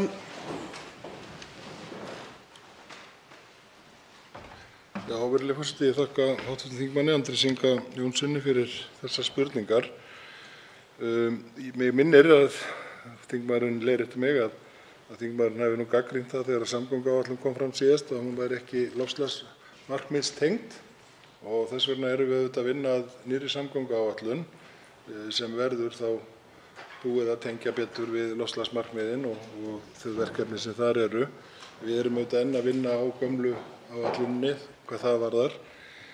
Ég vil líka segja að við erum á fleiri sviðum að vinna á fullu að þeim loftslagsmarkmiðum. Það eru mjög spennandi hlutir til að mynda að gerast í húsnæðismálunum og skipulagsmálunum sem að lúta að loftslagsmarkmiðum sem að munu líta ljós á næstu dögum og vikum. Síðan er það alveg rétt hjá hv. þingmanni að vandinn vex og verður sífellt meira aðkallandi að koma fram með lausnir á loftslagsvandanum. Og eins og ég sagði í ræðu minni þá væri ég bjartsýnn en raunsær og það getur gilt loftslagsmarkmiðin líka. Ég hef til að mynda þá trú að við munum sjá í orkuskiptunum í bílunum þar að segja það verði sífellt hraðari endurnýjun á því að við fáum nýorkubíla versus gömlu bensín- og díselbílana. Ég hef líka þá trú að það sem menn töldu að væri mjög langt í, það væri sem sagt langt í að það yrðu orkuskipti tæki í flugi, í skipum eða í stærri tækjum, að það sé styttra í það heldur en við héldum áður. Þannig að ég er nokkuð bjartsýnn á að það gerist, en til þess þurfum við auðvitað nýtt eldsneyti, þá rafeldsneyti væntanlega, og í mínum huga er ekki spurning og verður reyndar hluti af sjálfstæðisbaráttu Íslands að það framleiðum við hér á Íslandi og þess vegna vildi ég nú koma því hérna að. En allt þetta er að gerast mjög hratt og við munum án efa taka þetta samtal upp aftur og í næstu fjármálaáætlun verður án efa skýrari leiðbeiningar hvert við og markmið það hvernig við ætlum að ná þeim markmiðum. Þeim ástekur að nýju hv. 10. þingmaður Reykjavíkurkjördæmis norður. Herra forseti, það er hárrétt munað hjá hæstv. Ráðherra að ég gagnrýndi að loftslagsmarkmið hefði ekki verið eitt af því sem samgönguáætlanir síðasta kjörtímabils voru metnar upp við. En ég gerði það líka vegna þess að það stóð í stjórnarsáttmála þeirrar ríkisstjórnar að það ætti að meta allar stærri áætlanir ríkisins út frá áhrifum á loftslagsmál. Og það var bara ekki gert. Það var ekki staðið við þetta loforð stjórnarsáttmálans. Og núna sýnist mér sama vera upp á teningnum með metnaðarfyllri markmið samdrátt í losun. 55% samdrátturinn er ekki í þessari áætlun. Hér á málefnasviði, eins og ég sagði, háskóla-iðnaðar- og nýsköpunarráðherra, er talað að losun gróðurhúsalofttegunda frá samgöngum á Íslandi fari niður í 700 kílótonn af koltvísýringsígildum árið 2027. Þessi losun er eiginlega öll frá vegasamgöngum. Við þurfum ekkert rafeldsneyti til að leysa þann vanda, þetta eru bara bílar. Ef að 55% markmiðið ætti að halda þá þyrfti losunin ekki að fara niður í 700 heldur niður í 350 kílótonn. Árið 2030 að vísu, 3 árum seinna, en þetta er á allt öðrum skala. Og ég er ekki að tala að við þurfum endilega að vera hérna með fullmótaðar hugmyndir í höndunum, bara skýrar og klárar áætlanir, en að markmiðin sé ekki í samræmi við það sem að ríkisstjórnin í samstarfsyfirlýsingu sinni segir vera markmið sitt í loftslagsmálum þykir mér skjóta skökku við. Svo velti ég fyrir mér, svo ég fari nú í kafla ráðherrans sjálfs, sem sé ekki alltaf hjá háskóla-iðnaðar- og nýsköpunarráðherra. Það er sett markmið samdrátt í meðaltalslosun gróðurhúsalofttegunda frá fólksbílum. Það er svona það sem helst kemur fram tengt þessum málum. Ég velti því fyrir mig hvort vanti ekki líka markmið, þetta væri hægt að kalla markmið orkuskipti, hvort vanti ekki líka markmið umferðarmagn, það að við þurfum að fara að draga úr eknum kílómetrum í landinu til þess að ná þeim markmiðum sem við verðum að ná. Til máls tekur hæstv. Innviðaráðherra. Já, virðulegur forseti, varðandi síðasta atriðið að draga úr eknum kílómetrum, þá erum við auðvitað að vinna að því með alls konar uppbyggilegum hætti í samgöngukerfinu. Styttingu vega, uppbyggingu Sundabrautar sem mun spara 150.000 kílómetra á dag á höfuðborgarsvæðinu, svo dæmi sé tekið. Þannig að það eru ýmsir slíkir þættir sem við erum að vinna. Ég hins vegar ósammála þingmanninum að það eigi að vera meginmarkmið, vegna þess að meginmarkmiðið hlýtur að vera að skipta út bensín- og dísilbílunum og þá mega þeir keyra meira. Til dæmis eitt markmiðið að gera samning við bílaleigubransann á Íslandi. Það voru þegar hér var mest 25 eða 26.000 bílaleigubílar sem að mér skildist nú að vera álíka margir og í Noregi öllum að sínum tíma og mun sjálfsagt fjölga hratt vegna þess að ferðaþjónustan sem betur fer að taka talsvert við sér. Það væri til dæmis mjög göfugt markmið. En þá þurfum við á sama tíma að byggja upp innviðina hringinn í kringum landið og þar hefur okkur gengið ágætlega en ég get alveg verið sammála þingmanninum í að við þurfum að gera betur á mörgum sviðum. Svo vil ég að lokum segja það sama og hér var nefnt í fyrri ræðu að við þurfum ekki endilega að bíða eftir öllum stefnum og markmiðum. Við getum gert fullt af hlutum og komið þeim áleiðis þó svo að það sé ekki búið að teikna það allt niður á blað af því að við erum að vinna í mjög skýra átt að þeim loftslagsmarkmiðum sem birtast í stjórnarsáttmálanum. Þá tekur til máls hv. 3. þingmaður Norðausturkjördæmis.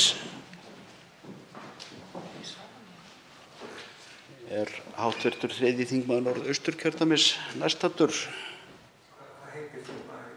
Bjarkey Olsen Gunnarsdóttir.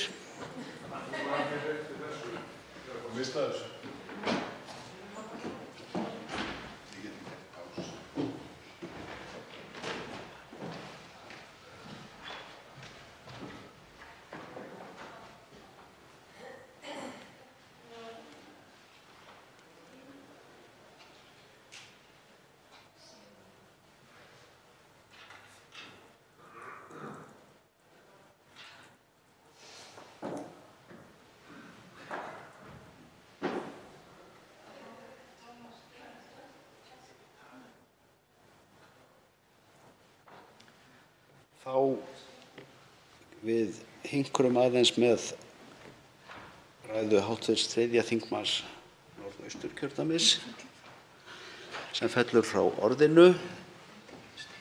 Þá er næstur á mælendaskrá hv. 12. þingmaður Suðvesturkjördæmis, Sigmar Guðmundsson.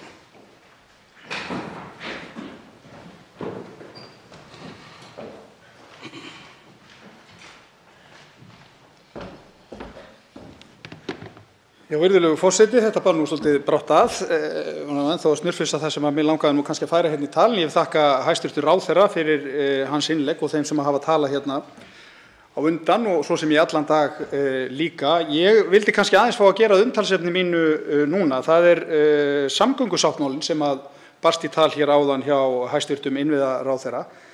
Samgöngusáttmálinn og borgarlínan og það sem að fylgir er að mínu mati eitt mikilvægasta verkefni sem að íslenskt samfélag er að fara í núna á næstu áratugum.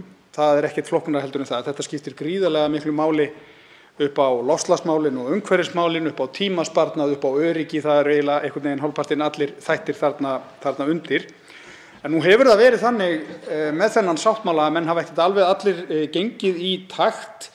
Það eru til að mynda nokkrir oddvitar Sjálfstæðisflokksins á höfuðborgarsvæðinu sem hafa verið að gagnrýna afmarkaða hluti sem að fylgja þessum sáttmála, til að mynda borgarlínu og sú afstaða hefur kannski herst ef eitthvað er núna í prófkjörum eins og gjarnan gerist nú reyndar. Og það kemur fram í fjármálaáætlun að borgarlína er eitt af burðarverkefnunum í þessum samgöngusáttmála ríkis og sveitarfélaga á höfuðborgarsvæðinu. Og mig langaði kannski svolítið að fá að inna hæstv. Ráðherra eftir því hvort að hann hafi áhyggjur af því að einmitt í þessu róti sem að stundum fylgir kosningum að það geti svona einhvern veginn umræðan pólariserast meira og það sé einhver hætta á því að það verði ekki samkomulag þessa vinnu sem að á að fara í núna á næstu árum og lengra inn í tímann. Við erum auðvitað að tala talsvert langt inn í framtíðina og eins þá í leiðinni að því að núna stefnir Framsóknarflokkurinn að því að koma inn í þessa kosningabaráttu af fullum krafti með nýtt fólk í brúnni en við kannski höfum ekkert heyrt neitt skýrt það hver afstaða flokksins á höfuðborgarsvæðinu þegar kemur að sveitarstjórnarmálunum til borgarlínu, svo dæmi sé tekið. Til máls tekur hæstv. Innviðaráðherra.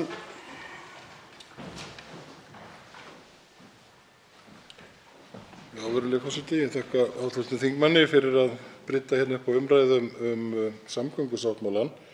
Ég get verið sammála þingmanninum að þetta eitt af þeim mikilvægari verkum sem við höfum sett á laggirnar, eins og reyndar má kannski segja samgönguáætlun í heild sinni og ýmis önnur stórvirki sem í gangi, lúkningu verkefna á Suðurfjörðum Vestfjarða, Sundabraut og svo fleiri sé nú nefnt.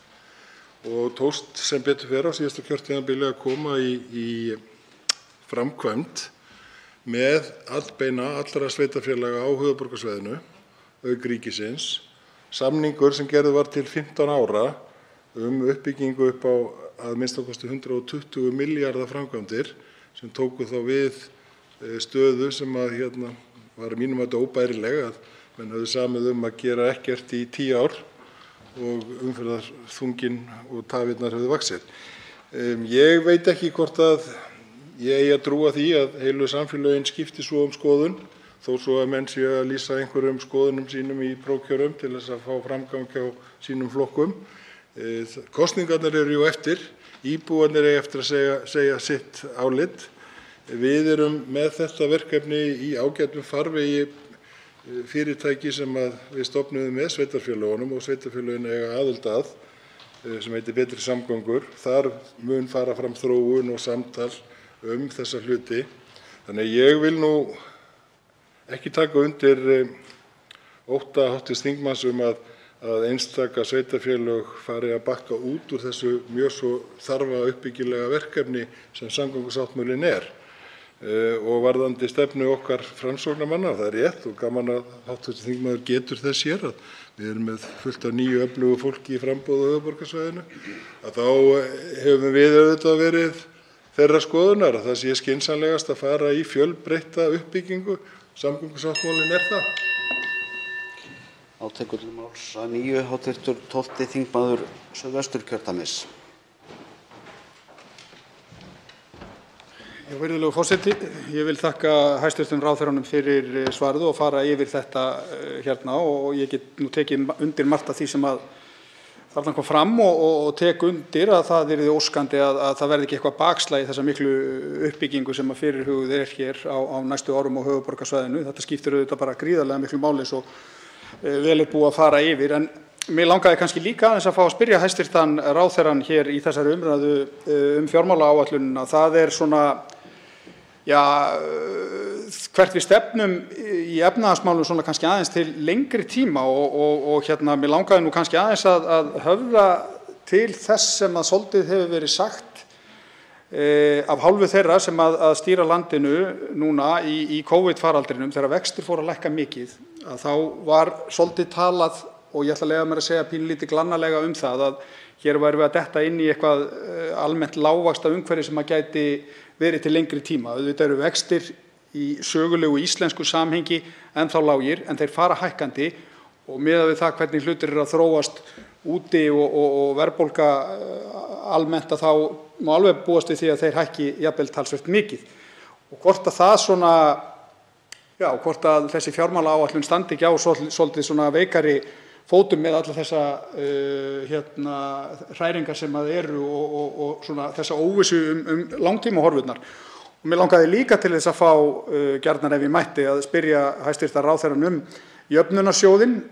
Lögin segja að það skuli ekki greiða sveitarfélögum með fleiri en 70.000 manns úr jöfnunarsjóði og það hafa margir túlkað sem svo að það sé nú bara beint gegn höfuðborginni því að það eru þetta eina sveitarfélagið sem að fellir þá nákvæmlega á því prófi, ef við getum orðað það þannig. Og á sama tíma þá er Reykjavík að taka við miklu fleiri félagslegum verkefnum en önnur sveitarfélög, miklu fleiri börn af erlendum uppruna með annað tungumál en íslensku á móðurmáli, en samt fær Reykjavík ekki greitt úr þessum sjóði sem á að jafna leik sveitarfélaga.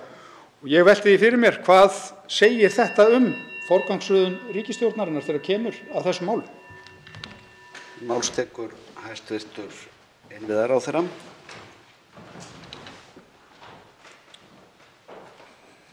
Virðulegi forseti, varðandi jöfnunarsjóð þá held ég ef að hv. þingmaður hefur áhuga á því að átta sig á stefnu ríkisstjórnarinnar að þá þegar að tekjur lækkuðu umtalsvert í Covid-tímanum þá fórum við einmitt inn og vörðum þær tekjur langt umfram það sem að jöfnunarsjóðurinn átti rétt á í því skyni að tryggja tekjur sveitarfélaganna, ekki síst fyrir þá hópa sem að þurftu á félagslegum stuðningi að halda. Og við fórum inn með fleiri slíkar aðgerðir á félagslegum grunni til handa sveitarfélagunum.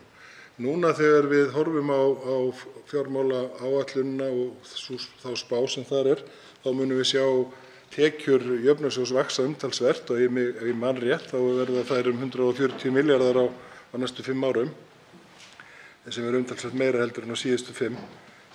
Þannig að ég held að það sé ekki hægt að segja annað en að ríkisvaldið og ríkisstjórnin standi nokkuð myndarlega við jöfnunarsjóðinn. Af hverju Reykjavíkurborg ein fá ekki þessar jöfnunartekjur, þá það auðvitað þannig að samningur sem var gerður fyrir 25 árum, þegar að grunnskólinn fór yfir, þá var það stillt þannig af að útsvarið sem fer til allra sveitarfélaga og þar með höfuðborgarinnar dygði fyrir þeim kostnaði sem þar var. Útsvarið hefur auðvitað stigið margfalt síðan og þar af leiðandi tekjur og útreikningar okkar segja að þar hafi Reykjavíkurborg ekki borið skarðan hlut frá borði.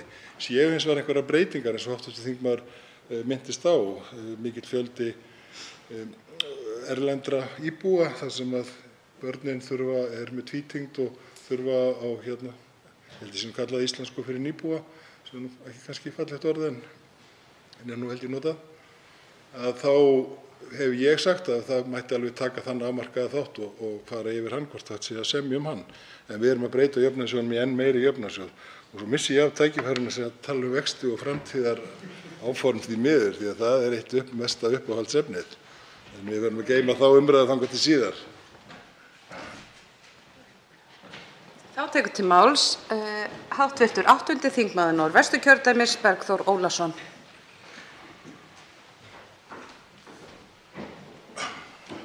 Frú forseti, mig langar hér við þennan hluta umræðunnar að spyrja hæstv.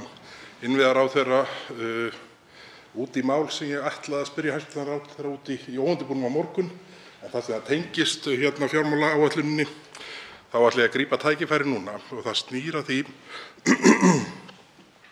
með hvaða hætti ráðuneytið svaraði bréfi ESA varðar fjárhagslega afgreiðslu og uppgjör félagsbústaða í uppgjöri Reykjavíkurborgar sem þetta 70 milljarða álitaefni sem hefur verið undir. Og í framhaldinu, það svona kannski fer eftir hvernig hæstv. ráðherra svarar því og með vísan í bréfið sem var held ég með loka svardag eftir framlengingu í þarsíðustu viku, hver afstaða ráðuneytisins var á endanum til þess. Reykjavíkurborg að gera þetta upp með fullnægjandi og réttum hætti eða staðan sú að 70 milljarða tilfærsla verður í eiginfjárreikningi eða hvað eiginfé samstæðunnar varðar? Þá tekur til máls hæstv. Innviðaráðherra. Virðulegi frú forseti, þakka hv. þingmanni fyrir þessa fyrirspurn. Þetta býsna tæknilegt og flókið mál og ég ekki viss að ég geti veitt þingmanninum fullnægjandi svör hér en skal gjarnan koma þeim á framfæri við fyrsta hentugleika. Það er ekki langt síðan að ég átti fund í ráðuneytinu þessi mál þar sem þetta tengist nú 2 ráðuneytum og þá vorum við að bíða eftir viðbrögðum ársreikninga sem eru í ráðuneyti viðskipta og það hefur áður verið vandamál að þessu efni hefur verið beint að röngu ráðuneyti en við höfum reynt að koma upplýsingunum á réttan hátt eða fyrirspurnina á réttan stað skulum við segja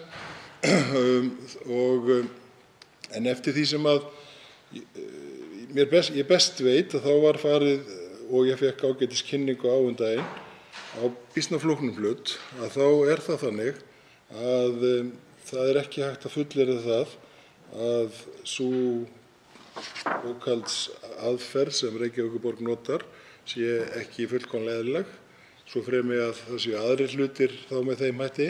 En það sem þetta heyrir undir ein þrenn lög, að þá það túlkun á því hvernig þau spila saman, þannig ársreikningalög, sveitarstjórnarlög og síðan lög opinber fjármál. Þá spilar þetta allt saman hvernig úrskurðurinn og ég bara ætla að vera heiðarlegur og segja það að hér treysti ég mér ekki til að fara nákvæmlega ofan í og gefa þingmanninum það svar sem hann vill fá, já eða nei.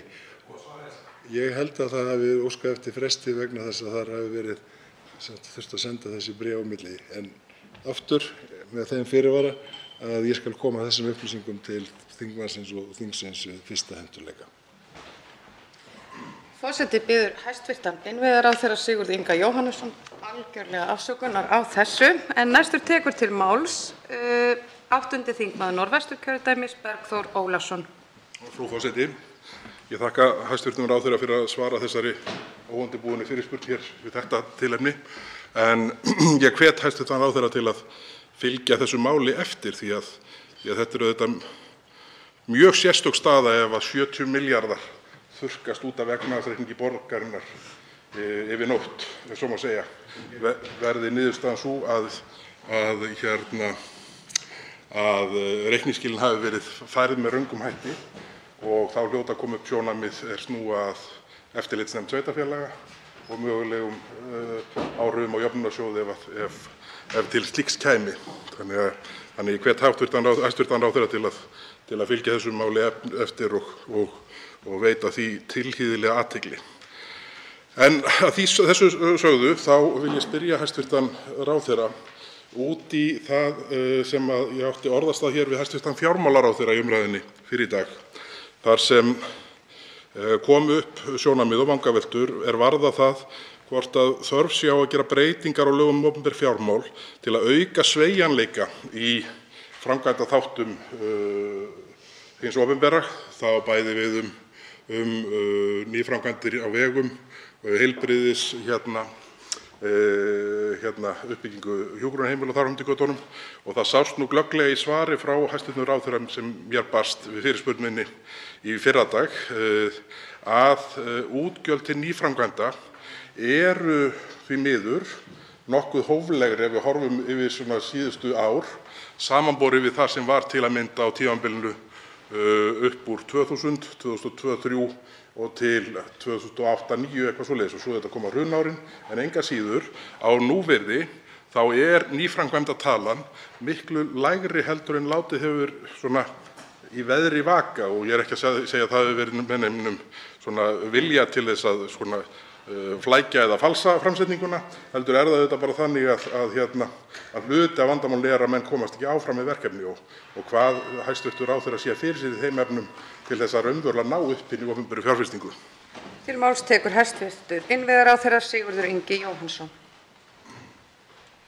Já, frú forseti, takk fyrir mjög áhugaverða fyrirspurn hv. þingmaður Bergþór Ólason, vegna þess að þetta svolítið vandi okkar eftir því sem að tilfærslukerfin og við höfum tekið meira og meira til sín, að þá hefur verið minna svigrúm, sérstaklega í gegnum mörg síðustu ár, kannski ekki allra síðustu en árin þar á undan, fyrir fjárfestingar. Og á sama tíma hafa fjárfestingar opinberra fyrirtækja, þannig að þegar við erum að tala fjárfestingar hins opinbera í heild, að þá hafa þær verið umtalsverðar og kannski hefur orðið eiginlega afgangur hjá A-hluta ríkissjóðs í fjárfestingum. Þess vegna hefur í mínum huga á síðasta kjörtímabili skipt mjög miklu máli að við fyndum leiðir til þess að fjármagna samgönguframkvæmdir fyrir utan boxið eða fyrir utan hefðbundnar fjármagnaleiðir og samgönguáætlun.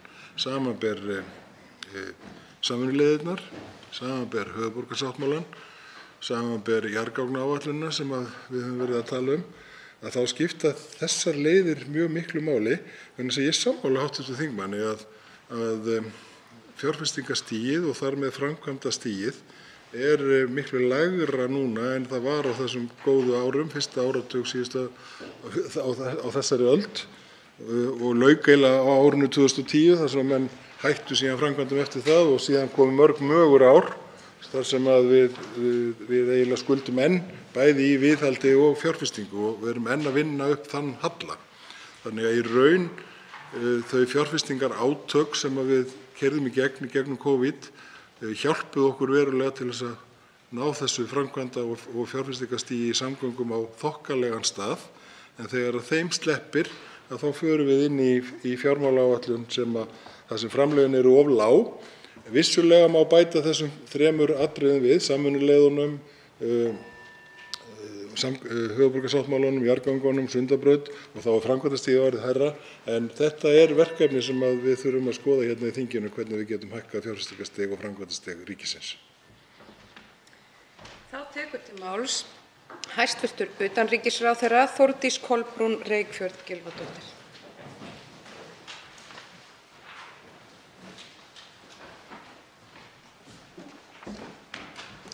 Frú forseti, ég geri hér í stuttu máli grein fyrir fjármálaáætlun fyrir árin 2023 til 2027 varðandi þau málefnasvið sem heyra undir utanríkisráðherra, málefnasvið 4 sem eru utanríkismál og 35 alþjóðleg þróunarsamvinna. Framtíðarsýn utanríkisþjónustunnar er að hagsmunir lands og þjóðar séu tryggðir og Ísland leggi sitt af mörkum til að stuðla að velsæld hvarvetna.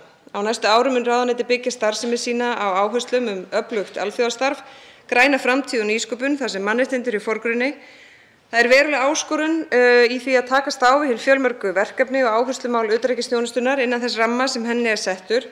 Það hefur hins vegar tekist hingað til með því að sýna ráðdeild og sveigjanleika til að mæta óvæntum atburðum.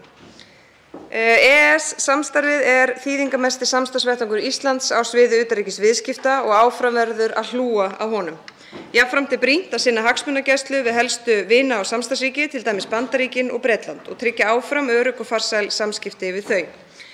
Þá þurfa tvíhliða samskipti að vera í stöðugri endurskoðun eins og fyrirhuguð opnun sendiráðs í Póllandi ber vitni um. Við stöndum frammi fyrir nýjum áskorunum í öryggis- og varnarmálum. Stríðið í Úkraínu er alvarlegasta ógn við öryggi og frið í Evrópu frá lokum seinna stríðs. Þá er vaxandi árvekni og ráðstafana þörf vegna svonefndra fjölþáttaógna. Forsenda þess að hægt sé að mæta örum breytingum í umhverfi okkar er að tryggja viðbragðsflýti, meðal annars til að bæta öruggar samskiptaleiðir við okkar nánustu samstarfsríki og styrkja varnaráætlanir Íslands. Á tímum heimsfaraldursins hefur öflug borgaraþjónusta sannað gildi sitt og við stöndum jafnframt frammi fyrir sókn íslensks efnahagslífs í kjölfar COVID-19. Viðskiptavakt utanríkisráðuneytisins veitir útflutningsgreinum þjónustu með það að markmiði að skila auknum útflutningstekjum og skilvirkara markaðsstarfi erlendis. Gert er ráð fyrir að framlög til málefnasviðs 4 lækki úr 15,8 milljörðum árið 2023 í 13,4 milljarða árið 2027. Það skýrist að mestu leyti af því að Evrópusambandið hefur fyrir sitt leyti ekki lokið við nýja áætlun fyrir uppbyggingarsjóð EES og endurspeglar fjármálaáætlun því lækkandi framlög eftir því sem verkefnum á grundvelli núverandi áætlunar sjóðsins lýkur. Nemur samdrátturinn rúmum 2 milljörðum króna á milli áranna 23 og 24, en gera má ráð fyrir að hann gangi tilbaka að einhverju leyti þegar lögð verður fram ný áætlun framlög aðildarríkja til sjóðsins. Almenn aðhaldskrafa nemur 550 milljónum króna á tímabilinu og verður hún útfærð í fjárlögum hvers árs. Niðurfelling framlaga til tímabundinna verkefna, formennsku Íslands í Evrópuráðinu og setu Íslands í framkvæmdastjórn UNESCO skýra lækkun framlaga liðlega 270 milljónir á tímabilinu. Á móti hækka framlög til ýmissa verkefna á tímabilinu, svo sem vegna formennsku í Norrænu ráðherranefndinni og rekstur fastanefnda gagnvart Evrópuráðinu í Strassborg. Einnig er gert ráð fyrir að framlög til öryggis- og varnarmála hækki á tímabilinu 500 milljónir króna á ársgrundvelli til að mæta ýmsum kostnaði vegna varnartengdra verkefna, svo sem ýmissa verkefna á öryggissvæðinu í Keflavík, eftirstöðva vegna útboðs í tengslum við leigu ljósleiðara, nauðsynlegra viðhaldsframkvæmda til eflingar fjarskiptaþjónustu hér á landi, styrkingar öruggra samskipta milli Íslands og samstarfsþjóða, uppsetningar á öruggum fjarskiptarýmum, mæta tekjufalli í rekstri öryggissvæðisins í Helguvík og eflingar netvarna og viðbragða við fjölþáttaógnum. Í málefnasviði 35, alþjóðlegri þróunarsamvinnu, þá er búist við að hlutfall heildarframlaga til þróunarsamvinnu af vergum þjóðartekjum haldist í 0,35% út gildistíma áætlunar. Framlög til málefnasviðsins hækka í samræmi við spá vergar þjóðartekjur úr rúmlega 11,5 milljörðum á næsta ári í rúmlega 14,5 milljarð árið 2027. En það ræðist sömuleiðis, þar að segja heildarframlög til alþjóðlegrar þróunarsamvinnu af þróunarsamvinnu tengdum kostnaði sem er á hendi annarra ráðuneyta. Við erum að vinna eftir stefnu um alþjóðlega þróunarsamvinnu til ársins 2023 og endurskoðum hana síðan. Ísland sinnir þróunarsamvinnu í gegnum tvíhliða samstarf við einstök ríki, svæðasamstarf og svo framvegis. Sem fyrr erum við með áherslur á mannréttindi, jafnrétti og sjálfbæra þróun. Hér í stjórnarsáttmála ríkisstjórnar er lögð áhersla á loftslagsmál og við munum hækkun á framlögum verði nýtt til að hlúa að öflugu samstarfi við helstu fjölþjóðastofnanir sem starfa að framgangi heimsmarkmiða Sameinuðu þjóðanna og ákvæða Parísarsamningsins. Það er ýmislegt hér sem ég hefði viljað fara yfir en kemst ekki í, en líklega eitthvað sem spurt verður um. Virðulegi forseti, margar áskoranir steðja að heimsbyggðinni, sér í lagi í kjölfar heimsfaraldurs sem að illa komnir á fátækustu ríkjunum. Við leggjum okkar lóð á vogarskálarnar til að vinna bættri veröld með öflugum stuðningi við mannúðarmál. Má þar sérstaklega nefna lífsbjargandi aðstoð og stuðning til að bæta lífsafkomu fólks á flótta, svo sem frá Afganistan, Jemen og Úkraínu, og verður slíkur stuðningur áfram mjög mikilvægur þáttur í okkar starfi á komandi árum. Þá tekur til máls hv. 5. þingmaður Norðausturkjördæmis, Logi Einarsson.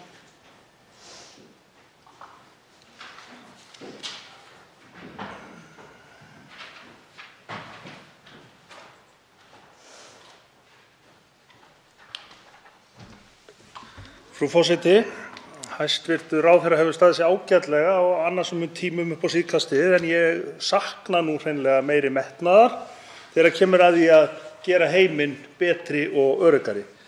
Það er ljóst að heimsfaraldurinn hefur snert viðkvæmustu hópa heimsbyggðarinnar illilega og Sameinuðu þjóðirnar þær spá 275 milljón manns þurfi á mannúðaraðstoð og vernd að halda árið 2022.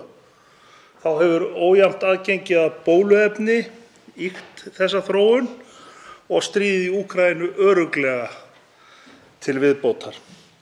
Hækkandi heimsmarkaðsverð á matvöru meðal annars munu líka hafa slæm áhrif. Fátæk ríki eru líka viðkvæmari fyrir þeim loftslagsbreytingum sem við erum að fást við, þó þau beri vissulega miklu minni ábyrgð heldur en við iðnríkin.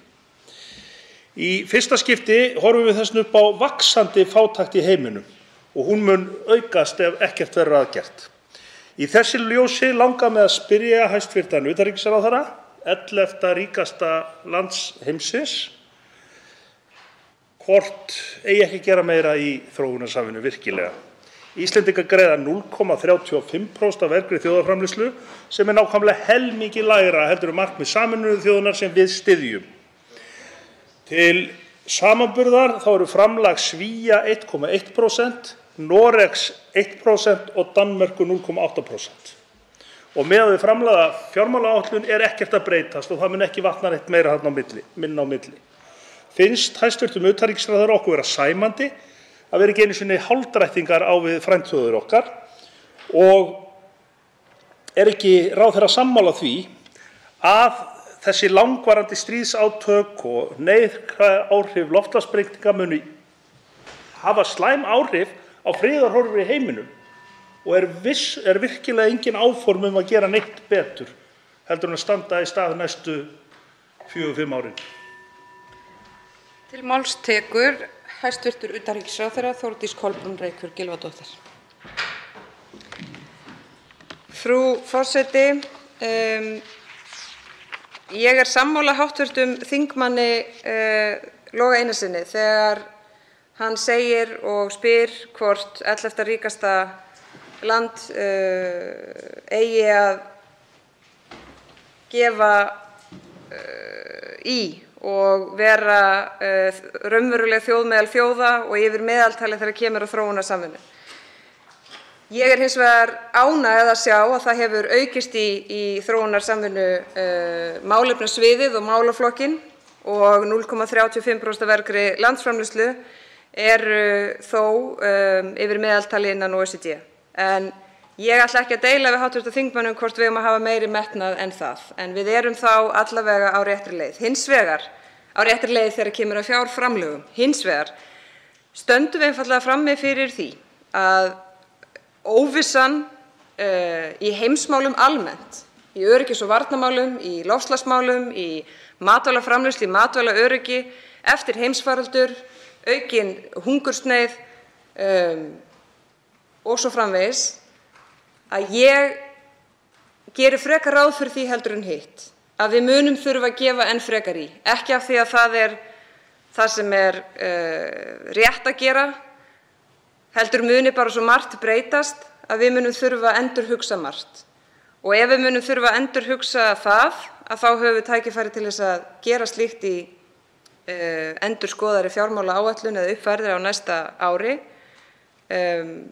Hvort það verði eða með hvað hætti ætla ég ekki að segja til um hér, en það er alveg ljóst að óvissuþáttum er ekki að fækka í veröldinni og við höfum þar hlutverki að gegna. Þrátt fyrir að vera fámenn, að þá erum við þjóð meðal þjóða og við viljum gera vel og við gerum vel, en ég er ekki ósammála hv. þingmanni við eigum að gera mögulega meira en það, en við erum þá allavega á réttri leið í þeim efnum. Til máls tekur hv. 5. þingmaður Norðausturkjördæmis, Logi Einarsson. Frú forseti, já, nú er það einmitt hlutverk fjármálaáætlunar að reyna að sjá fram fyrir í tímann og sækja fjárheimildir til þingsins, ekki láta reka á reiðanum og koma svo að sækja peningana eftir á. Ég spurði hæstv.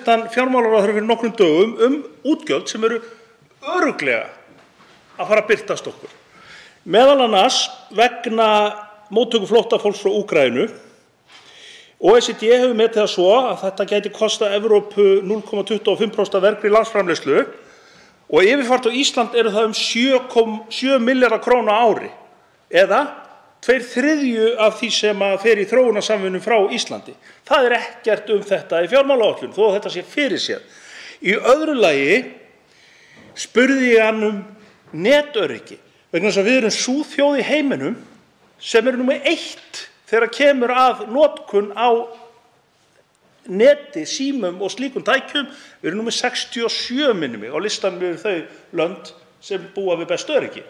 Þannig að það er augljóst að það þarf að gera betur í þeim málum, enda liðu ekki nema 20 klukkutímar frá því að við áttum orðaskipti hér, ég og fjármálaráðherra, þangað til hæstv. Forsætisráðherra kom að fundi að utan og boðaði aukin framlög til netöryggis. Og ég fagnaði því. En hvar er sá peningur í fjármálaáætlun? Hann er hvergi að finna. Við erum ekki að tala um 20 kall eða 50 kall og heldur ekki 3.500. Við erum að tala um nokkra milljarða sem þarf í þetta verkefni og er það ekki miklu eðlilegra að framkvæmdarvaldið sætti sig við stjórnskipun landsins sem felst í því að þau leggja upp með áætlun, koma hingað inn til þingsins, við samþykkjum og þau fara tilbaka á framkvæma. Í staðinn fyrir þennan plagsið sem allt og lengi er búið að stunda, að það séu bara framreiknaðar fjármálaáætlanir ár eftir ár og svo það sem fer fram úr það er bara sótt eftir á. Þá tekur til máls hæstv. Utanríkisráðherra Þórdís Kolbrún Reykfjörð Gylfadóttir. Já, frú forseti, það var þannig að í vinnslu við fjármálaáætlun lagði ég mikla áherslu á það að settir yrðu viðbótarfjármunir í öryggis- og varnartengd verkefni og þar undir falla þá netöryggismálin. Vissulega er það þannig að netöryggismálin heyra ekkert að öllu leyti undir utanríkisráðuneytið, þau heyra sömuleiðis undir fjarskiptaráðuneyti og meira að segja litlum hluta í dómsmálaráðuneyti sömuleiðis. Og svo er það víðar annars staðar í stjórnkerfinu þar sem við þurfum að tryggja það að rétt sé á málum haldið og þar er þjóðaröryggisráð svo sem einn þáttur líka. Ég er sammála hv. þingmanni í því að það mun vaxa útgjaldaþörf, allavega viðbótar áhersla og samstilling og líklega bæði fjárfesting í tækjum og þekkingu þegar kemur að netöryggismálum. Það er vaxandi ógn, ekki eingöngu vegna þess ástand sem nú er uppi, heldur er það vaxandi ógn og við þurfum að gera betur í því. Við erum of neðarlega á lista og þurfum svo sem líka að greina það nákvæmlega hvernig löndum er þar raðað, en við eigum að setja markið hærra. Það stendur auðvitað ekkert allt og fellur með fjármunum eins og alla jafna er, en það er alveg ljóst að það kallar á frekari fjármuni. Það kallar líka á það að kerfin og stjórnkerfið og stofnanir og svo framvegis vinni betur saman og við séum að auka sérfræði þekkingu hjá okkur hér. Það er okkar ábyrgð að tryggja að netöryggismálin hjá okkur sé í lagi. Það er innanlandsmál, þótt þetta sé hluti af fjölþáttaógnum og það sé mikið alþjóðasamstarfi í því líka og við höfum verið að taka réttar ákvarðanir í því eins og bæði því að vera þátttakendur í setrinu í Tallinn og setrinu í Helsinki sem skiptir okkur miklu máli. Að þá fagna ég því þó að það séu settir viðbótarfjármunir í öryggis- og varnartengd verkefni sem að við síðan útfærum og reynum að nýta með sem bestum hætti inn í það að efla netöryggismálin og svo þarf að stilla líka betur saman strenginn í stjórnkerfinu þannig að við náum frekari árangri. Þá tekur til máls hv. 5. þingmaður Suðurkjördæmis Jóhann Friðrik Friðriksson.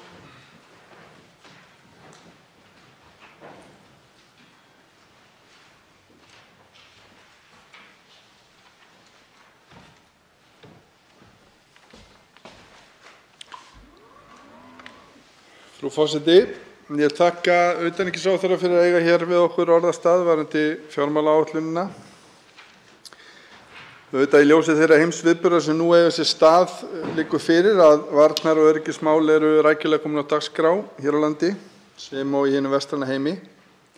Það er óþarfi að fara löngum orðum um mikilvægi þess að þjóðaröryggi sé í fyrsta sæti, sér í lagi við aðstæður sem þessar sem upp eru komnar.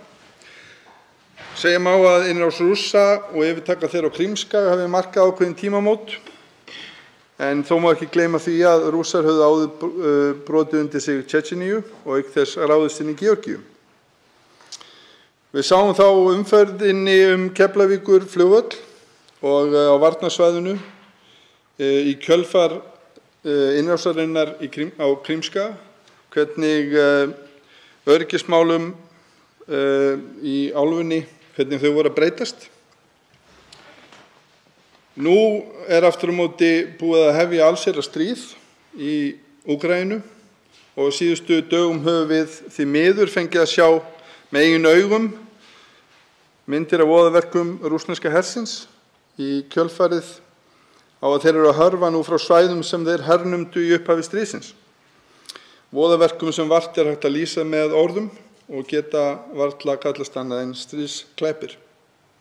Áhrif stríðsins í austurhluta Evrópu, virðulegi forseti, eru hnattræn en öryggis- og varnarmál okkar sem herlausu þjóðarinnar í norði eru að sjálfsögðu mjög mikilvæg. Þess vegna langar mig að spyrja utanríkisráðherra að því hvort að það hefur verið einhver þrýstingur frá okkar samstarfsþjóðum, meðal annars innan NATO, að við myndum leggja meira til varnarmála en við þó erum að gera sem herlaus þjóð og hvort hún sjái fyrir sér í hvaða samhengi það yrði gert. Þá tekur til máls hæstv. Utanríkisráðherra Þórdís Kolbrún Reykfjörð Gylfadóttir. Frú forseti, hv. þingmaður spyr hér spurningar sem er mjög góðra gjalda verð það hvort lögð sé áhersla á það af okkar vin- og bandalagsþjóðum hvort við leggjum meira til öryggis- og varnarmála. Í rauninni má svara þeirri spurningu neitandi og við tölum oft það að við erum svona sér á báti þegar kemur að bandalagsríkjum NATO vegna þess að við erum herlaus. En það breytir ekki því að við eigum að spyrja okkur sjálf hvort að við getum gert meira þegar kemur að öryggis- og varnartengdum verkefnum. Bæði gagnvart öryggi okkar hér en sömuleiðis sem raunverulegir þátttakendur og stofnmeðlimir í Atlantshafsbandalaginu sem er hlutverk sem við tökum bæði alvarlega og skiptir okkur máli. Og að því leytinu til er í mínum huga svar við því já og þess vegna er ég ánægð að sjá að það fékkst og við erum hér að horfa í frekari fjármuni og aukningu til öryggis- og varnarmála sem eru ekki að fara í netöryggismál eingöngu heldur sömuleiðis önnur verkefni sem eru svona varnartengd verkefni eins og það að styrkja örugg samskipti milli Íslands og samstarfsþjóða, uppsetning á öruggu fjarskiptarýmum, mæta tekjufalli í rekstri öryggissvæðis í Helguvík og viðbragð við fjölþáttaógnum og sömuleiðis þegar kemur að útboði í tengslum við leigu ljósleiðara. Síðan er það þannig að það eru ýmis verkefni, bæði viðhaldsverkefni og uppbyggingarverkefni og jafnvel ný verkefni sem að Bandaríkjamenn á grundvelli varnarsamnings okkar við Bandaríkin hafa verið að líta til. Við erum sjálf að fara í fjárfestingu til að fjölga gistirýmum á svæðinu og svo er spurning sem að snertir kannski ekki endilega stríði í Úkraínu heldur hefur svo sem legið fyrir en allir eru að endurskoða sín mál. Bæði Atlantshafsbandalagið sem slíkt, bandalagsþjóðir, Bandaríkin, við sjálf og við eigum sjálf að vera óhrædd við að gera það, endurskoða, spyrja okkur hvað þarf og spyrja sjálf hvað höfum við fram að færa í þessu samstarfi. Við höfum hér það fram að færa, við erum á strategískt mjög mikilvægu svæði. Við erum með, hér koma menn með loftrými gæslu, kafbátaeftirlit og annað slíkt og við erum með mjög mikilvæga innviði sem við eigum bæði að halda við en eigum líka að taka á móti ef menn telja það mikilvægt að fara í frekari fjárfestingar á svæðinu. Til máls tekur hv. 5. þingmaður Suðurkjördæmis Jóhann Friðrik Friðriksson. Já, frú forseti, ég vil þakka utanríkisráðherra fyrir svarið og taka undir og fagna því að í þessari fjármálaáætlun er gert ráð fyrir aukningu einmitt til öryggis- og varnarmála, meðal annars á næsta ári 300 milljónir. Það er þeim ætlað til viðhalds á varnarmannvirkjum svo þau standist þær alþjóðlegu skuldbindingar sem að Ísland hefur undirgengist. Það liggur fyrir að meginmarkmiðið með þessu er auðvitað að tryggja varnir landsins í góðu samstarfi við okkar vinaþjóðir. Og mér sýnist á áætluninni að gert sé ráð fyrir að viðvera bandalagsríkja okkar aukist á þessu tímabili sem að áætlunin tekur til sirka 20%. Þó er það svo að maður veltir fyrir sér framtíðinni og auðvitað er þetta framtíðarplagg sem við endurskoðum hér reglulega. Og þess vegna kannski vil ég nýta tækifærið til þess að spyrja ráðherrann ef að kæmi til þess að bandalagsþjóðir okkar myndu óska eftir til að mynda fastri viðveru hér. Hvort að það sé eitthvað sem að liggur fyrir sem við myndum horfa til í okkar kostnaðarþátttöku við slíkt. Og síðan að lokum vil ég líka þakka ráðherranum fyrir hennar framlag og vinnu og undanförnum við erfiðar aðstæður. Til máls tekur hæstv. utanríkisráðherra Þórdís Kolbrún Reykfjörð Gylfadóttir. Frú forseti, þakka hv. þingmanni orðin og fyrst því til að svara að í raun er lítil umræða hvort þörf sé á fastri viðveru eins og áður var bandaríska hersins hér á landi eða annarra. En við sjáum að umsvifin hafa einhverju leyti aukist og viðveran er meiri frá vina- og bandalagsþjóðum og í mínum huga er ljóst að við þurfum allavega að fara gaumgæfilega í gegnum það hvort meira þurfi til. Berist beiðnir í raun eða óskað heimildar til þess að fara í einhverja uppbyggingu, viðhaldsverkefni eða fjárfestingu sem talið er mikilvægt, þá segi ég að það er kalt hagsmunum að okkar að fara í gegnum það hvort það skiptir máli, ekki þá bara gagnvart öryggi okkar borgara hér heldur líka aftur sem bandalagsríki í Atlantshafsbandalaginu. Og í varnarmálalögunum eru öryggis- og varnarmál skilgreind sem mál sem snúa samstarfi Íslands við önnur ríki og alþjóðastofnanir á sviði landvarna sem og varna gegn öðrum hættum og ógnum sem steðja geta íslensku þjóðinni og íslensku forræðissvæði og eiga upptök sín í alþjóðlegu samfélagi. Þannig að ég sem utanríkisráðherra fer með yfirsjón varnarmála og framkvæmd varnarmálalagana og við höfum mikilvæg hlutverki að gegna og því fylgir mikil ábyrgð eins og því að gera hættumat á sviði varnarmála og mótun og framkvæmd öryggis- og varnarstefnu Íslands á alþjóðavettvangi.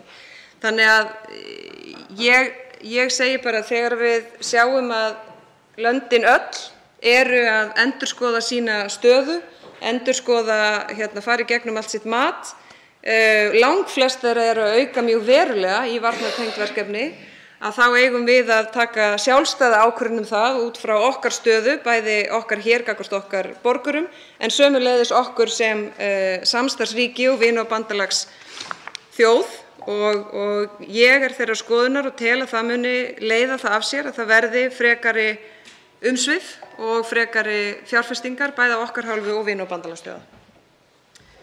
Þá tekur til máls hv. 13. þingmaður Suðvesturkjördæmis Gísli Rafn Ólafsson.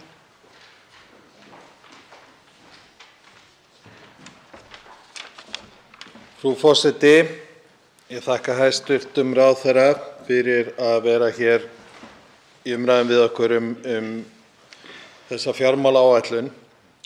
Mig langar að fjalla aðeins málefnaliðinn þróunarsamvinnu en eins og fram hefur komið hérna fyrr í kvöld þá hefur verið ákveðið að 0,35% af vergri landsframleiðslu fari til þróunarsamvinnu og það var sannarlega ánægjulegt að sjá það hækka upp í 0,35 þó svo að við hefum kannski viljað sjá það hækka meira á tímabilinu í átt að 0,7% markmiðinu sem OECD hefur sett. En nú er það þannig að á þetta málefnasvið fellur hluti af kostnaði við móttöku flóttamanna og nú stöndum við frammi fyrir sennilega einu mestu mannúðar aðgerðum undanfarinna áratuga við það að taka á móti fólki að flýja stríðið í Úkraínu. Og bara til þess að gefa okkur smá hugmynd stærðir, þá var það þannig að í fyrra komu til Íslands 872 hælisleitendur. Á síðastliðnum mánuði, eða rétt rúmum mánuði síðan að stríð hófst, hafa yfir 650 komið. Og þessi bylgja af fólki leiðir til þess að þetta krefst stóraukins fjármagns til þessara liða, líklega bæði á þessu og næsta ári. Og mín spurning til hæstv. Ráðherra mun þessi kostnaður leiða til niðurskurðar á annarri þróunarsamvinnu, svo sem tvíhliða og samningssvæðisbundinni þróunarsamvinnu, eða sér ráðherra fram á að sækja þurfi sérstakt fjármagn til að takast á við þetta einstaka og skelfilega ástand? Þá tekur til máls hæstv. Utanríkisráðherra Þórdís Kolbrún Reykfjörð Gylfadóttir. Frú forseti, hv. þingmaður kemur hér inn á kjarna máls þegar kemur að því að það blasir við að við erum að takast á við stórt verkefni í móttöku fólks frá Úkraínu. Nú þegar hafa 600 manns sótt alþjóðlega vernd, en við vitum líka að það eru fleiri hér sem ekki hafa ennþá gert það. Kannski hluti sem að telur sig eiga möguleika á því að snúa aftur heim eða eiga eftir að gera það síðar, og það endurspeglar kannski líka það hvernig við erum að taka á móti fólkinu þegar að það greinilega verið að opna heimili og dyr gagnvart blessaða fólkinu sem kemur hingað. Á sama tíma, ekki bara vegna COVID-19 heimsfaraldurs, ekki bara vegna loftslagsbreytinga, heldur meira að við horfum bara á afleiðingar af stöðunni í Úkraínu. Þá vitum við að neyðin og þörfin fyrir aðstoð til þróunarríkja verður meiri. Og ég mun berjast fyrir því að það verði ekki tekin í raun, ef við miðum við það kannski 20% af þessum kostnaði sem þá svokallaður dagtækur kostnaður, sem þá það sem hægt væri að taka af þróunarsamvinnufjármunum sem við erum með núna í fjármálaáætlun. Ég mun berjast fyrir því að það verði ekki öllu leyti tekið innan úr því svigrúmi, vegna þess að ég veit að 0,35% eru fjárhæðir sem mjög vel varið í ofsalega mikilvæg verkefni víða heim. Og mér finnst það ekki sanngjarnt gagnvart þeim verkefnum og því fólki ef við gerum það, og aftur þá óvissan og aðstæður þannig núna að ég held að við þurfum bara að vera mjög auðmjúk gagnvart því, gagnvart þeim breytingum sem geta átt sér stað, gagnvart þeim aðkallandi verkefnum sem munu birtast okkur, og aftur þá finnst mér mjög mikilvægt að við höfum það sjálfstraust og gerum þær kröfur á okkur sjálf að vera raunveruleg þjóð meðal þjóða í því hvernig við bregðumst við þeim aðstæðum og þeirri auknu vonda ástandi sem allt of margir víða heim þurfa að horfast í augu við á næstunni. Þá tekur til máls hv. 13. þingmaður Suðvesturkjördæmis, Gísli Rafn Ólafsson.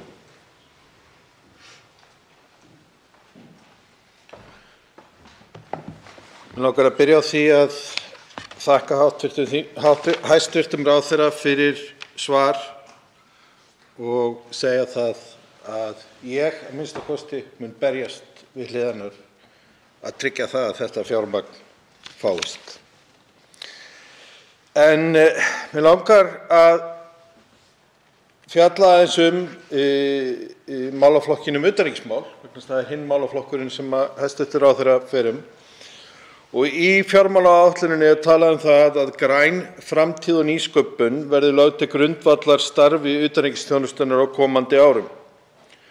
Og Síðan fjallað í áætlun það hvernig þetta felst meðal annars í virkri þátttöku í alþjóðastofnunum sem eru að vinna að grænni þróun og loftslagsmálum.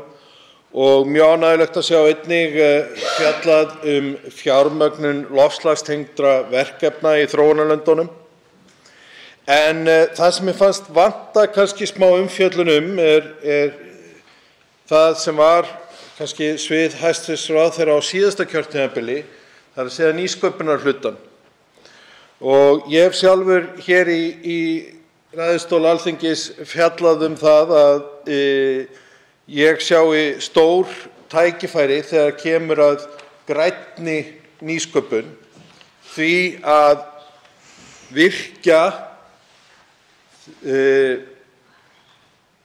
þær skapandi greinar og það hugvit sem hér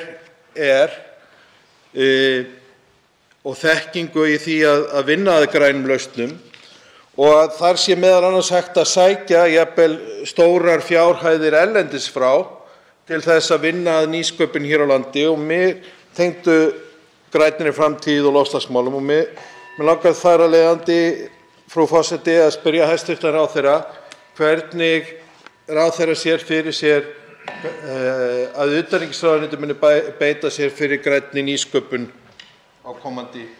Þá tekur til máls hæstv. Utanríkisráðherra Þórdís Kolbrún Reykfjörð Gylfadóttir.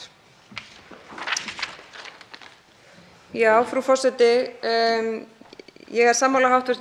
þingmanni og það höfum við áður rætt hér að það eru gríðarleg tækifæri fyrir íslenskt hugvit, íslensk fyrirtæki, stór og smá, þegar kemur að í raun útrás á sínum lausnum sem síðan aftur geta skipt gríðarlega miklu máli fyrir fólk, svæði og lönd, bæði almennt en sérstaklega í alþjóðlegri þróunarsamvinnu. Og því leytinu til það báðir aðilar vinna og í leiðinni loftslagið. Og við höfum verið með svona ákveðna áherslur eins og nýting jarðhita og endurnýjanleg orka, sjálfbær nýting auðlinda, hafs og vatna, sjálfbær landnýting og jafnrétti kynja. Við notum þróunarsamvinnu fjármagnið til þess, meðal annars í fjölþjóðlega loftslagssjóða Sameinuðu þjóðanna, aðlögunarsjóður og svo framvegis, og samning Sameinuðu þjóðanna um aðgerðir gegn eyðimerkurmyndun og sjálfbæra orku fyrir alla. En við erum líka með ráðgjöf sem við veitum til alþjóðastofnana og sérfræðingar þjálfaðir í gegnum starfsskóla GRÓ sem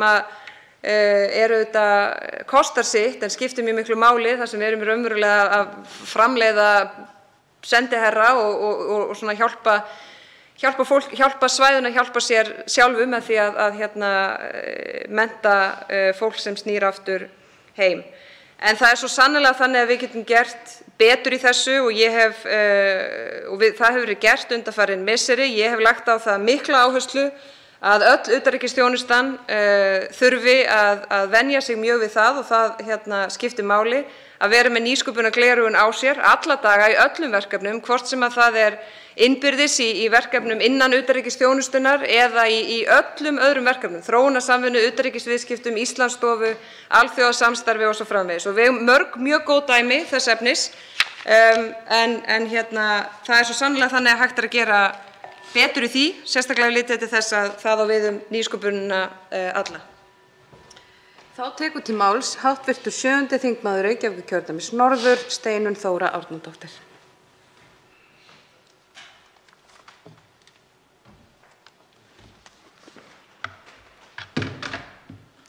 Frú forseti, nú hefði verið gott að hafa 3 hendur. Ég vil þakka hæstv.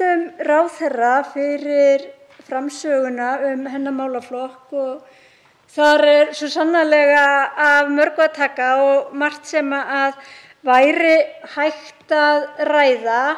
Mig langar að halda áfram hér í þessari fyrri spurningu eða þessum fyrra tækifæri sem ég hef til að bera upp spurningu til ráðherra að ræða þróunarsamvinnu vegna þess að Ég er í fyrsta lagi mjög ánægð með það að við erum að auka framlögin. Ég tel að það skipti gríðarlega miklu máli en ég tel jafnframt að það þurfi að auka enn frekar í. Heimurinn þarf einfaldlega á því að halda.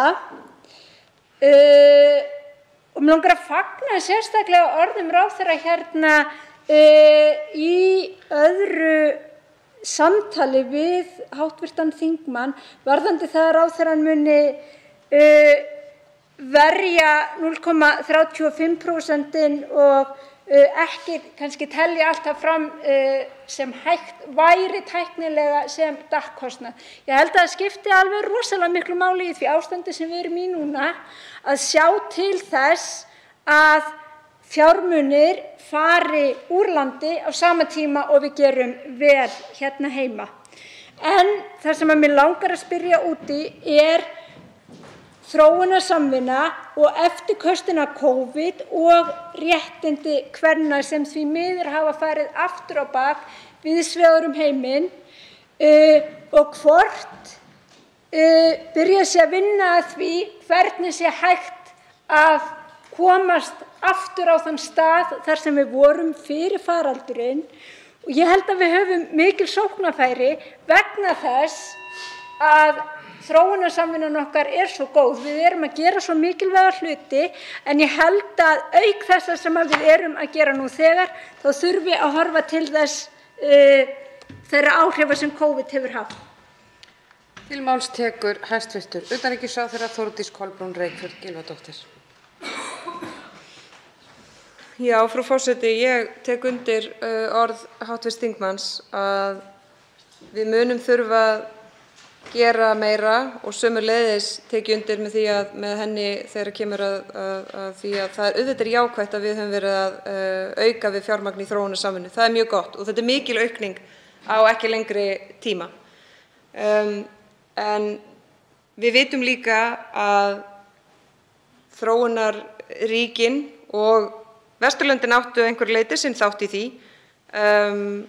og auðvitað COVID-19 þar stærsti þáttakandinn þegar kemur að því að við höfum tekið skref aftur á bak.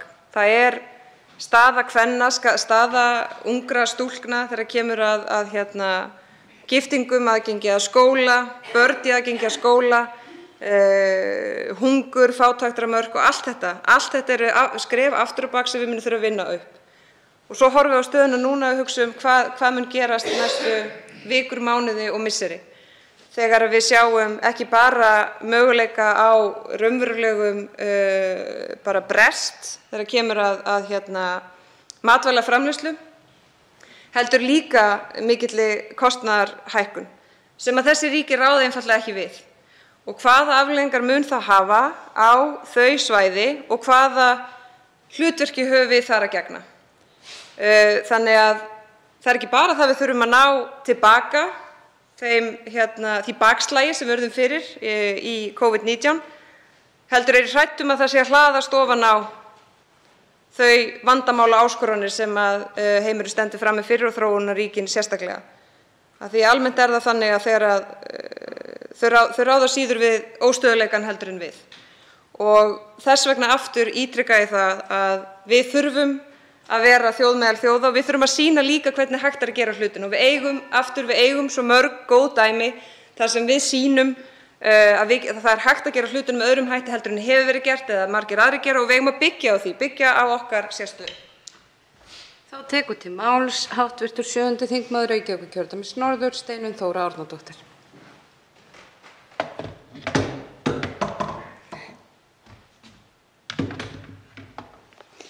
Frú forseti, ég þakka hæstv. Ráðherra svarið og þar sem ég veit það að þá eftir að vinna nýja þróunarsamvinnuáætlun fyrir Ísland þá vona ég það að hæstv. Ráðherra fylgi þessum þáttum eftir sem hún hefur verið að tala hérna því að líkt og ég sagði hér áðan þá erum við það sem við erum að gera í þróunarsamvinnu erum að gera alveg rosalega vel og við höfum haft gríðarlega mikilvægan fókus á réttindi kvenna.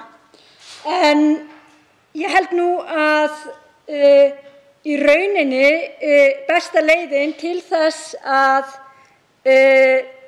tryggja kynja- og jafnréttissjónarmið sé að tryggja frið í heiminum og það er mikilvægt að ræða þau mál, ekki síst þegar að átök geisa, vegna þess að við vitum það hversu mikilvægt það er að binda enda á átök og stuðla að því að friðsamlegar lausnir náist fram sem hraðast. Og hér í fjármálaáætluninni er aðeins tæpt á máli sem ég held að sé mjög mikilvægt en við þurfum að ræða meira um. Það er alþjóðlegar skuldbindingar á sviði afvopnunarmála og vígbúnaðartakmarkana. Það hefur auðvitað verið hræðilegt að hlusta á það að Rússar hafa talað um beitingu kjarnorkuvopna. Það er náttúrulega algjörlega ótækt. Það eru allt of mörg ríki sem eiga kjarnorkuvopn og því miður þá hefur á alþjóðavísu verið grafið undan afvopnunarsáttmálum, þannig að mig langar að inna hæstv. Ráðherra eftir því hvort að hún mun ekki örugglega beita sér fyrir því að vinna á þessu máli sem einmitt er aðeins komið inn á hér í áætluninni. Til máls tekur hæstv. Utanríkisráðherra Þórdís Kolbrún Reykfjörð Gylfadóttir. Frú forseti, ég þakka hv. þingmanni fyrir að draga þennan þátt fram hér og ekki veitir af. Afstaða Íslands í afvopnunarmálum er skýr og byggir á ákvæðum þjóðaröryggisstefnu fyrir Ísland þar sem segir skýrt að Ísland beitir sér fyrir afvopnun á alþjóðavettvangi. Og því miður er það í þessu máli eins og því miður ýmsum öðrum að við erum ekki beint á réttri braut, heldur virðist við vera aka ofan í skurð og að hlusta á forystumenn í ríkjum ekki langt frá okkur tala eins og þeir hafa talað undanfarnar vikur er einhvern veginn algjörlega ótrúlegt að sé málflutningur á árinu 2022. Það er afstaða ríkisstjórnarinnar á þeim grunni er unnið meðal annars á vettvangi Sameinuðu þjóðanna, ÖSE og Atlantshafsbandalagsins og sömuleiðis innan þeirra samninga sem Ísland er aðili að, líkt og NPT-samningnum bann við útbreiðslu kjarnavopna. Og ég heiti því að vinna ötullega að því að við bæði tölum skýrt og styðjum góðar tillögur og góð málefni og séum ekki fyrir og það þurfi ekkert að efast það hvar við stöndum. En ríkjandi aðstæður vegna innrásar Rússlands í Úkraínu hafa nú þegar sett framkvæmd afvopnunarsamninga í uppnám og sérstaklega þá sem snúa að gereyðingarvopnum. Kjarnavopn og jafnvel eiturefnavopn og efnavopn eru hluti af hernaðarógn Rússlands og meðan þessar aðstæður ríkja þá verður að brattan að sækja með efnislegar viðræður afvopnun. Og þetta er nú svona vítahringurinn sem menn koma sér í þegar teknar eru afdrifaríkar ákvarðanir eins og yfirvöld í Rússlandi gerðu í lok febrúar. Vítahringurinn er að það er erfiðara að ná árangri í samningum þegar að staðan er þannig að verið er að hóta því eða munda sig í það að beita þeim og þá eigum við lengra í land og meðan við eigum lengra í land þá eru meiri líkur á ófriði og minni líkur á friði. En við tölum skýrt og ég mun gera það sem ég get til þess að þessi mál færist í rétt horf. Þá tekur til máls hv. 12. þingmaður Suðvesturkjördæmis Sigmar Guðmundsson.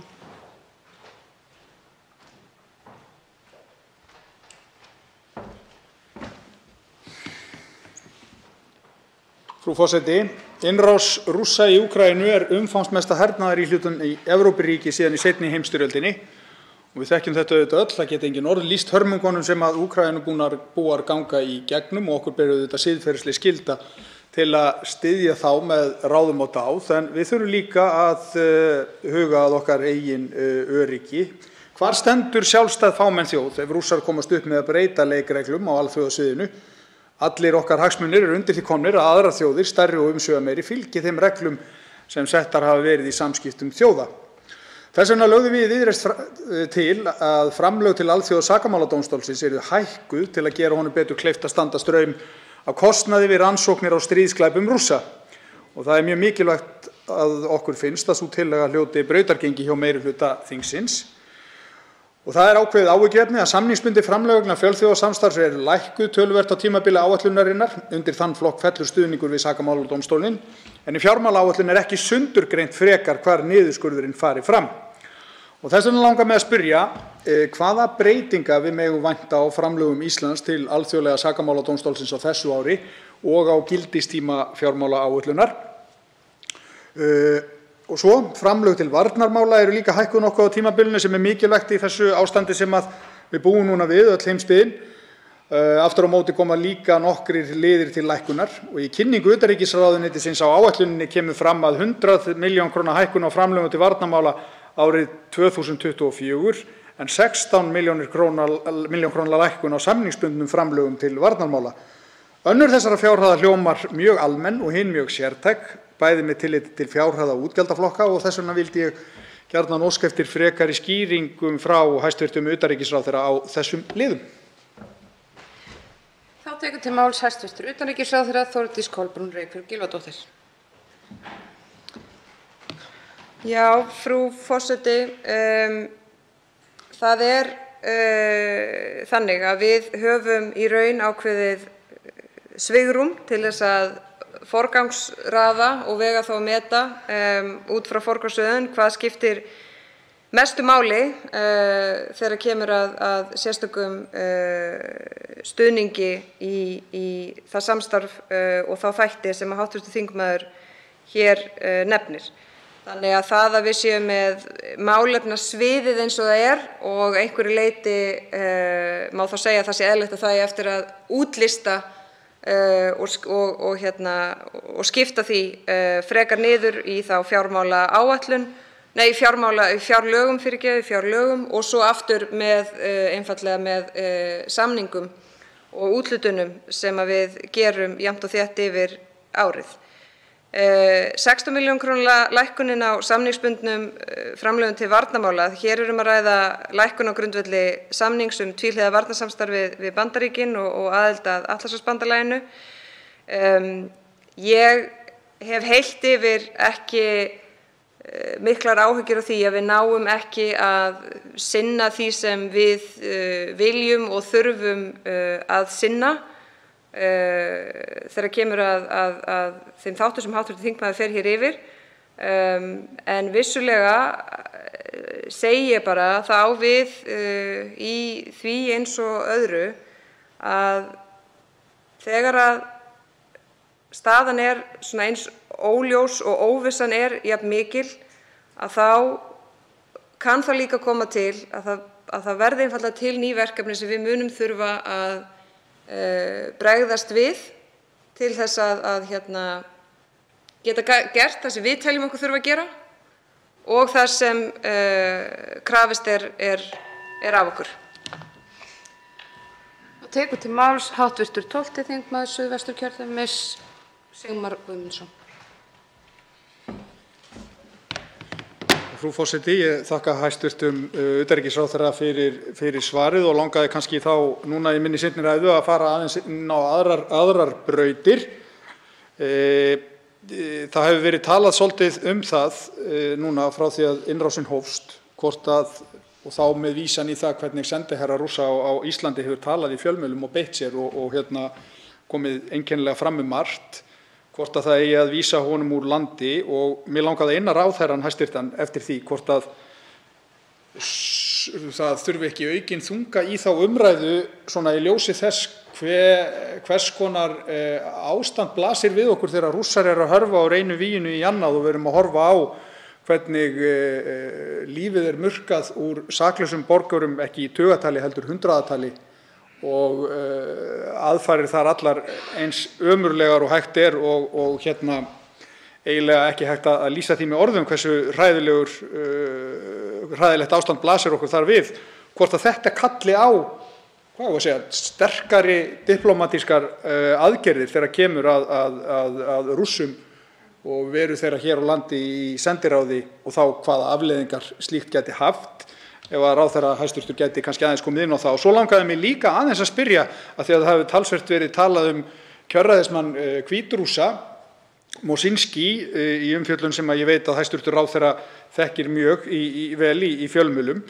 Og þá hefur verið talað það hvort að Íslendingar hafi beitt sér fyrir því að hann yrði ekki þarna á einum ákveðnum listum sem að felli þá undir efnahagsþvinganirnar. Og við höfum mikið rætt það hverjir efnahagslegir hagsmunir okkar eru þá í samhengi við kjörræðismannin. En mig langaði að spyrja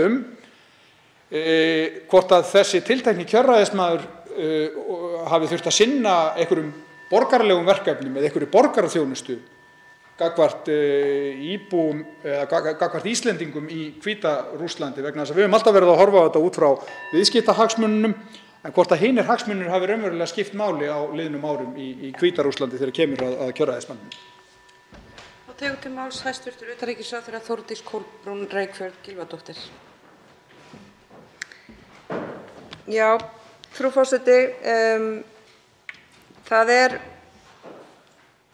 ég hef mikinn skilning á því þegar fólk kallar eftir því og spyr hvernig má það vera að sendiherra Rússlands sitji hér í höfuðborg landsins og mæti í fjölmiðlaviðtöl og tali með þeim hætti sem hann gerir og við höldum í þessi diplómatísku samskipti við Rússland.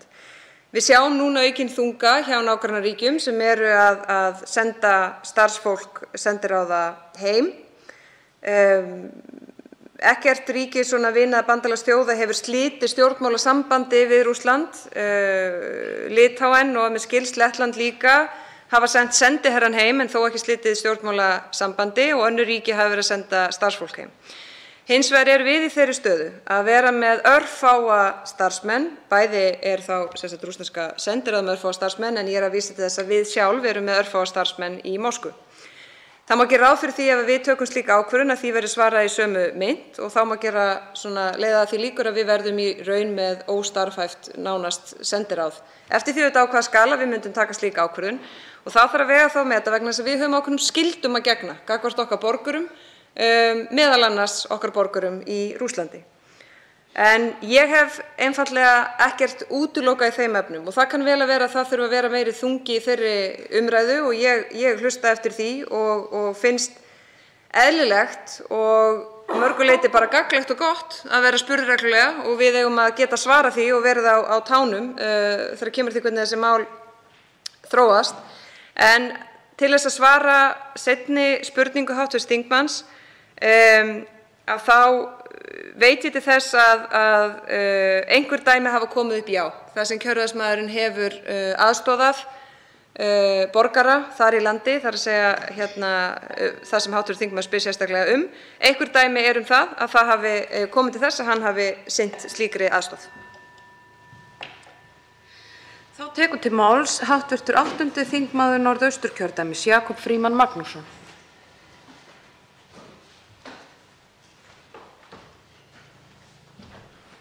Virðulegi forseti. Á 10. áratugnum hér svona upphafi hans 93 var heildarbúdsjett utanríkisþjónustunnar og þróunarsamvinnunnar 1.300 milljónir íslenskra króna. Þar af heilar 3 milljónir eyrnamerktar menningarmálum, sem sé 0,3% af heildarbúdsetti ráðuneytisins á þeim tíma.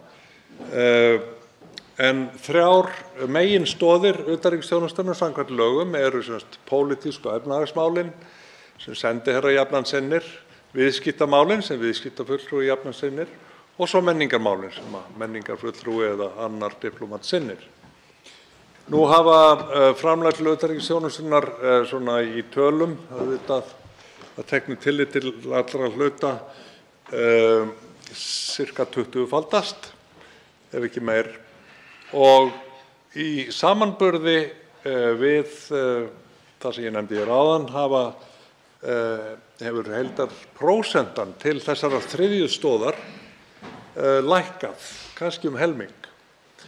Og í ljósi þess að hugverkin og menningin eru sennilega það sem Íslendingar eru þekktastir af öllu sem við höfum aðhafst hér, þá velti ég fyrir mig hvort að hæstv. Utanríkisráðherra gæti verið með sammála að það mætti eilítið gefa í þennan þriðja og minnsta lið svona í fjárhagslegu samhengi talinn, og þannig að við getum eflt þá starfsemi, þá mikilvægu starfsemi utanríkisþjónustunnar landi og þjóð til heilla og listafólki öllu á Íslandi.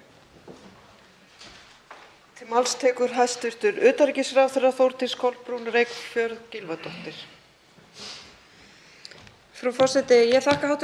þingmanni þessa spurningar og hugleiðingar sem við höfum áður rætt, og ég er í grunninn algjörlega sammála. Við sinnum miklu starfi á sviði menningar og lista í gegnum utanríkisþjónustuna, sérstaklega og fyrst og fremst sendiráðin.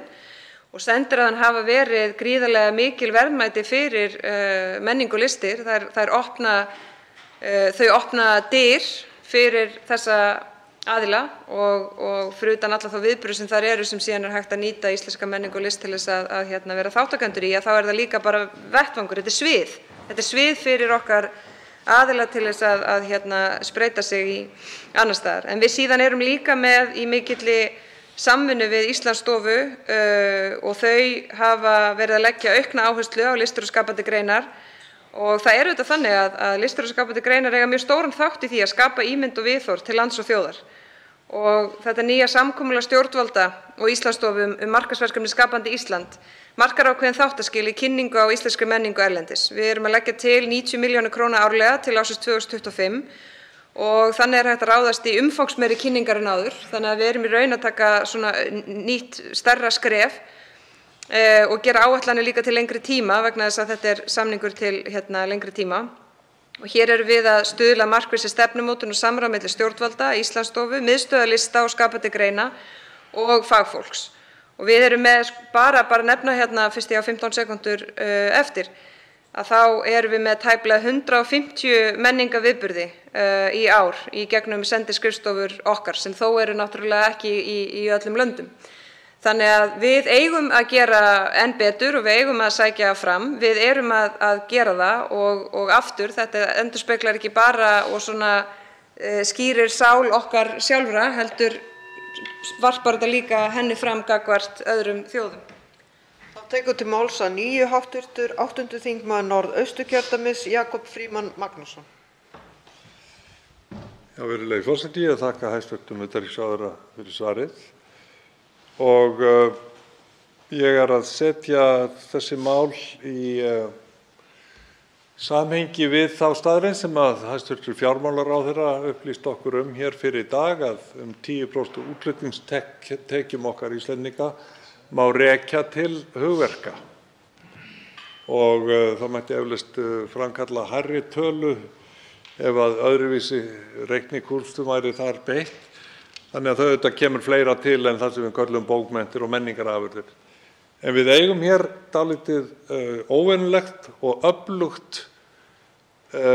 öfluga umgjörð fyrir skapandi greinar, og ég nefni endurgreiðslukerfi bæði í tónlistarframleiðslu, hljóðritunum og í kvikmyndageiranum, og ég nefni þá löggjöf sem tók gildi 1. janúar 2020 þegar hugverk eða intellectual property á ensku voru gerð og lögð að jöfnu við annan eignarrétt á Íslandi, samanber real property eða fasteignir. Það er að segja að afnotatekjur af hugverkum bera nú fyrst þjóða í heiminum hér á Íslandi 22% fjármagnstekjuskatt í stað 47% tekjuskatts. Þetta er í rauninni stórt tíðindi sem eru smám saman að breiðast út heiminn. En þetta er í rauninni sóknarfæri. Þetta er verkefni fyrir utanríkisþjónustuna og Íslandsstofu til að kynna þetta, vegna þess að á bakvið þessi tækifæri til tekjuöflunar fyrir ríkissjóð eru líka hin duldu tækifæri sem felast í landkynningu og vexti í ferðaþjónustu, eins og við þekkjum mætavel af fjölmörgum dæmum. Þess vegna tel ég fulla ástæðu til þess að gefa hér í og spyr hvort að ráðherrann gæti lagt á þetta aukna áherslu á næstu misserum. Til máls tekur hæstv. Utanríkisráðherra Þórdís Kolbrún Reykfjörð Gylfadóttir. Frú forseti, ég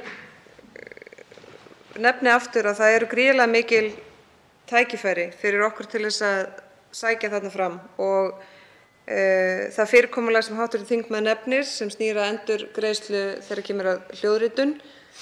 Við vorum fyrst í heimi til þess að smíða það kerfi og þótt það hafi vissulega farið hægt af stað eins og kannski eðlilegt er, að þá er það að vaxa og ég veiti þess að við vorum með kynningu í sendiráðsbústaðnum í Stokkhólmi að ég tel, bæði þegar kemur að kvikmyndaendurgreiðslum og hljóðritun og þangað mættu tugir gesta víðs vegar að til þess að bæði kynna sér og sína áhuga og ég er viss að upp úr því fæðist ykkur frekari sambönd. Þannig að ég tel bæði út frá bara hörðum efnahagslegum staðreyndum, efnahagslegum þáttum að þá eigum við að sækja þarna fram. En kannski ekki síður bara til þess að svona koma því á framfæri hvers virði það er að vera með, bæði að vera með eiga öflugt listafólk, eiga sterka menningu og líka eins og verður mikilvægur og mikilvægur við sjáum nú, það er að hægt sé að tala út frá því hvers virði það er að fá að líka bara fá að lifa í frjálsu samfélagi. Hvaða áhrif hefur það á menningu og listir? Að mega búa til ljót listaverk eða segja hluti sem eru misgáfulegir. Hvers virði er raunverulega listir, listafólk, frjáls hugsun og skapandi sem er andstæðan við eyðileggingarmátt sem við horfum framan í núna. Þannig að það er ekki bara vegna þess að það er efnahagslega skynsamlegt, það er líka vegna þess að það er manneskjulegt og það endurspeglar vel hvers konar samfélag við bæði búum í og viljum búa í og fyrir hvað við viljum standa. Og það finnst mér líka fara vel saman við kjarnan í okkar utanríkisstefnu og hvernig Ísland á að tala á alþjóðavettvangi. Til máls tekur hæstv. Umhverfis-, orku- og loftslagsráðherra Guðlaugur Þór Þórðarson.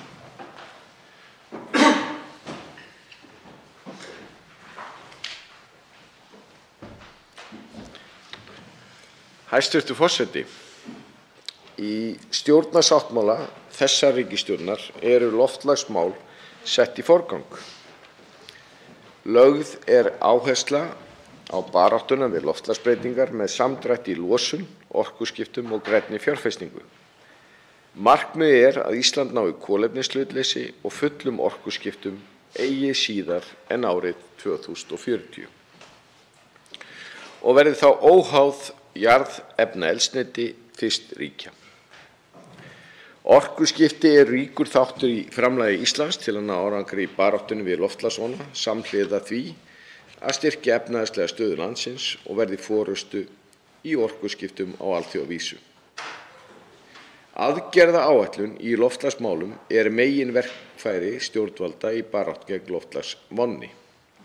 Aðgerðir sem falla undir aðgerðaáætlun í loftslagsmálum snerta mörg málefnasvið og kalla því á víðtækt samstarf margra ráðuneyta. Aðgerðirnar fela meðal annars í sér ívilnanir og styrki, innviðauppbyggingu, lagabreytingar, fræðslu og nýsköpun. Hér vega þyngst ívilnanir til að kaupa á vistvænum ökutækjum. Innviðauppbygging vegna orkuskipta, rafvæðing hafna, orkuskipti í sjávarútvegi, kolefnisbinding, samdráttur í losun frá landi og samstarf við bændur loftslagsvænni landbúnað. Sett hafa verið fram tölusett markmið væntan samdrátt í losun sem fylgir aðgerðunum sem og fjármögnun þar sem við á og viðmið vegna aðgerða vegna áhrifa loftslagsbreytinga á Íslandi. Önnur málefnasvið hafa einnig sett fram markmið og aðgerðir sem tengjast loftslagsmálum, líkt og á sviðum samgangna og orkumála. Aðgerðaáætlun er lifandi áætlun sem verður endurskoðuð reglulega með tilliti til nýrra markmiða og árangursaðgerða en gert ráð fyrir að frá og með næsta ári verða allar 50 aðgerðir í aðgerðaáætlun ríkisstjórnar komnar að fullu til framkvæmda. Aukin framlög til loftslagsmála í þessari fjármálaáætlun, meðal annars vegna bindingar og samdráttar gróðurhúsalofttegunda, nema uppsafnað 1,6 milljónir króna á tímabilinu á málefnasviði 15 og 17, en þar á meðal gert ráð fyrir 800 milljónir króna til að standa undir skuldbindingum Íslands vegna Kyoto-bókunar fyrir annað skuldbindingatímabili 2013-2020, en samkvæmt útreikningum Umhverfisstofnunar mun vanta 4 milljónir tonna CO2 ígilda upp á að Ísland standi við skuldbindingar sínar. Á undanförnum árum hefur unnið að því að efla náttúruvernd með friðlýsingu náttúruverndarsvæða og hefur umfang friðlýstra svæða aukist töluvert. Framundan vinna við stjórnar- og verndaráætlanir fyrir þessi svæði, en slíkar áætlanir móta framtíðarsýn og stefnu verndun svæðanna og hvernig skuli viðhalda verndargildi þeirra. Í stjórnarsáttmála ríkisstjórnarinnar lögð áhersla á stuðning til sveitarfélaga til þess að bæta ástand fráveitumála þannig að þau standist ítresku kröfur náttúruverndar allt land, en hækka þarf hlutfall íbúa sem búa við viðunandi skólphreinsun. Í þessari fjármálaáætlun gert ráð fyrir 3,2 milljarða króna stuðningi til sveitarfélaga vegna verkefnisins, en sveitarfélög geti sótt styrki til að mæta hluta kostnaðar vegna fráveituframkvæmdar. Stefnt að því að hlutfall hreinsa skólps verði komið í 95% árið 2027, en þetta hlutfall í dag 81%. Áfram unnið að því að tryggja virkni hringrásarhagkerfisins, en hún felst í ábyrgri framleiðslu og neyslu, en draga úr sóun með því að koma í veg fyrir myndun úrgangs og stuðla bættri meðhöndlun hans með endurnotkun og endurvinnslu. Í ár verður 500 milljónir króna varið til hringrásarhagkerfisins, þar með stærsta framlag til að styrkja til innviðauppbyggingar, nýsköpunar og þróunar á grundvelli stefnu meðhöndlun úrgangs. Alls munu á tímabili fjármálaáætlunar 1,8 milljarðar renna til eflingar hringrásarhagkerfisins. Orkumál eru loftslagsmál. Tryggja þarf orkuöryggi fyrir alla landsmenn þannig að jafnvægi verði á milli framboðs og eftirspurnar eftir raforku og landsvíslu. Reiknað með því að þetta jafnvægi náist á síðari hluta fjármálaáætlunar. Auka þarf hlutfall endurnýjanlegra orkugjafa í orkubúskap Íslands, bæði í samgöngum og hátækni starfsemi, og stefnt að þetta hlutfall verði í lokaáætlunar komið í 16% hvað samgöngu varðar en 5% hvað hátækni starfsemi varðar, en þessi hlutfall í samræmi við aðgerðaáætlun í loftslagsmálum. Rétt að benda á tvö lagafrumvörp sem búið að leggja fram á Alþingi og tryggja aukið orkuöryggi. Annars vegar frumvarp til breytinga á lögum um niðurgreiðslu húshitunarkostnaðar með það markmið að hraða uppbyggingu búnaðar til bættrar orkunýtingar vegna húshitunar á köldum svæðum, og hins vegar frumvarp til breytinga á lögum um verndar og orkunýtingaráætlun með það markmið að heimila tækniaflaukningar á virkjunum nú þegar í rekstri án þess að uppfærslan þurfa að fara í gegnum ferli verndar og orkunýtingaráætlunar. Hæstv. Forseti, þetta í mjög stuttu máli stór línurnar hvað varðar þau málefnasvið sem myndi mig heyra, en ég fagna því að sjálfsögðu að fá tækifæri til að segja samtal við þingmenn einstök atriði hér á eftir. Til máls tekur hv. 8. þingmaður Suðvesturkjördæmis, Þórunn Sveinbjarnardóttir.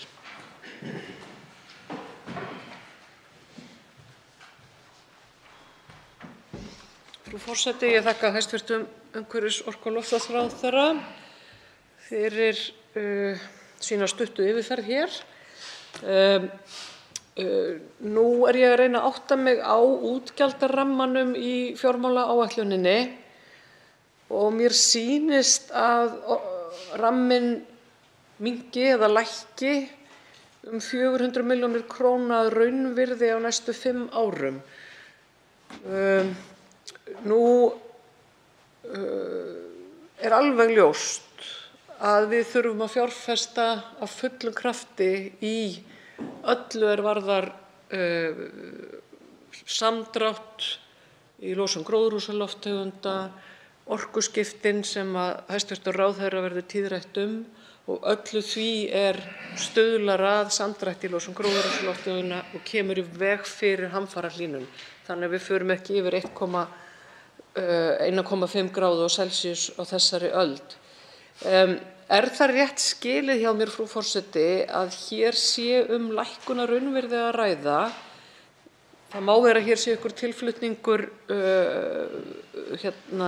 framlaga, en ég hefði haldið að einmitt í þessari fjármálaáætlun ríkisstjórnarinnar sem á að gilda frá 2023 til 2027 ætti að vera gríðarleg aukning á málefnasviði hæstv. Ráðherra svo að markmiðum okkar í loftslagsmálum verði örugglega náð og einnig önnur þeim mál heyra undir ráðherrann, umhverfis- og náttúruvernd.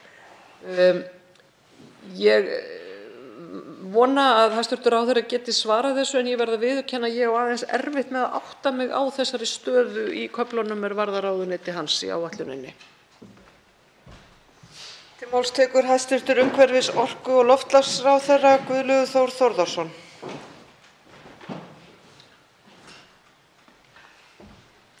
Já, virðulegi forseti, ég þakka hv. þingmanni fyrir fyrirspurnina og ég held samt sem áður að það sé nokkrir hlutir sem við þurfum að, allavega í mínum huga, við þurfum að ræða. Í fyrsta lagi að þá stóra málið að við náum árangri. Og ég skal alveg viðurkenna það að mér hefur fundist umræðan þegar kemur að þessum málum, sérstaklega loftslagsmálunum, að við erum ennþá á þeim stað að við erum að velta fyrir okkur einstaka fjárlagalið. Nú það auðvitað nauðsynlegt. Árangur mun ekki mælast að því, sko. Það ekki þannig að þegar kemur að því og þessi mál verður uppgerð að við munum segja, sko, fjárlagaliður X hækkaði þetta. Við munum ekki vera að mæla árangurinn af því, sko. Þetta mun mælast á því hvort að við náum að lækka eða minnka útblástur og ná þess vegna þeim árangri sem við ætlum að ná í samstarfi við aðrar þjóðir. Og ég að vonast til þess að við förum að komast á þann stað að við ræðum hlutina út frá þeim forsendum. Við skulum bara horfa á hlutina alveg eins og þeir eru. Við erum ofsalega metnaðarfull markmið og við erum með aðgerðaáætlun með 50 liðum og ég ekki að gera neinar athugasemdir við uppleggi sem þar alls ekki, en við erum að byrja ákveðna vegferð sem mun taka miklu breytingum. Og ef okkur vantar fjármagn, og ég held að það liggi alveg fyrir að við munum aldrei setja nægt fjármagn í þetta, að þá þurfum við að bæta í það. En hins vegar náttúrulega stóra málið það að við náum árangri í stóra markmiðinu. Og við þurfum að koma okkur úr því að vera að ræða hlutina og fara í það að framkvæma. Til máls tekur hv.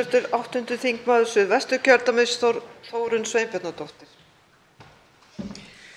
Frú forseti, því miður staðfesti hæstv. Ráðherra grun minn að hér væri lækkunar að raunvirði að ræða.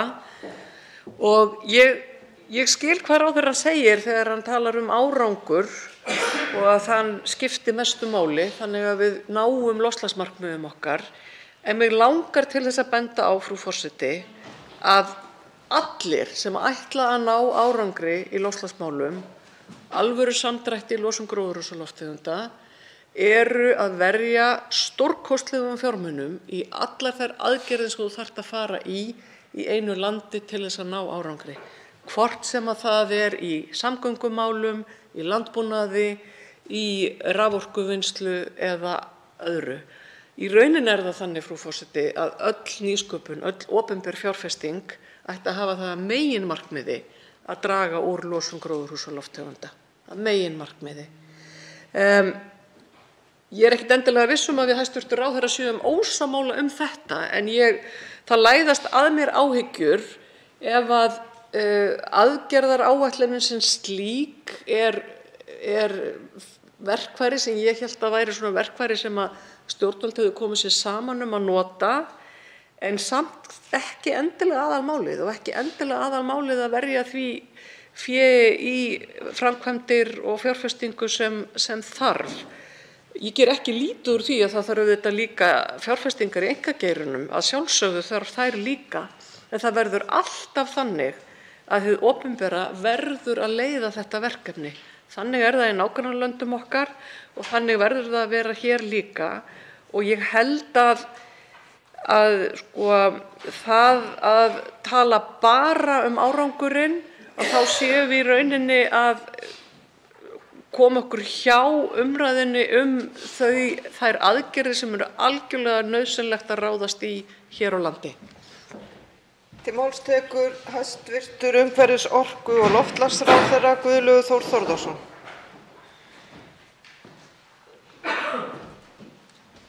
Já, virðulegi forseti, ég þakka hv. Þingmanni fyrir hennar fyrirspurn. Bara aukin framlög til loftslagsmála í þessari fjármálaáætlun, meðal annars vegna bindingar og samdráttar gróðurhúsalofttegunda, nema uppsafnað 1,6 milljarðar króna á tímabilinu á málefnasviði 15–17. Síðan ýmislegt annað á málefnasviðinu. Það eru bara tölur loftslagsmálin. Mér fannst hv. þingmaður hitta naglann á höfuðið þegar hv. þingmaður vísaði þetta snýr að öllum þáttum þjóðlífsins.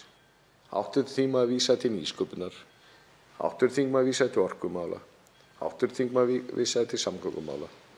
Hv. þingmaður hefði getað haldið áfram með bara byggingar. Ég er svona fyrir svolítlum vonbrigðum þegar ég sá að nýbyggingin okkar alþingismanna hér, hún væri nú ekki alveg hugsuð út frá þeim forsendum. En ég tek bara hér eitt dæmi. Þannig að þessi fjármálaáætlun sem snýr að þessum málefnasviði verður aldrei tæmandi. Við vitum alveg að stóra verkefni eru orkuskiptin. Þetta er miklu minna verkefni heldur en í þeim löndum sem við berum okkur saman við. Við erum búið með 85%, en 15% eru samt stór. Og þú getur ekki gert í tæmandi skil, enda er þá ekki það að ég held að vísa þess ekki góð hugmynd að neitt síðar, en ef einhver þyrfti að vera þá þyrfti ég væntanlega að taka yfir öll málefnasvið ríkisstjórnarinnar og ég held að það er nokkuð umdeilt. En þetta á við öll málefnasvið. Þetta snýr að viðhorfsbreytingu. Þetta er þjóðarátak. Þannig að við verðum að hafa það í huga þegar við erum að ræða þessi mál og það er bara, virðulegi forseti, það sem ég er að draga athyglina að. Til máls tekur hv. 7. þingmaður Norðvesturkjördæmis Halla Signý Kristjánsdóttir. Virðulegi forseti. Raforkuöryggi og raforkumál almennt á Vestfjörðum hafa alltaf verið í nokkurri sérstöðu.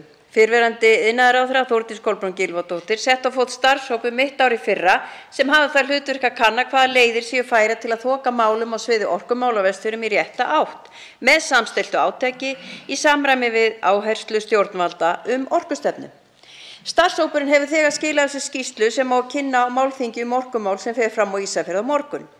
Nú hefur sú sem hér stendur ekki séð skýrsluna en getur sér þó innihald hennar og stöðu mála í fjórðungnum. Raforkuskortur hefur nær alltaf verið til staðar á Vestfjörðum sem hefur skapað óviðunandi raforkuöryggi. Það vantar tilfinnilega að framleiða meiri raforku innan fjórðungsins.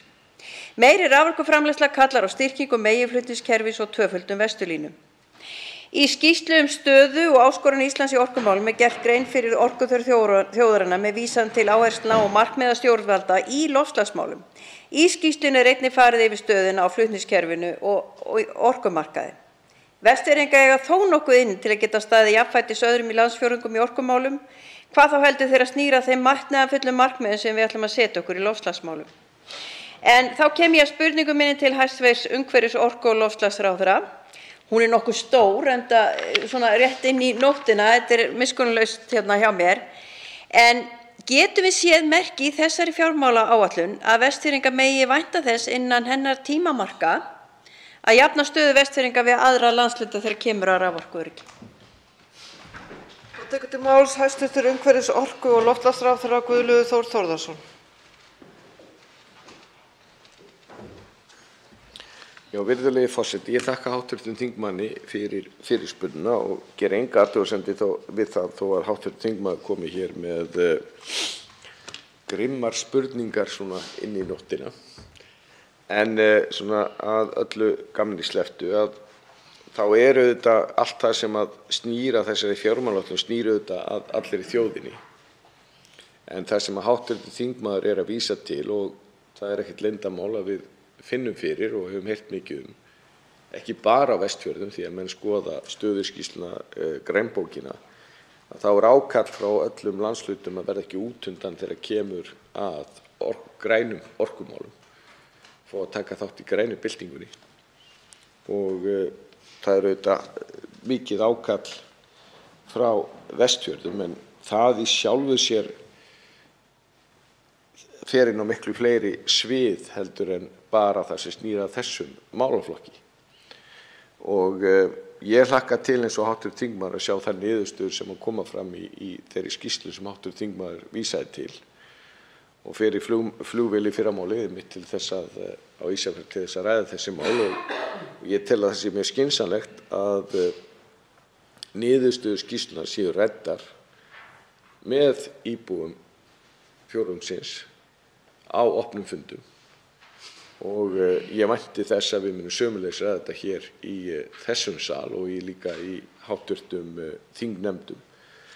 En þarna aftur, og það sem ég er að vísa til, þetta snýr ekki eingöngu að krónum og aurum í þeim málaflokkum sem heyra undir þetta málefnasvið.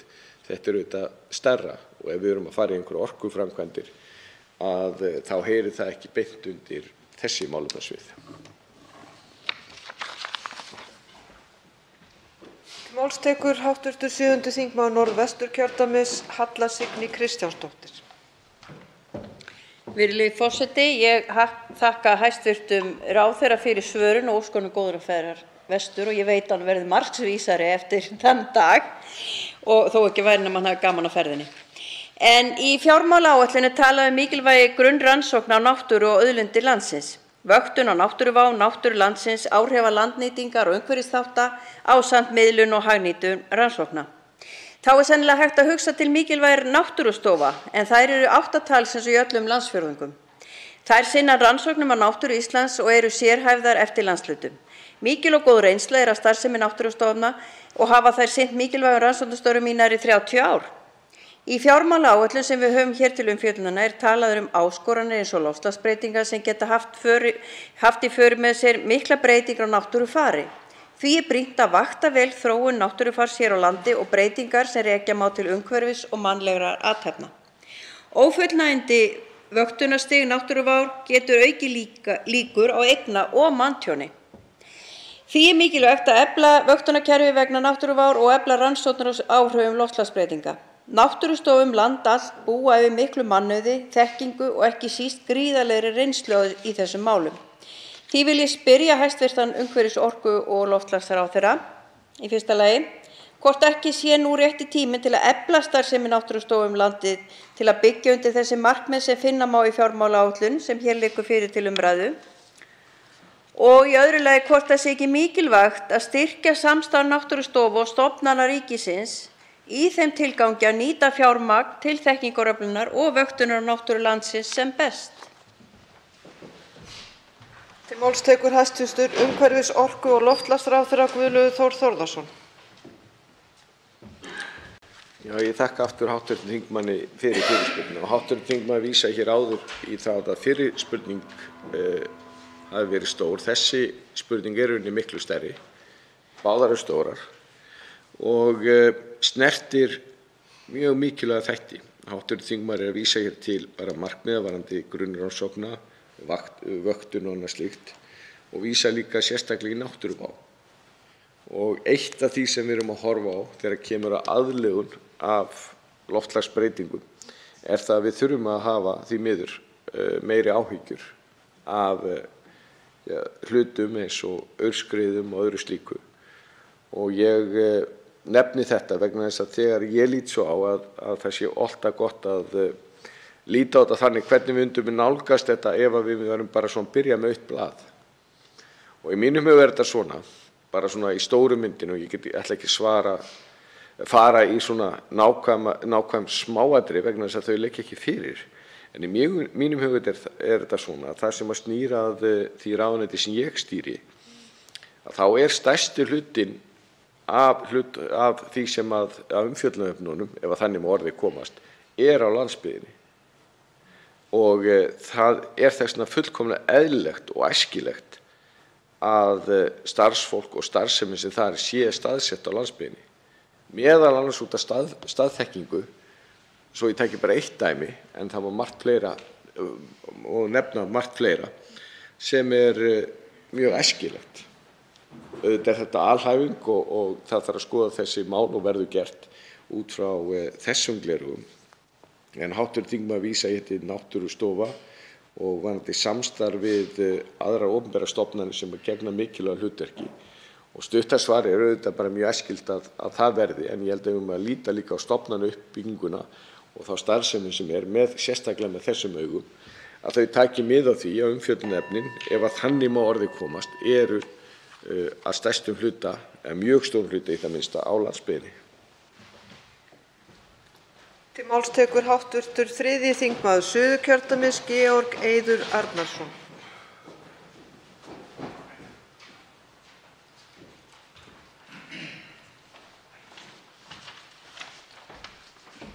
Forseti. Já, ég með fyrirspurn á umhverfis-, orku- og loftslagsráðherra.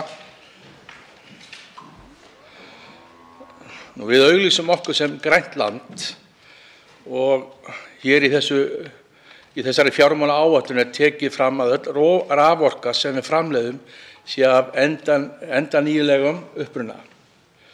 Það gott og vel. En orkan sem við notum annað mál. Ég kem frá Vestmannaeyjum og þar eru loðnubræðslur keyrðar á olíu alla vertíðina og meira að segja sundlaugin okkar keyrð á olíu.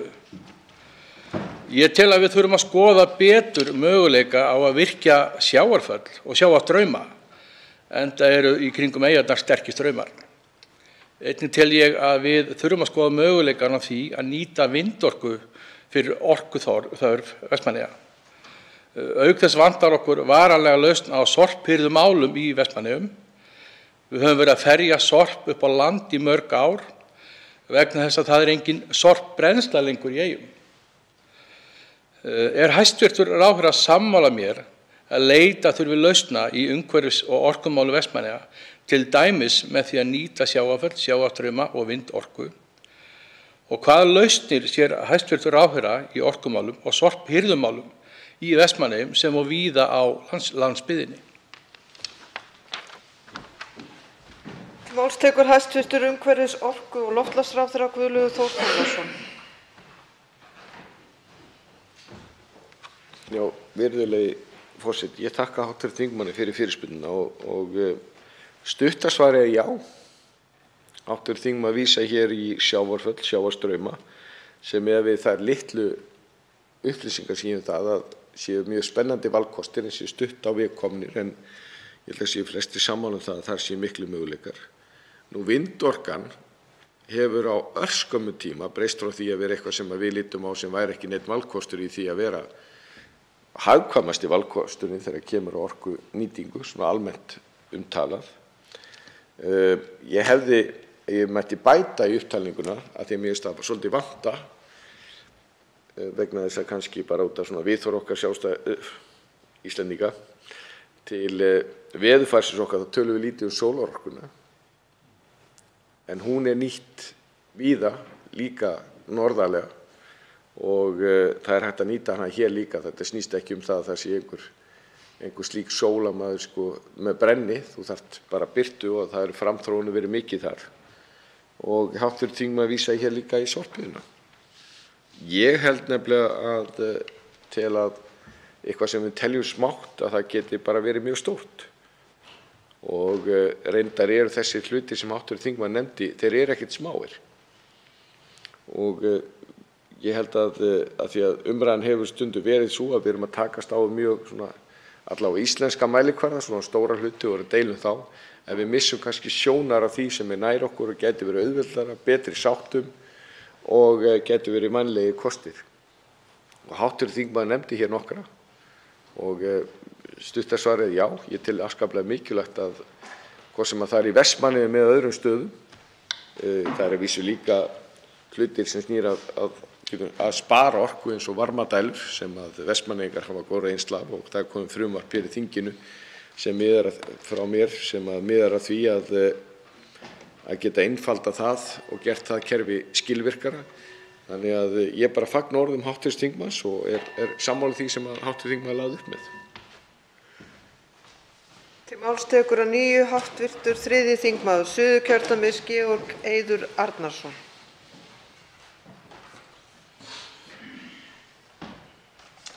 Virðulegur forseti.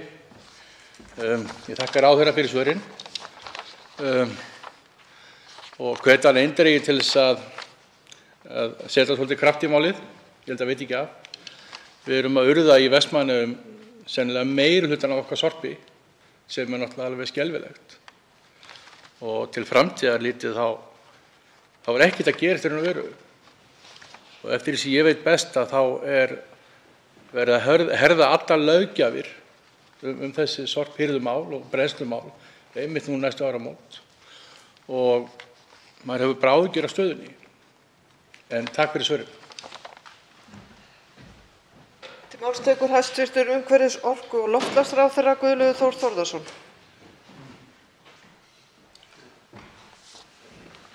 Já, virðulegi forseti, ég þakka hv. þingmanni fyrir fyrirspurnina. Aðeins samt sem áður bara varðandi löggjöfina sem tekur gildi næstu áramót. Þá hvet ég nú hv. þingmann til að líta það svona aðeins bjartsýnum augum og vegna þess að þar í rauninni erum við að setja okkur vegna þess að við erum eftir. Á mörgum sviðum eru framalega og undan öðrum. En þegar kemur að endurnýtingu og ég getur sagt bara sorphirðu, þá megum við gera miklu betur. Og það eru sett metnaðarfull markmið, en þetta mikið til umræðu núna og ég bæði að fá fulltrúa sveitarfélaga og fyrirtækja og vera að heimsækja þau til þess að ræða þessi mál. Og það á að vera tryggt að það sé líka sveigjanleiki í lögunum til þess að ná markmiðunum með mismunandi leiðum. Aðalatriðið er þetta að við séum að flokka og það skili sig á rétta staði. Það er aðalatriðið. Síðan erum við Íslendingar erum þannig, við erum með 85% af íbúunum rétt innan Hvítár, en síðan erum við með fámenna staði út allt land og það er ekkert að því og er rauninni bara mjög jákvætt að við leitum bestu leiða til þess að ná þessu markmiðum. Og við þurfum bara að sjá til þess að lag- og reglugerðir sé ekki að þvælast fyrir því. Aðalatriðið er þetta að við séum að flokka, það séum flokkum, að það fari á réttan stað. En það eru margar leiðir í því og nú þegar eru sveitarfélög að gera það með misjöfnum hætti, sem er mjög góðum árangri, en í heildina litið þá verðum við að gera miklu betur. Það er markmiðið með lögunum og ef við þurfum eitthvað að snurfusa hluti þar til þess að gera landsmönnum auðveldara að ná þessum markmiðum, þá eigum við að líta það jákvæðum augum. Til máls tekur hv. 10. þingmaður Reykjavíkurkjördæmis norður, Andrés Ingi Jónsson.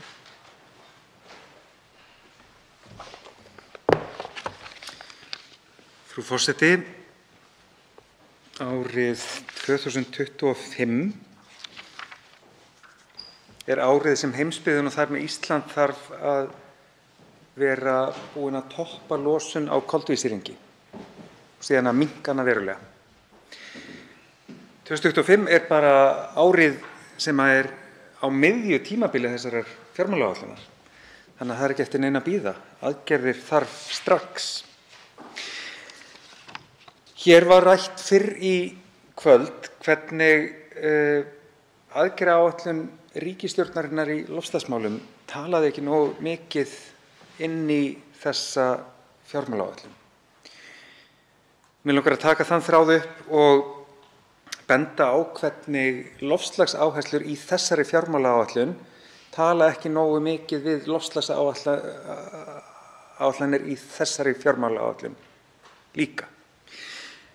Það er nefnilega ágætt hérna á málasviði umhverfis-, orku- og loftslagsráðherra að það er sett markmið 55% samdrátt í nettólósun á málefnasviði 17. En það eru sett markmið losun á 3 öðrum stöðum í áætluninni, frá landbúnaði, samgöngum á landi og svokallað ESD. ESD er sérstaklega áhugavert vegna þess að það er nákvæmlega sama mengi losunar og þessi 55% tala nær yfir. Effort Sharing Directive, stendur þetta ESD fyrir, eða væntanlega samfélagslosunin eða á beinni ábyrgð stjórnvalda losunin. Nema hvað þar á málefnasviði 7 er talað að losunin fari niður í 2700 kílótonn af CO2 ígildum fyrir árið 2027.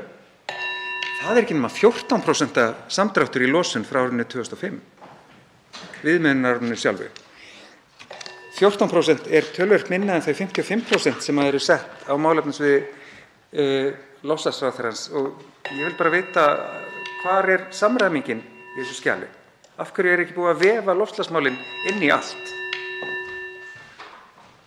Til máls tekur hæstv. Umhverfis-, orku- og loftslagsráðherra Guðlaugur Þór Þórðarson. Já, virðulegi forseti, ég þakka hv. þingmanni fyrir sitt innlegg. Ég held að það sé ekki hægt að kvarta undan það að það vanti markmiðin. Ég held að það sé ekki vandamálið. Ég held að aðalatriðið þetta verkefni er stórt og ég hef ekki heyrt neinn mann sem hefur þekking á sem hefur haldið öðru fram en að við séum með metnaðarfull markmið. Spurningi það hvernig við ætlum að ná þeim. Og ef hv. þingmaður er að vísa til þess almennt að bara þær áætlanir sem við erum með þegar kemur loftslagsmál, sem þeir kemur inn í ýmsum málum, að þá endurspeglist loftslagsmarkmiðin ekki nægilega skýrt í því, þá held ég að það geti verið eitthvað til í því, en ég held að það muni breytast og ég er full að trúa að það muni breytast, en það er verkefnið. Við þurfum að vera með gleraugun, loftslagsmarkmiðsgleraugun á öllum þáttum. Það er stóra verkefnið. Og því að ég skal alveg viðurkenna það, mér finnst þetta stundum fara svolítið í svona umræður það að við erum að sífellt einhvern veginn, ekki sífellt, þessu umræðan er bara svona meira einhverjar tölur og prósentur. Við vitum alveg hver markmiðin eru, þau ekki fara fram hjá neinum og eru opinber og koma fram í stjórnarsáttmálanum. En við verðum að koma okkur á þann stað að fara í tölusett markmið það hvernig við ætlum að ná þessu í einstaka geirum. Það er stóra markmiðið. Það er markmið allra, ekki bara þeir sem eru hérna inn í þessum sal, því að það liggur alveg fyrir að jafnvel þó við varum 100% sammála alla hluti hér, að við erum ekki með þá aðila sem þurfa að framkvæma með okkur, að þá gerist lítið í málaflokknum. Til máls tekur hv. 10. þingmaður Reykjavíkurkjördæmis norður, Andrés Ingi Jónsson. Frú forseti, nei, ég var einmitt ekki að kvarta undan því að það vantaði markmið. Ég var að benda á að markmiðið samdrátt í nákvæmlega sömu losun, ekki greitt niður á geira, heldur stóra talan 55% markmiði sem birtist á síðu 322. Á síðu 277 er hægt að reikna það upp í 14% samdrátt. Markmið samdrátt í losun á nákvæmlega sama sviði, það skeikar næstum ferföldu innan sama skjals og við höfum sömu ríkisstjórnar sem segist vera með sama metnaðinn en er ekki búin að samtvinna loftslagsmálin nógu vel til þess að það endurspeglist í gegnum þetta eina skjal sem við erum með til umfjöllunar. 2025 er árið sem við þurfum að ná hápunkti og fara að lækka losun á heimsvísu og svona handarbakavinnubrögð eru ekki það sem við viljum sjá á þeim tímapunkti. Mér langar hins vegar að spyrja vegna þess að markmið orkuskipti í samgöngum voru hér til umræðu fyrr í dag. Og enn sem komið þá er að margra mati, meðal annars það sem hér stendur, of mikil áhersla á að skipta einfaldlega mótorinn í farartækjunum en ekki að, til dæmis fækka bílum eða gera annað sem að hægt er að gera til að draga úr umferðarmagni og þar með fækka eknum kílómetrum, breyta ferðavenjum, köllum við þetta. vegna þess að það er kafli í fjármálaáætluninni sjálfbæra fjármögnun grænna verkefna þar sem ekki talað almenningssamgöngur, til dæmis, sem eitthvað það mest borðleggjandi fjárfestingarverkefni sem hægt var að ráðast í til þess akkúrat að breyta ferðavenjum og ná fram miklu víðtækari grænni umbyltingu heldur einfaldlega að taka alla rafmagnsbíla alla bensínbíla og breyta þeim í rafmagnsbíla. Og það líka gefur fólki aukið frelsi til að velja sér ferðamáta. Af hverju ekki aukin áhersla á almenningssamgöngur í þessu? Til máls tekur hæstv. Umhverfis-, orku- og loftslagsráðherra Guðlaugur Þór Þórðarson. Já, virðulegi forseti, þakka hv. þingmanni fyrir hans innlegg og hv. þingmaður áhugasamur almenningssamgöngur. Ég geri engar athugasemdir við það.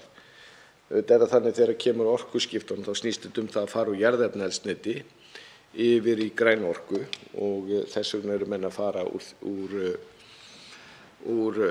bensín- og dísilbílunum yfir í græna orku og rafmagn. Það eru jákvæð teikn hins vegar líka þegar kemur að öðrum samgöngumótum eins og innanlandsfluginu og það fyrsta rafflugvélin komin til landsins. Það eru fyrstu með við þær heimildir sem ég hef að þá fyrir 2026 í fjöldaframleiðslu á vélum sem 19 sæta sem var 65–80% ódýrari í rekstri heldur en þær sem nú eru. Nú ef það gengur eftir þá þetta bylting í almenningssamgöngum, fullkomin bylting og myndi þýða það að við getum þá nýtt þá flugvelli sem við erum ekki að nýta núna sem eru víðs vegar landið og myndi auðvitað létta mjög á vegakerfinu og auðvitað þýddi það náttúrulega mjög aukna umferð Reykjavíkurflugvöll eins og aðra flugvelli. Það verður áhugavert að sjá hvað gerist líka sömuleiðis þegar kemur að skipum.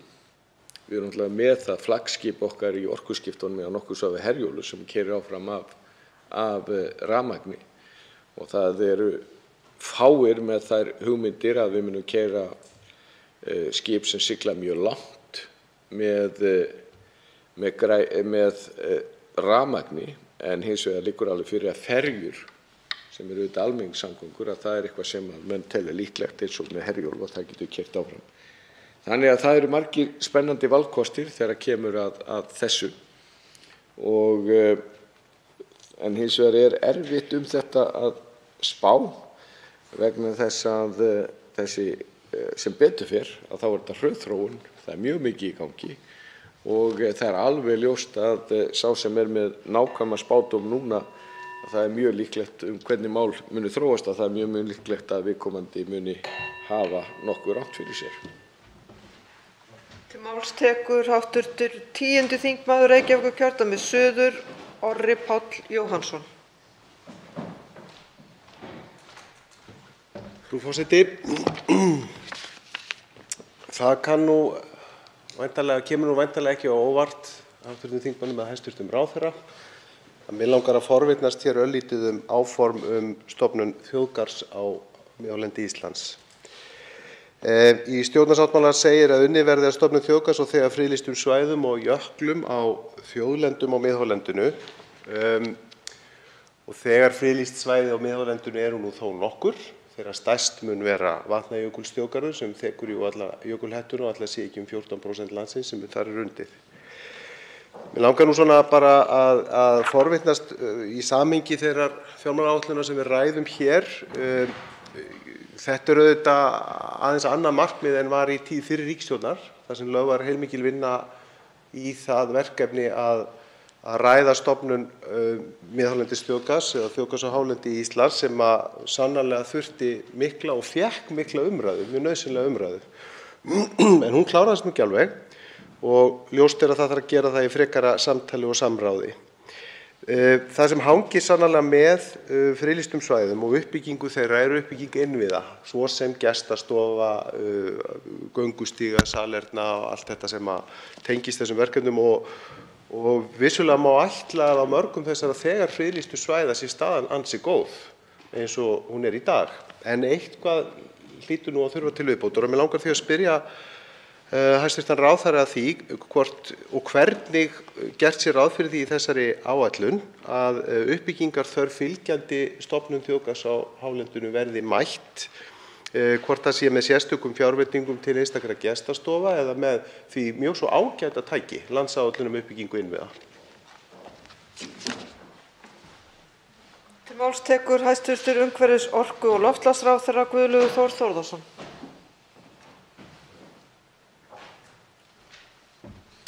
Já, virðulegi forseti, ég þakka hv. þingmanni fyrir þessa fyrirspurn og ég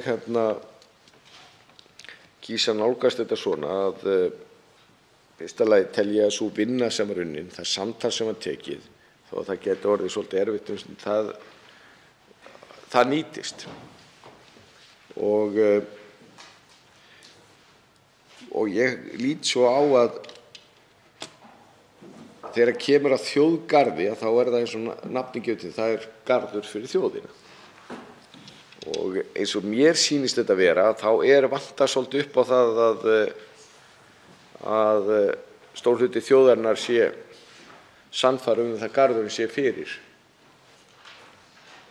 þann part af þjóðinni sem þeir telja sig tilheyra. Það sem ég bara segja það með þá fundi sem ég hef haldið núna sem í þessu embætti að maður greinir tortryggni.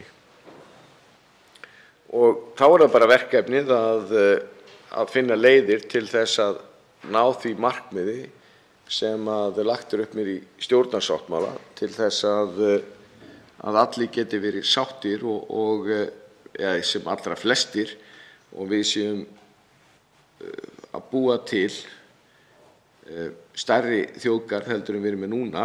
Við erum með Vatnajökulsþjóðgarð, við erum með þjóðgarðinn á Þingvöllum, við erum með þjóðgarðinn á Snæfellsnesi, við erum með friðlýst svæði sem þekja eftir í sín bestu 30% af landinu og við þurfum að sjá til þess að þetta sé þannig að fólki líði vel með fyrirkomulagi hvernig sem það verður útfært og lítið svo á þeir séu partur af því. Hv. þingmaður vísaði hérna til ágætistæki sem ég svo fljótt að lítið sé ekki neina stóra galla á sem landsáætlun innviði og mér sýnist þar að menn hafi lagt þetta upp með skynsömum hætti en ég kem betur að því í mínu seinna andsvari. Til máls tekur hv. 10. þingmaður Reykjavíkurkjördæmis suður Orri Páll Jóhannsson. Já, frú forseti, ég þakka hæstv. ráðherra svarið og við deilum alveg þeirri sýn og skoðun að þjóðgarða sem þjóðin á saman þarf að ríkja sátt og eining. Hins vegar held ég að í stöðu og tilfelli þeirra svæða sem við ræðir akkúrat núna, það að segja þegar friðlýstra svæða og þá núverandi þjóðgarða, að þá sé sannarlega komin bæði í einhverjum tilfellum yfir 40 ára reynsla á mikilvægi þessara svæða sem, skulum við segja, frátekinna fyrir þjóðina alla. En því tengt að þá geri ég mér alveg grein fyrir því að ef ráðast á í breytingar eins og hugmyndir á lögum til þess að efla og styrkja vernd þessara svæða og tryggja aðgang og umgengni að þeim, að þá gæti líka þurft til einhvers konar uppbyggingar innviða. Og það gætu verið einstaka gestastofur sem eru auðvitað kostnaðarsamar framkvæmdir og skipta máli, en jafnframt minni innviðir, svo sem eins og salerni og annað því líkt sem við vitum að skiptir mjög miklu máli og því svona í ljósi þess að ég treysti þess að við sjáum þess merki í þessari fjármálaáætlun að gert sér ráð fyrir því. Annað sem ég langar bara örstutt í lokin svona í ljósi allrar umræðu loftslagsmál sem ekki minna mikilvæg í þessu samhengi öllu saman og þá líka aukin áhersla að verða á mikilvægi verndarsvæða sem ákveðinni mótvægisaðgerð við óheillaþróun í loftslagsmálum. Og bara svona því að með leyfi forseta að því ég sé hér í samhengi hlutana þegar talað hér í annars ágætri fjármálaáætlun stofnun þjóðgarðs á miðhálendinu og þá felist í því tækifæri að þróa samstarf við landeigendur verkefni í náttúruvernd á svæðum sem ekki hafa hlotið friðlýsingu eða friðun og teljast sérstök sakir landslags, gróðurfars eða dýralífs. Mig langar því að spyrja hæstv. ráðherra, sér hann í því tækifæri á þeim svæðum á miðhálendi Íslands, þar sem ekki endilega verður þjóðgarður því það ekki þegar friðlýst svæði, væri þetta ráðast í svona samstarfsverkefni einmitt með bændum og öðrum hagaðilum inn á hálendinu til þess að styrkja náttúruverndina innan miðhálendislínunnar, þó ekki endilega friðlýst svæði sé að ræða. Til máls tekur hæstv. Umhverfis-, orku- og loftslagsráðherra Guðlaugur Þór Þórðarson. Já, ég þakka aftur hv. þingmanni fyrir fyrirspurnina og hans innlegg, en bara svo að það sé, svo að því kom ekki að því áðan, það er verið að klára þjóðgarðsmiðstöðvar á Hellisandi, Kirkjubæjarklaustri og í Mývatnssveit, og þetta eru stórar og dýrar framkvæmdir, en ég hef trú á því að þær muni skila sér, og þetta er tæpur milljarður á þessu ári og 1,2 milljarðar 2023, og hv. þingmaður þekkir þetta mál mjög vel. Svo sannarlega var það ekki ég sem setti þetta á laggirnar, það eru þeir sem á undan mér voru á vettvangi, og ég tel að þetta sé skynsamlegt. Og hv. þingmaður vísa hér til hluta sem að mér finnst vera algjörlega þess virði að skoða mjög gaumgæfilega. Ég skal alveg viðurkenna það að ég er bara mjög mikið að passa með að segja mig ekki hvernig hlutirnir eiga að vera. Af því að maður getur ekki bæði tekið samtalið og hlustað og komið og mætt og sagt, heyrðu, þetta á að vera svona. Og ég mun, og eini gallinn er bara þessi að það eru 24 stundir í sólarhringnum, en ég reyni að fara það sem ég mögulega get, meðal annars til þess að hlusta á þá aðila sem að búa við þjóðgarðinn, búa við friðlýstusvæðin, og það eru mismunandi sjónarmið, það eru mismunandi aðstæður, og það er eitt markmið, það er bara að líta alveg sérstaklega til þess. En það er, ég held að stóra verkefni sé núna einhvern veginn að vinna á tortryggni, þannig að fólk geti treyst því að það er breytingar sem eru gerðar og það fyrirkomulag sem verði, að það mun ekki taka einhverju breytingum bara eitthvað þar sem var lagt upp með og kynnt, að það bara allt í einu breytist á einni svipan, og svona ýmislegt sem að ég get ekki lagt upp núna.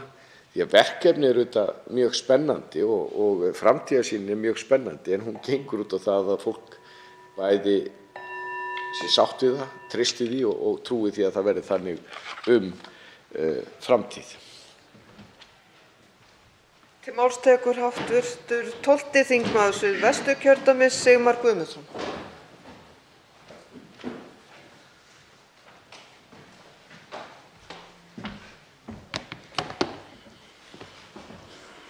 Frú forseti, eitt er það sem að hægri menn aðhyllast öðrum fremur, og það er að rétt verð sé greitt fyrir gæði hvers konar, verðmæti og jafnvel tjón líka. Sú umræða hefur verið hávær að þjóðhagslega tjónið sem stafar af losun mengandi lofttegunda og efna hafi ekki verið metið að fullu. Í fyrsta lagi veldur mengandi losun skaða á náttúrulegum vistkerfum sem erfitt er að meta til fjár en getur haft áhrif langt inn í framtíðina eins og við þekkjum. Í öðru lagi býður fólk heilsufarslegs tjón af loftslagsbreytingum, og í þriðja lagi þá valda loftslagsbreytingar á heimsvísu uppskerubresti og skorti sem getur svo haft bein áhrif á matvælaverð hér á landi, og í fjórða lagi þá ber íslenska ríkið fjárhagslegar skuldbindingar á grundvelli alþjóðasamninga loftslagsmál þegar ríkisstjórnin nær ekki markmiðum sínum. Á þessari fjármálaáætlun eru til dæmis 800 milljónir króna eyrnamerktar vegna Kyoto-bókunar og svona má nú lengi telja. Krafan er sú að fjárhagslegur kostnaður samfélagsins af mengun sé metinn með þessum hætti og gjald lagður í samræmi við það. Á meðan það er ekki gert er til staðar markaðsskekkja sem gerir hlutfallslega arðbærara að menga en að gera það ekki. Þetta er kallað mengunarbótaregla og þeir sem menga borga. Tekjum hins opinbera af slíkri gjaldlagningu er síðan hægt að verja í stuðning við græna nýsköpun eða til almennrar skattalækkunar. Þannig er hægt að skapa tvöfaldan hvata til þess að draga úr losun og stuðla því að við náum loftslagsmarkmiðum okkar. Og mig langar að spyrja hæstv. Ráðherra hvort hann hafi sett sig inn í þessa umræðu og hver afstaða hann sé til þess að losun mengandi lofttegunda og efna verði gjaldlögð í samræmi við kostnað samfélagsins af henni. Til máls tekur hæstv. Umhverfis-, orku- og loftslagsráðherra Guðlaugur Þór Þórðarson. Virðulegi forseti, ég þakka hv. þingmanni fyrir hans innlegg og fyrirspurnina. Og það er í sjálfu sér alveg hægt að taka undir og auðvelt að taka undir það sem hv. þingmaður segir, en síðan þegar kemur að framkvæmdinni, það getur verið aðeins snúnara. Og reyndar fór hv. þingmaður alveg ágætlega yfir það. og því að hv. þingmaður vísaði til þess eðlilega að það væri erfitt að verðleggja þessa hluti. Ég held að stóra málið sé þetta, að það sem við erum að gera, en þurfum að gera meira að við erum að breyta hlutum í þá veruna að við erum að setja, hvort sem að það heitir ívilnanir, skattar, framkvæmdir, við erum að miða því að gera hér með loftslagsvænna samfélag ef þannig má orðið komast. Og þetta snýr ekki bara að sköttum og gjöldum og svo getur maður lítið á eins og með ívilnanir í sköttum, hvað það nákvæmlega, en við erum búin að setja náttúrulega búin að stórefla og stórauka og verðum að gera það þegar kemur að nýsköpun í þjóðfélaginu. Við munum aldrei leysa þennan vanda nema með nýsköpun og tækniframkvæmdum. Annað sem bara líka þessum opinbera, hvað köllum við það þegar sem ég vona að við gerum í auknum mæli og við verðum að gera það og það markmið þegar kemur til dæmis að byggingum, fjárfestingum. Það getur verið dýrara, kannski allavega til skamms tíma. Hvað köllum við það? Eru það skattar og gjöld þegar við ákveðum það eða opinbera setur þau markmið að allar byggingar séu eins loftslagsvænar eins og mögulegt innkaup séu eins loftslagsvæn eins og mögulegt Þetta svolítið kannski auðveldara að tala heldur en í að komast, en samt ekki ef allir eru með augun á boltanum, eins og ég veit að hv. þingmaður við getum alveg notað slíka líkingar auðveldlega út af okkar áhugamálum, að þá komumst við í mark, en það það sem við ætlum að gera og við þurfum að leita allra leiðir til þess. Tekur hv. 12. þingmaður Suðvesturkjördæmis Sigmar Guðmundsson. Frú forseti, ég þakka hæstv. Ráðherra kærlega fyrir svarið og fyrir að taka þátt hérna í umræðunni með okkur í kvöld. Þetta eru auðvitað brýn mál, umhverfis- og loftslagsmálin, og þau ættu með rétt að teygja sig í gegnum alla málaflokka fjármálaáætlunarinnar og allra málaflokka ríkisstjórnarinnar sem ég veit svo sem að í orði kveðnu, en síðan þarf auðvitað framtíðin að skera úr það hvort að það nái á borðið sjálft. Mig langar sérstaklega að líta til ramman sem settur ráðuneyti hæstv. Ráðherra og þá lækkun 600 milljónir króna sem áætluð á stuðningi við græna fjárfestingu undir lok tímabilsins.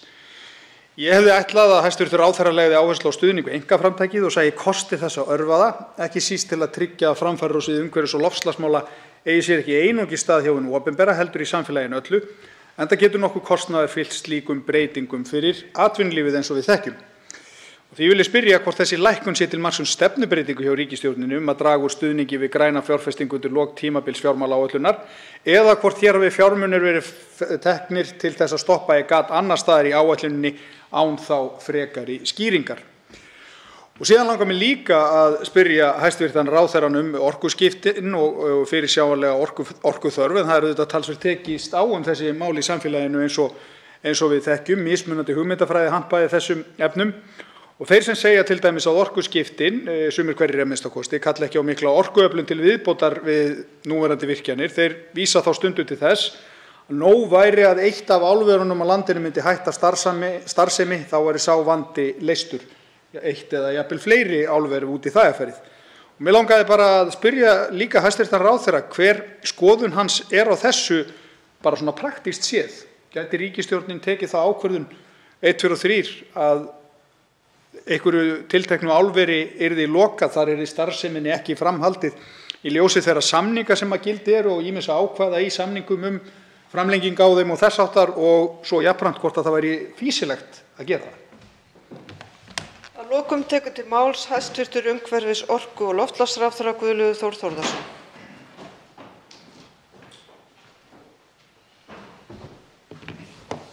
Virðulegi forseti, ég þakka aftur hv. þingmanni fyrir hans innlegg og spurningar.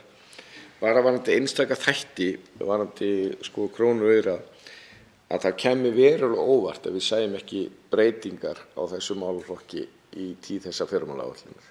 Menn auðvitað gera áætlanir með við þær bestu forsendur sem menn hafa, en það bara svo augljóst að þær áætlanir sem leggja upp núna, þær munu taka breytingum.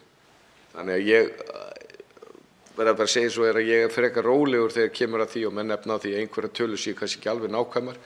Já, alveg pottþétt. Við erum bara að gera þetta sem ég sé mjög skynsamlegt, þessi skynsamlegt að leggja í áætlun og reyna að gera áætlun eins vel eins og mögulegt en þetta mun taka breytingum í þessum málaflokki, örugglega í öllum en alveg sérstaklega í þessum. Þegar hv. þingmaður vísar hér til varðandi orkuskiptin og að loka einstökum verksmiðjum, sko, þá grunnhugmyndafræðin þessi þegar kemur að loftslagsmálunum að við erum ekki að ýta vandanum annað. Ef allir myndu hugsa þannig, þá næst engin árangur í baráttu við loftslagsvána. Ef allir myndu bara hugsa þannig, það sem að snýr að mengun í okkur, við ætlum bara að taka það og færa það eitthvað annað. Hvert á það að fara? Það þurfti væntanlega að fara eitthvað í annað stjörnukerfi ef við ætlum að ná árangur í loftslagsmálum. Þannig að það eru allar þjóðir sem berum okkur saman og það er hugmyndafræðin. Við erum að taka á því sem er hjá okkur. Það er alveg sama hvað það er, það sem hv. þingmaður nefndi eða eitthvað annað. Og fyrir utan allra handa aðra þætti ef við ætlum að loka einhverja atvinnustarfsemi sama hver hún væri sem einhver er búinn að fjárfesta í góðri trú og atvinnan og atvinnusköpun og annað slíkt að það hefði náttúrulega allra handa afleiðingar í för með sér. Aðalatriðið er þetta, við þurfum að taka á því sem er hjá okkur. Það liggur alveg fyrir. Þetta er ekki frekar en að við getum tekið á glæpum á Íslandi þannig, ef það einhverju væri að við myndum bara taka glæpmenn og flytja til annarra landa og segja að við höfum náð gríðarlegum árangri að taka niður glæpi á Íslandi. Þó þetta sé alls ekki sambærilegt, svo það sé alveg sagt. En hins vegar er hugsunin þessi að við erum að taka á loftslagsvánni með öðrum þjóðum í heiminum.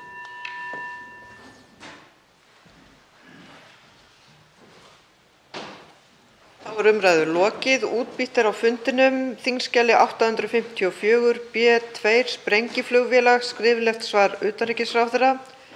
Þingskjali 868 skipting þjónustuþega VIRK eftir starfsstéttum, fyrirspurn flutningsmaður Oddný G. Harðardóttir. Þingskjali 869 aðgerðir til að auðvelda aðgengi erlendra sérfræðinga utan EES að íslensku vinnumarkaði, fyrirspurn flutningsmaður Jóhann Páll Jóhannsson. Fleira liggur ekki fyrir þessum fundi. Boðað verður til næsta fundar með dagskrá. Fundi er slitið.